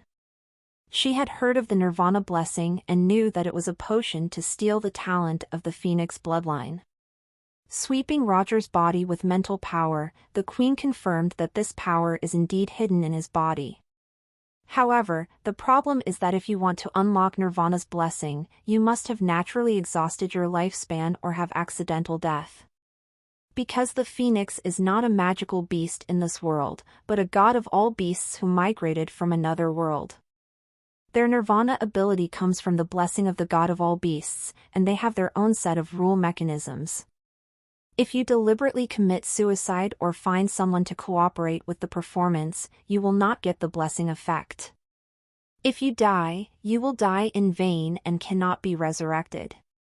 The Queen of Eternal Night doesn't mind helping her subordinates to increase their fighting power, but the problem is that she can't do it by herself or arrange for someone to kill him when she hears that she knows that Roger has the blessing of Nirvana.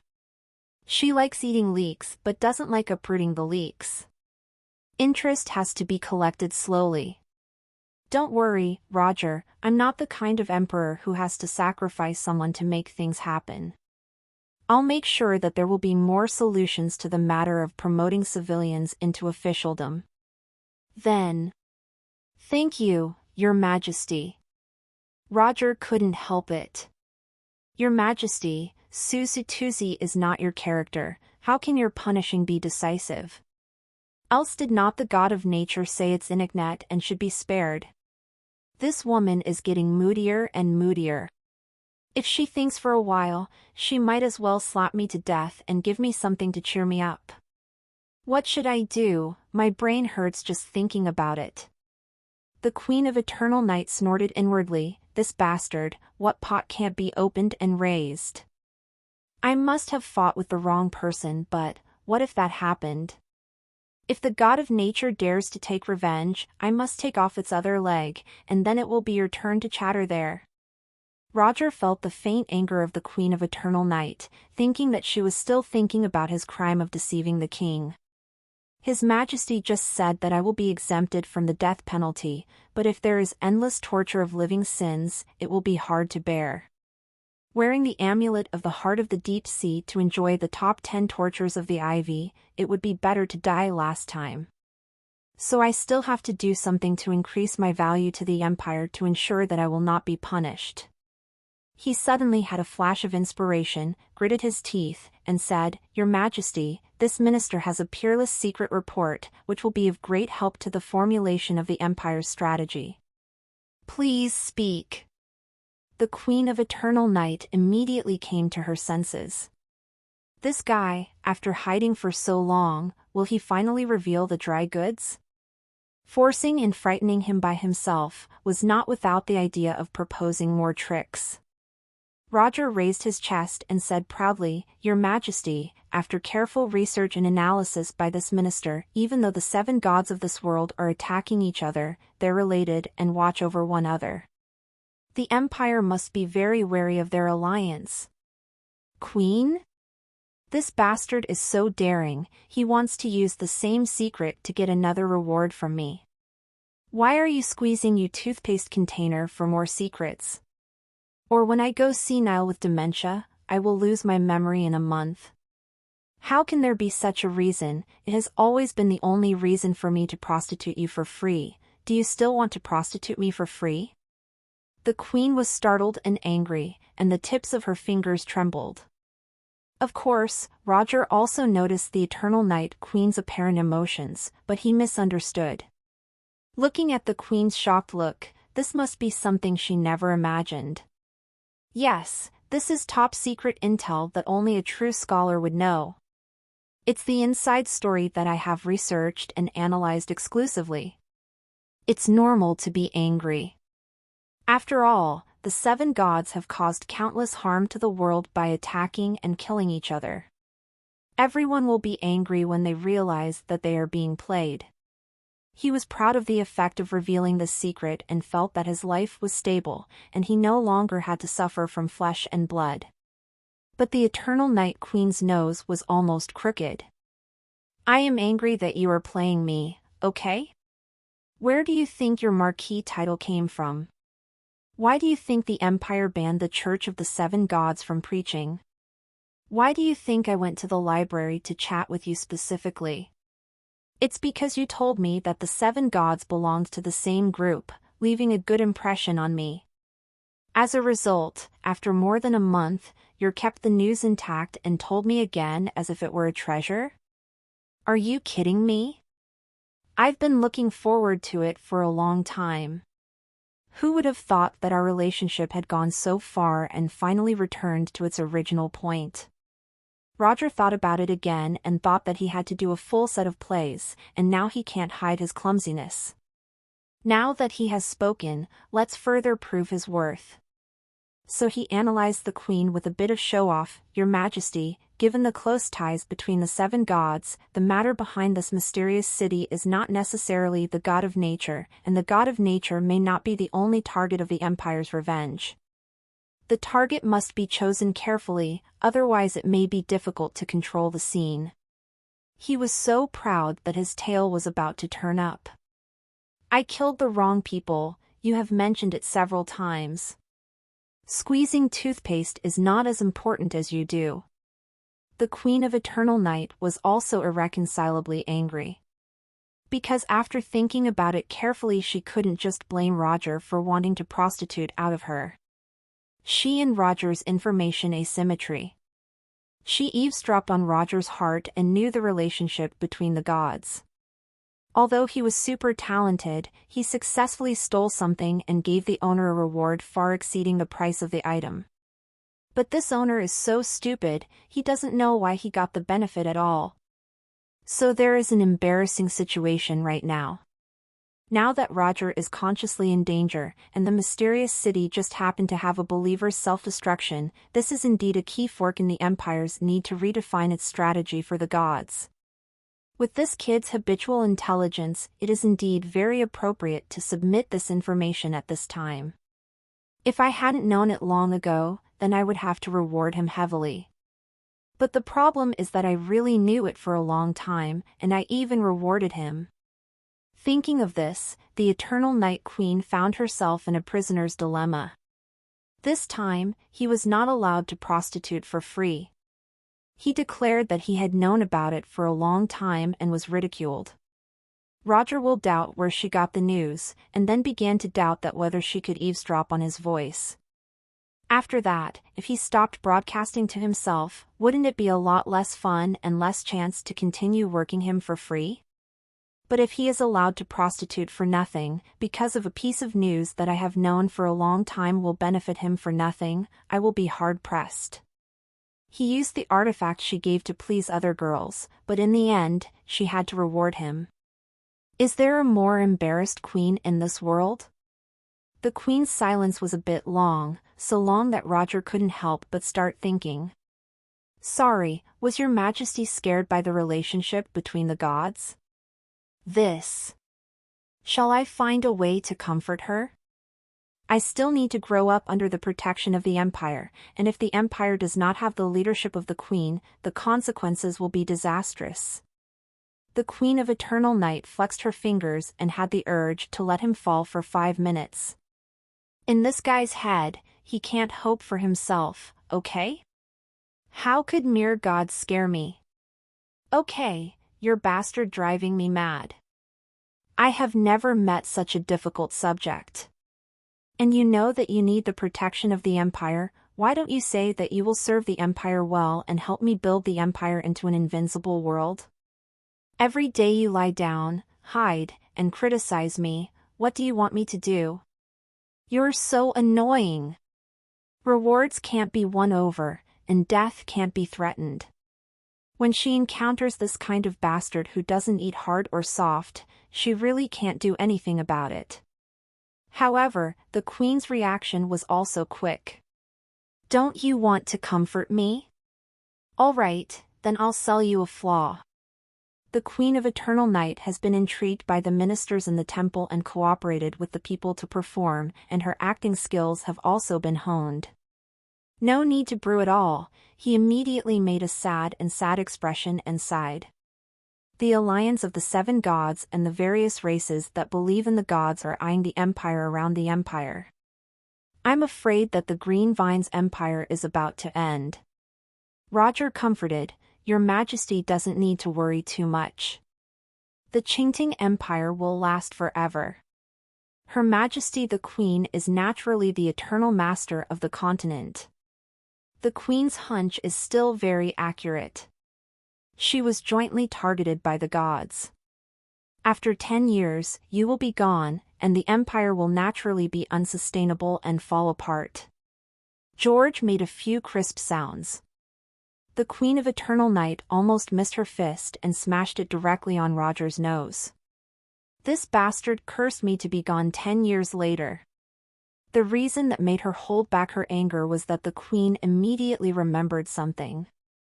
After calculating Roger's fate, whoever calculated his fate found that he was not in the web of fate and had no future. Before, she returned to the Secret Law Society and asked a legendary mage who specialized in the School of Prophecy to make predictions, but the result was blank. She used the highest level prophecy method mastered by the Secret Law Society and still couldn't understand Roger's fate. But sometimes, no result is a result. Such abnormal blanks point to 2 possibilities. Either the calculated target itself is as powerful as the gods, or there is a powerful existence behind it who is proficient in the School of Prophecy, shielding him. If Roger had the power of the gods, would she still be able to suppress him? So obviously, Roger is the latter case. Behind him is a powerful being who is proficient in the School of Prophecy, so strong that one person is stronger than the entire Secret Law Society. So when the goddess heard Roger's words, she inevitably thought, could it be the powerful being who predicted that I would be gone, and the empire would be gone? Although the predicted thing may not happen, the prediction made by the existence of that level will have a very high probability of happening. So, maybe I will die? The Queen was instantly chilled from head to toe. This brat with different hearts, talking about Eternal Master this and the Eternal Master that, is just comforting me, isn't it? Roger found that the Queen's expression was changing, becoming more and more distressing, and he couldn't help but feel more and more uneasy. But he reflected on what he said just now. Except for the union of the 7 gods, there are no excessive words, right? With the Queen's character, unless she knows the plot of the future and knows that she will die after being targeted by the gods in 10 years, she will never back down, right? And she is a native of this world, how could she know the plot in the game? So Roger couldn't help but wonder. No, the Queen is also a generation of kings who resisted the gods. She won't be really frightened, will she? She would rather die standing than life on her knees, so why is she confused and withdrawn? Queen, stand up. You are invincible in these 10 years, you are the most beautiful girl, the gods can't do anything to you, I don't expect you to lie down. Although the Queen of Eternal Night was turbulent in her heart, she also knew that she behaved too much, and she might expose her voice, thus causing Roger to suspect. No, there is someone on Roger, who may know more secrets and prophecies, so this road cannot be cut off. Check out LTSTVL on novl/bin.cm. And the Queen didn't want to be looked down upon by Roger. What about the prophecy? What fate? I am not just going to accept it. She forcibly restrained her mind, turned passive into active, and asked unintentionally. Master Roger, if one day the Empire falls apart and the ground is scorched, what will you do? Come on, let me listen to you. You are the historical recorder in front of the great library who wants to write straight and straight. Or do you just want to loaf around and live, and throw yourself to the gods at any time? The Queen of Eternal Night's question can be said to have directly caused a series of critical blows to Roger's mind. This is the core question that he has been confused about tonight. The Queen couldn't read his heart again, because his thinking was in chaos. But the Eternal Night Queen was not angry. She thought that Roger's reaction was a good sign. This means that even though Roger knew the most desperate fate, he did not give up on the Empire completely. He was still hesitating and hadn't made a final choice, so he was confused. The Charles family has a good son. If in this situation, no one like him declares allegiance to the Empire. The Queen also suspects that he is a traitor, playing as a good official through self-hypnosis. Because the ignorant are fearless. After recognizing all the darkness in the world, it is true courage to still love this world, knowing that it cannot be done. She doesn't demand what Roger must do for the Empire. The ending is undecided, and it is still possible to fight a wave of miracles. But if the ending has already been written, and knowing that there is no miracle, it would be very difficult to die calmly. The Queen of Eternal Night looked at Roger quietly, waiting patiently for him to give her an answer. Anyway. Now that she knows the ending of the Empire, she is not the only one who is tangled and uncomfortable, so she has a lot of balance. This bastard has been suffering for longer than me, hey. And Roger was indeed as uncomfortable and tangled as the Queen of Eternal Night had analyzed. Though he already had a thought in mind, the recent happenings changed it. He is familiar with the plot of the game, and there is always a road in front of him that can easily win the favor of the gods, waiting for him to step on it. Especially the Queen of Eternal Night will one day meet her end, and the Green Vine's empire will fall. Based on the biological instinct of seeking advantages and avoiding disadvantages, this is an excellent choice that is not a loss no matter how you look at it. Beauty, artifact, strength, and fame, there are also many on that road. I don't want to work hard, so I just asked Tianming's tutor to lie down. It is the great beauty of the Queen of Eternal Night that conquered the hearts of countless players. But in the Empire, seeing the changes made in this country led by the Queen of Eternal Night, and seeing the brilliance created by the unity and struggle of the Empire, Roger's position has unknowingly shifted. Especially after the believers blew themselves up tonight, he went upstream and walked towards the center of the camp, thinking about stopping those believers who were ordered to make up for the sword. His heart was unprecedentedly happy. So far, I have no regrets. Even if it would cause him to be exposed before the gods, it would increase the risk of uncertainty in the future reclusion. But he felt that at that moment he was truly alive. He remembered what little Joey said to himself: the glory of a soldier is to die on the battlefield, not in bed. When he lay flat on the bed again, he was also a young man. I want to live, but it's hard to warm blood. For a moment, he wanted to do something for the world, even if it was a fool who charged at the windmill with a spear. There is a more simple yet brilliant way. That's great, but I'm resisting. With a lay-flat system, a future traveler with a promising future, but he was tied to a chariot of inevitable destruction. This must be stupid, right? After all the calculations, he didn't have a final decision. Facing the deep eyes of the Eternal Night Queen, Roger suddenly didn't want to lie and deceive her anymore. The slogan of loyalty can be shouted, and there is no difficulty or psychological burden for him to lie. But this time, he chose to obey his true thoughts and said seriously, Your Majesty, I don't know what to do at that time, but I do hope that the Empire will never have a day when mountains and rivers lay destroyed.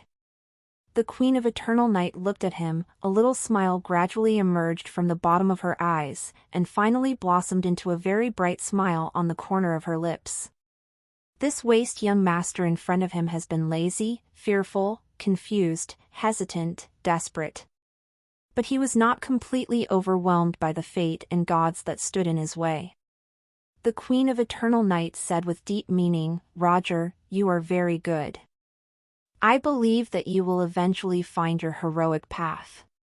Hero? Roger felt as if something had pricked his heart. This is a comment he never thought would fall on him. He smiled bitterly and said sincerely, "Your Majesty, you think highly of me. I never want to be a hero, I'm just a very ordinary little person. If I can, I just want to live under my sister's wings and be an ordinary person." The playboy who is drunk and dreams of death, lives 100 years, even if he wastes his time, he doesn't want to use his brain. Really? Maybe I know you better than you do. The Queen of Eternal Night suddenly raised her hand and poked Roger's chin. Little people don't have much, they don't expect too much, and they don't ask too much from the world. But if some beings are greedy beyond imagination, seeing them even the little people cherish what little they have in the end. If I keep trying to take something away and step on the last line which he draws while retreating and retreating. Tell me, how will this little guy react? The little average person will finally be angry, and even blood will be splattered? Correct answer. The Queen of Eternal Night snapped her fingers and stared at Roger with gleaming eyes. Little people have always been good at patience, but if they can't bear it, their reaction will only be more intense and firm than those of the superheroes and heroes on the surface. Roger shook his head. "Your Majesty, don't have too high expectations for me. I'm afraid the greater the expectations, the greater the disappointment. I follow US stories at nvl/by/n.com. Can you teach me to do things?" The Queen of Eternal Night snorted, "Although I am not far older than you, I have seen too many things. Do you want to bet that you will be the one making fool out of your words just now? I choose to believe you will become a hero that everyone under the starry sky will tell the story of." What she said was a bit domineering and unreasonable. It could be heard in Roger's ears, an inexplicable hint of coquettishness. Inexplicably, she is like an innocent little girl, pestering you to promise her the beautiful doll she wants. Heroes, a starry sky, and the future may have been romances that only young people can imagine. When a person reaches a certain age, he will be very tired just to survive, and it will become a reality. With hunched waists, he can only see the soil under his feet, and he can no longer see the distant light of the starry sky. The Queen's unreasonable belief made him feel warm, but also very uneasy. For a young man, the encouragement of girls would be enough for him to make various impulsive choices.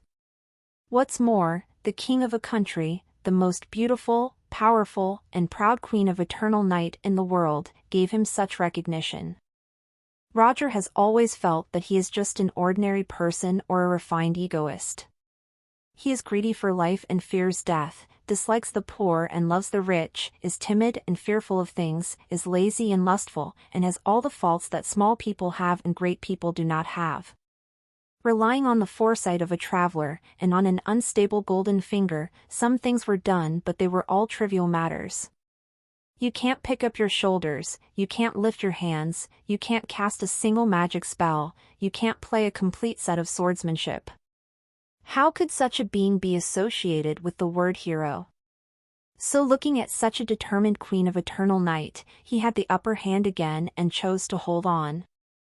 "I am not the one gambling, because everything now belongs to your Majesty, and I have nothing for me to lose. It won't be fair to your Majesty." Humph, cunning. The Queen of Eternal Night gave him a vicious look. "I'm just cowardly, but I have to play this kind of cleverness." So in her heart, she announced that she had won unilaterally today. So the Queen of Eternal Night smiled again. She turned around and looked at the mysterious city that was doomed to be sleepless. There was a faint cry that never ceased. Her voice suddenly seemed to be coming from far away. "Roger, do you know why I trust you so much?" "I don't." Because I was just like you, I just wanted to be a little trash. An involuntary smile appeared on the corner of the queen's mouth. Greenvine's little princess is possession of no ideals. Fighting eagles and dogs, riding horses for hunting, and practicing magic is only to bargain with the father and king during the marriage. Greedy and playful, I also like to sleep until late, and imagined with my sister what kind of Prince Charming we will meet one day. Roger listened quietly. He knew that the queen was not lying. According to historical data, the queen was indeed a carefree idler who didn't care about state affairs during her childhood. But because of the invasion by the kingdom of Villainess, my world collapsed. The Queen of Eternal Night's voice suddenly turned cold. My father and mother are dead, my eldest brother and my second brother are dead. I returned to the mysterious city from the Mage Tower. On the city wall, I could vaguely see the raging flames rising from the city of Manu. Soon, the soldiers of the kingdom of Villainess were pushed outside the secret capital. As a military mage, I followed the light cavalry to investigate. I saw the burned villages and slaughtered corpses of girls in disarray, discarded on the roadside. I saw my father the king, my mother the queen, the eldest brother, second brother hanging on the pole like a flag. They died. My parents and brothers who were very good to me died just like that. I must admit that they were not good kings, good queens, or good princes, but they didn't mean to harm the country. They were just mediocre in their ability and could not let this rotten country regain its glory. They deserve a decent burial, rather than being a trophy for the Villainess kingdom to show off its martial arts. And for any rude enemy soldier to taunt and criticize them arbitrarily. I only had one thought at that time: Octavia, you can't cry, you mustn't cry, crying is useless, it will only be laughed at by the enemy, and it will only make the people around you weak as you. The only way is to kill them all. Your country must not be handed over to the invaders, and don't let the people of your country become such a flag flying like that. I don't remember how I got back to the mysterious capital. When I slept, ate, and woke up, I was tied up by my fourth brother. He said that the Greenvine's empire was not safe, and this broken city won't be able to stand it. Sister, please help me to be in good care. Prince Villainess, maybe he can help our Shelleys keep the title. Maybe this memory is too deep and shocking. Even after so many years, the Queen of Eternal Night still trembled involuntarily, and the voice seemed to come from the depths of hell. My fourth brother, who talked about bowing the green vines to Villainess, encouraged his father the king to fight this and that with whim of his sword point every day, and was preparing to surrender. Daring to say I want to send my sister to be a concubine to others. He is persuading me to be a good concubine. A dog will be far better even as last decent citizen of the Greenvine's empire. I spat in his face. I'd rather be hung on the flagpole than do the kind of things you said. There is no decency that comes from kneeling, but it does come from killing. My stupid brother, he was just looking for an excuse for his cowardice, wasn't he?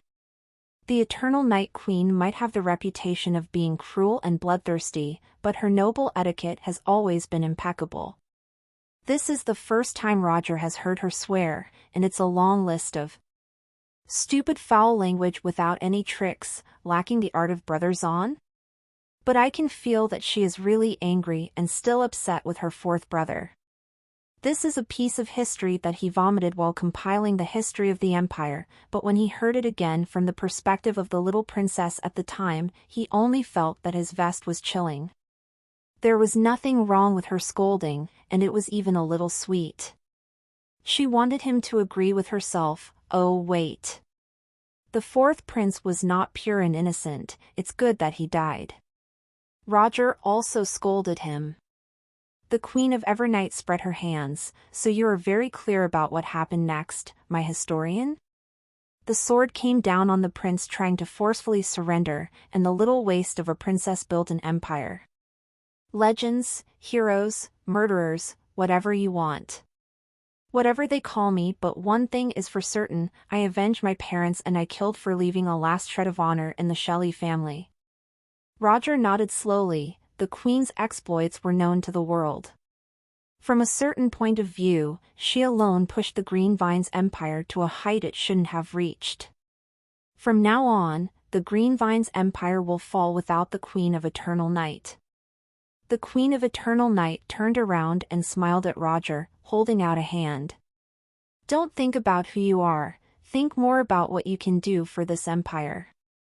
Roger, no matter how much suffering you have faced, no matter how much danger there is in the future, are you willing to join me in serving with the Empire's 40 million sons, people, to avoid the day when the mountains and rivers lay in waste? Indeed, he did not explicitly choose the Empire, but his heart was already biased toward the Empire. A lazy little guy who is afraid of death, facing the bloody cruelty of the gods without running away or throwing himself into the arms of the gods, is already a very good result. Even if the game's prophecy comes true, she still has 10 years left, and thus the Empire has 10 years left. She swept the 17 countries in 5 years. How many things can she do and how many people can she change in 10 years? The point that required Roger to make a choice had not yet arrived. She'll allow him to have more time to understand the Empire and decide his position. If you haven't grown into the hero I dreamed to see, then I'll give you time, you stinky brother. I have to say, returning my thoughts from this night of despair in the Empire, Her Majesty Octavia Shelley's smile that coexists with confidence, firmness, tolerance, and beauty at this moment right now is dazzling and heart-shaking. She is a bright moonlight, she is a blooming rose, she is an indomitable dragon spear. As long as there is a chance, she will pierce the eternal night and prove her tenacity and unwillingness to all immortals.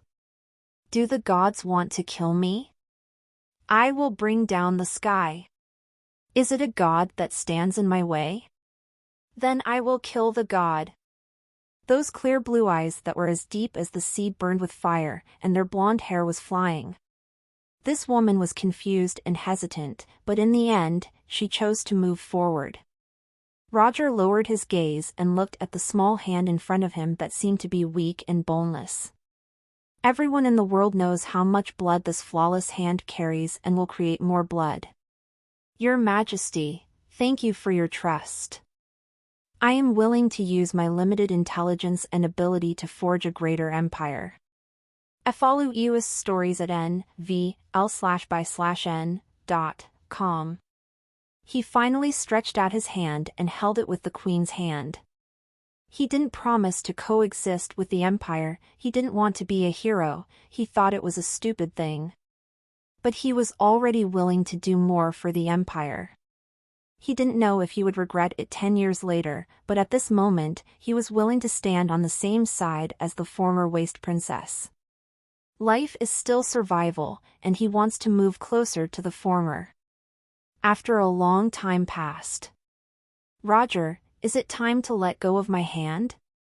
Thinking of building an unworldly career with your Majesty, I am excited, my legs are shaky, and my body is weak. I have to draw a little bit of strength from your Majesty. Her Majesty's hand is very comfortable to hold. I'm afraid that previous wave of impulses has tied half my life to the Empire, and so I have to touch it for a while before she calls it back from me. I'll never get a chance to touch it again. Actually, what she said just now was like a wedding vow to be together no matter whether you are rich or poor. Speaking of which, imagining her in the white flower wedding dress, isn't she really beautiful? It's okay, if you're tired, just loaf around. The Queen snorted and flicked his hand away. Roger was caught off guard, lost his balance, and fell backward. The Queen was still not relieved, she raised her foot and pressed half of Roger's head into the soft soil. She couldn't help being angry. I'm a corporal of all respects, and I invited you to such an extent that you were only half-life tied? And this bastard is getting more and more daring. Dare to put on a wedding dress in delusion and put on that kind of picture with him? Damn guy, how could he be in such a shy pose? I conquer everything, and I must be an existence that will always charge on it. Huh? What am I thinking? How did I say something like that? How could he be just a little handsome, but my strength is such a mess? All day long, he only want to be lazy and slippery, and yet I do all these kind of things to the bastard who keeps hiding to loaf from the Empire? That is impossible. Even jumping directly from the Sea of Storms, it is impossible to have any contact with this kind of guy other than the ruler and the minister. Ah, if I dropped this kid directly from Meteor Falls, where would I still have these lingering images? For very young men and women who have not experienced overnight growth, once some fantasies and desires are opened, it is difficult to stop. There was a soft sound. The Eternal Night Queen directly tore apart space and hid back in the palace. So when Roger pulled his head out of the soil, he wouldn't have a chance to see the face of the Queen of Eternal Night, red to the bottom of her ears. Due to some lack of knowledge, the full name of Her Majesty the Invincible Queen may also be Octavia Kagaya Shelley, the metaphor to call Queen Radiant/Shining Night. Mysterious Capital, a small street opposite the Great Library. The other shops were all closed, and there was only a small restaurant, the lights still on. The patience of the war priest Joestar had turned into anxiety. Using the innate ability and divine power granted by the goddess of war to simulate the divine power of the god of nature, he arranged for his fanatics to pretend to be followers of the god of nature, and launched self-destruction attacks at several important locations in the mysterious capital. Now that the attack had started, the task of the goddess blowing up the Green Vines Empire should have been completed. But Joestar never found a chance to complete the other mission, to kill Roger Charles, who provided the Queen of Eternal Night the strategy of pretending to be the Restoration Army. He couldn't imagine that, seeing that it was past midnight, the trash brother was still studying in the big library? Although there were many magicians who were obsessed with their research, this rubbish brother who is famous in the capital of the gods, doesn't know any magic at all, right? And now that the mysterious capital is in chaos, the search for the believers has started, and if it is delayed, he will not be able to leave. However, the goddess of war's mission is not completed, and he cannot leave.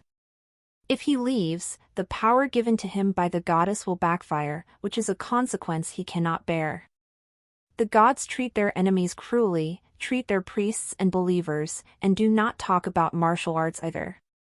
If it wasn't for the fact that the Great Library was set up by the Queen of Eternal Night herself, with various advanced defense formations and investigative policies, it was guaranteed to be exposed when entering. A dude who has such good patience and is not curious about the hustle and bustle going on outside, so he doesn't pay attention to what's going on outside the window? Joestar tapped on the table, and suddenly his pupils shrank. He saw a small group of city defense troops, searching from house to house. Coming to his shop soon. The capital of the empire was bombed with more than 100,000 lives taken by the believers, and the whole city fell into a state of panic and rage. Joestar really couldn't leave at this time. He pondered for a while and cast an illusion to change his appearance and clothes. At this time, at first glance, he was a large version of the shop owner. Then he pulled out a gold coin between his fingers. In his sleep, the little boss who was holding the purse and thinking about how to spend the huge sum of money suddenly twitched and bled from his 7 orifices. Soon, his movements gradually subsided. At the same time, Joestar had more memories that did not belong to him. Shepard's money is not so easy to get. The small team of city defense troops found this shop that was still open and was a little surprised. Everyone was busy all night, and they were all hungry. "Boss, what else is there to eat?" "Only soup noodles." "Bring 11 bowls here, add meat, and I'll treat you." The generosity of the squad leader of the city defense force won the cheers of the team members. Only delicious food can reduce the haze on everyone's face. Joestar moved quickly, and soon 11 bowls of hot noodle soup were delivered. The city defense army team finished eating at the speed of light and prepared to continue the search. Suddenly a young defender said, "Captain, we haven't tested this boss yet." In an instant, Joestar, who was washing the dishes, tightened his body and clenched the dagger in his arms. The squad leader wiped his mouth and slapped the team member on the back of the head. In this regard, it's not hard to work for decades. Do you think that the church priests will cook this themselves? Don't waste your time, go to the next one. The boss is smart. Everyone was flattering. The noodle soup tasted very authentic. The team laughed and left the small restaurant. Joestar let go of the dagger, his eyes flickering. I don't know if I am lucky or you are lucky. He sat back in the center of the store and continued to wait for customers like an ordinary little boss. It was dangerous to leave the mysterious capital now, so he simply continued to sit here and wait for the rabbit. That young Master Charles, will he still not go home tomorrow? We've all waited until now, our breath-holding contest, we must get a result. Just when Joestar and Air were fighting their wits, Roger had already returned to Charles' house. Lying in bed, he couldn't sleep for a long time. Not because of fear. After listening to the past of the Queen of Eternal Night, he felt that the so-called purgatory he saw was completely irrelevant. Especially since he has decided to stand on the same side as the Empire next, he is no longer so anxious when he thinks of those eyes that long for life. He couldn't sleep, he was thinking about how to help this huge empire. If you want to defeat the gods within 10 years, even if the strength of the Queen of Eternal Night is improved compared to the game, it is still almost a fantasy. There is only one queen, but there are 7 gods.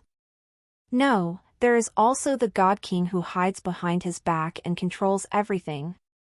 If it is said that Roger is waiting for the system to issue rewards, heap attributes, and abilities, then the gods draw the power of faith and life essence and pile it up into numerous monsters day after day.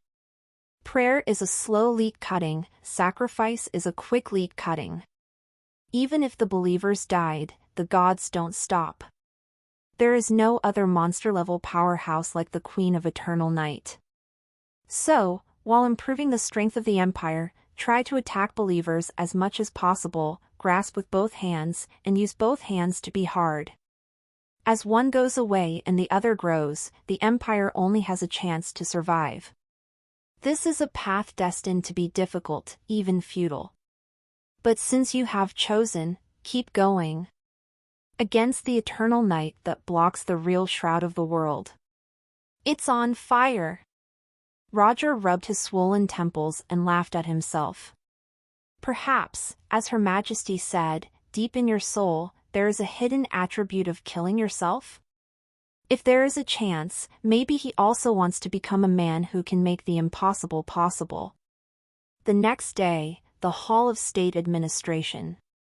The Queen of Eternal Night and the 11 cabinet ministers looked at the 2 empty chairs with serious expressions. Last night, the Minister of Finance and the Minister of Art were also addicted to the charm of the blue-eyed white dragon and admired their little brother, and were taken away by the supernatural storm. However, the work that should be done must continue to be promoted. Instead of what is being discussed now, the more important thing is that someone needs to fill the vacancy of the position of the Chief of the City Defense Station. The military strength of the secret capital is divided into 3 systems: the Royal Guard, the Standing Army, and the City Defense Army. The Royal Guard guards the palace, and the Standing Army is a mobile force against foreign enemies.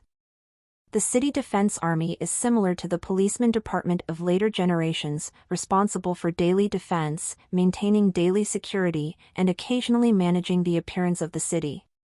Last night, the chief of the City Defense Station was also at the celebration banquet in the North City camp. The vice president was promoted to the hotline, but when the believers made trouble, the people disappeared again. The director of the First Guard was temporarily serving as the director but was assassinated. The commander-in-chief of the Airborne City Defense Station died in an accident this morning. With the excessive risk of death, he also shoulders the task of searching for the remnants of the church and thoroughly investigating the culprit behind the bloody night. A job that would break the bank on weekdays turned out to be a hot potato, and no one was willing to take it. And the Queen was worried that she would not be up to the task of searching for someone who was too useless. Roger was so excited last night thinking about the road to a strong country that he couldn't fall asleep, and his brain was a little out of luck at this moment. He didn't know any suitable candidates either, so he was going to just eat melons and wait for the next issue. Unexpectedly, Margaret rolled her eyes and said to Angelina, "If you want to say that the young nobles in the imperial capital are the most talented and have no position, they are none other than Roger Charles. Your brother will be able to do this, right? Explore new ovals on nvelby.com." The Queen of Eternal Night replied on her behalf, "He can indeed." Roger immediately sat up straight. "As soon as I ate the melon on my head? Little ceiling fan, you're on a narrow path, and you want me to give you some tricks to fix my sister? And what do you mean, Your Majesty? You know that I am here, but you still promise that I will not be cloned." Angelina pursed her lips. Her useless younger brother has been training with Lord Dio for a long time. Shouldn't it be a delay? As for the risks, His Majesty's kindness to the Charles family is as heavy as a mountain, and she didn't think about it at all. She was answering for Roger when she suddenly saw someone stand up and ask the Queen for orders first. "Your Majesty, this minister is willing to serve as the chief of the city defense station. Please allow me." "It's not someone else, it's Dio Brando." Roger also had no choice. Having been in contact with the Eternal Night Queen for so many days, of course, he understands that this queen seems reckless and only knows how to fight and kill, but she understands people's hearts very well. It's just that people's strength is high enough, most of the time they don't bother to use their brains, and they just do it when they encounter problems. The Queen agreed with Margaret's proposal to force Roger to take over the position. When others do it, she doesn't worry. And Roger also realized that if Angelina followed the cooperation task for herself, the conflict between the two identities would only make it more troublesome. So the Queen is a conspiracy, I have to accept it, otherwise, my identity will directly pass through. This is the helplessness of the handle being pinched to death. However, the mortality rate of this mission is very high. As long as I come to Nirvana, I will be free. And everything developed as planned by the Queen of Eternal Night, and she naturally answered Roger's request directly. As for his little thought, it's over after listening. This wave of arrangements is subject to me. Someone picked up the hot potato, and all the cabinet ministers were relieved. If there is no one to pick up again, I am afraid that it is not the Queen who will arrest them as strong men. Angelina stared at Roger for a long time, her eyes flashing with strange brilliance. Did Dio risk his own life to take on this tricky task for his younger brother? He is a reliable friend worthy of deep friendship. If he had an emergency, just help him raise his wife, parents, or something. The kind Angelina felt that the Charles family owed Dio a favor. So the meeting moved on to the next topic, the issue of revenge in the bloody night of Capital. The Minister of Military Affairs immediately slammed the table and shouted, "Defeat the god of nature. Defeat the elves." All the cabinets agreed. Odiushuya suffered countless casualties. Of course, it is not enough to simply catch the culprit. If the Church of the Seven Gods followed suit one by one, what would be the face of the empire? So you have to fight a battle. When you reach the Church of the Seven Gods, you know that the Green Vines Empire is not easy to bully, and you can't afford the consequences of provocation. It was just before that the Empire gathered those fake restoration troops that were not accepted by the local people, turned them into second-line troops, and was ready to go to war and train. Right, Prime Minister Angelina has already made the corresponding material preparations. It's a matter of changing the combat target. The largest parish of the God of Nature is the Elven Empire. The Queen of Eternal Night said with a murderous aura, "This time I will drive myself to the expedition." Okay. Your Majesty is mighty. The crowd immediately cheered. The Queen was on a personal expedition, but she never failed. The Elf Empire is going to have bad luck. But the next sentence of the Queen of Eternal Night made all the ministers look suspicious. She said slowly, "But first make sure that the one who shot this time is indeed the god of nature, and don't let others sit and reap the benefits of the fishermen." The ministers were not stupid either. After being reminded by the Queen, they immediately praised, "Get your avrite ovals at no/v/e/lbn.com. Your Majesty, Xinming, at this time it is indeed possible that other churches are pretending to be the god of nature to provoke them. We almost made a mistake, but Her Majesty is thoughtful and far-sighted. Yeah, if it is wrong to judge who is a friend and who is an enemy, then the empire will be in danger. The god of nature has a lazy personality. He has always liked quietness and does not like to move. He rarely takes the initiative to attack. What happened last night was strange. Everyone, with every word you say, you will blow the Queen into the sky." Of course, the Queen of Eternal Night wouldn't say that she had killed. She had already fought with the god of nature first. Anyway, apart from Roger, few people noticed that the broken leg she mentioned last night was torn from the god of nature. And Roger was thinking about how to find the culprit behind this meeting. He didn't care about everyone's discussion at all.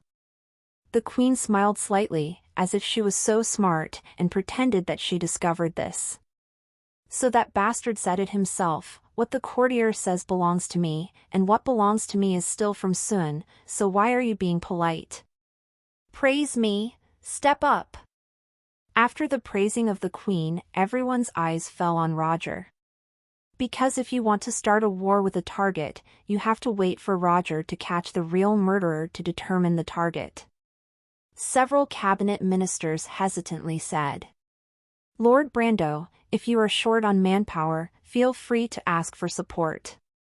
Because Roger blew up before and scolded all the ministers in the cabinet, everyone wanted to prepare for the outside world, but the cold violence made him unable to do it. But in the blink of an eye, Roger once again maintained a character that was not afraid of death and stood up to take on the most difficult task. So his work has become a prerequisite for everyone wanting to start a war, so I can't help him now. Unexpectedly, Roger shook his head with a smile. "Thank you for your concern. The chief of the city defense station has enough staff." "Master Brando, don't be stubborn, everyone is waiting for your news, you shouldn't stubborn and delay the important affairs of the empire." Everyone thought he had a good face and continued to persuade him nicely. "Don't worry, it's just a few believers, they will jump out on their own, and the task will be automatically completed soon." The cabinet ministers who offered to help were a little embarrassed. "You bastard don't want us to help you, so what are you doing with this bragging? Do believers jump out on their own? Soon? Haha, the commanders of the 4 city defense stations in front of you didn't think so. This defensive posture makes it the same as if we want to rob you of credit. Who cares? Let you go crazy, go crazy. We just waited for you to delay the Queen's affairs, and then rushed to the scene to laugh at it for the first time." The cabinet meeting was advancing. Originally, the cabinet members were bombarded by Roger once, and when they encountered such a special event, the agenda went through quickly. After the meeting, the Queen left the military minister alone. "If Joey Barton Jr. applies for the job of protecting Lord Brando, refuse it. As ordered." The Minister of War did not ask any further questions. The realm of the Queen is beyond what you and I can imagine. She must have a deep meaning in her command. The Queen of Eternal Night didn't explain much, she waved her hand to let him back off. Standing alone on the throne of stars, the Queen immediately lowered her head and thoughtfully said to herself, "What's the point of bragging? Humph. The perfect shape is also very important." The mysterious capital, City Defense Headquarters. Roger has taken over the job of chief. Investigating the real murderer of Odu Bloody Night is one of the most important tasks in the entire mysterious city at present. He received many cheap privileges from the Queen, including but not limited to directly obtaining information from various departments, requesting them to cooperate with the investigation, etc. The Long Live the Queen also gave a detailed summary of what happened last night, showing that the Empire would not be intimidated and was determined to fight the Church to the end. No matter who it was behind the scenes, let them understand the consequences of provoking the Empire. Such firm declaration, the people were very supportive. No matter who they would fight next, they are full of confidence. We promised to never use the Queen first, but the Queen personally fought. How could you lose? Roger took over the job of the general manager very smoothly, and no subordinates who had open eyes jumped out to provoke him. It's that everyone looked at him with more or less sympathy. The previous 4 chiefs died, and they all died at the speed of light. Someone has already opened a bet in the Aedu underground black market, and I bet that the 5th commander can last for a few hours. Roger was indifferent to this. Anyway, even if I die, I can be resurrected with the Nirvana blood. If I change my identity, I will be a salted fish, and I will no longer be held by the Queen. Isn't it cool?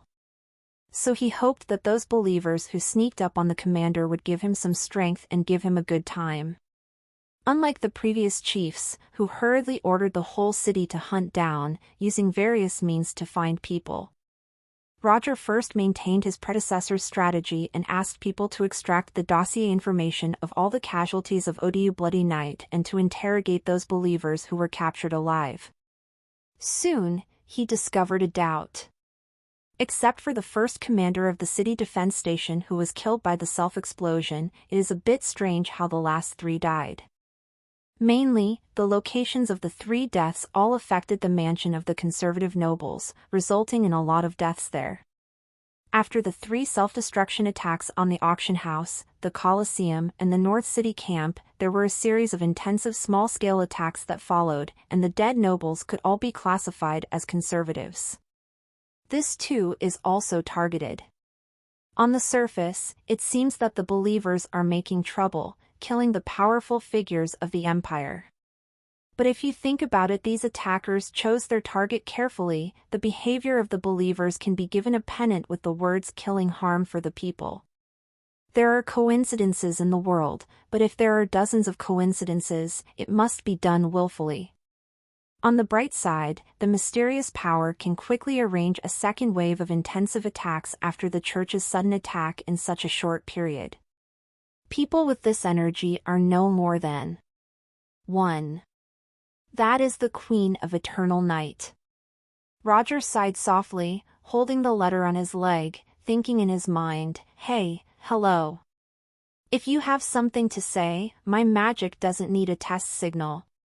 The impatient voice of the Queen of Evernight was directly thought of in his mind. So fast? So sensitive? So clear? Roger was a little embarrassed. This one left by the Queen is, cough, the magic beacon can show his location and teleport directly across the plane. It is naturally not difficult to use it as a walkie-talkie within 10 kilometers. In Roger's subjective perception, it was the first time he used this kind of instant communication method sent by brainwaves to chat. Subconsciously, it was like making a phone call. After feeding it a few times, the Queen disliked it. But it was also the Queen who asked him to report the progress at any time, so he didn't talk too much, just thought in his mind. Your Majesty, does the death of the last 3 chiefs have something to do with you? The Queen of Eternal Night replied, yes, I killed them. The matter of civilians entering officialdom has not come to fruition. I took this opportunity to let people get rid of a few hardcore who were begging for death. You did a good job. Roger felt chills in his vest, but that was the only way he could respond. How many? You have to add 2 zeros after it. The Queen is ruthless. Roger loosened the letter, raised his head, and said to his subordinates in half the room, "These cases don't need to be investigated. Put them away, and try to summarize the remaining information." The city defense troops were all very puzzled. Lord Brando just patted his thigh and went out of his mind for a while, so did he come to any conclusion? Naturally, Roger did not dare to tell them that Her Majesty the Queen declared that she was solely responsible for these cases. Fortunately, he is a cabinet minister, with a lot of privileges personally bestowed by the Queen of Eternal Night, and even airborne has a very high authority. Of course, it can also be said that it is entirely responsible. The subordinates did not talk nonsense and immediately followed his orders. Roger didn't even have time to think about why the Queen, who had been chasing the Parliament, suddenly accelerated her use of violence. But since these attacks have nothing to do with the real murderer behind the ODU Bloody Night, the target he wants to lock onto is much narrower. Continuing to read through the files, testimonies, and many other materials, he tried to capture the intricate relationships behind them. When he encounters something he doesn't understand, "I don't have a search engine, but there are a lot of subordinates who can help me find information, which is very convenient." He quickly found a lot of hidden information. As a transmigrator, he once again took advantage of his way of thinking. Although he is not a famous detective, he has read a lot about dead elementary school students and detectives on blogs. He has also played script killing with his friends. The modern criminal investigation and case handling ideas always have a general idea. And people in this world don't value these things. Just like seeing a doctor, the search and solving of cases in this world are simple and crude, and more than 90% of the problems can be solved directly with magic. The remaining 10% is due to the lack of magic level, so it's better to apply for the support of a magician with a higher level. Get the latest chapters on n/velbin.com. The City Defense Army is responsible for the security of the mysterious capital. Although the combat level is the third line of the Empire, it supports many magicians, which is comparable to the frontline troops of other countries.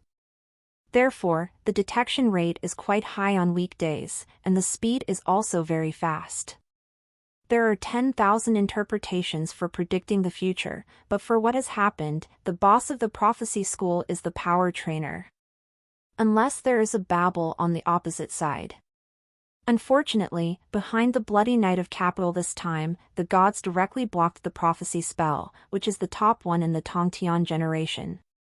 Not to mention the magicians in the City Defense Army, the Queen of Eternal Night had no choice but to scour the whole city using stupid methods. In this way, the magic effect was removed, and everyone returned to the level where the chickens pecking at each other. Roger, who used to play natural reasoning, naturally had an advantage.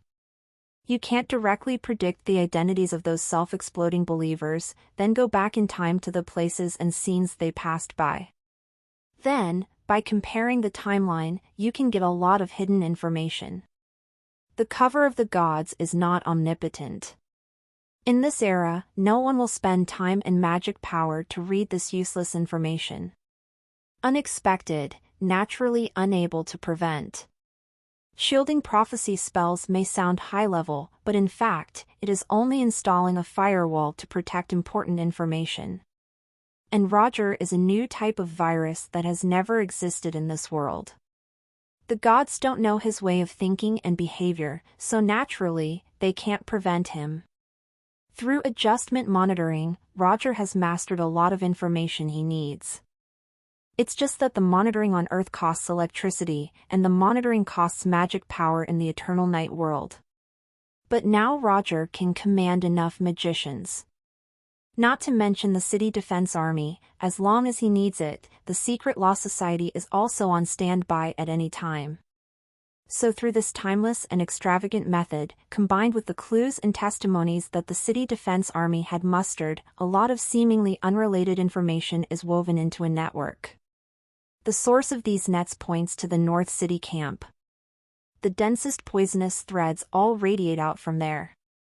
There are also smart people within the church.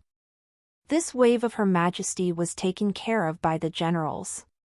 No wonder the mysterious capital that has been protected by layers had been infiltrated by others. Roger squinted his eyes and pushed out an arterial artery in reverse. He pretended to be an officer of the Restoration Army to defraud the church to obtain supplies and had contact with the people of the church. Someone in the church saw that the leader of the Restoration Army was an undercover agent of the Empire and quietly controlled some of them. When these officers returned to the capital to report their duties, the church members followed them into the city. It was much easier to pass the inspection by taking the special passage of the military, and the officers should be the inner responders, so the high-level cultists successfully snuck into the mysterious capital. After that, things were much easier. Activate the believers who have been hidden in the mysterious city, and call them to risk everything for God, and there is the bloody night of capital. The City Defense Army has information on several officers who have obtained the source of the initial self-destruction. After identification, they are not considered high-level believers.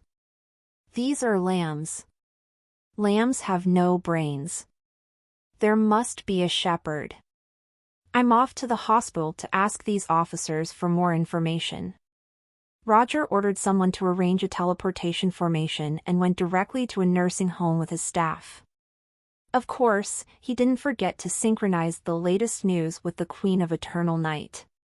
When the Queen heard that her perfect plan had become a loophole for others to exploit, she sighed softly after being stunned. Don't underestimate any opponent, the church has existed for so many years, if you relax a little bit, they will seize the flaws and tear the wounds. The Queen asked, "Is that shepherd still in the mysterious capital?" Roger replied, "The conditions are insufficient to judge, but we only need to determine which god the real murderer behind the scenes believes in." The Queen asked, "Then you can quickly confirm, what are you going to do in a sanatorium?" Roger replied, "Of course, we want to ask for further investigation, what else?" The Queen was suddenly suffocated by this what else. "If not. Otherwise, I thought you were in a hurry during work hours and went to a secret meeting with a colonel's little lover." She was inexplicably irritable. As for the personal relationships of courtiers, she has no reason to intervene or inquire too much. The Queen was suddenly unhappy.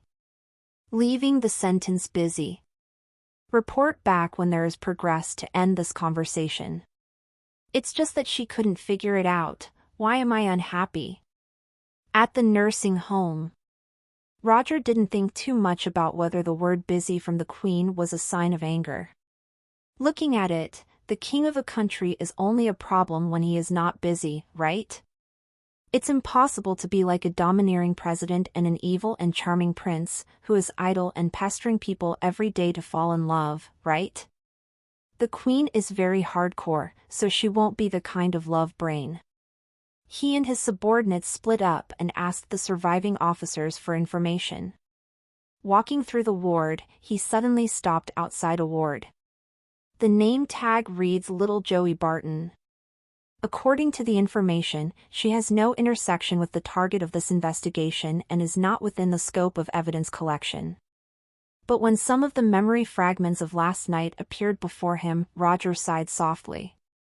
He knocked on the door of the ward. Roger was thinking. The officers of the City Defense Force are very capable. If I delay a few minutes to visit the injured friend, it will not affect the investigation of the case, right? We are working for Her Majesty, not slaving for her. As long as we only waste a few minutes and don't truly delay the investigation, who can fault us? Someone in the ward responded, "Come in," and Roger pushed open the door. On the white hospital bed, little Joey was reading Long Live the Queen. After the Eternal Night Queen expelled the divine power erosion, the healing techniques could restore those traumatic injuries. Leaving the officers in the sanatorium here is for observation and recuperation, and it is also a kind of surveillance, in case there are disguised believers among them. Little Joey read the newspaper and learned that there was more than one attack in the mysterious capital last night. It turned out that not only did she lose her comrades in the explosion, but there were also countless big people and ordinary people who lost their relatives in the explosion. She is very much a pure combat soldier, not good at intrigue and analysis of the overall situation. Seeing the fires of war burning into the core of the empire, she felt exceptionally ashamed. When the true murderer is found, I will go to the front line to take revenge. She clenched her fists tightly. I won't make you wait too long. A clear voice resounded from the door. Roger, dressed in the uniform of the commander-in-chief of the city defense station, his metal shining brightly, suddenly appeared in front of little Joey. The already handsome man now has the halo of a high-ranking official, which is simply dazzling. Master Dio, are you all right?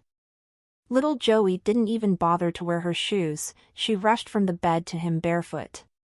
But when she got a step ahead of Roger, she stood still abruptly.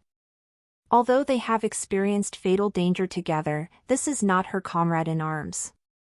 Hugs when we meet, isn't it very ladylike? Will you be despised? Roger noticed her embarrassment, looked at the bravery that was about to die out on the girl's face, and sighed. He opened his arms and embraced her. Thank you for saving me yesterday.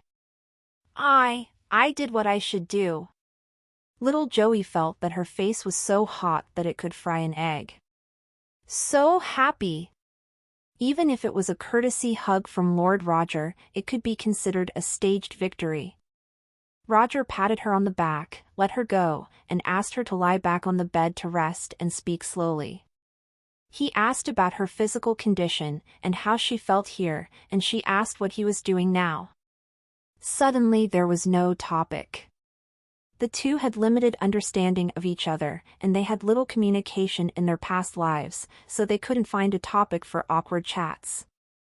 It displays that there is no reason to be greedy. Roger bid them farewell. Are you looking for the real murderer of Blood Knight? I want to follow you. Little Joey was a little reluctant. Didn't you just say you were going to kill the enemy on the front line? The city defense army didn't have this chance. Her face turned red again. She scolded herself in her heart, Little Joey, you can't do this. But when the words came to her mouth, it turned into, I just want to follow you anyway. Roger pondered for a while, then tentatively said, you want to follow me, then don't come to the city defense army, go to the Charles mansion to find a guard commander? Dio's identity should die for the country soon. If he wants to be a playful young master, a beautiful lady guard is also very suitable, isn't it? Okay, thank you sir for taking it in. Little Joey nodded in agreement. Roger took a long time before he asked suspiciously, aren't you afraid that I will sell you if you are so simple? Little Joey answered confidently, if you want to follow, you must believe in the character of adults. He was a little beaten, and waved his hand and left the ward. Maybe, this is the so-called fate, right? From the perspective of God, Roger's arrangement just happened to avoid the Queen's blockade of Little Joey. This is a big enough fate. The background checks on the officers involved in the bombings were quickly concluded. After retrieving their operational memorandum from the military, Roger successfully pinpointed the real culprit behind the capital's bloody night. Church of the Goddess of War. The lieutenant colonel who repaired the knife to prize, as well as the officer who blew himself up at the celebration banquet, all asked for supplies from the Church of the Goddess of War. And most of their action memos mentioned a war priest named Joestar. The priest, at least the head of a parish, started as a magus and is likely to have reached the strength of a legendary priest. There is enough strength to complete the layout last night. My lord, are you sure of the real murderer? A colonel of the city defense army took notes frantically, and at the same time said he couldn't believe it.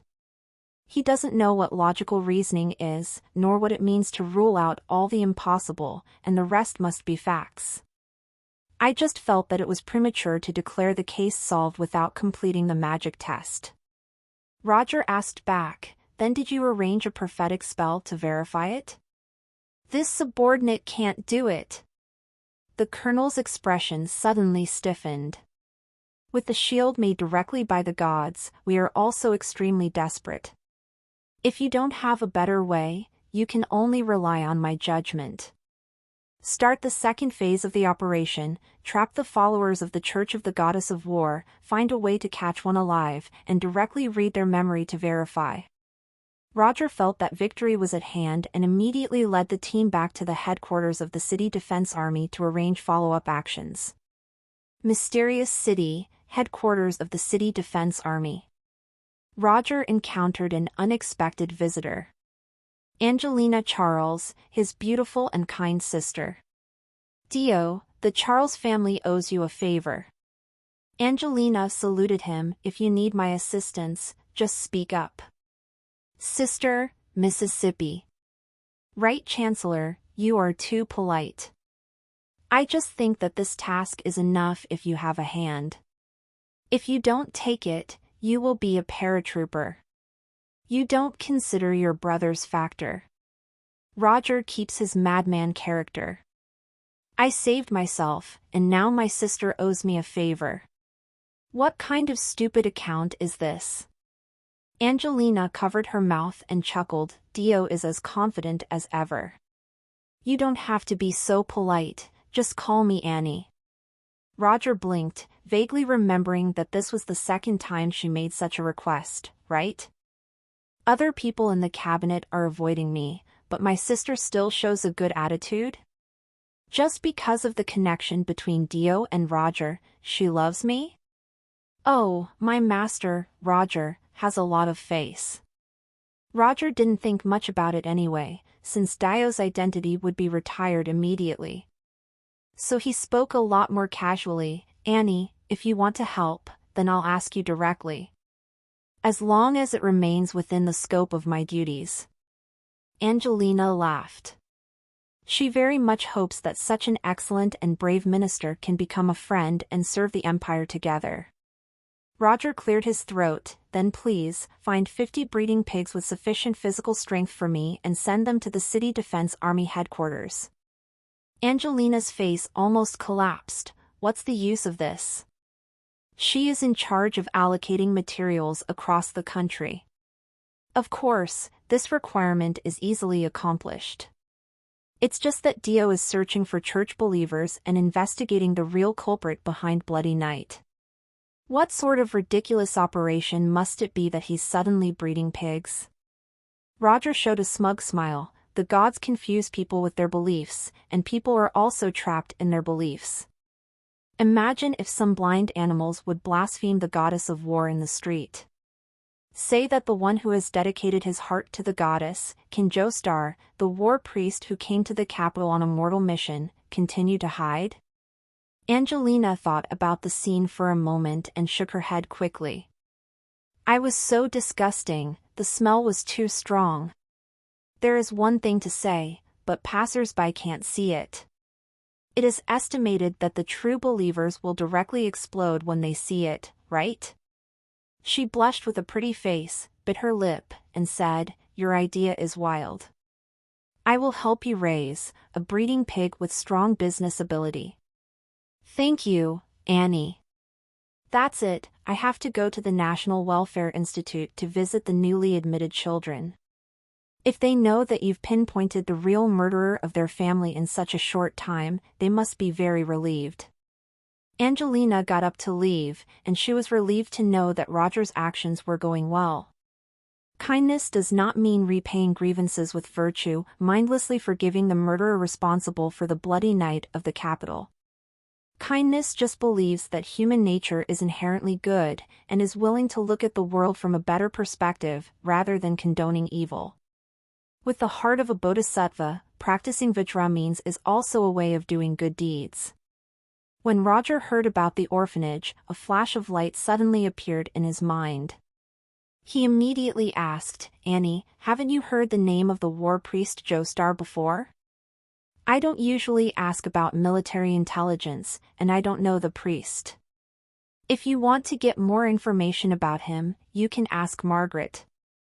Oh, no, I'm just asking casually, so as not to delay your trip. Upto.dfrm no/v/e/lb/i/n.co/m. Roger waved his hands quickly. It was only after Angelina left that he looked confused. He just suddenly remembered that the first time the player met Angelina in the main storyline was in a National Welfare Institute. She, who has always had a gentle face, revealed an extremely angry expression when she learned of the whereabouts of the war priest Joestar. That's a gaffe that Angelina rarely sees in the whole plot. But now Angelina has never heard the name Joestar at all. It must have happened after this point in time that Angelina hated Joestar. Roger suddenly thumped in his heart, thinking of a possibility. The original plot did not have the Bloody Knight of Capital, and the wounded must not be the empire that Angelina cares about most, so she has to find it in her relatives. But Angelina's only relative. Isn't that me? Could it be that in the original plotline, Roger died at the hands of Joestar, so Joestar would be concerned about his sister? This logic works in theory, but unfortunately, there is no evidence. The relationship between Angelina and Joestar is not shown too much in the game.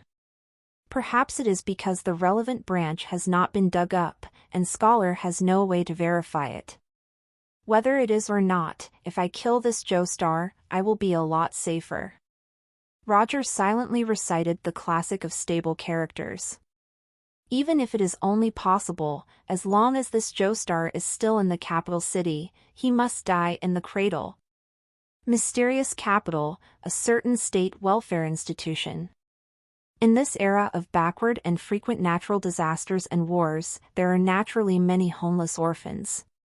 After the establishment of the empire, Angelina felt this situation and advocated the construction of many national welfare institutions, with the state finances directly bearing the expenses.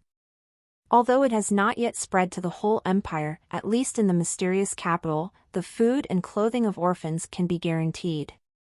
On the playground at the back of this orphanage, a group of children is playing. A tall, strong cook dressed in civilian clothes quietly turned to the outside of the fence. He squatted in the shadow of the trees across the railing, silently observing those innocent children. This is Joestar, who used illusions to disguise himself as the owner of the restaurant. With time, the death of the restaurant owner will be discovered sooner or later. This identity is no longer safe, so he left first. Damn, a certain family in the Trashy Brothers breath-holding contest has not yet been decided, so it is regrettable to withdraw like this. But at this time, the mysterious capital has been locked down, and he can't get out of the city, so he can only find a place to continue to hide in the city.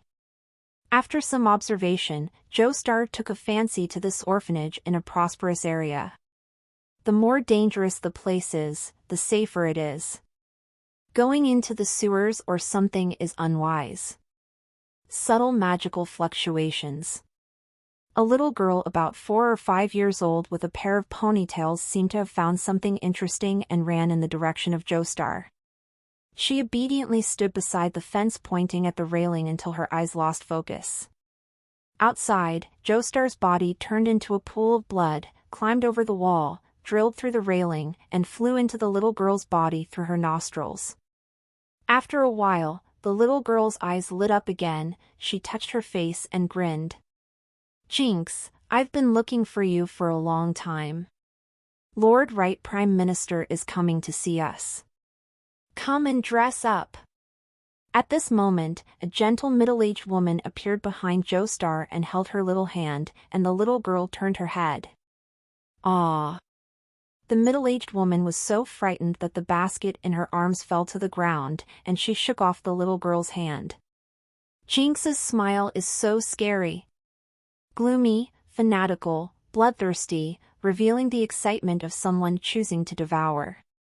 Such a smile, appearing on a small, beautiful, and innocent face, is truly evil and creepy. But the next second, Jinx's innocent voice sounded, and his smile was still as innocent as before.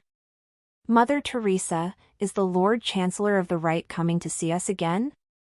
The middle-aged woman rubbed her eyes as if the scene just now was just an illusion, and there was just a poor little girl who lost a loved one in front of her.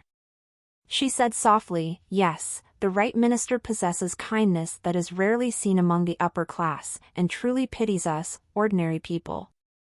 In a corner that she couldn't see, Jinx's little tongue licked his lower lip. Right Prime Minister? Angelina Charles? The hunting that had been abandoned, turned around again? If it's his sister, it would be easy to kill that stinky brother, ha.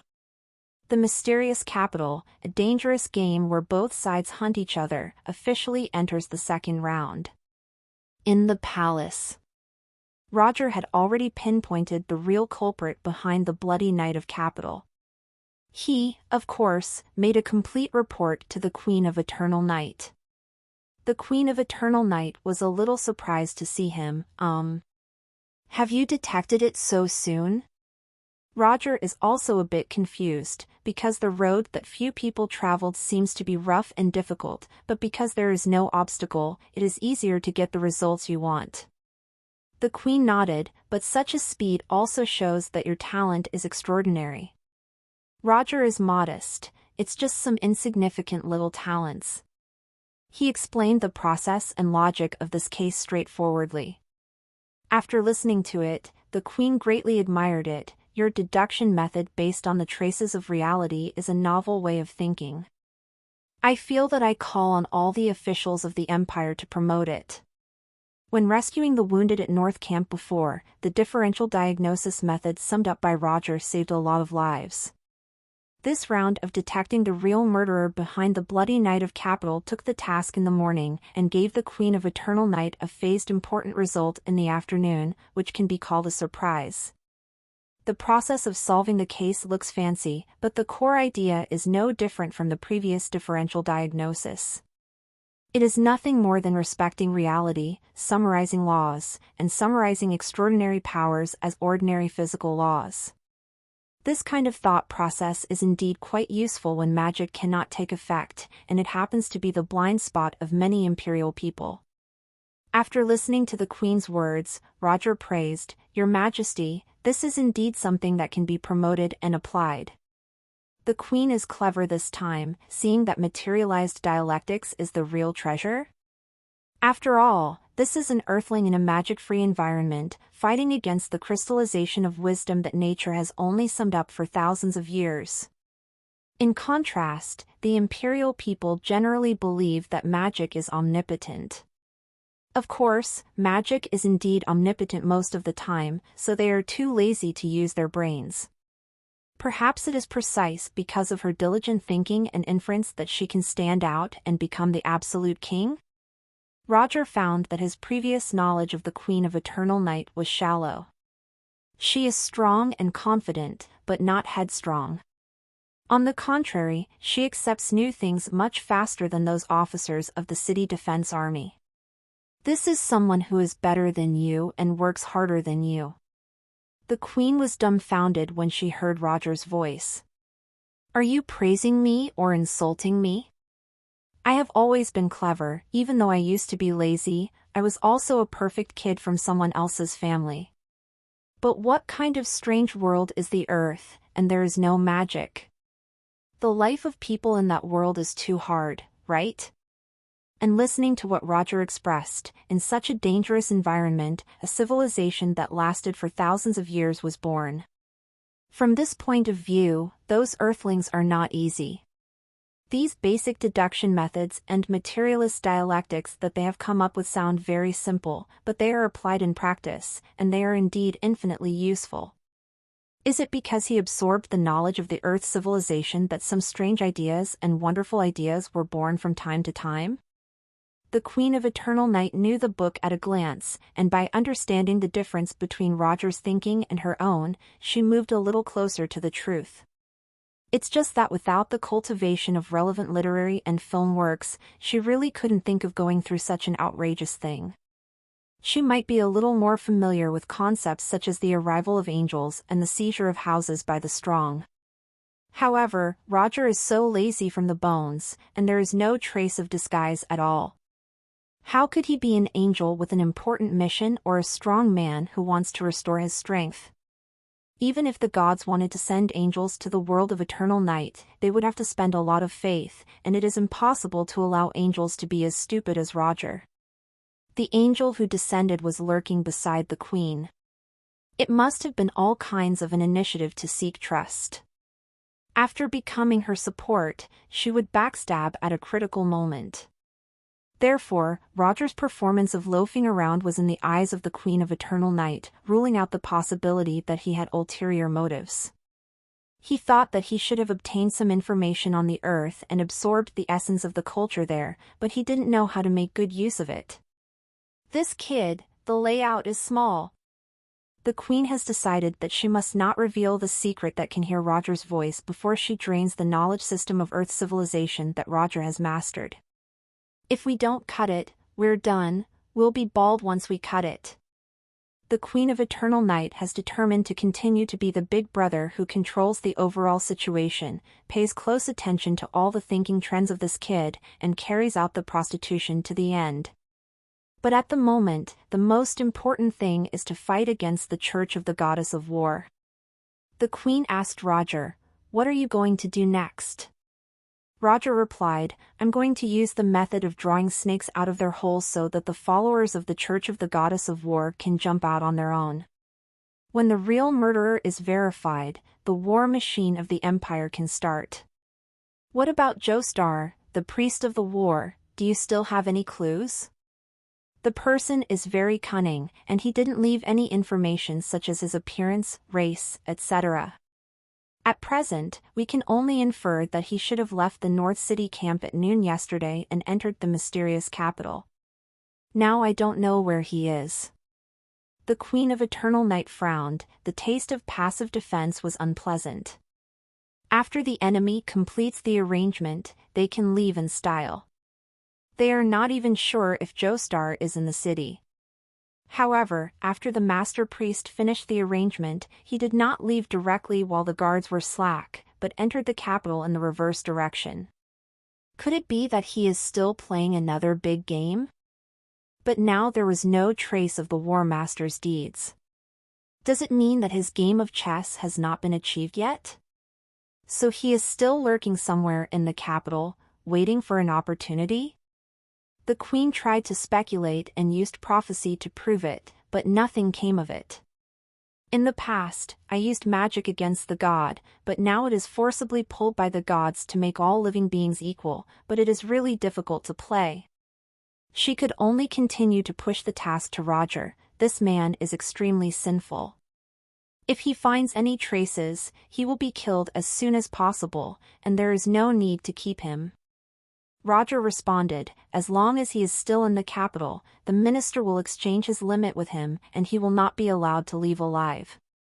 As long as I don't die, I will be free." Punishing the real murderer of the capital Bloody Night is also worth those dead soldiers and civilians. When the Queen of Eternal Night heard his words, she snorted secretly. "I finally caught you. How would I let you go free so easily?" "No hurry. Play with him. Let the young people be happy for a while, and later realize that they can't escape the palm of my hand. This picture must be very interesting." The Queen waved Roger back. "Then ask Mrs. Moscone to inform Margaret and the Minister of War and others to come to the pre-war meeting." Although she told Roger that she wanted to catch the followers of the Goddess of War, she would send troops only after she had solid evidence. But the Queen of Eternal Night couldn't wait for her chariot. Instead, she chose to go out in person.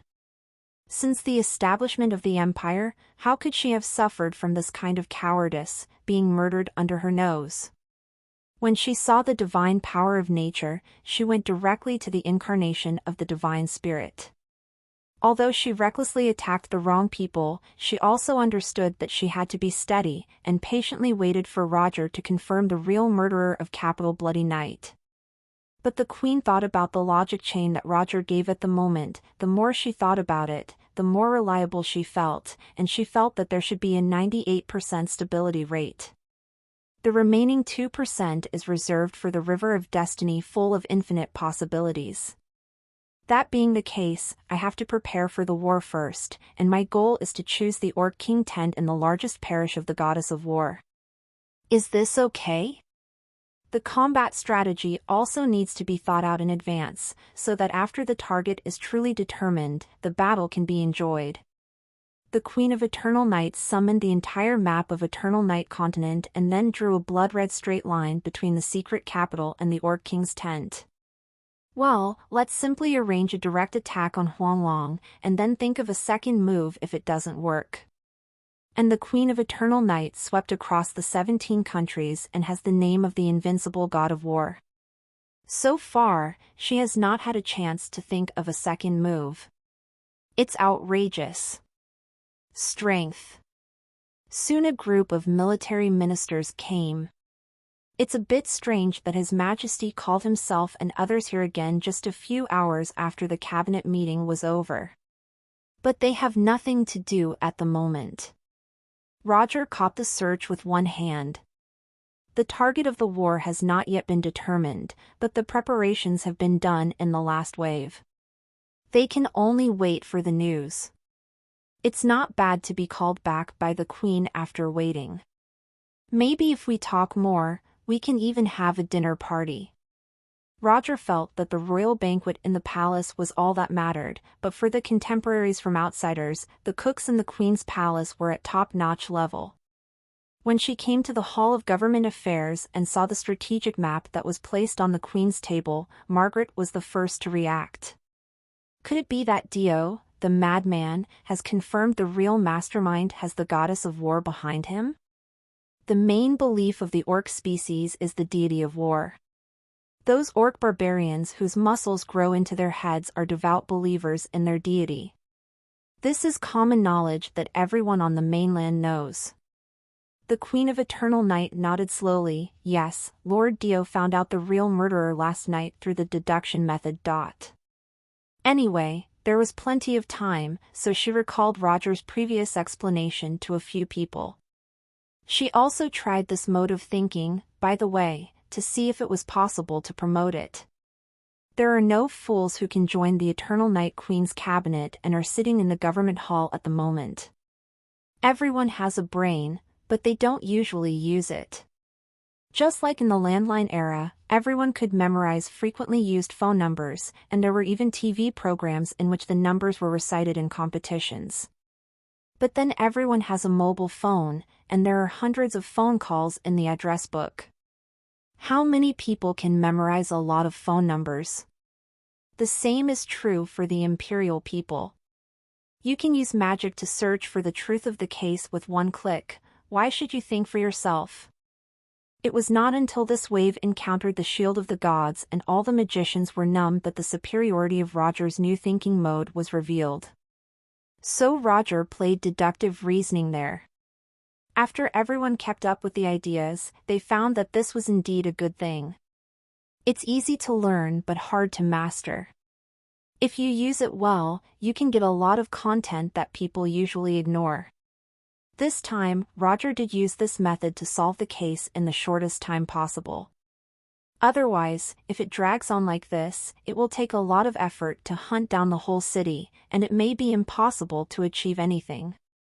In the end, the group of believers will escape the unsolved case under the protection of the gods. After listening, everyone agreed that the culprit behind the scenes was the of the capital Bloody Night was the Church of the Goddess of War. Also in line with her family's usual style. However, the conclusive evidence still needs to wait for Lord Dio to successfully capture the followers of the Goddess of War. It is best to capture the war priest Joestar, which is the best reason for the Empire to go to war. I wonder when Lord Brando's search for the followers of the Goddess of War will result, the Minister of Military Affairs asked impatiently. The stage should have been set. It depends on how loyal those believers are to the Goddess of War. The Queen of Eternal Night recalled Roger's crooked idea and couldn't help but put a smile on the corner of her mouth. Of course, she felt very relieved. It is not only to lead the snake out of the hole but also to severely cut the face of the goddess of war. After the cabinet ministers heard it, the images of the goddess of war in contact with the breeding pigs appeared in their minds, with different expressions. A bit outrageous, but also very effective. This time there's no need to hunt them down, those mad believers will jump out on their own. So the kid wasn't bragging, but at the cabinet meeting, he had already thought of this trick? Damn it, he installed it. This kind of madman who uses people's hearts to the extreme has a reason to be mad. To tell the truth, although the cabinet ministers are dedicated to the country, they still look forward to seeing Dio make a fool of himself. After all, whoever gets scolded so openly can't help being a little temperamental. What's more, who was not a talented teenager/middle-aged when he entered the cabinet. As a result, the fact that is in front of us now is that Dio did not brag. Not only did he quickly confirm the faction of the real murderer behind the scenes, but he also successfully fulfilled his promise of not having to hunt down. The slap in the face came too quickly and the tornado was ruthless. Several cabinet ministers with their red faces could not wait to find a crack in the ground to get into. The most up-to-date NVELs are published on n0velgen.co/m. Okay, everyone, don't worry about what has happened. What we need to do now is to think about how to win the Orc King's tent as quickly as possible. The Eternal Night Queen admired the mixed expressions of the courtiers. She is also very proud. My people, yes, you know. Roger was brought to the cabinet by her strength. The better and brighter he behaves, the more he can demonstrate the knowledge of Her Majesty the Queen. According to your will. The cabinet ministers did not dare to slack off and use their brains to go all out to make serious plans. Before, everyone was ridiculed by Roger's self-destruction, but they were just angry and vengeful, and they were ready to encourage Dio to the outside world, and they united. In the void, the kingdom of God, the Valley of the Conquerors, is staged for eternal battles. On the Nine Dragons' chariot, Tybella, the goddess of war, suddenly sensed something. Her face was angry, and her eyebrows stood upright. Eternal Night Queen, you dare. In the dark, she sensed dozens of breeding pigs through the statue and was riding on her to continuously charge. The gods use faith as their source, and they have already played with this kind of power. The perception of possession is all semantics. If necessary, you can directly occupy the body of the believer to exert the full combat power. The statues blessed by priests with divine power can become the extended five senses of the gods and exert some supernatural powers. But if it is operated in reverse, it can also force the goddess of war to experience the powerful impact of the pigs. The seven gods such as Tybella spread their glory in more than a dozen worlds, and they have never been so insulted and provoked by any mortal. Her anger shot straight to the brain, causing her power to get out of control, and countless golden rays of light spread from her center. This golden light is like rain, sweeping across hundreds of thousands of square kilometers of the kingdom of God. Intelligent races and beasts that are currently on the battlefield turned into blood and evaporated directly. Of course, in the next second, they will be reborn under the rules of the kingdom of God, preparing for a new round of war. They are petitioners in the kingdom of God. They were devout followers of the goddess of war during their lifetimes. It's just that the petitioner cannot leave the kingdom of God, and at the same time, he will be bound to the gods, having to complete various tasks in the kingdom of God, such as guarding the kingdom of God and participating in the battles of the gods. I don't know if such a heaven is what those believers expect when they pray on earth. And Tybella's anger dissipated along the line of contact with the god statue and dissipated to the eternal night world, which was the black cloud billowing on the mysterious capital. This woman has cut my face, so I must cut her face too, to let her know that even the gods cannot afford to offend me. the power of faith in the palm of the goddess of war began to burn, causing the clouds that were only meant to be a threat to turn into something truly damaging as they began to be infused with her divine power.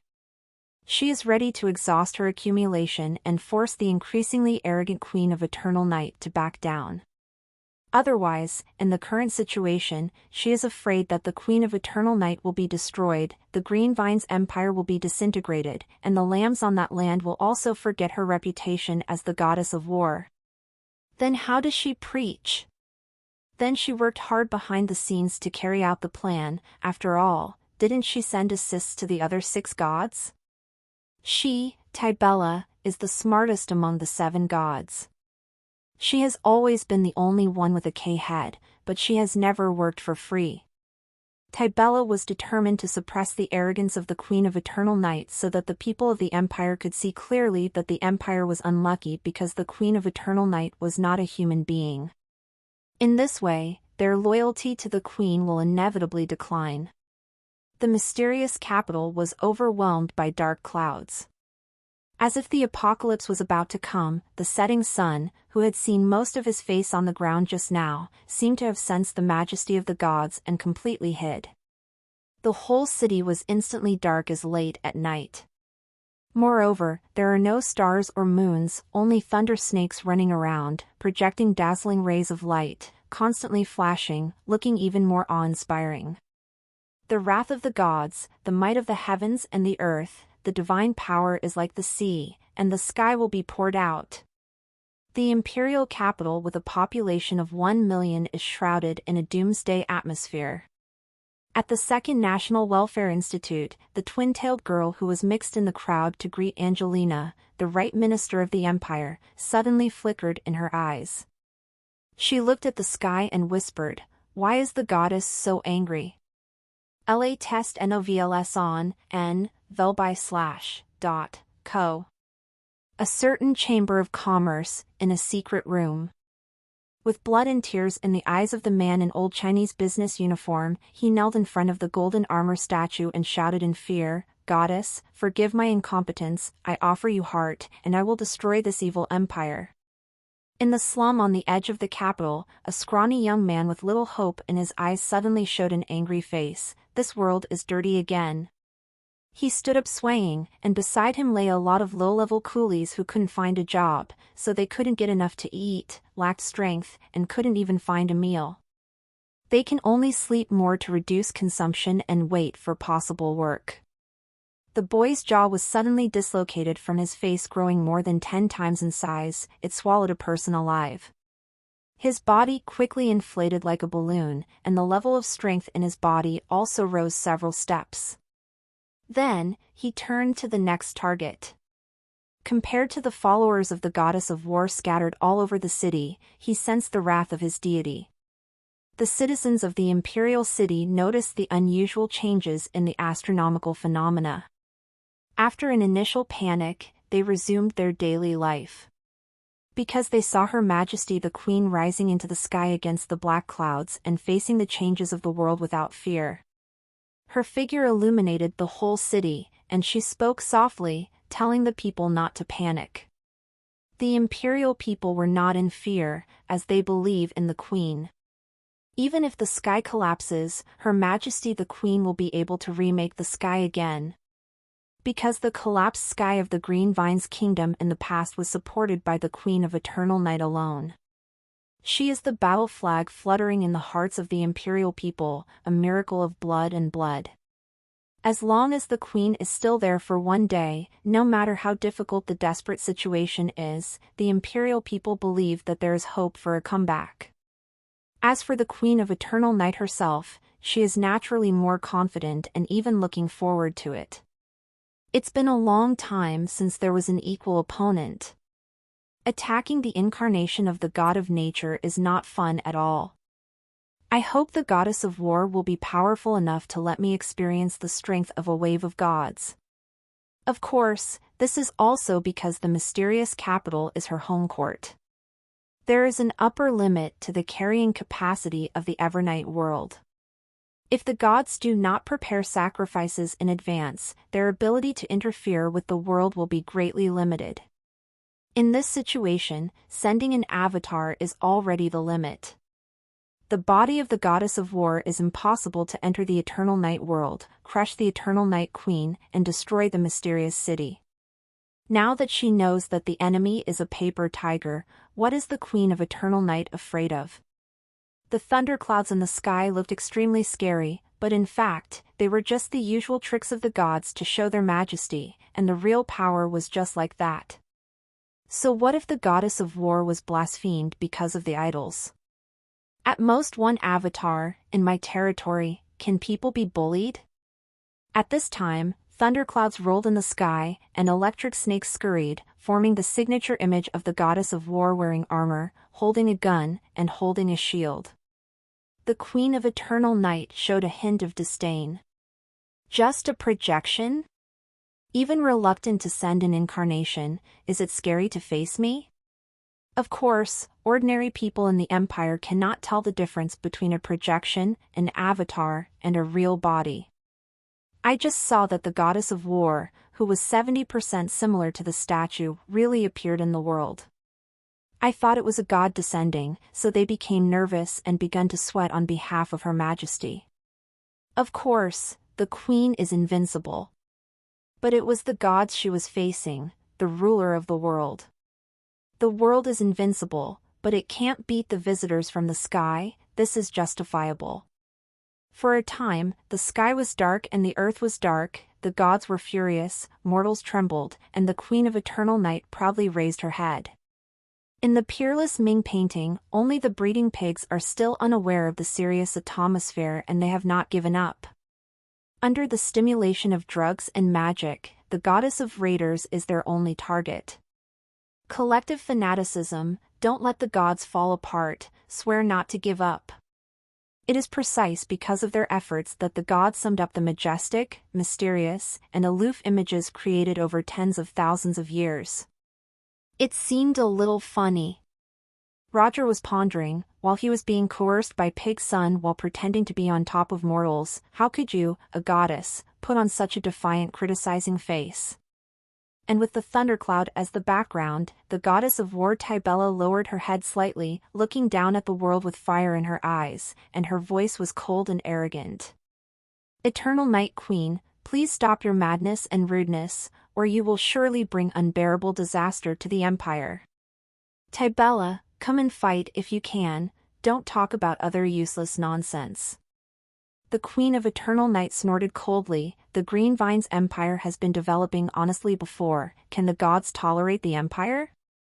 The underground soul of the King of the 17 Kingdoms, do you care about destroying other countries and call it honest development?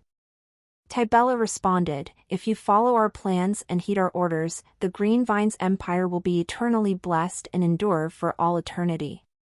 Planning and orders? The Queen of Eternal Night took a step forward, raised her head proudly, and stared at the eyes of the gods that looked down on the world, without flinching.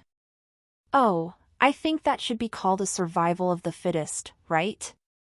Live sacrifices many times a year, cooperate with you to keep fighting, make sure how many citizens are fervent in their faith, and maintain this unchanged lifestyle for tens of thousands of years. Tools to manage the faith of the masses? The imperial citizens were a little confused and puzzled. Isn't the gods a symbol of love and peace? How could they deliberately provoke wars? Tybella shouted angrily, Octavia, Irma is going to talk about the gods. We will protect this world from foreign enemies, sacrifice countless sacrifices in exchange for the beliefs of some mortals, and become the sustenance to protect their hearts. This is the relationship between God and man. The thunderclouds in the sky tumbled more violently. Countless thunderbolts as thick as water tanks, mixed with golden javelins, fell towards the Queen of Eternal Night. Tybella felt that the situation was a little out of control. She came down to announce that the Empire was punished by God, the Queen of Eternal Night was extremely sinful, and everyone else was dragged down by her. But without saying anything, the Queen of Evernight took the rhythm and poked at the greatest secret of the gods, and she was naturally angry. It is said that the Queen of Eternal Night will do it even if she refuses to accept it, and she never likes to talk nonsense. Why did you communicate with him today, and found that he is articulate and a master of rhythm? If the Queen of Eternal Night could hear Tybella's thoughts, she would tell her mercifully that it wasn't because she was complained about and deceived by a guy with a different heart every day, and her natural ability greatly increased. The Queen of Eternal Night has always understood people's hearts, but she is too lazy to use that brain on weekdays. I really used my brains and scheming, and the mere green tea bitch also won it directly. Fortunately, Tybella was quick to change her moves, and she couldn't get any advantage with her words, so she immediately turned to force to oppress people. Facing the rolling thunderclouds and the golden light filling the sky, the Queen of Eternal Night secretly said that it is so good. It's time to show off my acting skills. I hate ridiculous destiny the most. She waved her robe sleeves, and a shield as thin as a cicada's wings was borne in front of her, but it easily resisted lightning and javelins. After the vast divine punishment, the figure of the Queen of Eternal Night reappeared without a trace of scars. Deafening cheers erupted from all over the capital.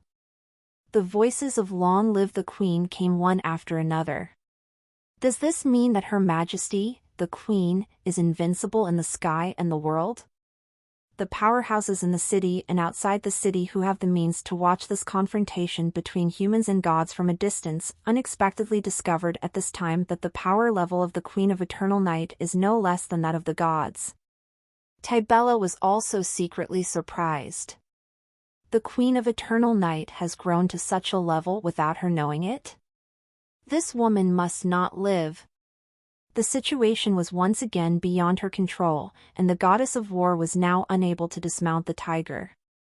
With just one projection, she can only exert 10% of her strength and cannot suppress the Queen of Eternal Night.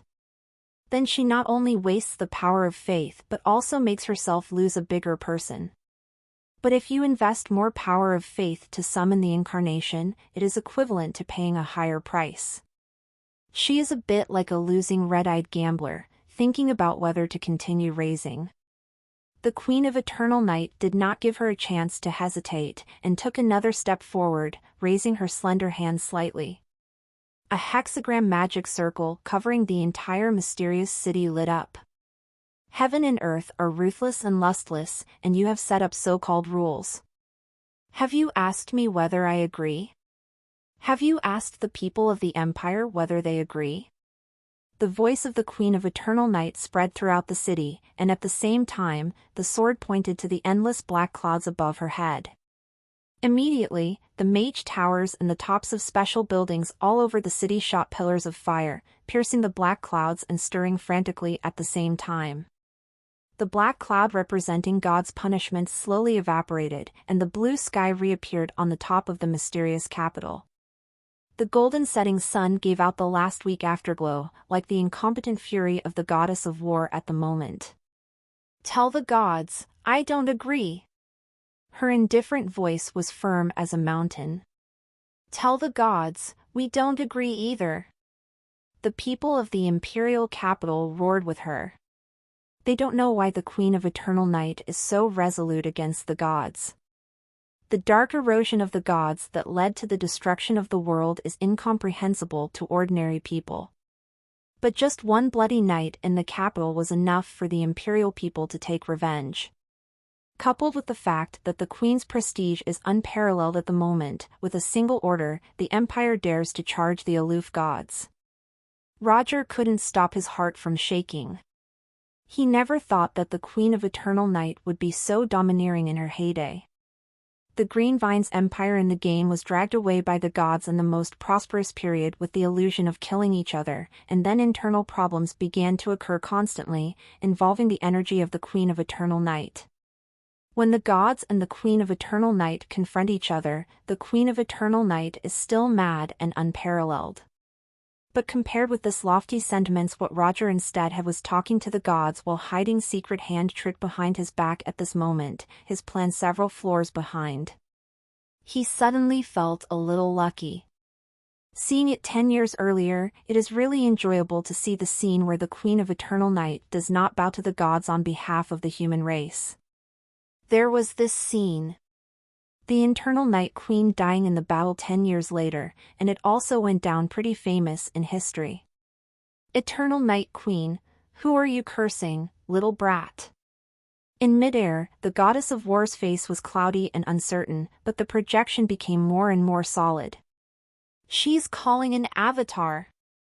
She was excited, ready to fight the Queen of Eternal Night head-on with all her heart. There are many truths in this world, but the biggest truth is that the first is big enough. The Eternal Night Queen's expression became serious. She appeared to be relaxed, but she was pretending, and she suffered a lot of hidden injuries.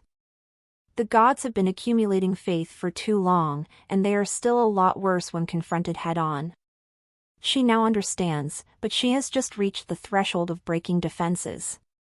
The Queen has determined her combat power, so she doesn't want to continue fighting. But the goddess of war in the sky was ready to fight seriously. Just when she was thinking about how to break the game, a vine suddenly pulled out from the void and hit the goddess of war's forehead. In an instant, the half-summoned avatar of the goddess of war was shattered. In nature! From the void came a smug low smile.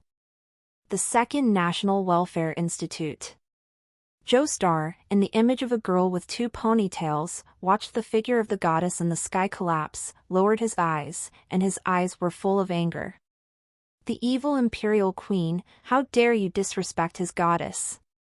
Soon, Joestar raised his head and returned to his innocent look. His eyes swept across the two legendary bodyguards beside Angelina, and he thought to himself, I don't have a good chance to do it now. We have to make a good layout to help the goddess find her place. Joestar's little figure slipped out of the crowd and walked towards the kitchen. None of the imperial people who celebrated the queen's feat of slaughtering a god paid attention to the unusual actions of this 4- or 5-year-old girl. In the capital. Under the witness of everyone, their invincible queen defeated the powerful enemy and protected the mysterious capital. Such a big goddess of war, Her Majesty took out a small green leather whip, and with a bang, guess what? She's gone! The bard vividly explained the battle that took place at dusk for the citizens who missed the battle of the Queen defeats the goddess. Long lived the Queen! Then came the heart-wrenching roars of a lot of people in the Empire, causing everyone around them to roar along with them. On this day, the capital was like a wolf's den as countless people roared. The Anti-Chamber of Commerce may be the biggest winner by relying on the lozenges that have been hoarded in advance. I have to say, this is some wonderful misunderstanding. At the last moment, the two sides were full of momentum, and the sky was so quiet that there was not even a single bird, only the Queen of Eternal Night and the Goddess of War were facing each other. Then, the Goddess of War disappeared and evaporated. It must be the Queen of Eternal Night who smashed the Goddess of War with her eyes. Therefore, in the hearts of the imperial people, the Goddess of War is no longer a goddess, but a manipulative tool for the imperial pigs. In midair, the Queen of Eternal Night made a gesture of basic operation and made a detached expression that everything was under my control, soothing the enthusiasm of the imperial people. Their hearts are very confused. What happened just now? Even though she knew she couldn't beat her, she still had some regrets. She wanted to fight until dawn, but her opponent suddenly lost power. She's not a frog seed, she can't learn the vine whip, it's not her output. Besides, I'm just a rookie who can just break through the defenses of the gods, and the road to slaughtering the gods is still long and difficult. How can I turn the incarnation of the Goddess of War into ash in a second? She subconsciously looked at Roger. Before she knew it, the Queen had developed the habit of prosecuting Roger for nothing. And sure enough, this kid looked at the sky, thoughtfully, and started explaining the current situation. Well, this line, isn't this hard to beat? The Goddess of War made the God of Nature anxious, so even this God of Nature couldn't help but stand up and backstab. The goddess of war has lost her way home in this wave. The power of faith has been spent, she hasn't defeated her majesty, nor has she established any prestige, and has been overshadowed by the god of nature on faith. I am afraid that little bitch is now full of anger, isn't she? Although the 7 gods are a group, in the matter of pitting them against the goddess of war, I think the god of nature would be very interested. Maybe there is a chance to cooperate? The queen mused on Roger's analysis and secretly agreed, then case solved. Alas, this feeling of not having to use one's brain is so good. Go back and arrange for Margaret to secretly contact the god of nature, see if there is any chance of cooperation. I am so wise. Unconsciously, the Queen of Eternal Night has also changed. In the past, even if she didn't publicly declare that it was Roger's idea, she would quietly reward him.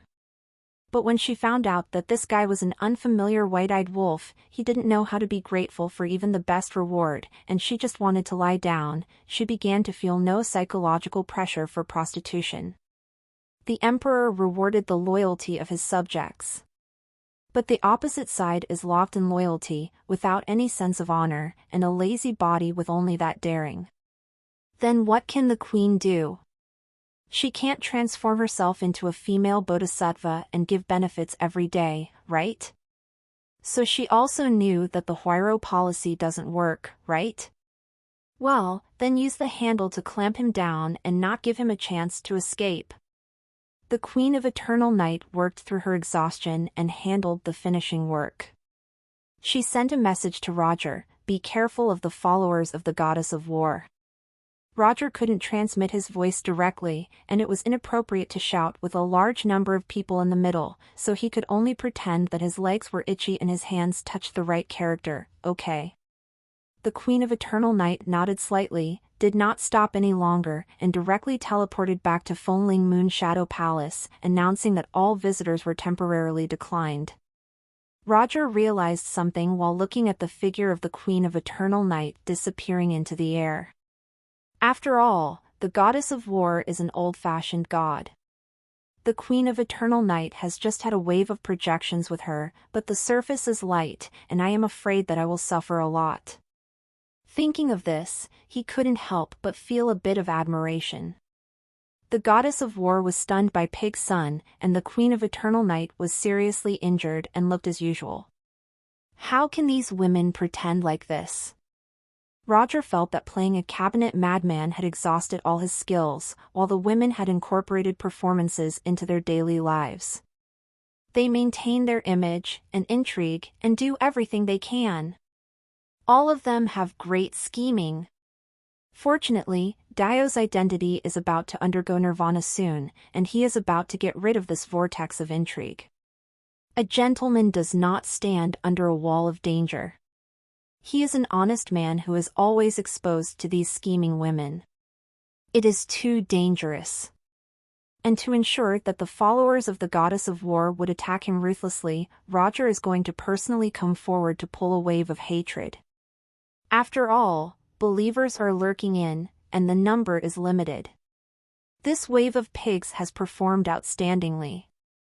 If you want to overshadow them and ensure that believers give priority to killing the chief of the city's defense station, they must do some extra operations. Just acting like the pigs is not enough to die.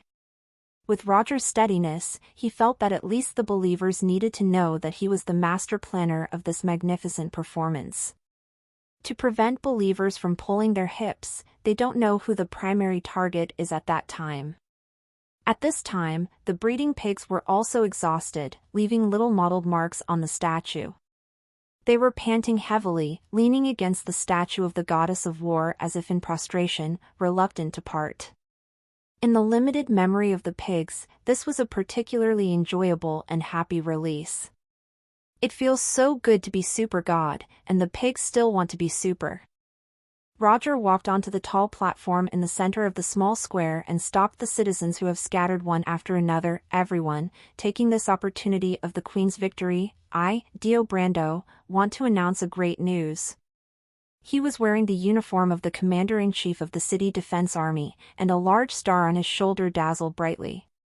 Although the capital city defense forces are the culprits, they are after all maintaining the law and order of the capital of the empire, and their rank is not low. No matter how much Roger is airborne, he has to be given the treatment he deserves, and he is qualified to be decorated with a general star on his epaulets. Such a young general, and so handsome that one can't take their eyes off of him, many people stopped in their tracks, wanting to see what this kid stopped everyone to announce. Although I don't want to admit that this is a face-seeing world, it is always more attractive to have a handsome guy and a big beauty in front of everyone. And why does the name Dio Brando sound familiar? Someone soon remembered, isn't this the upright historian who edited the history of the empire? Although Dio only edited the 10th volume, because the first 5 have all run away, they are not qualified to sign on the history of the empire. Citizens of the natural empire only remember Dio. This is the direct proportion of risk and benefit.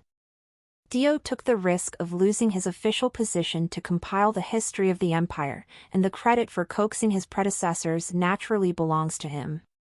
Seeing everyone stop, Roger showed a satisfied smile. The more people who stayed, the faster the news spread. The higher the enthusiasm of everyone's discussion, the more the followers of the natural goddess of war hate themselves. The plan works. Roger's first showdown. My lord, the chief of the city defense station, on the first day of taking over the city defense army, thank you for liking the little program I arranged, and I didn't waste my hard work in picking pigs.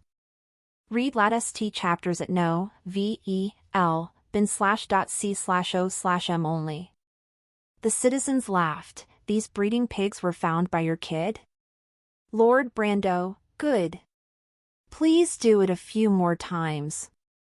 We haven't seen enough. I'll donate military expenses to the city defense army and buy more pigs. Donate military funds to buy pigs? Please be a person and give the goddess of war a rest. Fuck the goddess of war. All citizens burst into laughter. Roger smiled in satisfaction. Now everyone should remember that I am the chief planner of the Japanese pig, discuss it well, and help me spread the word to all believers. Of course, this is not the end. Roger took out a magic scroll, opened it, and projected the new icon he commissioned Sophie and Empty Chamber of Commerce to design on the square. A golden shield with a sketch of the goddess of war engraved on it. However, her charming head was replaced by a pig's head. The style of painting is simple but expressive, with an inexplicable sense of joy, but it has a unique degree of recognition, which can make people remember at a glance, and then think of the 2 or 3 things that have to be said between the goddess of war and the pig. Don't look at the simplicity of this icon. Roger has been extorted by Sophie out of 500 gold coins. It is only hiring a master painter to achieve this effect. It turns out that the only disadvantage of expensive things is that they are expensive. The citizens present saw the spectacular scene of pigs charging on the square with their own eyes, and couldn't help showing a knowing smile that they all knew. But they were still a little confused about what this young man wanted to do. Just draw an icon to entertain the goddess of war? Selling souvenirs for this event? It's just this kind of feeling that sucks money, isn't it necessary, my lord? Seeing everyone's curious eyes, Roger didn't give a shit, and explained with a smile. Thanks to the goddess of war, everyone fully realized how powerful and sturdy our pigs are. Later, we will cooperate with the Empty Chamber of Commerce to invest in the construction of the Santa Bella Pig Farm. Let more citizens of the empire share the fruits of this victory. Santa Tibella, a pig farm? The citizens of the square were stunned for a moment, then laughed. The goddess of war's divine name is Tibella. Then you named a pig farm Santa? Are the followers of the goddess of war crazy? To share the fruits of victory is to eat the meat of the sun god swine or its descendants? This is kind of interesting. Good, Lord Brando. For the sake of the parents who died on the bloody night of the capital, I will only eat the pork from Santa Tibella in the future. Does eating this pork give strength to last as long as the pigs? Well, I'm going to buy a ton for my husband. The citizens burst into laughter again, and the atmosphere was even warmer than before. The idea that this Lord Dio Brando was thinking of is a little out of place, a little trivial. But we like this kind of stuff that doesn't have 6 and 3 vulgarities. Dio felt everyone's high mood, showed a charming smile, and said passionately, I assure everyone that the Santa Tibella pig farm was built for the Empire to fight against the gods. After removing the expenses for maintaining daily operations, all profits will be donated to the Imperial military. Lord Brando good. I assure everyone that every piece of pork sold by the Santa Bella pig farm is the descendant of today's super god pig. Lord Brando good. I assure everyone that the breeding pigs of the Santa Bella pig farm must continue to charge the goddess of war for more than an hour to be considered qualified. This standard will never be lowered. Lord Brando good. I recommend a dish to everyone, shrimp and pig heart, the essence of super god pig and pig. Thank you goddess for dedicating her heart to us. Lord Brando, good. Good. Good. The imperial people were almost going crazy with laughter. As we all know, the core slogan of the followers of the goddess of war is dedicate your heart to the goddess. But now we imperial people directly eat the pig hearts you donated. What do you think, believers? Is it arrogant? But we, Her Majesty the Queen of Eternal Night, have defeated your goddess, so we can be so crazy. At this moment, the imperial people in the square, even the soldiers of the city defense army and the employees of the Chamber of Commerce think that Lord Dio is too charming. We would like to call him the first person to revive the capital. Who would have thought that the goddess who could not be provoked in the past has now become a hot weapon for the breeding pigs of the empire, the gold standard for testing business ability. When the pork capitalized by Santa Tibella is on the market, what will be served is not gourmet food, but plates of war goddess jokes. Even the imperial people who don't like pork think they can buy some and eat it happily. Seeing that the fire was almost over, Roger ordered his subordinates to put on the red robes for the pigs, wear a big red flower on the chest, stamp the trademark of Santa Bella Pig Farm on the buttocks, and carry them on a flatbed truck. The magicians have quietly used magic to restore their physical strength. At this moment, they look majestic, and they will give birth to the most delicious piglets. Although it was getting late, the city defense army stood by with the magic crystal lantern, and the military band played the wedding march, which made the pigs shine even brighter, and the whole city could see it. Roger announced loudly. Although the bridal chamber is ahead of schedule, the city defense army is willing to make up a ceremony for the grooms and officials to travel around the city. Let's celebrate your majesty's victory together.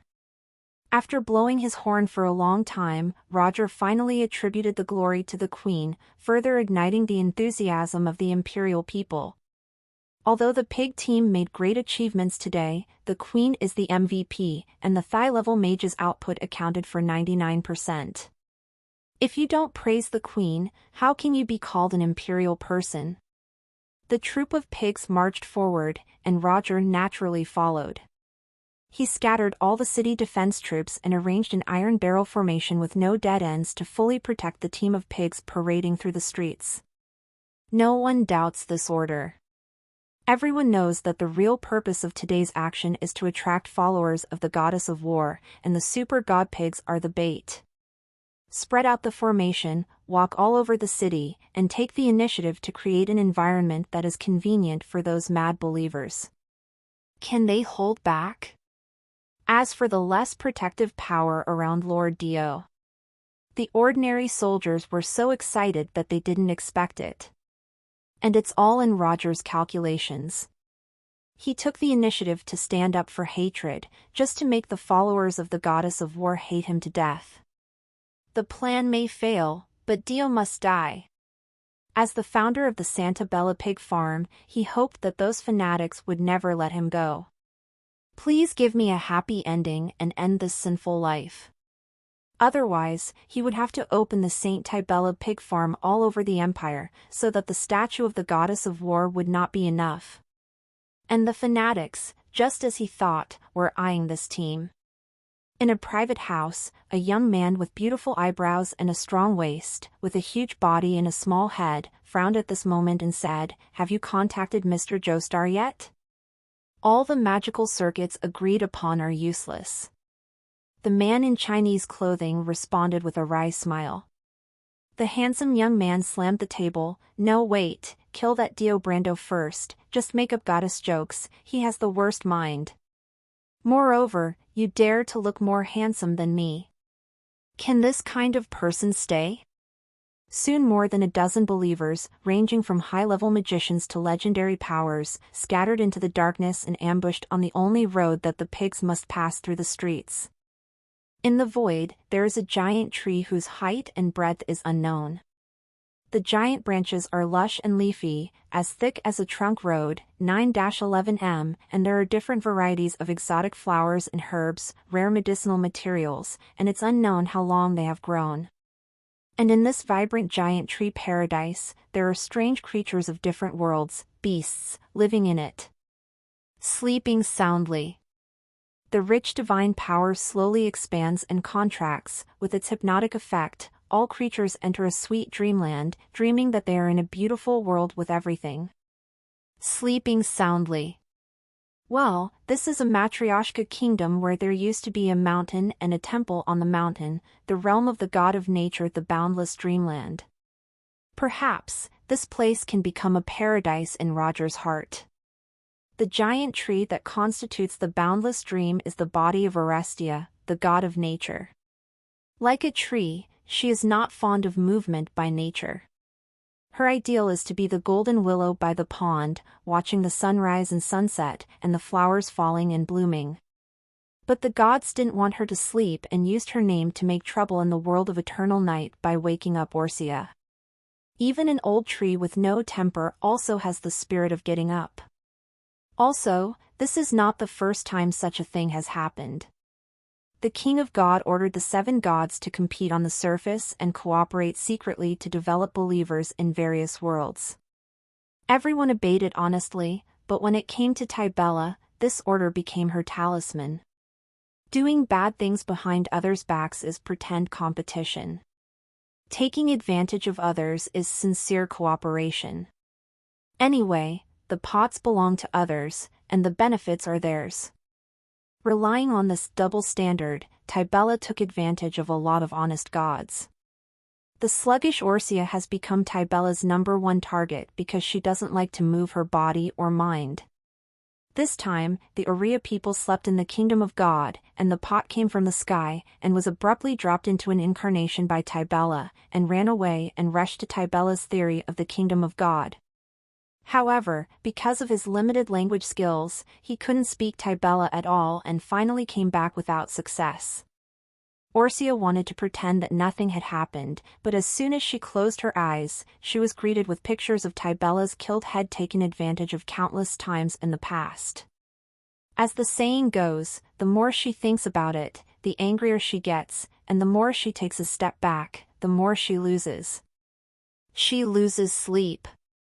Insomnia is very painful. Orca has nothing to do, so she took a look at the Green Vines Empire. Oh, there is an unexpected harvest. She saw the statue of the goddess of war being charged by pigs, saw that the projection of the woman in Tybella was reversely suppressed by the Queen of Eternal Night, and saw that she was about to summon her avatar. One couldn't help but waved the little whip in her hand. She isn't the kind of tree that hurts people with secret arrows. It's just that Tybella's back is facing her, the angle and position are too suitable, and the timing is just right. She only needs to create a little disorder of divine power, and she can make the power of faith invested by the goddess of war go to waste. It's equivalent to 100,000 pieces of bubbles that pry 100 million yuan to explode. This 100,000 is just a sound, and it's very loud, isn't it? So there is the scene above the mysterious capital. Orsia, get out and explain to me which side are you. Tybella came to the boundless dreamland aggressively and shouted. Full 0W current novels on n/o/v/3l/b in .co/m. She was going to take care of the Eternal Night Queen, but an avatar was trapped at the critical moment of the summoning, so I'm asking you if you're angry? The beautiful elf priest wearing a moon-white robe came forward and responded, Lord Tybella, my lord is already asleep, please come back another day. Oh, fell asleep so soon? Yes. My lord, she stayed up all day yesterday and didn't fall asleep. Today, her eyesight is dizzy. She hurriedly went to sleep with guilt. Cracked crookedly? With guilt? Do you think I'm a 3-year-old child? Tybella's chest swelled with anger, and she almost vomited blood. Is this what people say? Orsa, you can make such a clumsy and low-level excuse even if I don't say it. The Queen of Eternal Night and I are facing each other, and we haven't fought close to each other yet. There is a distance of 108,000 miles from each other, and a god said that he can split it crookedly? This is outrageous, right? This is bullying honest people, okay? Whether you believe it or not, that's what my lord said. You can wait until she wakes up to ask, or go to the God King to have a consultation. The elf priest responded calmly. Tybella was suddenly made speechless. Because of the investigation into this matter, Orsia was crooked and no one believed her. She forgot to pass the word and no one believed her. In the end, this is the karma of two people hurting each other. No matter how biased the King of God is, he can only play 50 big boards each and put aside disputes. Hiss, why is this disgusting routine so familiar? Oh, this is like what I used to deal with Orestia. She has been kidnapped by her teacher. The more she thought about it, the more her heart became more and more congested. I really can't think that Orestia, with thick eyebrows and big eyes, would also learn to be a bitch. She is also a ruthless person. She folded her arms around her chest and said coldly, okay, I'll be here waiting for her to wake up. This elf priest is eloquent, so she will wait for Orestia to wake up and confront the idiot who can only speak one line. She had to say that she was speechless and compensated for her losses. Your Excellency, please. The elf priest nodded, turned around, and left. Tybella's eyes widened in anger. Isn't it too rude for you to leave the boundless dreamland to wait here? Don't you even have tea and snacks? No, elves are an elegant, ancient, and polite race. The clever priest came back and brought a strange stool for Tybella. The back of the chair is very large, taller than a person, and it is full of strange words such as number 50, number 4396, National Power Station and 8 Strong Station. There is a small shed above it for shade and rain, and a small horizontal rail for people to sit on. Afraid that Tybella would be bored, she thoughtfully prepared a projection device, which played the propaganda that Dio Brando gave to the Santa Tybella pig farm in a loop. You deceive people too much. Tybella's straight nose was crooked with anger. She is also a god. She has seen many different worlds. She knows that this is not a stool, but a bus stop. So this implies that she is a bus? And what the hell is the Santa Tybella pig farm? Hey. The elf priest walked over at this time, respectfully holding a plate of delicious food. Sir, please taste the shrimp and pig heart of our boundless dream. Get out, get out, get out. Oh, this is your house. I get out. Tybella was trembling all over, she was confused. She directly broke through the void and returned to her kingdom of God. This damned boundless dream, I don't even want to come back for the rest of my life. Compared with coming aggressively, she could be called fleeing with her tail tucked. Tybella also felt unbelievable.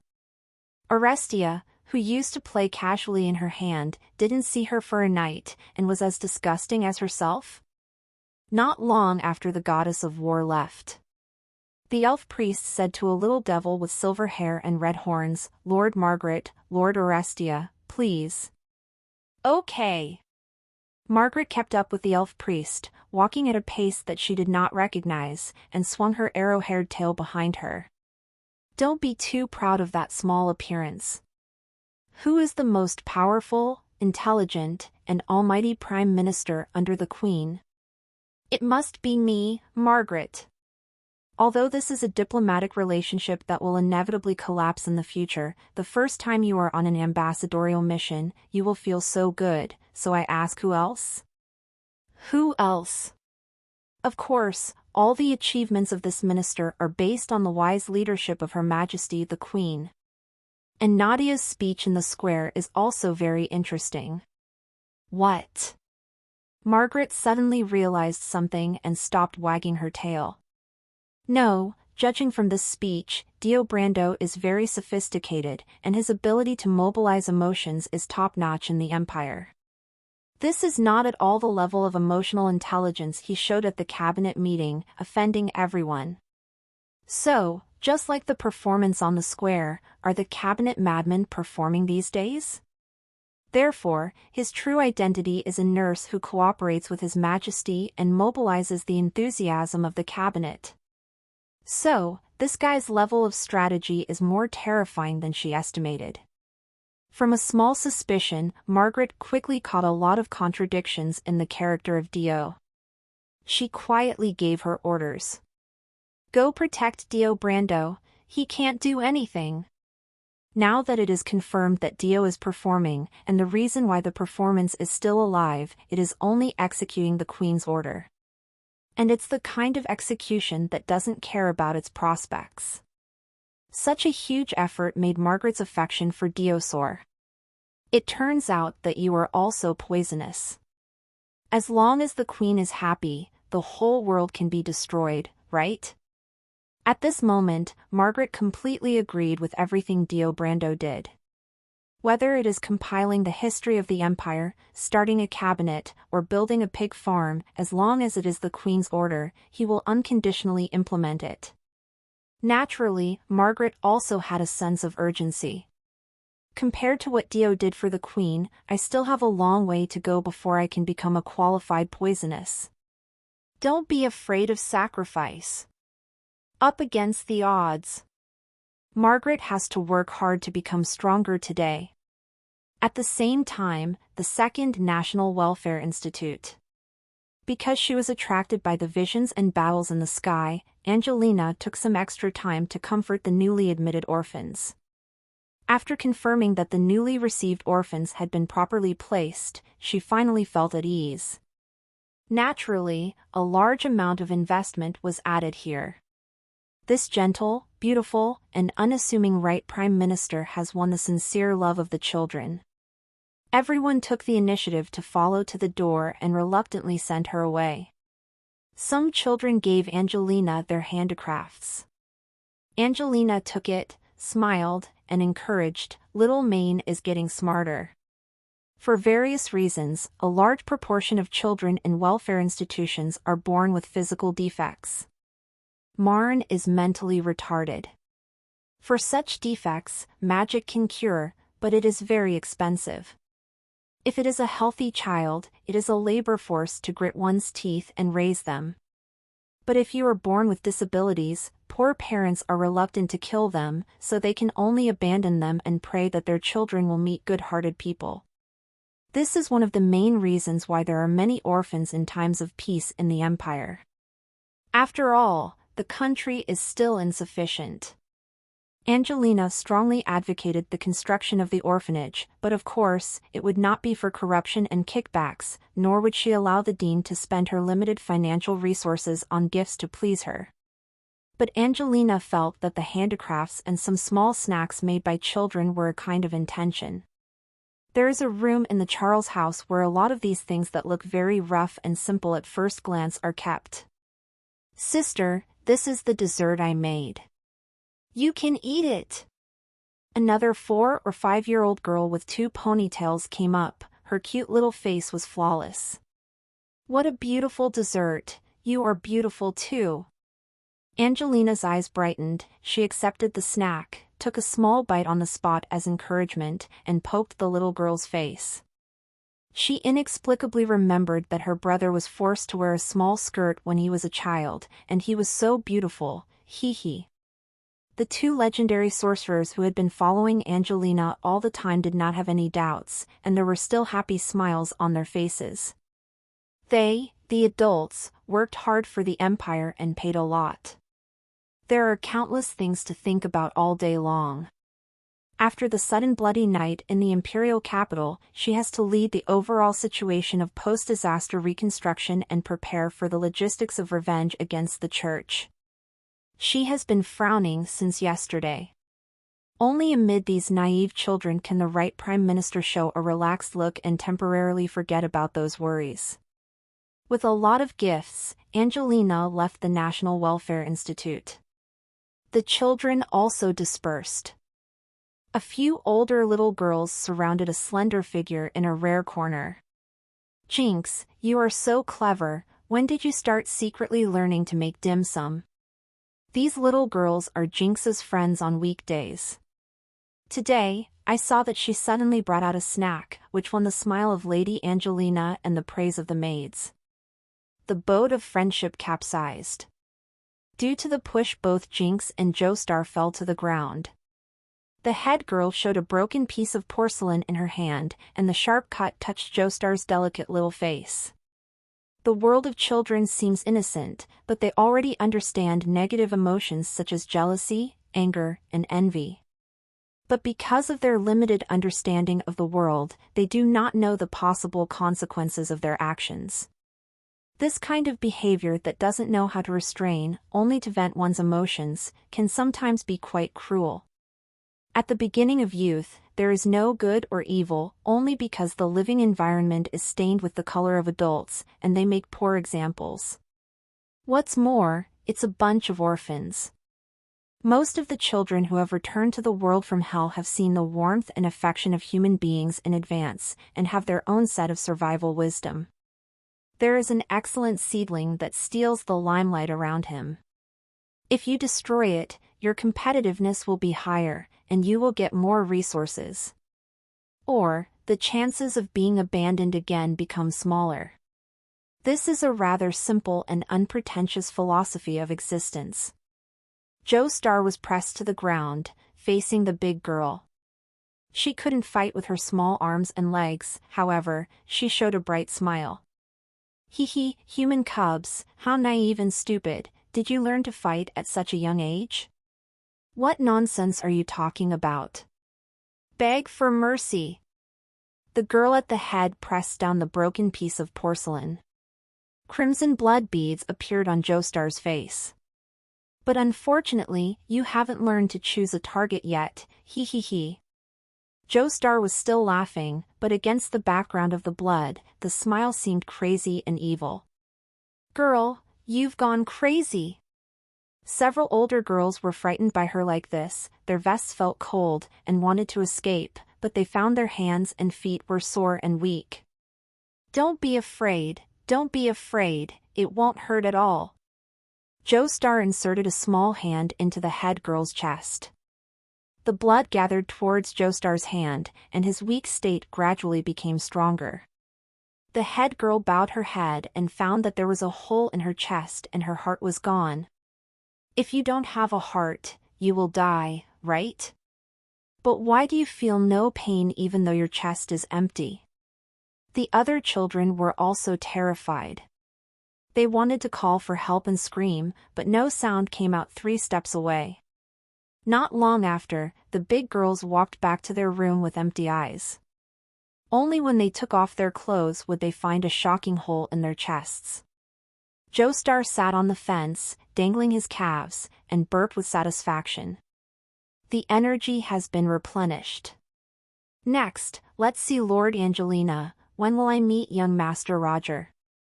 There seem to be 2 worlds in front of her. Half is the orphanage in front of him, and half is what Angelina sees in front of her. A few blocks away, the sweet wedding march came to an abrupt end, followed by shouts and explosions, as well as mournful pigs. Joestar frowned. The emotions of the lambs have been stirred up, and now, only I can continue to be loyal to the goddess. Well, truckers, that's all for this part. See you all in the next video.